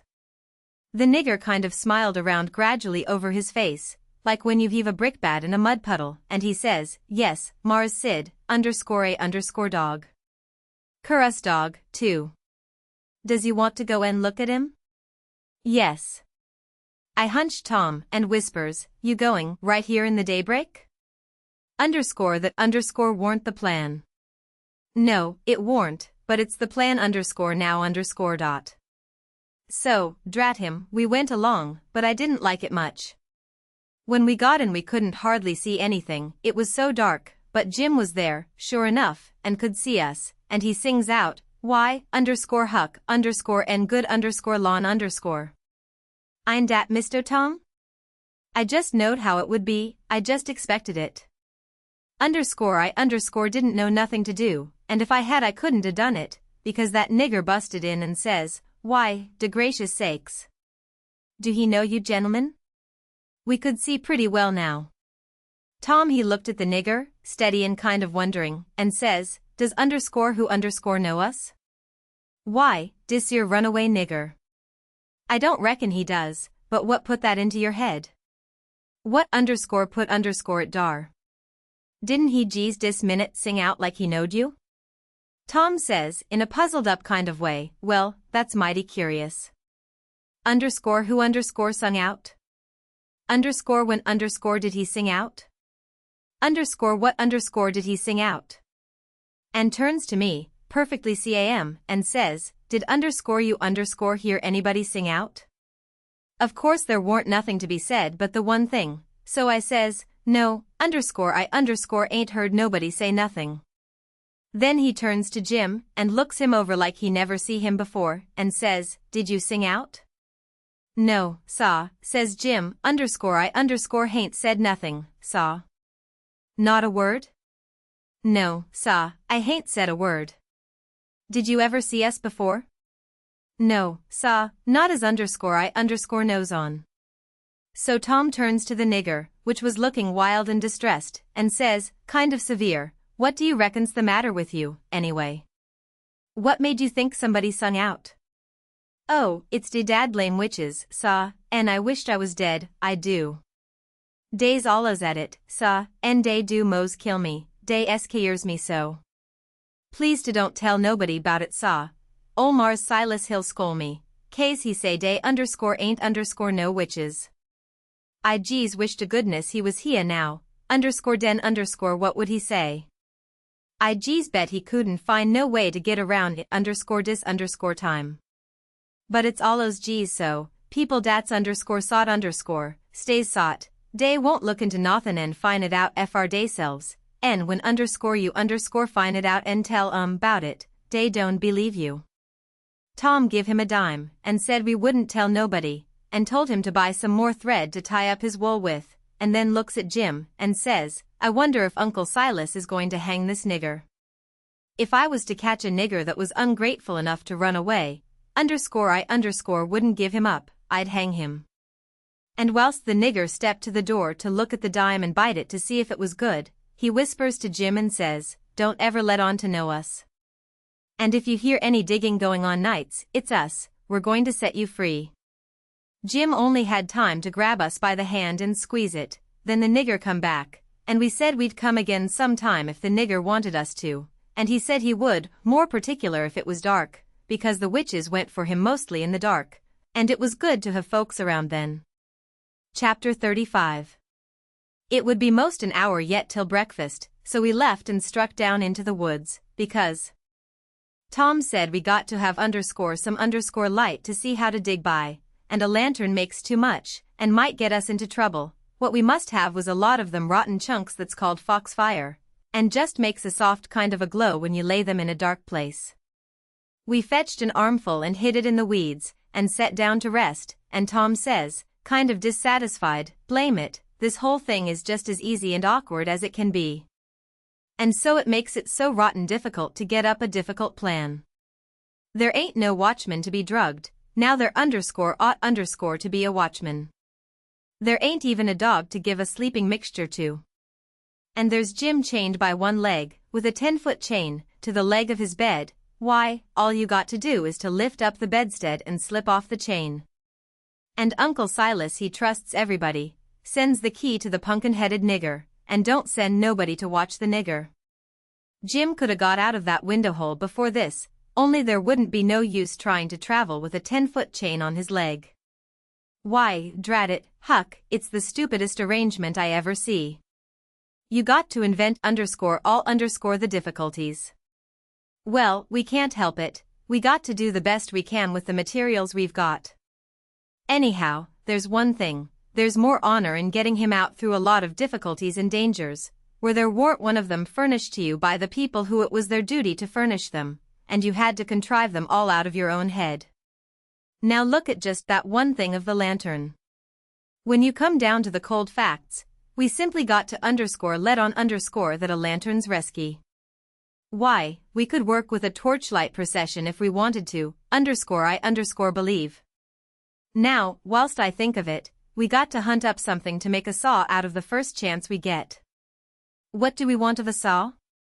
What do we want of it? Hain't we got to saw the leg of Jim's bed off, so as to get the chain loose? Why, you just said a body could lift up the bedstead and slip the chain off. Well, if that ain't just like you, Huck Finn. You can get up the infant schooliest ways of going at a thing. Why, hain't you ever read any books at all, Baron Trenck, nor Casanova, nor Benvenuto Cellini, nor Henri IV, nor none of them heroes? Who ever heard of getting a prisoner loose in such an old-matey way as that? No, the way all the best authorities does is to saw the bed leg in two, and leave it just so, and swallow the sawdust, so it can't be found, and put some dirt and grease around the sawed place so the very keenest senescal can't see no sign of its being sawed, and thinks the bed leg is perfectly sound. Then, the night you're ready, fetch the leg a kick, down she goes, slip off your chain, and there you are. Nothing to do but hitch your rope ladder to the battlements, shin down it, break your leg in the moat, because a rope ladder is 19 foot too short, you know, and there's your horses and your trusty vassals, and they scoop you up and fling you across a saddle, and away you go to your native Languedoc, or Navarre, or wherever it is. It's gaudy, Huck. I wish there was a moat to this cabin.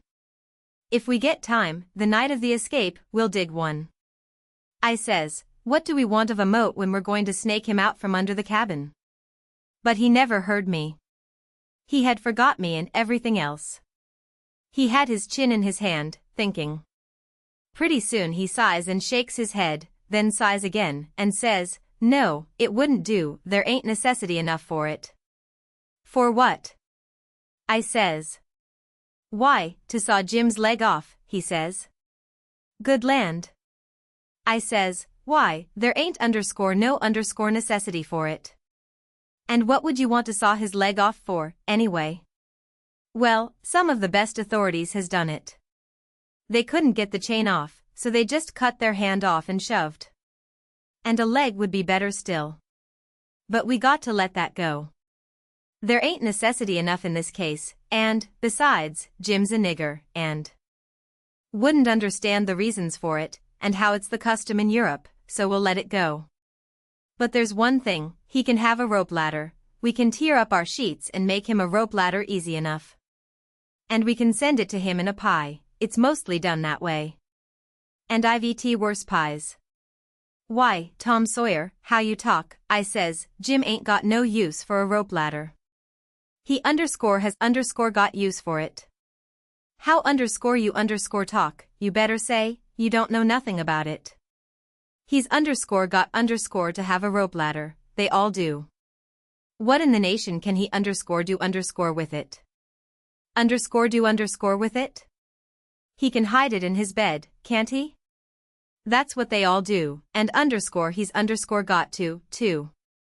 Huck, you don't ever seem to want to do anything that's regular, you want to be starting something fresh all the time. S'pose he don't do nothing with it? Ain't it there in his bed, for a clue, after he's gone? And don't you reckon they'll want clues? Of course they will. And you wouldn't leave them any? That would be pretty howdy do, wouldn't it. I never heard of such a thing. Well, I says, if it's in the regulations, and he's got to have it, all right, let him have it, because I don't wish to go back on no regulations, but there's one thing, Tom Sawyer, if we go to tearing up our sheets to make Jim a rope ladder, we're going to get into trouble with Aunt Sally, just as sure as you're born. Now, the way I look at it, a hickory bark ladder don't cost nothing, and don't waste nothing, and is just as good to load up a pie with, and hide in a straw tick, as any rag ladder you can start, and as for Jim, he ain't had no experience, and so he don't care what kind of oh, shucks, Huck Finn, if I was as ignorant as you I'd keep still, that's what I'd do. Who ever heard of a state prisoner escaping by a hickory bark ladder? Why, it's perfectly ridiculous. Well, all right, Tom, fix it your own way, but if you'll take my advice, you'll let me borrow a sheet off of the clothesline. He said that would do. And that gave him another idea, and he says, borrow a shirt, too. What do we want of a shirt, Tom? Want it for Jim to keep a journal on. Journal your granny, Jim can't write. S'pose he can't write, he can make marks on the shirt, can't he, if we make him a pen out of an old pewter spoon or a piece of an old iron barrel hoop? Why, Tom, we can pull a feather out of a goose and make him a better one, and quicker, too. Prisoners don't have geese running around the dungeon keep to pull pens out of, you muggins. They always make their pens out of the hardest, toughest, troublesomest piece of old brass candlestick or something like that they can get their hands on, and it takes them weeks and months to file it out, too, because they've got to do it by rubbing it on the wall. They wouldn't use a goose quill if they had it. It ain't regular. Well, then, what'll we make him the ink out of? Many makes it out of iron rust and tears, but that's the common sort, and women, the best authorities, uses their own blood. Jim can do that, and when he wants to send any little common, ordinary, mysterious message to let the world know where he's captivated, he can write it on the bottom of a tin plate with a fork and throw it out of the window. The Iron Mask always done that, and it's a blame good way, too. Jim ain't got no tin plates. They feed him in a pan. That ain't nothing, we can get him some. Can't nobody raid his plates.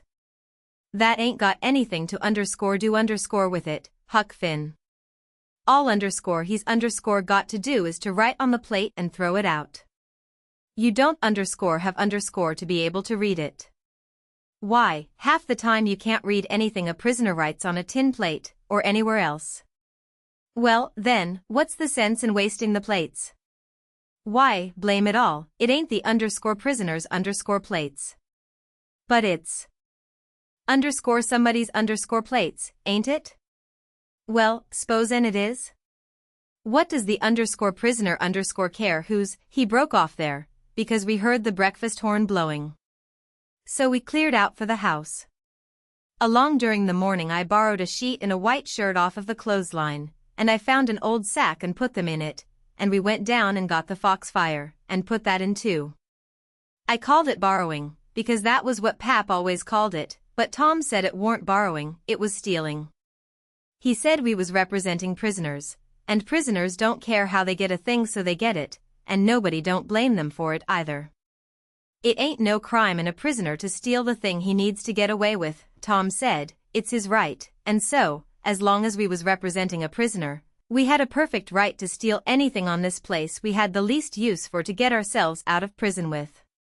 He said if we weren't prisoners it would be a very different thing, and nobody but a mean, ornery person would steal when he weren't a prisoner. So we allowed we would steal everything there was that come handy. And yet he made a mighty fuss, one day, after that, when I stole a watermelon out of the nigger patch and eat it, and he made me go and give the niggers a dime without telling them what it was for. Tom said that what he meant was, we could steal anything we needed. Well, I says, I needed the watermelon. But he said I didn't need it to get out of prison with, there's where the difference was. He said if I'd wanted it to hide a knife in, and smuggle it to Jim to kill the seneschal with, it would have been all right. So I let it go at that, though I couldn't see no advantage in my representing a prisoner if I got to set down and chaw over a lot of gold leaf distinctions like that every time I see a chance to hog a watermelon. Well, as I was saying, we waited that morning till everybody was settled down to business, and nobody in sight around the yard. Then Tom he carried the sack into the lean-to whilst I stood off a piece to keep watch. By and by he come out, and we went and set down on the woodpile to talk. He says everything's all right now except tools, and that's easy fixed. Tools? I says. Yes. Tools for what? Why, to dig with. We ain't going to gnaw him out, are we? Ain't them old crippled picks and things and they're good enough to dig a nigger out with? I says. He turns on me, looking pitying enough to make a body cry, and says, Huck Finn, did you ever hear of a prisoner having picks and shovels, and all the modern conveniences in his wardrobe to dig himself out with?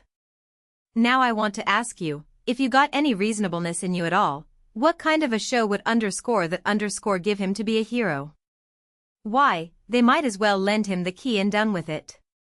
Picks and shovels, why, they wouldn't furnish 'em to a king. Well, then, I says, if we don't want the picks and shovels, what do we want? A couple of case knives. To dig the foundations out from under that cabin with? Yes. Confound it, it's foolish, Tom. It don't make no difference how foolish it is, it's the right way, and it's the regular way. And there ain't no other way, that ever I heard of, and I've read all the books that gives any information about these things. They always dig out with a case knife, and not through dirt, mind you, generally it's through solid rock. And it takes them weeks and weeks and weeks, and forever and ever. Why, look at one of them prisoners in the bottom dungeon of the Castle d'If, in the harbor of Marseilles, that dug himself out that way. How long was he at it, you reckon? I don't know. Well, guess. I don't know. A month and a half. 37 year and he come out in China. That's the kind. I wish the bottom of this fortress was solid rock. Jim don't know nobody in China. What's that got to do with it? Neither did that other fellow. But you're always wandering off on a side issue. Why can't you stick to the main point? All right, I don't care where he comes out, so he comes out, and Jim don't either, I reckon. But there's one thing, anyway, Jim's too old to be dug out with a case knife. He won't last. Yes, he will last too. You don't reckon it's going to take 37 years to dig out through a dirt foundation, do you? How long will it take, Tom? Well, we can't risk being as long as we ought to, because it mayn't take very long for Uncle Silas to hear from down there by New Orleans.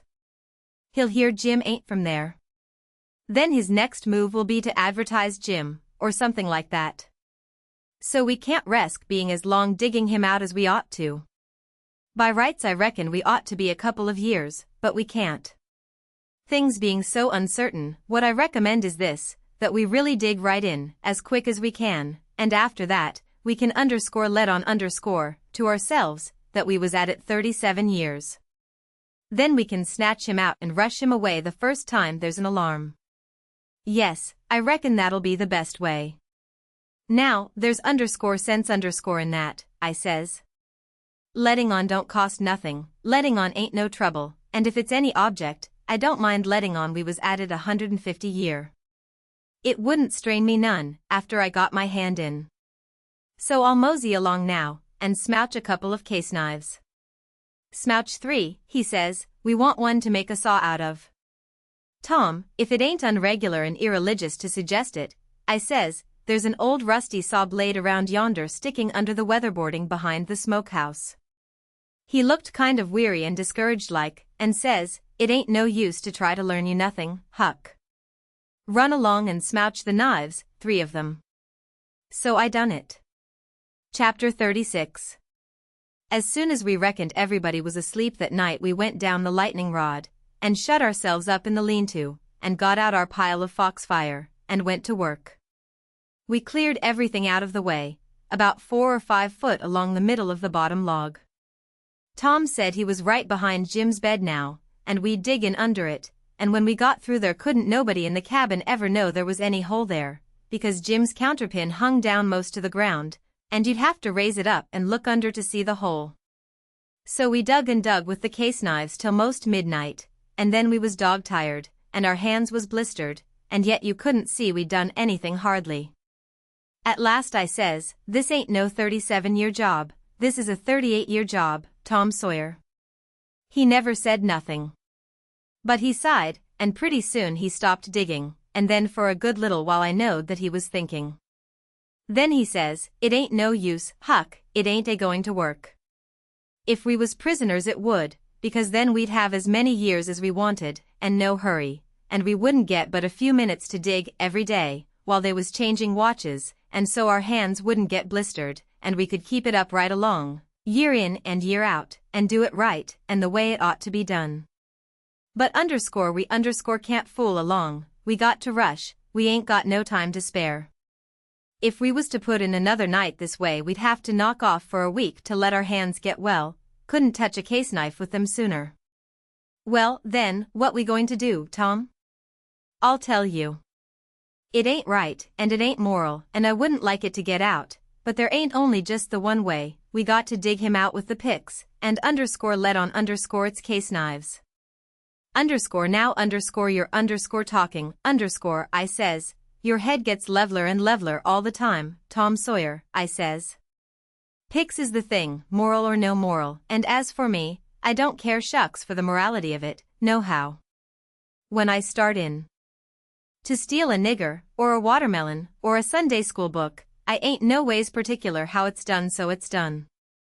What I want is my nigger, or what I want is my watermelon, or what I want is my Sunday school book, and if a pick's the handiest thing, that's the thing I'm going to dig that nigger or that watermelon or that Sunday school book out with, and I don't give a dead rat what the authorities thinks about it nother.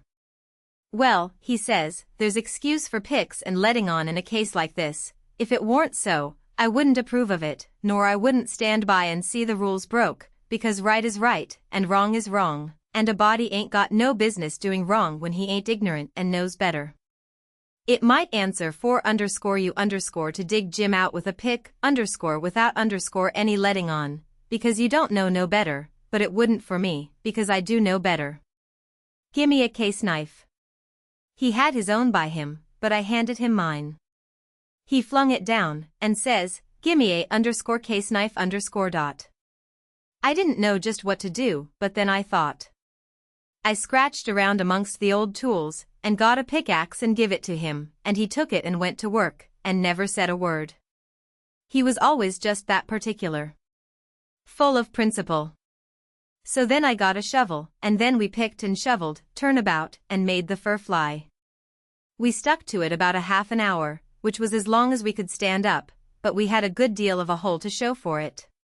When I got upstairs I looked out at the window and see Tom doing his level best with the lightning rod, but he couldn't come it, his hands was so sore. At last he says, it ain't no use, it can't be done. What you reckon I better do? Can't you think of no way? Yes, I says, but I reckon it ain't regular. Come up the stairs, and let on it's a lightning rod. So he done it.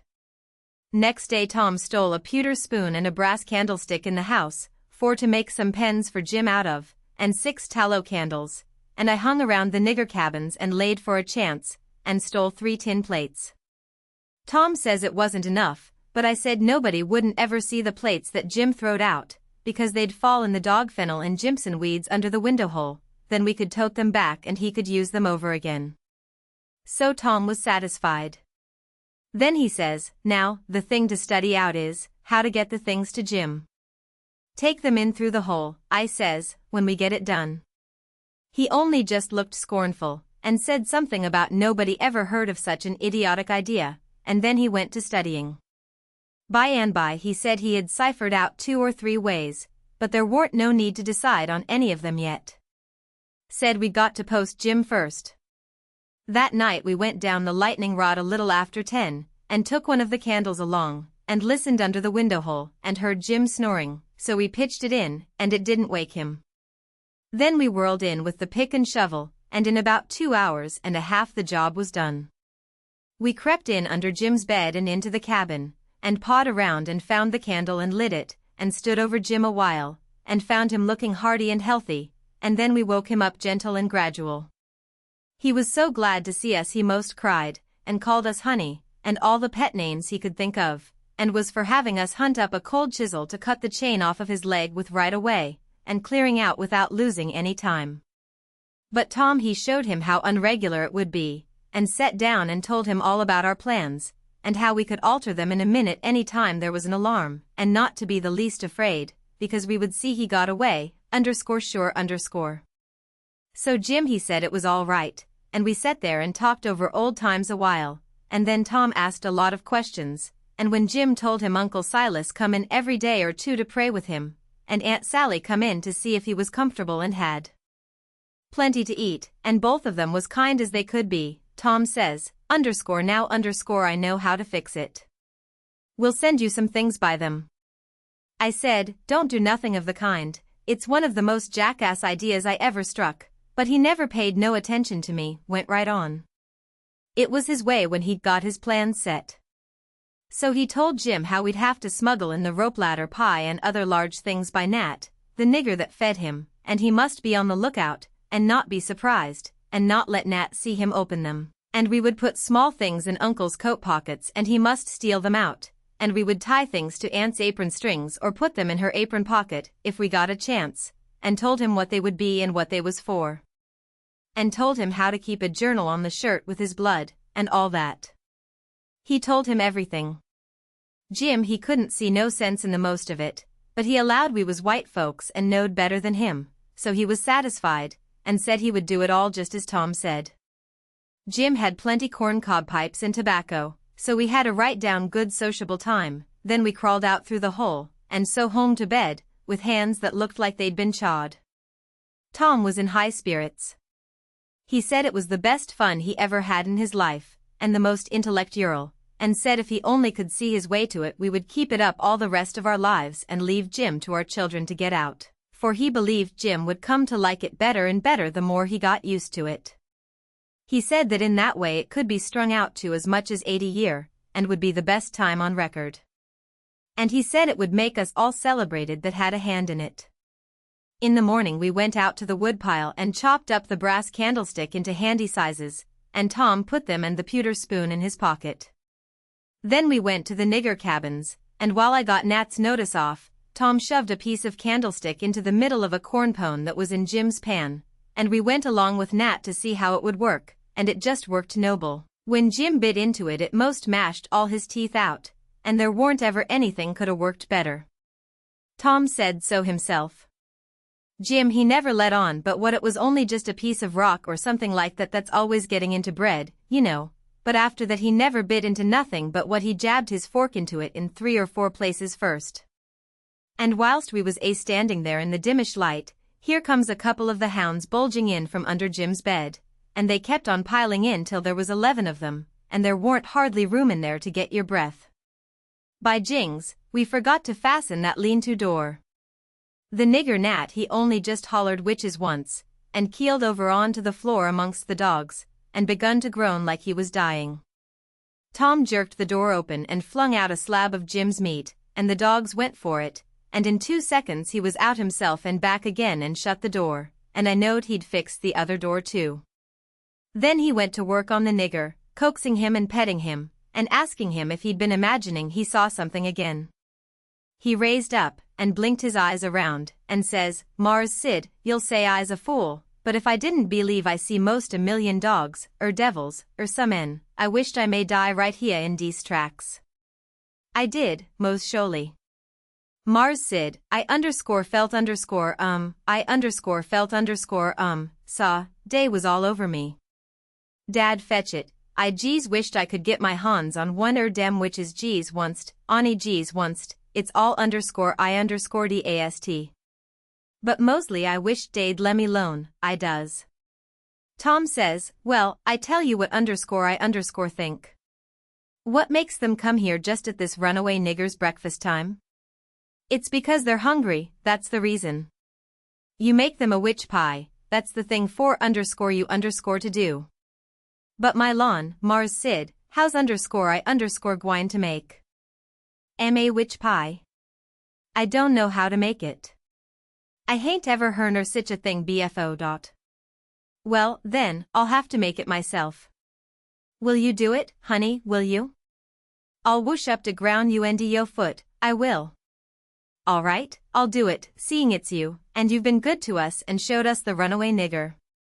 But you got to be mighty careful. When we come around, you turn your back, and then whatever we've put in the pan, don't you let on you see it at all. And don't you look when Jim unloads the pan, something might happen, I don't know what. And above all, don't you handle the witch things. Handle M, Mars Sid?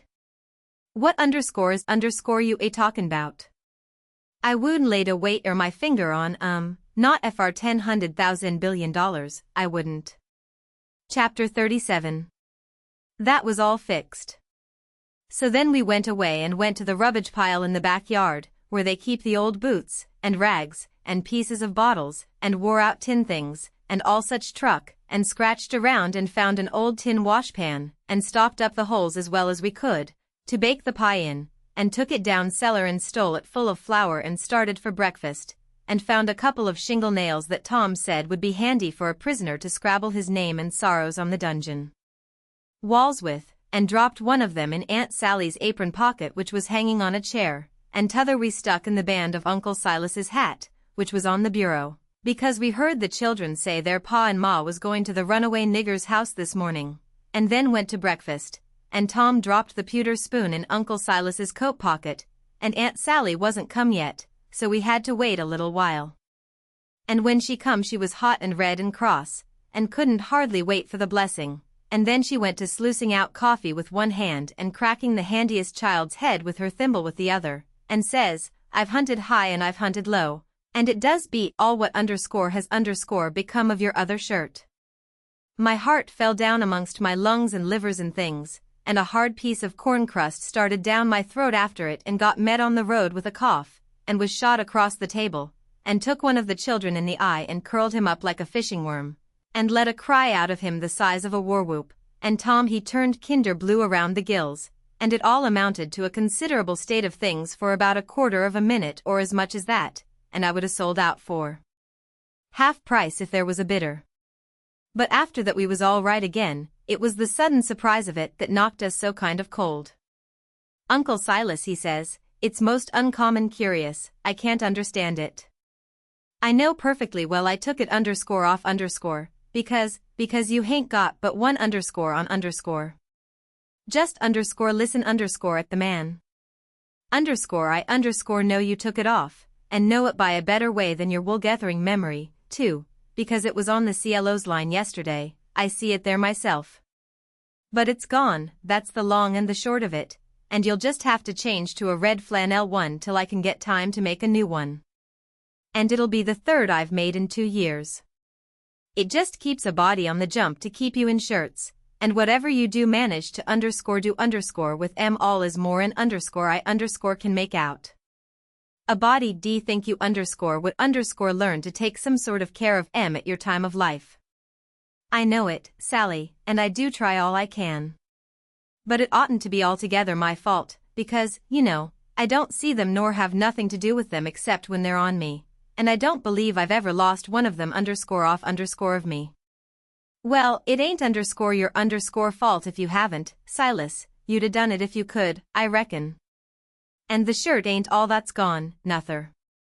There's a spoon gone, and that ain't all. There was 10, and now there's only 9. The calf got the shirt, I reckon, but the calf never took the spoon, that's certain. Why, what else is gone, Sally? There's 6 candles gone, that's what.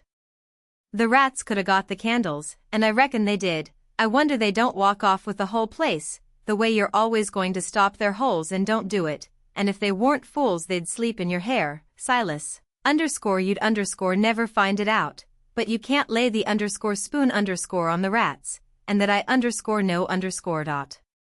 Well, Sally, I'm in fault, and I acknowledge it. I've been remiss, but I won't let tomorrow go by without stopping up them holes. Oh, I wouldn't hurry, next year'll do.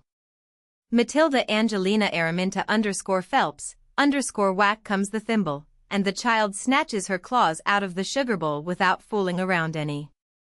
Just then the nigger woman steps onto the passage, and says, Missus, day's a sheet gone. Sheet gone. Well, for the land's sake. I'll stop up them holes today says Uncle Silas, looking sorrowful. Oh, shed up, s'pose the rats took the sheet? Where's it gone, Liza? Claw to goodness I hain't no notion, Miss Sally. She was on de cielos line yistiddy, but she done gone, she ain't da no mo now. I reckon the world is coming to an end. I never see the beat of it in all my born days. A shirt, and a sheet, and a spoon, and 6 missus, comes a young yaller wench, day's a brass candlestick miss N. Clare out from here, you hussy, I'll take a skillet to ye. Well, she was just a-biling. I begun to lay for a chance. I reckoned I would sneak out and go for the woods till the weather moderated. She kept a-raging right along, running her insurrection all by herself, and everybody else mighty meek and quiet, and at last Uncle Silas, looking kind of foolish, fishes up that spoon out of his pocket. She stopped, with her mouth open and her hands up, and as for me, I wished I was in Jerusalem or somewheres. But not long, because she says, it's just as I expected. So you had it in your pocket all the time, and like as not you've got the other things there, too. How'd it get there? I really don't know, Sally, he says, kind of apologizing, or I would tell. I was studying over my text in Act 17 before breakfast, and I reckon I put it in there, not noticing, meaning to put my testament in, and it must be so, because my testament ain't in, but I'll go and see. And if the testament is where I had it, I'll know I didn't put it in, and that will show that I laid the testament down and took up the spoon, and oh, for the land's sake. Give a body a rest. Go long now, the whole kit and biling of ye, and don't come nigh me again till I've got back my peace of mind. I'd a hurt her if she'd a said it to herself, let alone speaking it out, and I'd a got up and obeyed her if I'd a been dead. As we was passing through the setting room the old man he took up his hat, and the shingle nail fell out on the floor, and he just merely picked it up and laid it on the mantel shelf, and never said nothing, and went out. Tom see him do it, and remembered about the spoon, and says, well, it ain't no use to send things by him no more, he ain't reliable. Then he says, but he done us a good turn with the spoon, anyway, without knowing it, and so we'll go and do him one without him knowing it, stop up his rat holes. There was a noble good lot of them down cellar, and it took us a whole hour, but we done the job tight and good and shipshape. Then we heard steps on the stairs, and blowed out our light and hid, and here comes the old man, with a candle in one hand and a bundle of stuff in t'other, looking as absent-minded as year before last. He went a-mooning around, first to one rat hole and then another, till he'd been to them all. Then he stood about 5 minutes, picking tallow drip off of his candle and thinking. Then he turns off slow and dreamy towards the stairs, saying, well, for the life of me I can't remember when I done it. I could show her now that I warn't to blame on account of the rats. But never mind, let it go. I reckon it wouldn't do no good. And so he went on mumbling upstairs, and then we left. He was a mighty nice old man. And always is. Tom was a good deal bothered about what to do for a spoon, but he said we'd got to have it, so he took a think. When he had ciphered it out he told me how we was to do, then we went and waited around the spoon basket till we see Aunt Sally coming, and then Tom went to counting the spoons and laying them out to one side, and I slid one of them up my sleeve, and Tom says, "Why, Aunt Sally, there ain't but 9 spoons yet . She says, "Go long to your play, and don't bother me." I know better, I counted 'em myself. "Well, I've counted them twice, Auntie, and I can't make but 9.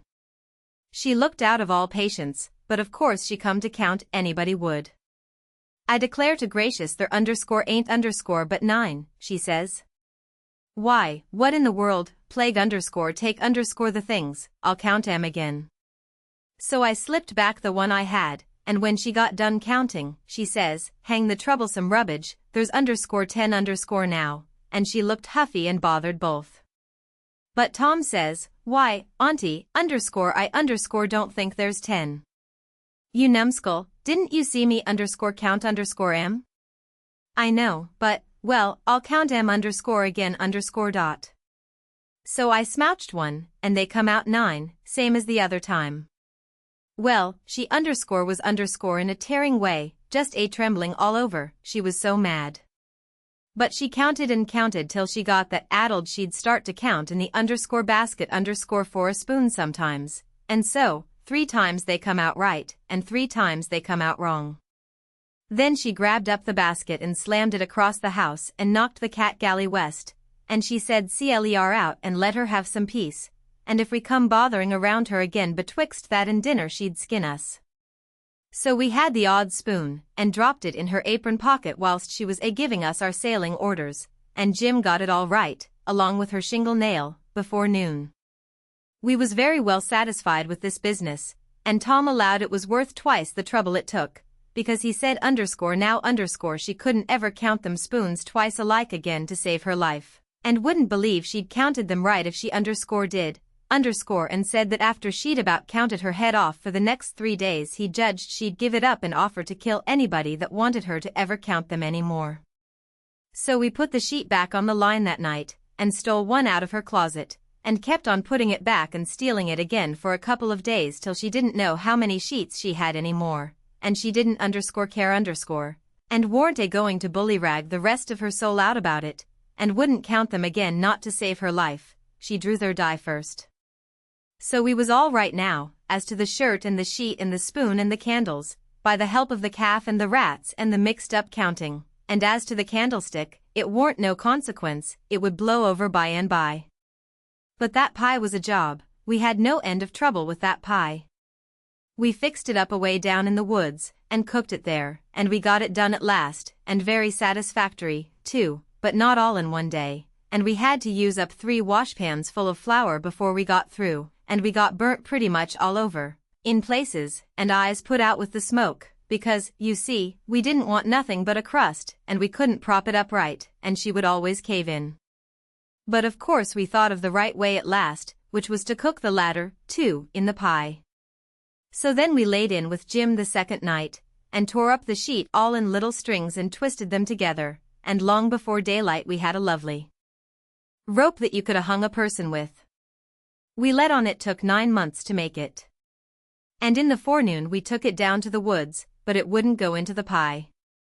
Being made of a whole sheet, that way, there was rope enough for 40 pies if we'd 'a' wanted them, and plenty left over for soup, or sausage, or anything you choose. We could 'a' had a whole dinner. But we didn't need it. All we needed was just enough for the pie, and so we throwed the rest away. We didn't cook none of the pies in the washpan, afraid the solder would melt, but Uncle Silas he had a noble brass warming pan which he thought considerable of, because it belonged to one of his ancestors with a long wooden handle that come over from England with William the Conqueror in the Mayflower or one of them early ships, and was hid away up garret with a lot of other old pots and things. That was valuable, not on account of being any account, because they warn't, but on account of them.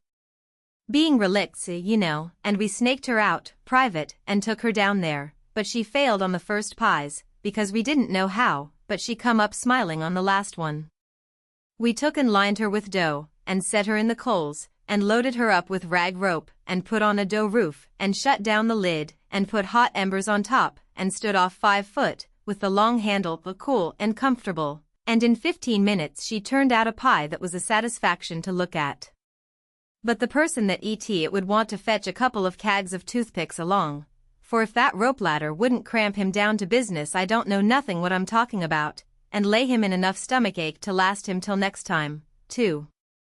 Nat didn't look when we put the witch pie in Jim's pan, and we put the 3 tin plates in the bottom of the pan under the victuals, and so Jim got everything all right, and as soon as he was by himself he busted into the pie and hid the rope ladder inside of his straw tick, and scratched some marks on a tin plate and throwed it out of the window hole. Chapter 38. Making them pens was a distressed tough job, and so was the saw, and Jim allowed the inscription was going to be the toughest of all.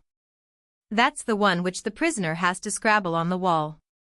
But he had to have it. Tom said he'd got too. There weren't no case of a state prisoner not scrabbling his inscription to leave behind, and his coat of arms. Look at Lady Jane Grey, he says, look at Guilford Dudley, look at old Northumberland.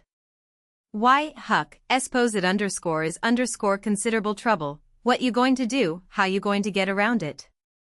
Jim's got to do his inscription and coat of arms. They all do. Jim says, why, Mars Tom, I hain't got no coat o' arm, I hain't got nothin' but dish your ol' shirt, and you knows I got to keep de journal on dat. Oh, you don't understand, Jim, a coat of arms is very different. Well, I says, Jim's right, anyway, when he says he ain't got no coat of arms, because he hain't. I reckon I knowed that, Tom says, but you bet he'll have one before he goes out of this, because he's going out right and there ain't going to be no flaws in his record. So whilst me and Jim filed away at the pens on a brickbat apiece, Jim making his end out of the brass and I making mine out of the spoon, Tom set to work to think out the coat of arms. By and by he said he'd struck so many good ones he didn't hardly know which to take, but there was one which he reckoned he'd decide on.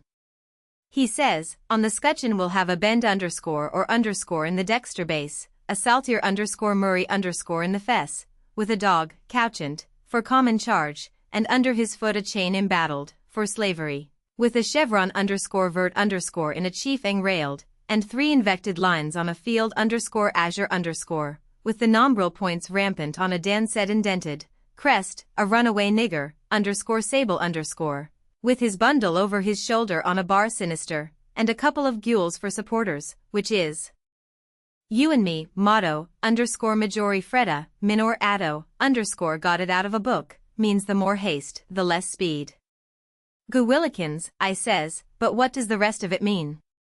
We ain't got no time to bother over that, he says, we got to dig and like all get out. Well, anyway, I says, what's some of it? What's a fess? A fess is, you don't need to know what a fess is. I'll show him how to make it when he gets to it. Shucks, Tom, I says, I think you might tell a person. What's a bar sinister? Oh, I don't know. But he's got to have it. All the nobility does. That was just his way. If it didn't suit him to explain a thing to you, he wouldn't do it.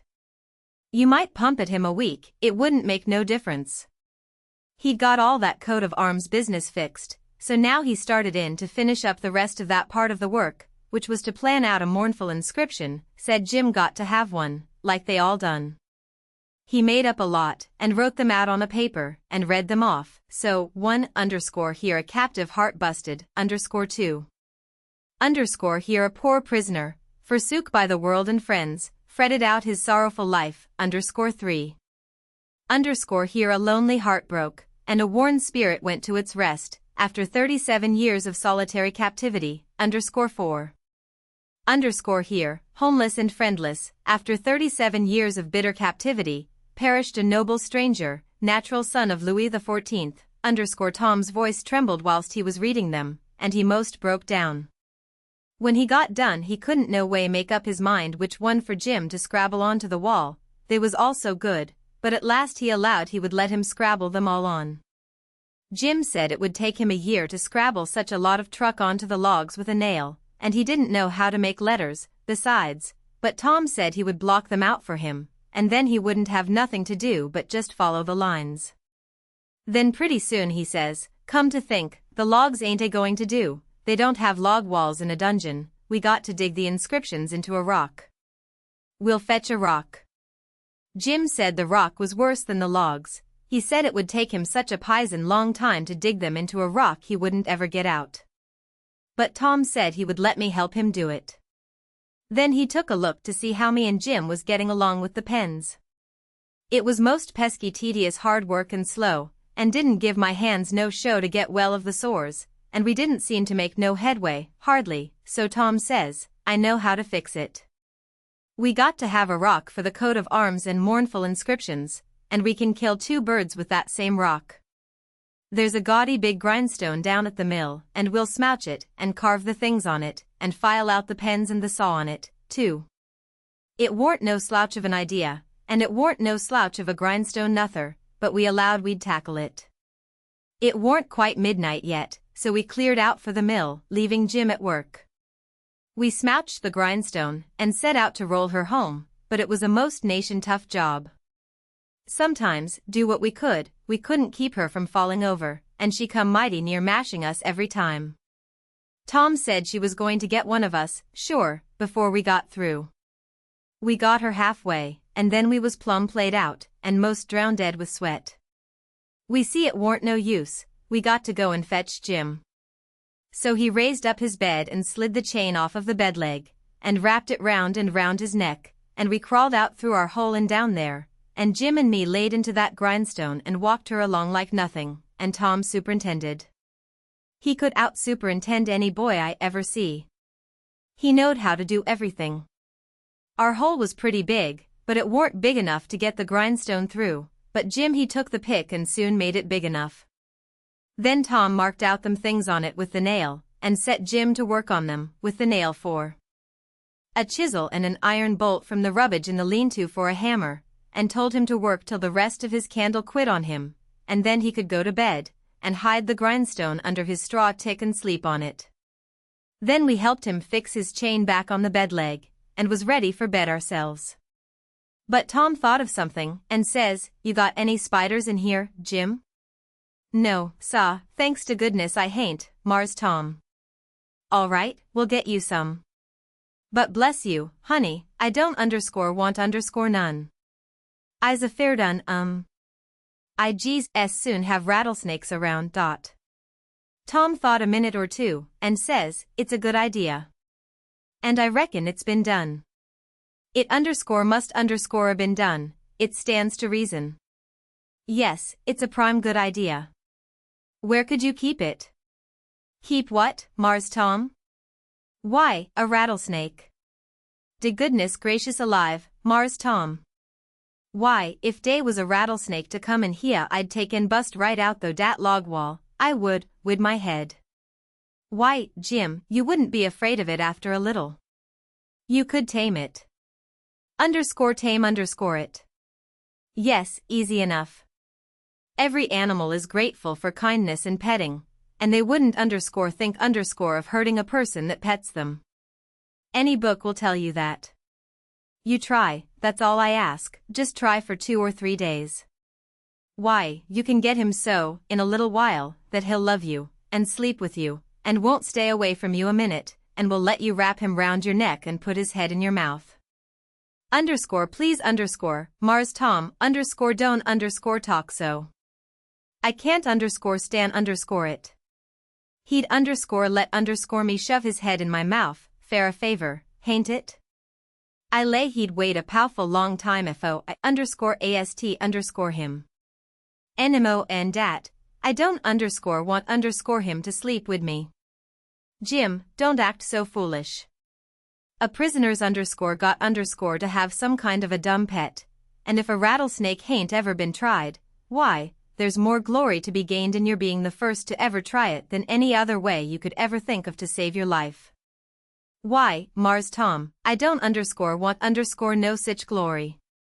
Snake take and bite Jim's chin off, den what is de glory? No, sah, I don't want no sich doin's. Blame it, can't you try, I only want you to try, you needn't keep it up if it don't work. But de trouble all done ef dis snake bite me while I's a tryin' him. Mars Tom, I's willin' to tackle mos anything it ain't unreasonable, but ef you and Huck fetches a rattlesnake in here for me to tame, I's gwine to leave that's sure dot. Well, then, let it go, if you're so bullheaded about it. We can get you some garter snakes, and you can tie some buttons on their tails, and let on their rattlesnakes, and I reckon that'll have to do. I can stand dem Mars Tom, but blame if I couldn't get along widout I tell you dat. I never knowed BFOT was so much bother and trouble to be a prisoner. Well, it always is when it's done right. You got any rats around here? No, sah, I hain't seed none. Well, we'll get you some rats. Why, Mars Tom, I don't want no rats. Days de dad blamedest creeters to sturb a body, and rustle roon over 'im, and bite his feet, when he's tryin' to sleep, I ever see. No, sah, gimme garter snakes, I's got to have 'em, but don't gimme no rats, I hain't got no use scazely. But, Jim, you got to have 'em, they all do. So don't make no more fuss about it. Prisoners ain't ever without rats. There ain't no instance of it. And they train them, and pet them, and learn them tricks, and they get to be as sociable as flies. But you got to play music to them. You got anything to play music on? I ain't got nothing but a coascomb and a piece o' paper, and a juice harp, but I reckon they wouldn't take no stock in a juice harp. Yes, they would. They don't care what kind of music 'tis. A juice harp's plenty good enough for a rat. All animals like music, in a prison they dote on it. Specially, painful music, and you can't get no other kind out of a juice harp. It always interests them, they come out to see what's the matter with you. Yes, you're all right, you're fixed very well. You want to set on your bed nights before you go to sleep, and early in the mornings, and play your juice harp, play The Last Link is Broken, that's the thing that'll scoop a rat quicker than anything else, and when you've played about 2 minutes you'll see all the rats, and the snakes, and spiders, and things begin to feel worried about you, and come. And they'll just fairly swarm over you, and have a noble good time. Yes, day will, I reckon, Mars Tom, but what kind time is Jim havin'? Blessed if I kin see de pint. But I'll do it ef I got to. I reckon I better keep de animals satisfied, and not have no trouble in de house. Tom waited to think it over, and see if there wasn't nothing else, and pretty soon he says, "Oh, there's one thing I forgot. Could you raise a flower here, do you reckon?" "I don't know, but maybe I could, Mars Tom, but it's tolerable dark in here, and I ain't got no use for no flower, nohow, and she be a powerful sight o' trouble." "Well, you try it, anyway. Some other prisoners has done it. One dem big cattail-lookin' mullein stalks would grow in here, Mars Tom, I reckon, but she wouldn't be with half de trouble she'd cause. Don't you believe it? We'll fetch you a little one and you plant it in the corner over there, and raise it. And don't call it mullein, call it pitchiola, that's its right name when it's in a prison. And you want to water it with your tears. Why, I got plenty spring water, Mars Tom. You don't want spring water, you want to water it with your tears. It's the way they always do. Why, Mars Tom, I lay I kin raise one dem mullein stalks twice wid spring water whiles another man's ***1 wid tears. That ain't the idea. You got to do it with tears. She'll die on my hands, Mars Tom, she surely will, case I don't scazely ever cry. So Tom was stumped. But he studied it over, and then said Jim would have to worry along the best he could with an onion. He promised he would go to the nigger cabins and drop one, private, in Jim's coffee pot, in the morning.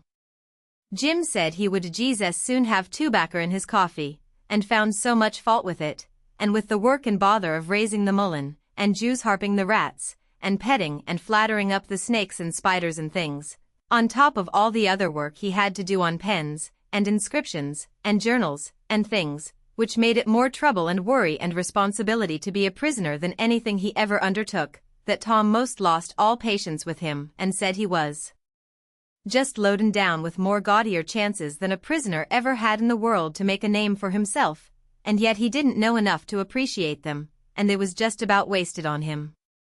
So Jim he was sorry, and said he wouldn't behave so no more, and then me and Tom shoved for bed. Chapter 39. In the morning we went up to the village and bought a wire rat trap and fetched it down, and unstopped the best rat hole, and in about an hour we had 15 of the bulliest kind of ones, and then we took it and put it in a safe place under Aunt Sally's bed. But while we was gone for spiders, little Thomas Franklin Benjamin Jefferson Alexander Phelps found it there, and opened the door of it to see if the rats would come out, and they did, and Aunt Sally she come in, and when we got back she was standing on top of the bed raising cane, and the rats was doing what they could to keep off the dull times for her. So she took and dusted us both with the hickory, and we was as much as 2 hours catching another 15 or 16, drat that meddlesome cub, and they warn't the likeliest, nuther, because the first haul was the pick of the flock. I never see a likelier lot of rats than what that first haul was. We got a splendid stock of sorted spiders, and bugs, and frogs, and caterpillars, and one thing or another, and we liked to got a hornet's nest, but we didn't. The family was at home. We didn't give it right up, but stayed with them as long as we could, because we allowed we'd tire them out or they'd got to tire us out, and they done it. Then we got alley campaign and rubbed on the places, and was pretty near all right again, but couldn't set down convenient. And so we went for the snakes, and grabbed a couple of dozen garters and house snakes, and put them in a bag, and put it in our room, and by that time it was supper time, and a rattling good honest day's work, and hungry, oh, no, I reckon not. And there warn't a blessed snake up there when we went back, we didn't half tie the sack, and they worked out somehow, and left. But it didn't matter much, because they was still on the premises somewheres. So we judged we could get some of them again. No, there warn't no real scarcity of snakes about the house for a considerable spell. You'd see them dripping from the rafters and places every now and then, and they generally landed in your plate, or down the back of your neck, and most of the time where you didn't want them. Well, they was handsome and striped, and there warn't no harm in a million of them, but that never made no difference to Aunt Sally. She despised snakes, be the breed what they might, and she couldn't stand them no way you could fix it, and every time one of them flopped down on her, it didn't make no difference what she was doing, she would just lay that work down and light out. I never see such a woman. And you could hear her whoop to Jericho. You couldn't get her to take a holt of one of them with the tongs. And if she turned over and found one in bed, she would scramble out and lift a howl that you would think the house was afire.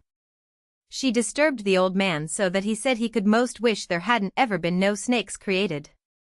Why, after every last snake had been gone clear out of the house for as much as a week, Aunt Sally warn't over it yet, she warn't near over it. When she was setting thinking about something, you could touch her on the back of her neck with a feather and she would jump right out of her stockings.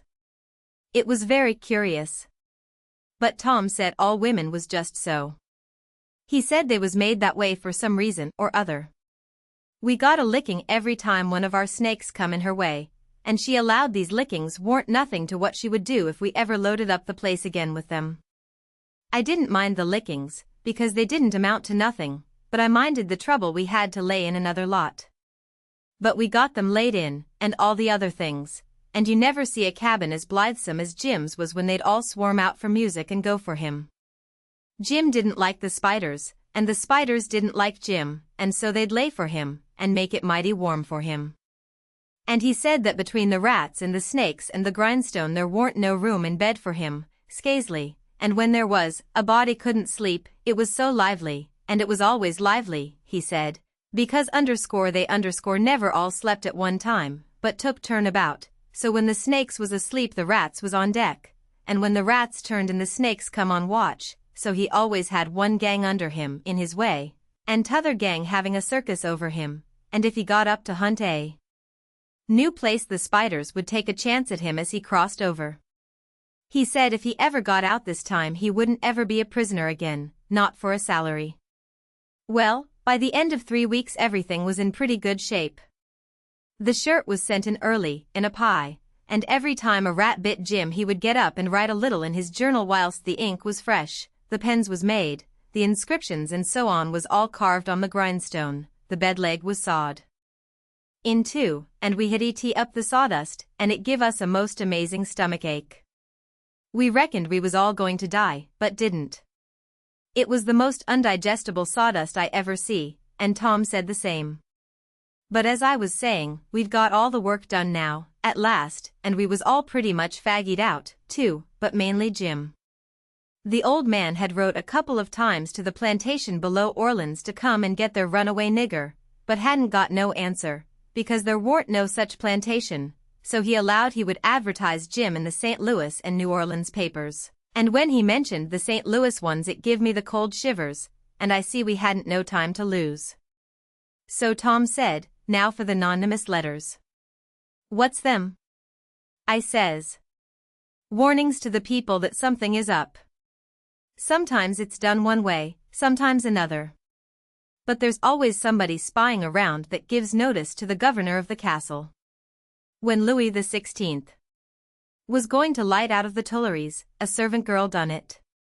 It's a very good way, and so is the anonymous letters. We'll use them both. And it's usual for the prisoner's mother to change clothes with him, and she stays in, and he slides out in her clothes.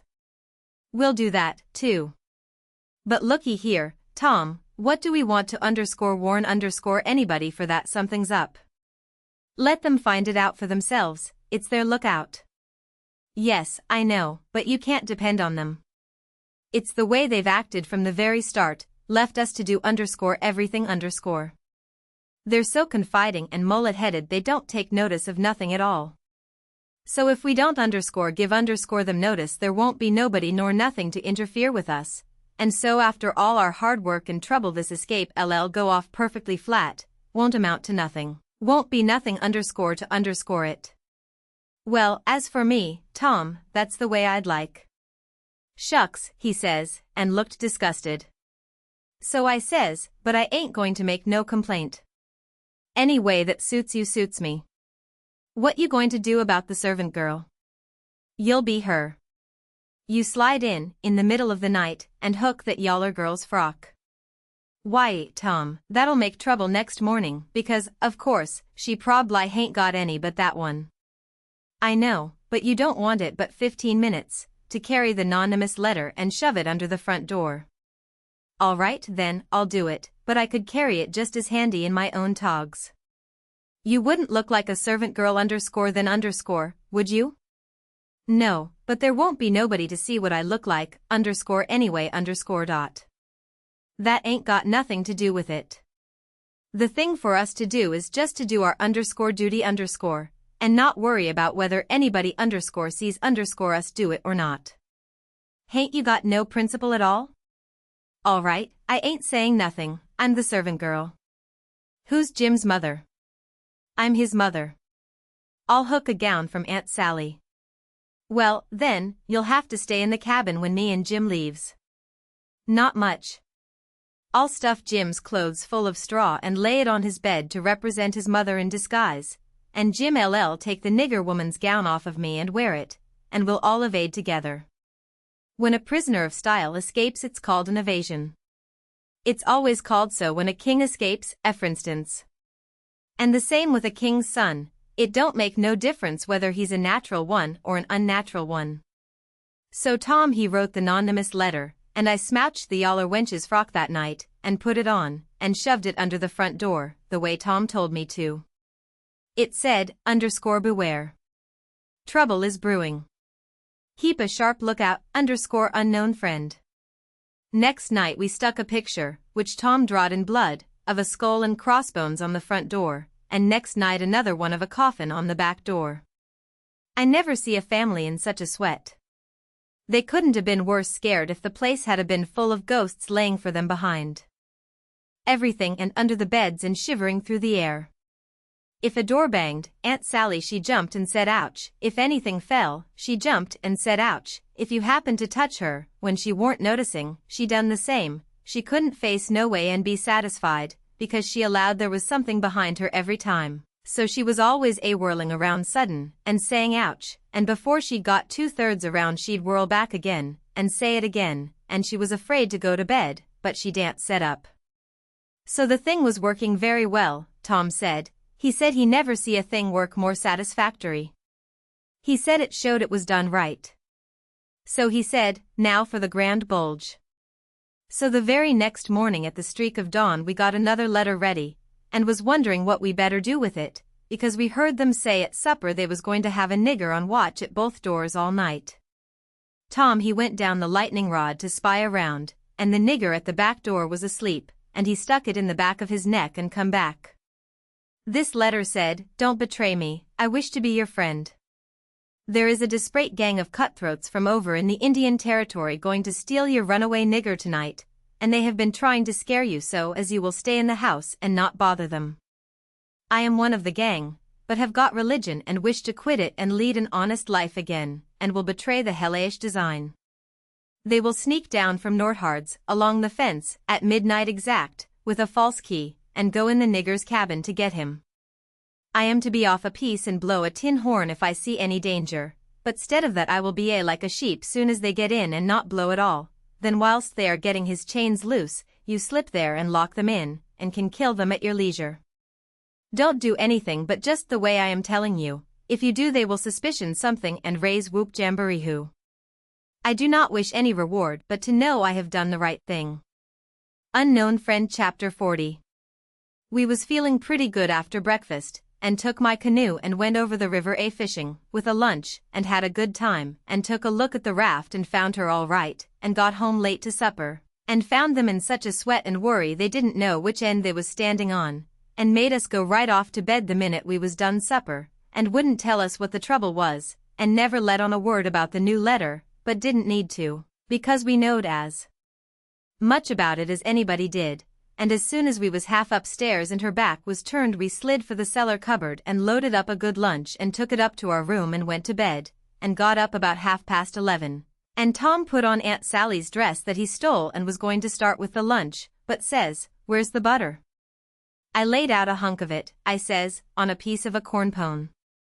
Well, you left it laid out, then, it ain't here. We can get along without it, I says. We can get along with it, too, he says, just you slide down cellar and fetch it. And then mosey right down the lightning rod and come along. I'll go and stuff the straw into Jim's clothes to represent his mother in disguise, and be ready to _ba_ like a sheep and shove soon as you get there. So out he went, and down cellar went I. The hunk of butter, big as a person's fist, was where I had left it, so I took up the slab of corn pone with it on, and blowed out my light, and started upstairs very stealthy, and got up to the main floor all right, but here comes Aunt Sally with a candle, and I clapped the truck in my hat, and clapped my hat on my head, and the next second she see me, and she says, you been down cellar? Yes'm. What you been doing down there? Nothin'. _no. Well, then, what possessed you to go down there this time of night? I don't know. You don't know, don't answer me that way. Tom, I want to know what you been doing down there. I hain't been doing a single thing, Aunt Sally, I hope to gracious if I have. I reckon she'd let me go now, and as a general thing she would, but I suppose there was so many strange things going on she was just in a sweat about every little thing that warn't yardstick straight, so she says, very decided, you just march into that setting room and stay there till I come. You been up to something you no business to, and I lay I'll find out what it is before I'm done with you. So she went away as I opened the door and walked into the setting room. My, but there was a crowd there. 15 farmers, and every one of them had a gun. I was most powerful sick, and slunk to a chair and set down. They was setting around, some of them talking a little, in a low voice, and all of them fidgety and uneasy, but trying to look like they weren't, but I knowed they was, because they was always taking off their hats, and putting them on, and scratching their heads, and changing their seats, and fumbling with their buttons. I warn't easy myself, but I didn't take my hat off, all the same. I did wish Aunt Sally would come, and get done with me, and lick me, if she wanted to, and let me get away and tell Tom how we'd overdone this thing, and what a thundering hornet's nest we'd got ourselves into, so we could stop fooling around straight off, and clear out with Jim before these rips got out of patience and come for us. At last she come and begun to ask me questions, but I couldn't answer them straight. I didn't know which end of me was up, because these men was in such a fidget now that some was wanting to start right now and lay for them desperados, and saying it warn't but a few minutes to midnight, and others was trying to get them to hold on and wait for the sheep signal, and here was Auntie pegging away at the questions, and me shaking all over and ready to sink down in my tracks. I was that scared. And the place getting hotter and hotter, and the butter beginning to melt and run down my neck and behind my ears, and pretty soon, when one of them says, I'm _4 going and getting in the cabin _first and right now and catching them when they come, I most dropped, and a streak of butter come trickling down my forehead, and Aunt Sally she see it, and turns white as a sheet, and says, for the land's sake, what is the matter with the child? He's got the brain fever as sure as you're born, and they're oozing out. And everybody runs to see, and she snatches off my hat, and out comes the bread and what was left of the butter, and she grabbed me, and hugged me, and says, oh, what a turn you did give me. And how glad and grateful I am it ain't no worse, for luck's against us, and it never rains but it pours, and when I see that truck I thought we'd lost you, for I knowed by the color and all it was just like your brains would be if, dear, WHYDNT you tell me that was what you'd been down there for, I wouldn't a cared. Now Claire out to bed, and don't lemme see no more of you till morning. I was upstairs in a second, and down the lightning rod in another one, and shinning through the dark for the lean-to. I couldn't hardly get my words out, I was so anxious, but I told Tom as quick as I could we must jump for it now, and not a minute to lose, the house full of men, yonder, with guns. His eyes just blazed, and he says, no, is that so? Ain't it bully. Why, Huck, if it was to do over again, I bet I could fetch 200. If we could put it off till, hurry, I says. Where's Jim? Right at your elbow, if you reach out your arm you can touch him. He's dressed, and everything's ready. Now we'll slide out and give the sheep signal. But then we heard the tramp of men coming to the door, and heard them begin to fumble with the padlock, and heard a man say, I told you. We be too soon, they haven't come, the door is locked. Here, I'll lock some of you into the cabin, and you lay 4 in the dark and kill when they come, and the rest scatter around a piece, and listen if you can hear coming. So in they come, but couldn't see us in the dark, and most trod on us whilst we was hustling to get under the bed. But we got under all right, and out through the hole, swift but soft, Jim first, me next, and Tom last, which was according to Tom's orders. Now we was in the lean-to, and heard trampings close by outside.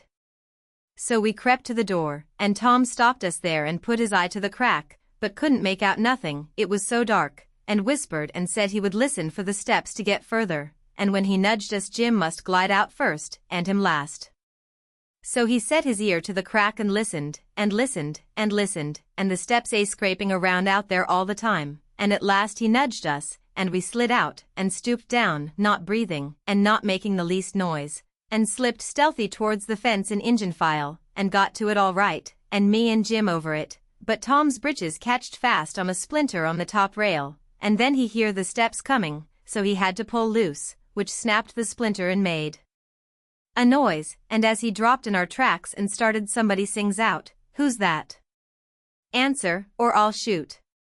But we didn't answer, we just unfurled our heels and shoved. Then there was a rush, and bang, bang, bang, and the bullets fairly whizzed around us. We heard them sing out, here they are. They've broke for the river. after boys, and turn loose the dogs. So here they come, full tilt. We could hear them because they wore boots and yelled, but we didn't wear no boots and didn't yell. We was in the path to the mill, and when they got pretty close onto us we dodged into the bush and let them go by, and then dropped in behind them. They'd had all the dogs shut up, so they wouldn't scare off the robbers, but by this time somebody had let them loose, and here they come, making powwow enough for a million, but they was our dogs, so we stopped in our tracks till they catched up, and when they see it warn't nobody but us, and no excitement to offer them, they only just said howdy, and tore right ahead towards the shouting and clattering, and then we up steam again, and whizzed along after them till we was nearly to the mill. And then struck up through the bush to where my canoe was tied, and hopped in and pulled for dear life towards the middle of the river, but didn't make no more noise than we was obliged to. Then we struck out, easy and comfortable, for the island where my raft was, and we could hear them yelling and barking at each other all up and down the bank, till we was so far away the sounds got dim and died out. And when we stepped onto the raft I says, now old Jim, you're a free man again and I bet you won't ever be a slave no more. And a mighty good job it was, too, Huck. It uzy planned beautiful, and it uzy done beautiful, and they ain't nobody kin get up a plan dat's mixed up and splendid den what dat one was. We was all glad as we could be, but Tom was the gladdest of all because he had a bullet in the calf of his leg. When me and Jim heard that we didn't feel so brash as what we did before. It was hurting him considerable and bleeding, so we laid him in the wigwam and tore up one of the Duke's shirts for to bandage him, but he says, "Gimme the rags, I can do it myself. Don't stop now, don't fool around here," and the evasion booming along so handsome, man the sweeps, and set her loose. Boys, we done it elegant, deed we did.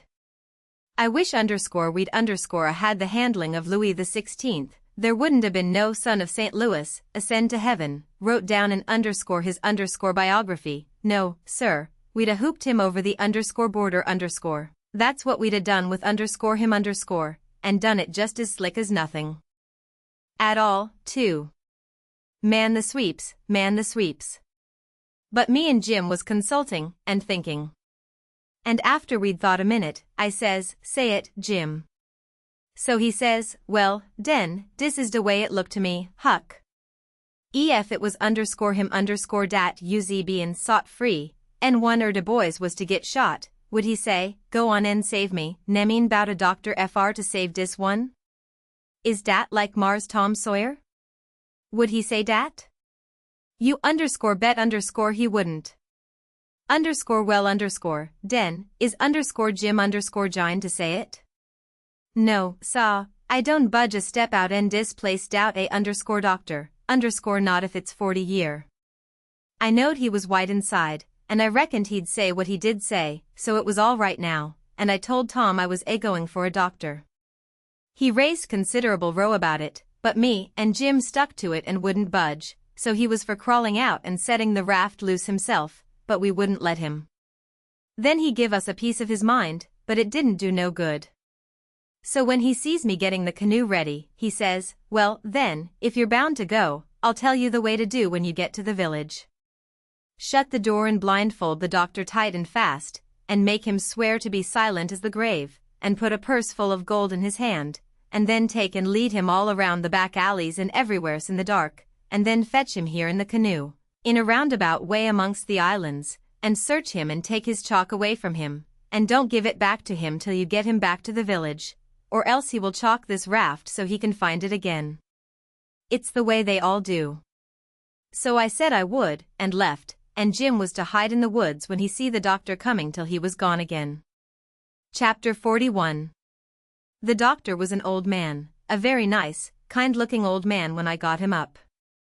I told him me and my brother was over on Spanish Island hunting yesterday afternoon, and camped on a piece of a raft we found, and about midnight he must have kicked his gun in his dreams, for it went off and shot him in the leg, and we wanted him to go over there and fix it and not say nothing about it, nor let anybody know, because we wanted to come home this evening and surprise the folks. "Who is your folks?" he says. "The Phelpses, down yonder." "Oh," he says. And after a minute, he says, how'd you say he got shot? He had a dream, I says, and it shot him. Singular dream, he says. So he lit up his lantern, and got his saddlebags, and we started. But when he sees the canoe he didn't like the look of her, said she was big enough for one, but didn't look pretty safe for two. I says, oh, you needn't be afeard, sir, she carried the three of us easy enough. What three? Why, me and Sid, and underscore the guns, underscore that's what I mean. Oh, he says. But he put his foot on the gunwale and rocked her, and shook his head, and said he reckoned he'd look around for a bigger one. But they was all locked and chained, so he took my canoe, and said for me to wait till he come back, or I could hunt around further, or maybe I better go down home and get them ready for the surprise if I wanted to. But I said I didn't, so I told him just how to find the raft, and then he started. I struck an idea pretty soon. I says to myself, s'posen he can't fix that leg just in 3 shakes of a sheep's tail, as the saying is? S'posen it takes him 3 or 4 days? What are we going to do, lay around there till he lets the cat out of the bag? No, sir, I know what I'll do. I'll wait, and when he comes back if he says he's got to go any more I'll get down there, too, if I swim, and we'll take and tie him, and keep him, and shove out down the river, and when Tom's done with him we'll give him what it's worth, or all we got, and then let him get ashore. So then I crept into a lumber pile to get some sleep, and next time I waked up the sun was away up over my head. I shot out and went for the doctor's house, but they told me he'd gone away in the night some time or other, and warn't back yet. Well, thinks I, that looks powerful bad for Tom, and I'll dig out for the island right off. So away I shoved, and turned the corner, and nearly rammed my head into Uncle Silas's stomach. He says, why, Tom, where you been all this time, you rascal? I hain't been nowheres, I says, only just hunting for the runaway nigger, me and Sid. Why, wherever did you go, he says. Your aunt's been mighty uneasy. She needn't, I says, because we was all right. We followed the men and the dogs, but they outrun us, and we lost them, but we thought we heard them on the water, so we got a canoe and took out after them and crossed over, but couldn't find nothing of them. So we cruised along upshore till we got kind of tired and beat out, and tied up the canoe and went to sleep, and never waked up till about an hour ago. Then we paddled over here to hear the news, and Sid's at the post office to see what he can hear, and I'm branching out to get something to eat for us, and then we're going home.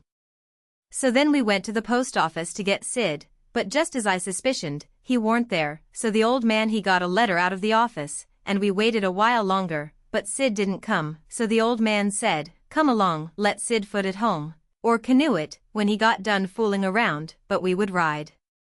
I couldn't get him to let me stay and wait for Sid, and he said there warn't no use in it, and I must come along, and let Aunt Sally see we was all right. When we got home Aunt Sally was that glad to see me she laughed and cried both, and hugged me, and give me one of them lickings of hern that don't amount to shucks, and said she'd serve Sid the same when he come. And the place was plumb full of farmers and farmers' wives, to dinner, and such another clack a body never heard. Old Mrs. Hotchkiss was the worst, her tongue was going all the time. She says, well, Sister Phelps, I've ransacked that 'ere cabin over, and I believe the nigger was crazy. I says to Sister Damrell, didn't I, Sister Damrell, say, he's crazy, say, them's the very words I said. You all hearn me, he's crazy, say, everything shows it, sigh. Look at that 'ere grindstone, say, want to tell _me_t any creetur t's in his right mind goin' to scrabble all them crazy things onto a grindstone, say? Here sich and sich a person busted his heart, and here so and so pegged along for 37 year, and all that, natural son o' Lewis somebody, and sich everlastin' rubbage. He's plumb crazy, see, it's what I says in the fust place, it's what I says in the middle, and it's what I says last and all the time, the nigger's crazy, crazy-es Nebuchadnezzar, sigh.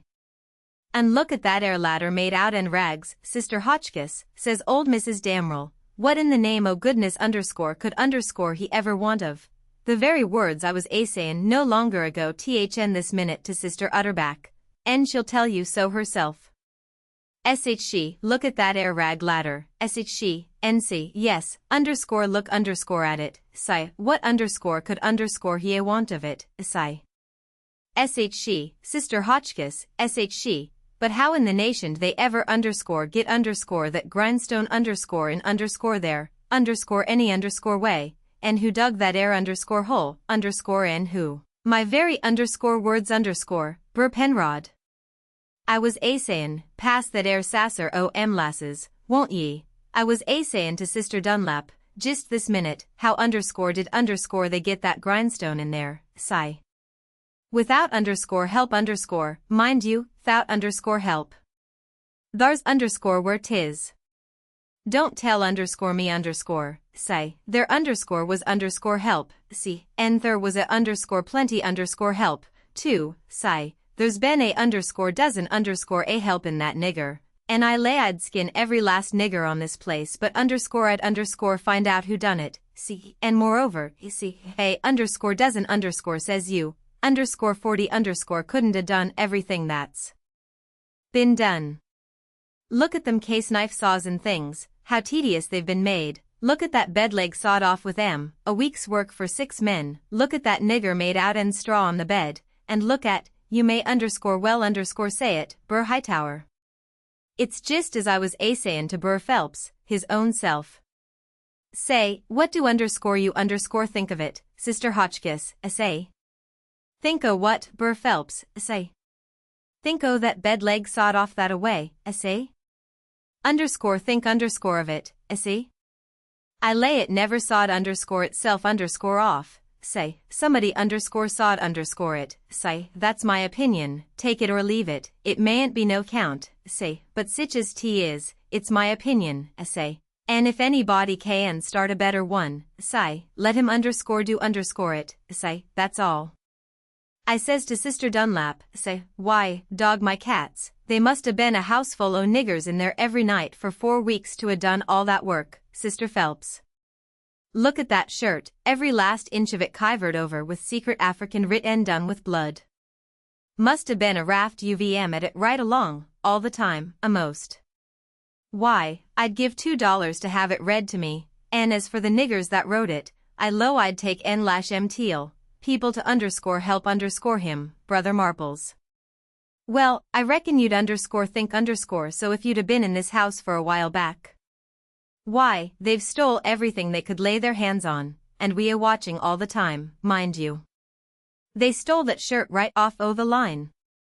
And as for that sheet they made the rag ladder out of, there ain't no telling how many times they underscore didn't underscore steal that, and flour, and candles, and candlesticks, and spoons, and the old warming pan, and most 1,000 things that I disremember now, and my new calico dress, and me and Silas and my Sid and Tom on the constant watch day underscore and underscore night, as I was telling you, and not a one of us could catch hide nor hair nor sight nor sound of them, and here at the last minute, lo, and behold you.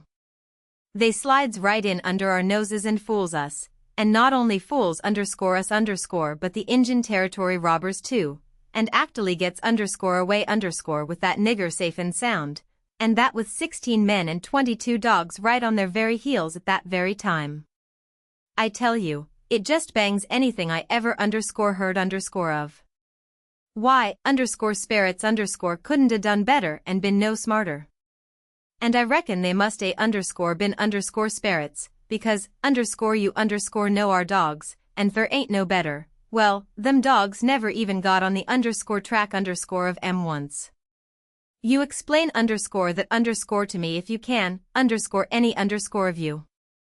Well, it does beat, laws alive, I never, so help me, I wouldn't a be, underscore house underscore thieves as well as, goodness gracious sakes, I'd a been afeared to underscore live underscore in sich a, afraid to underscore live, underscore, why? I was that scared I daren't hardly go to bed, or get up, or lay down, or underscore set underscore down, Sister Ridgway. Why, they'd steal the very, why, goodness sakes, you can guess what kind of a fluster underscore I underscore was in by the time midnight come last night. I hope to gracious if I warn't afraid they'd steal some o' the family. I was just to that pass I didn't have no reasoning faculties no more. It looks foolish enough underscore now underscore, in the daytime, but I says to myself, there's my 2 poor boys asleep, way upstairs in that lonesome room, and I declare to goodness I was that uneasy till I crept up there and locked 'em in. I did underscore. And anybody would. Because, you know, when you get scared that way, and it keeps running on, and getting worse and worse all the time, and your wits gets to addling, and you get to doing all sorts o' wild things, and by you think to yourself, s'pose I underscore was a boy, and was away up there, and the door ain't locked, and she stopped, looking kind of wondering, and then she turned her head around slow, and when her eye lit on me, I got up and took a walk. Says I to myself, I can explain better how we come to not be in that room this morning if I go out to one side and study over it a little. So I done it. But I daren't go fur, or she'd a sent for me. And when it was late in the day the people all went, and then I come in and told her the noise and shooting waked up me and Sid, and the door was locked, and we wanted to see the fun, so we went down the lightning rod, and both of us got hurt a little. And we didn't never want to try that no more. And then I went on and told her all what I told Uncle Silas before, and then she said she'd forgive us, and maybe it was all right enough anyway, and about what a body might expect of boys, for all boys was a pretty harum-scarum lot as fur as she could see, and so, as long as no harm hadn't come of it, she judged she better put in her time being grateful we was alive and well and she had us still, 'stead of fretting over what was past and done. So then she kissed me, and patted me on the head, and dropped into a kind of a brown study, and pretty soon jumps up, and says, why, laws a mercy, it's most night, and Sid not come yet. What has become of that boy? I see my chance, so I skips up and says, I'll run right up to town and get him, I says. No you won't, she says. You'll stay right where you are, one's enough to be lost at a time. If he ain't here to supper, your Uncle LL go. Well, he warn't there to supper, so right after supper Uncle went. He come back about 10 a little bit uneasy, hadn't run across Tom's track. Aunt Sally was a good deal uneasy, but Uncle Silas he said there warn't no occasion to be, boys will be boys, he said, and you'll see this one turn up in the morning all sound and right. So she had to be satisfied. But she said she'd set up for him a while anyway, and keep a light burning so he could see it. And then when I went up to bed she come up with me and fetched her candle, and tucked me in, and mothered me so good I felt mean, and like I couldn't look her in the face, and she sat down on the bed and talked with me a long time, and said what a splendid boy Sid was, and didn't seem to want to ever stop talking about him, and kept asking me every now and then if I reckoned he could 'a got lost, or hurt, or maybe drowned dead, and might be laying at this minute somewheres suffering or dead, and she not by him to help him, and so the tears would drip down silent, and I would tell her that Sid was all right, and would be home in the morning, sure, and she would squeeze my hand, or maybe kiss me, and tell me to say it again, and keep on saying it, because it done her good, and she was in so much trouble. And when she was going away she looked down in my eyes so steady and gentle, and says, the door ain't going to be locked, Tom, and there's the window and the rod, but you'll be good, won't you? And you won't go? For my sake. Laws knows I wanted to go bad enough to see about Tom, and was all intending to go, but after that I wouldn't a went, not for kingdoms. But she was on my mind and Tom was on my mind, so I slept very restless. And twice I went down the rod away in the night, and slipped around front, and see her setting there by her candle in the window with her eyes towards the road and the tears in them, and I wished I could do something for her, but I couldn't, only to swear that I wouldn't never do nothing to grieve her any more.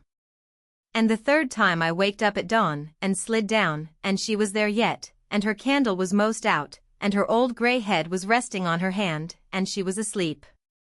Chapter 42. The old man was uptown again before breakfast, but couldn't get no track of Tom, and both of them sat at the table thinking, and not saying nothing, and looking mournful, and their coffee getting cold, and not eating anything. And by the old man says, Did I give you the letter? What letter? The one I got yesterday out of the post office. No, you didn't give me no letter. Well, I must have forgot it. So he rummaged his pockets, and then went off somewheres where he had laid it down and fetched it and give it to her. She says, "Why, it's from St. Petersburg, it's from Sis." I allowed another walk would do me good, but I couldn't stir. But before she could break it open she dropped it and run, for she see something. And so did I. It was Tom Sawyer on a mattress, and that old doctor, and Jim, in her calico dress, with his hands tied behind him, and a lot of people. I hid the letter behind the first thing that come handy, and rushed. She flung herself at Tom, crying, and says, "Oh, he's dead, I know he's dead." And Tom he turned his head a little, and muttered something or other, which showed he warn't in his right mind. Then she flung up her hands, and says, "He's alive, thank God. And that's enough," and she snatched a kiss of him, and flew for the house to get the bed ready, and scattering orders right and left at the niggers and everybody else, as fast as her tongue could go, every jump of the way. I followed the men to see what they was going to do with Jim, and the old doctor and Uncle Silas followed after Tom into the house. The men was very huffy, and some of them wanted to hang Jim for an example to all the other niggers around there, so they wouldn't be trying to run away like Jim done, and making such a raft of trouble, and keeping a whole family scared most to death for days and nights. But the others said, "Don't do it, it wouldn't answer at all, he ain't our nigger, and his owner would turn up and make us pay for him, sure." So that cooled them down a little, because the people that's always the most anxious for to hang a nigger that hain't done just right is always the very ones that ain't the most anxious to pay for him when they've got their satisfaction out of him. They cussed Jim considerable though, and give him a cuff or two side the head once in a while, but Jim never said nothing, and he never let on to know me, and they took him to the same cabin, and put his own clothes on him, and chained him again, and not to no bed leg this time, but to a big staple drove into the bottom log, and chained his hands, too, and both legs, and said he warn't to have nothing but bread and water to eat after this till his owner come, or he was sold at auction because he didn't come in a certain length of time, and filled up our hole, and said a couple of farmers with guns must stand watch around about the cabin every night, and a bulldog tied to the door in the daytime. And about this time they was through with the job and was tapering off with a kind of general goodbye cussing, and then the old doctor comes and takes a look, and says, "Don't be no rougher on him than you're obleeged to, because he ain't a bad nigger." When I got to where I found the boy I see I couldn't cut the bullet out without some help, and he warn't in no condition for me to leave to go and get help, and he got a little worse, and after a long time he went out of his head, and wouldn't let me come nigh him any more, and said if I chalked his raft he'd kill me, and no end of wild foolishness like that, and I see I couldn't do anything at all with him, so I says, I got to have help somehow, and the minute I says it, out crawls this nigger from somewheres and says he'll help, and he done it, too, and done it very well. Of course I judged he must be a runaway nigger, and there I was, and there I had to stick right straight along all the rest of the day and all night. It was a fix, I tell you. I had a couple of patients with the chills, and of course I'd have liked to run up to town and see them, but I daren't, because the nigger might get away, and then I'd be to blame, and yet never a skiff come close enough for me to hail. So there I had to stick plumb until daylight this morning, and I never see a nigger that was a better nuss or faithfuler, and yet he was risking his freedom to do it, and was all tired out, too, and I see plain enough he'd been worked main hard lately. I liked the nigger for that. I tell you, gentlemen, a nigger like that is worth $1,000, and kind treatment, too. I had everything I needed, and the boy was doing as well there as he would have done at home, better, maybe, because it was so quiet, but there I was with both of 'em on my hands, and there I had to stick till about dawn this morning. Then some men in a skiff come by, and as good luck would have it the nigger was setting by the pallet with his head propped on his knees sound asleep, so I motioned them in quiet, and they slipped up on him and grabbed him and tied him before he knowed what he was about, and we never had no trouble. And the boy being in a kind of a flighty sleep, too, we muffled the oars and hitched the raft on, and towed her over very nice and quiet, and the nigger never made the least row nor said a word from the start. He ain't no bad nigger, gentlemen, that's what I think about him. Somebody says, "Well, it sounds very good, doctor, I'm obleeged to say." Then the others softened up a little, too, and I was mighty thankful to that old doctor for doing Jim that good turn, and I was glad it was according to my judgment of him, too, because I thought he had a good heart in him and was a good man the first time I see him. Then they all agreed that Jim had acted very well, and was deserving to have some notice took of it, and reward. So every one of them promised, right out and hearty, that they wouldn't cuss him no more. Then they come out and locked him up. I hoped they was going to say he could have one or two of the chains took off, because they was rotten heavy, or could have meat and greens with his bread and water, but they didn't think of it, and I reckoned it warn't best for me to mix in, but I judged I'd get the doctor's yarn to Aunt Sally somehow or other as soon as I'd got through the breakers that was laying just ahead of me, explanations, I mean, of how I forgot to mention about Sid being shot when I was telling how him and me put in that drat night paddling around hunting the runaway nigger. But I had plenty time. Aunt Sally she stuck to the sick room all day and all night, and every time I see Uncle Silas mooning around I dodged him. Next morning I heard Tom was a good deal better, and they said Aunt Sally was gone to get a nap. So I slips to the sick room, and if I found him awake I reckoned we could put up a yarn for the family that would wash. But he was sleeping, and sleeping very peaceful, too, and pale, not fire-faced the way he was when he come. So I sat down and laid for him to wake. In about half an hour Aunt Sally comes gliding in, and there I was, up a stump again. She motioned me to be still, and sat down by me, and begun to whisper, and said we could all be joyful now, because all the symptoms was first-rate, and he'd been sleeping like that for ever so long, and looking better and peacefler all the time, and 10 to 1 he'd wake up in his right mind. So we sat there watching, and by he stirs a bit, and opened his eyes very natural, and takes a look, and says, "Hello, why, I'm at _home, how's that? Where's the raft?" "It's all right," I says. "And Jim, the same," I says, but couldn't say it pretty brash. But he never noticed, but says, "Good. Splendid. Now we're all right and safe. Did you tell Auntie?" I was going to say yes, but she chipped in and says, "About what, Sid?" "Why, about the way the whole thing was done." "What whole thing?"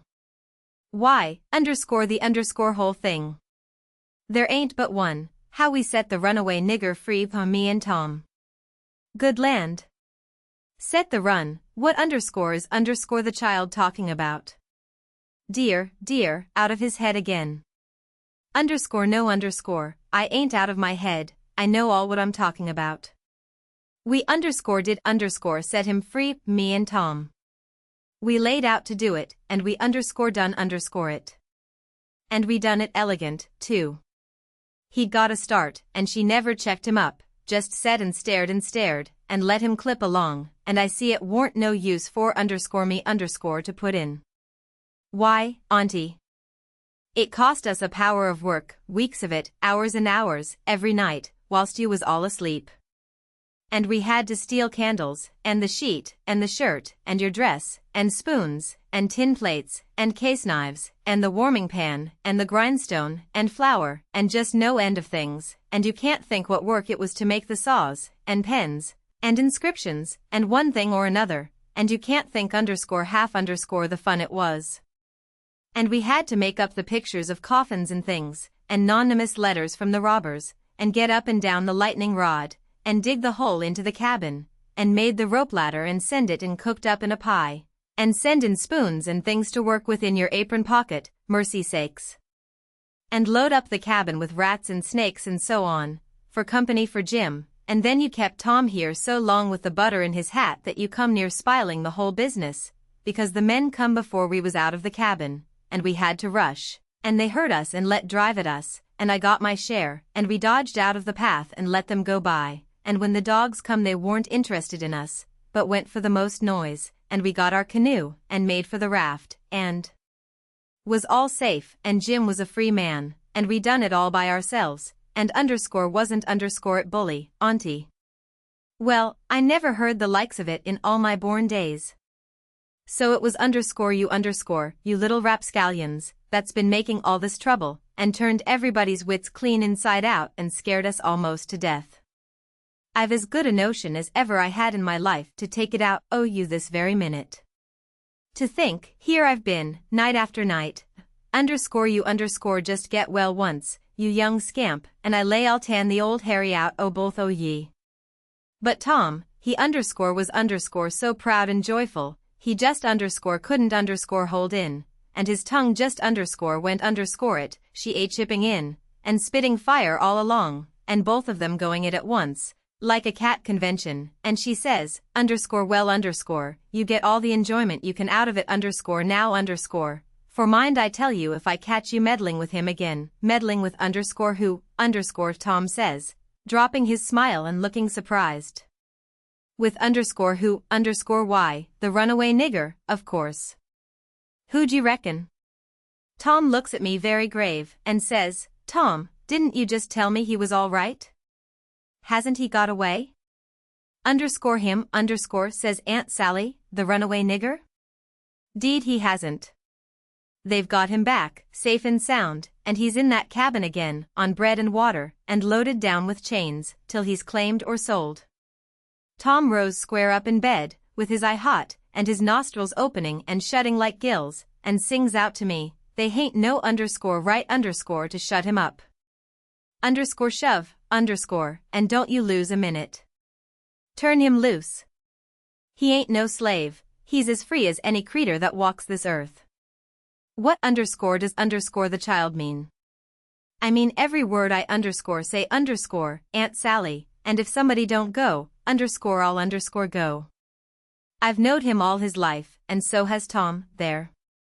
Old Miss Watson died 2 months ago, and she was ashamed she ever was going to sell him down the river, and said so, and she set him free in her will. Then what on earth did you want to set him free for, seeing he was already free? Well, that is a question, I must say, and just like women.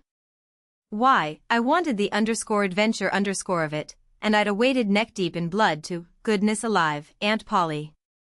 If she weren't standing right there, just inside the door, looking as sweet and contented as an angel half full of pie, I wish I may never.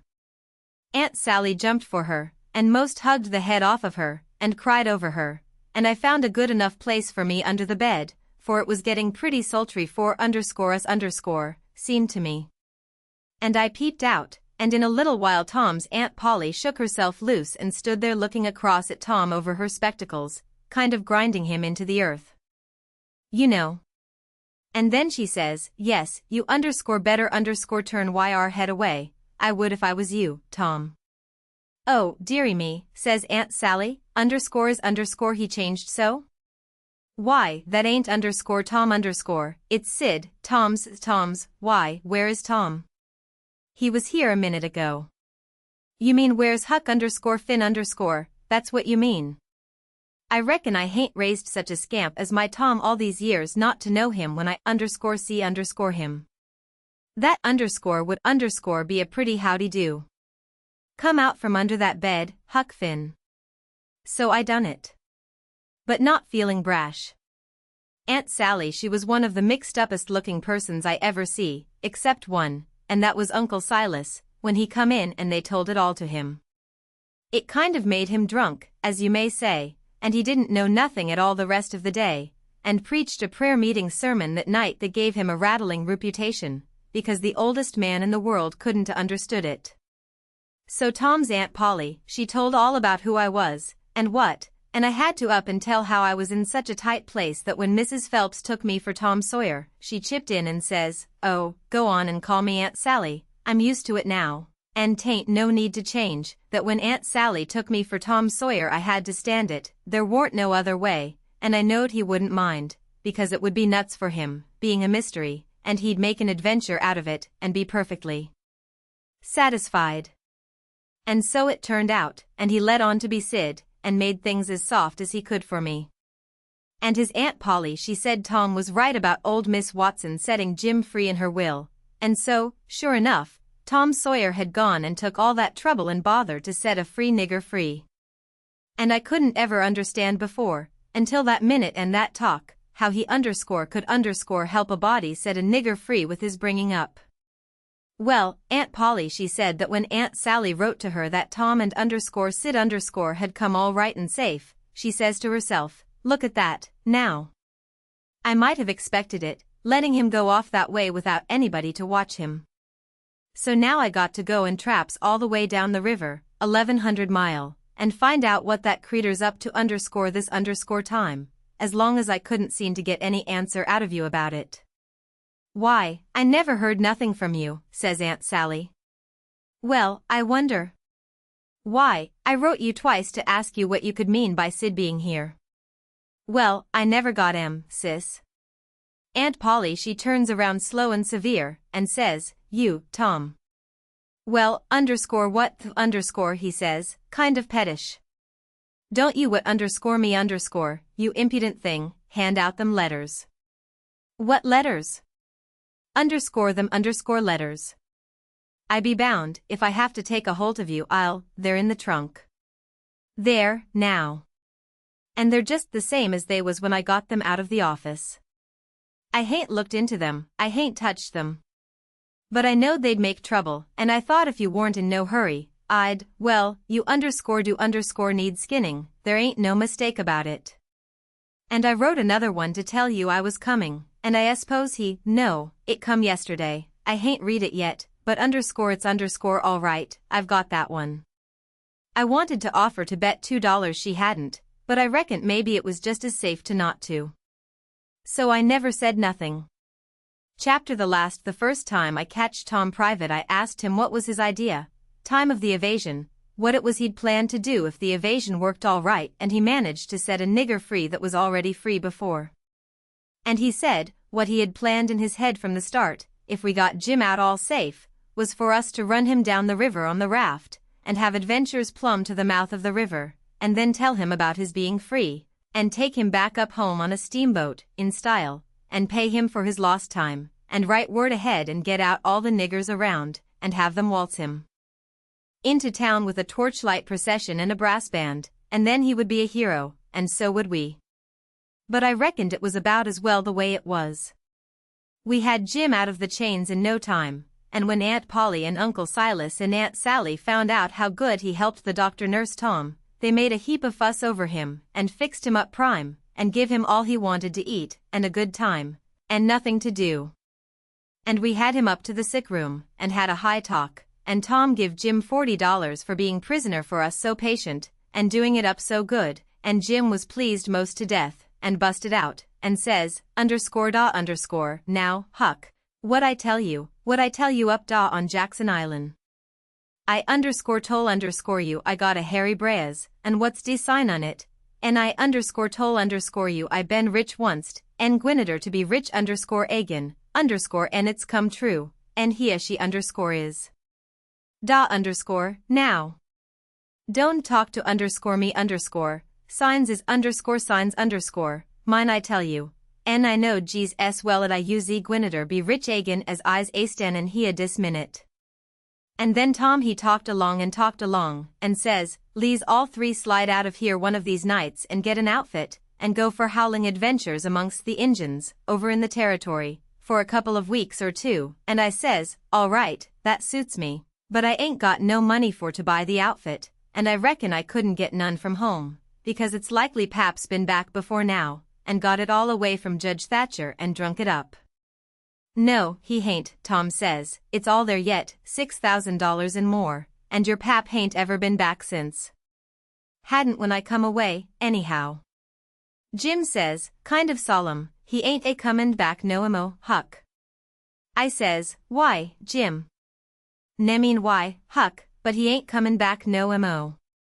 But I kept at him, so at last he says, don't you 'member de house dat was floatin' down de river, and dey was a man in da, kivered up, and I went in and unkivered him and didn't let you come in? Well, den, you kin get yo money when you wants it, 'case dat was him. Tom's most well now, and got his bullet around his neck on a watch guard for a watch, and is always seeing what time it is, and so there ain't nothing more to write about, and I am rotten glad of it, because if I'd a knowed what a trouble it was to make a book I wouldn't a tackled it, and ain't going to know more. But I reckon I got to light out for the territory ahead of the rest, because Aunt Sally she's going to adopt me and civilize me, and I can't stand it. I've been there before. The end. Yours truly, _Huck Finn _. End of the Project Gutenberg ebook. Adventures of Huckleberry Finn updated editions will replace the previous one, the old editions will be renamed. Creating the works from print editions not protected by U.S. copyright law means that no one owns a United States copyright in these works, so the Foundation, and you, can copy and distribute it in the United States without permission and without paying copyright royalties. Special rules, set forth in the General Terms of Use part of this license, apply to copying and distributing Project Gutenberg electronic works to protect the Project Gutenberg concept and trademark. Project Gutenberg is a registered trademark, and may not be used if you charge for an ebook, except by following the terms of the trademark license, including paying royalties for use of the Project Gutenberg trademark. If you do not charge anything for copies of this ebook, complying with the trademark license is very easy. You may use this ebook for nearly any purpose such as creation of derivative works, reports, performances, and research. Project Gutenberg ebooks may be modified and printed and given away. You may do practically anything in the United States with ebooks not protected by U.S. copyright law. Redistribution is subject to the trademark license, especially commercial redistribution. By Mark Twain.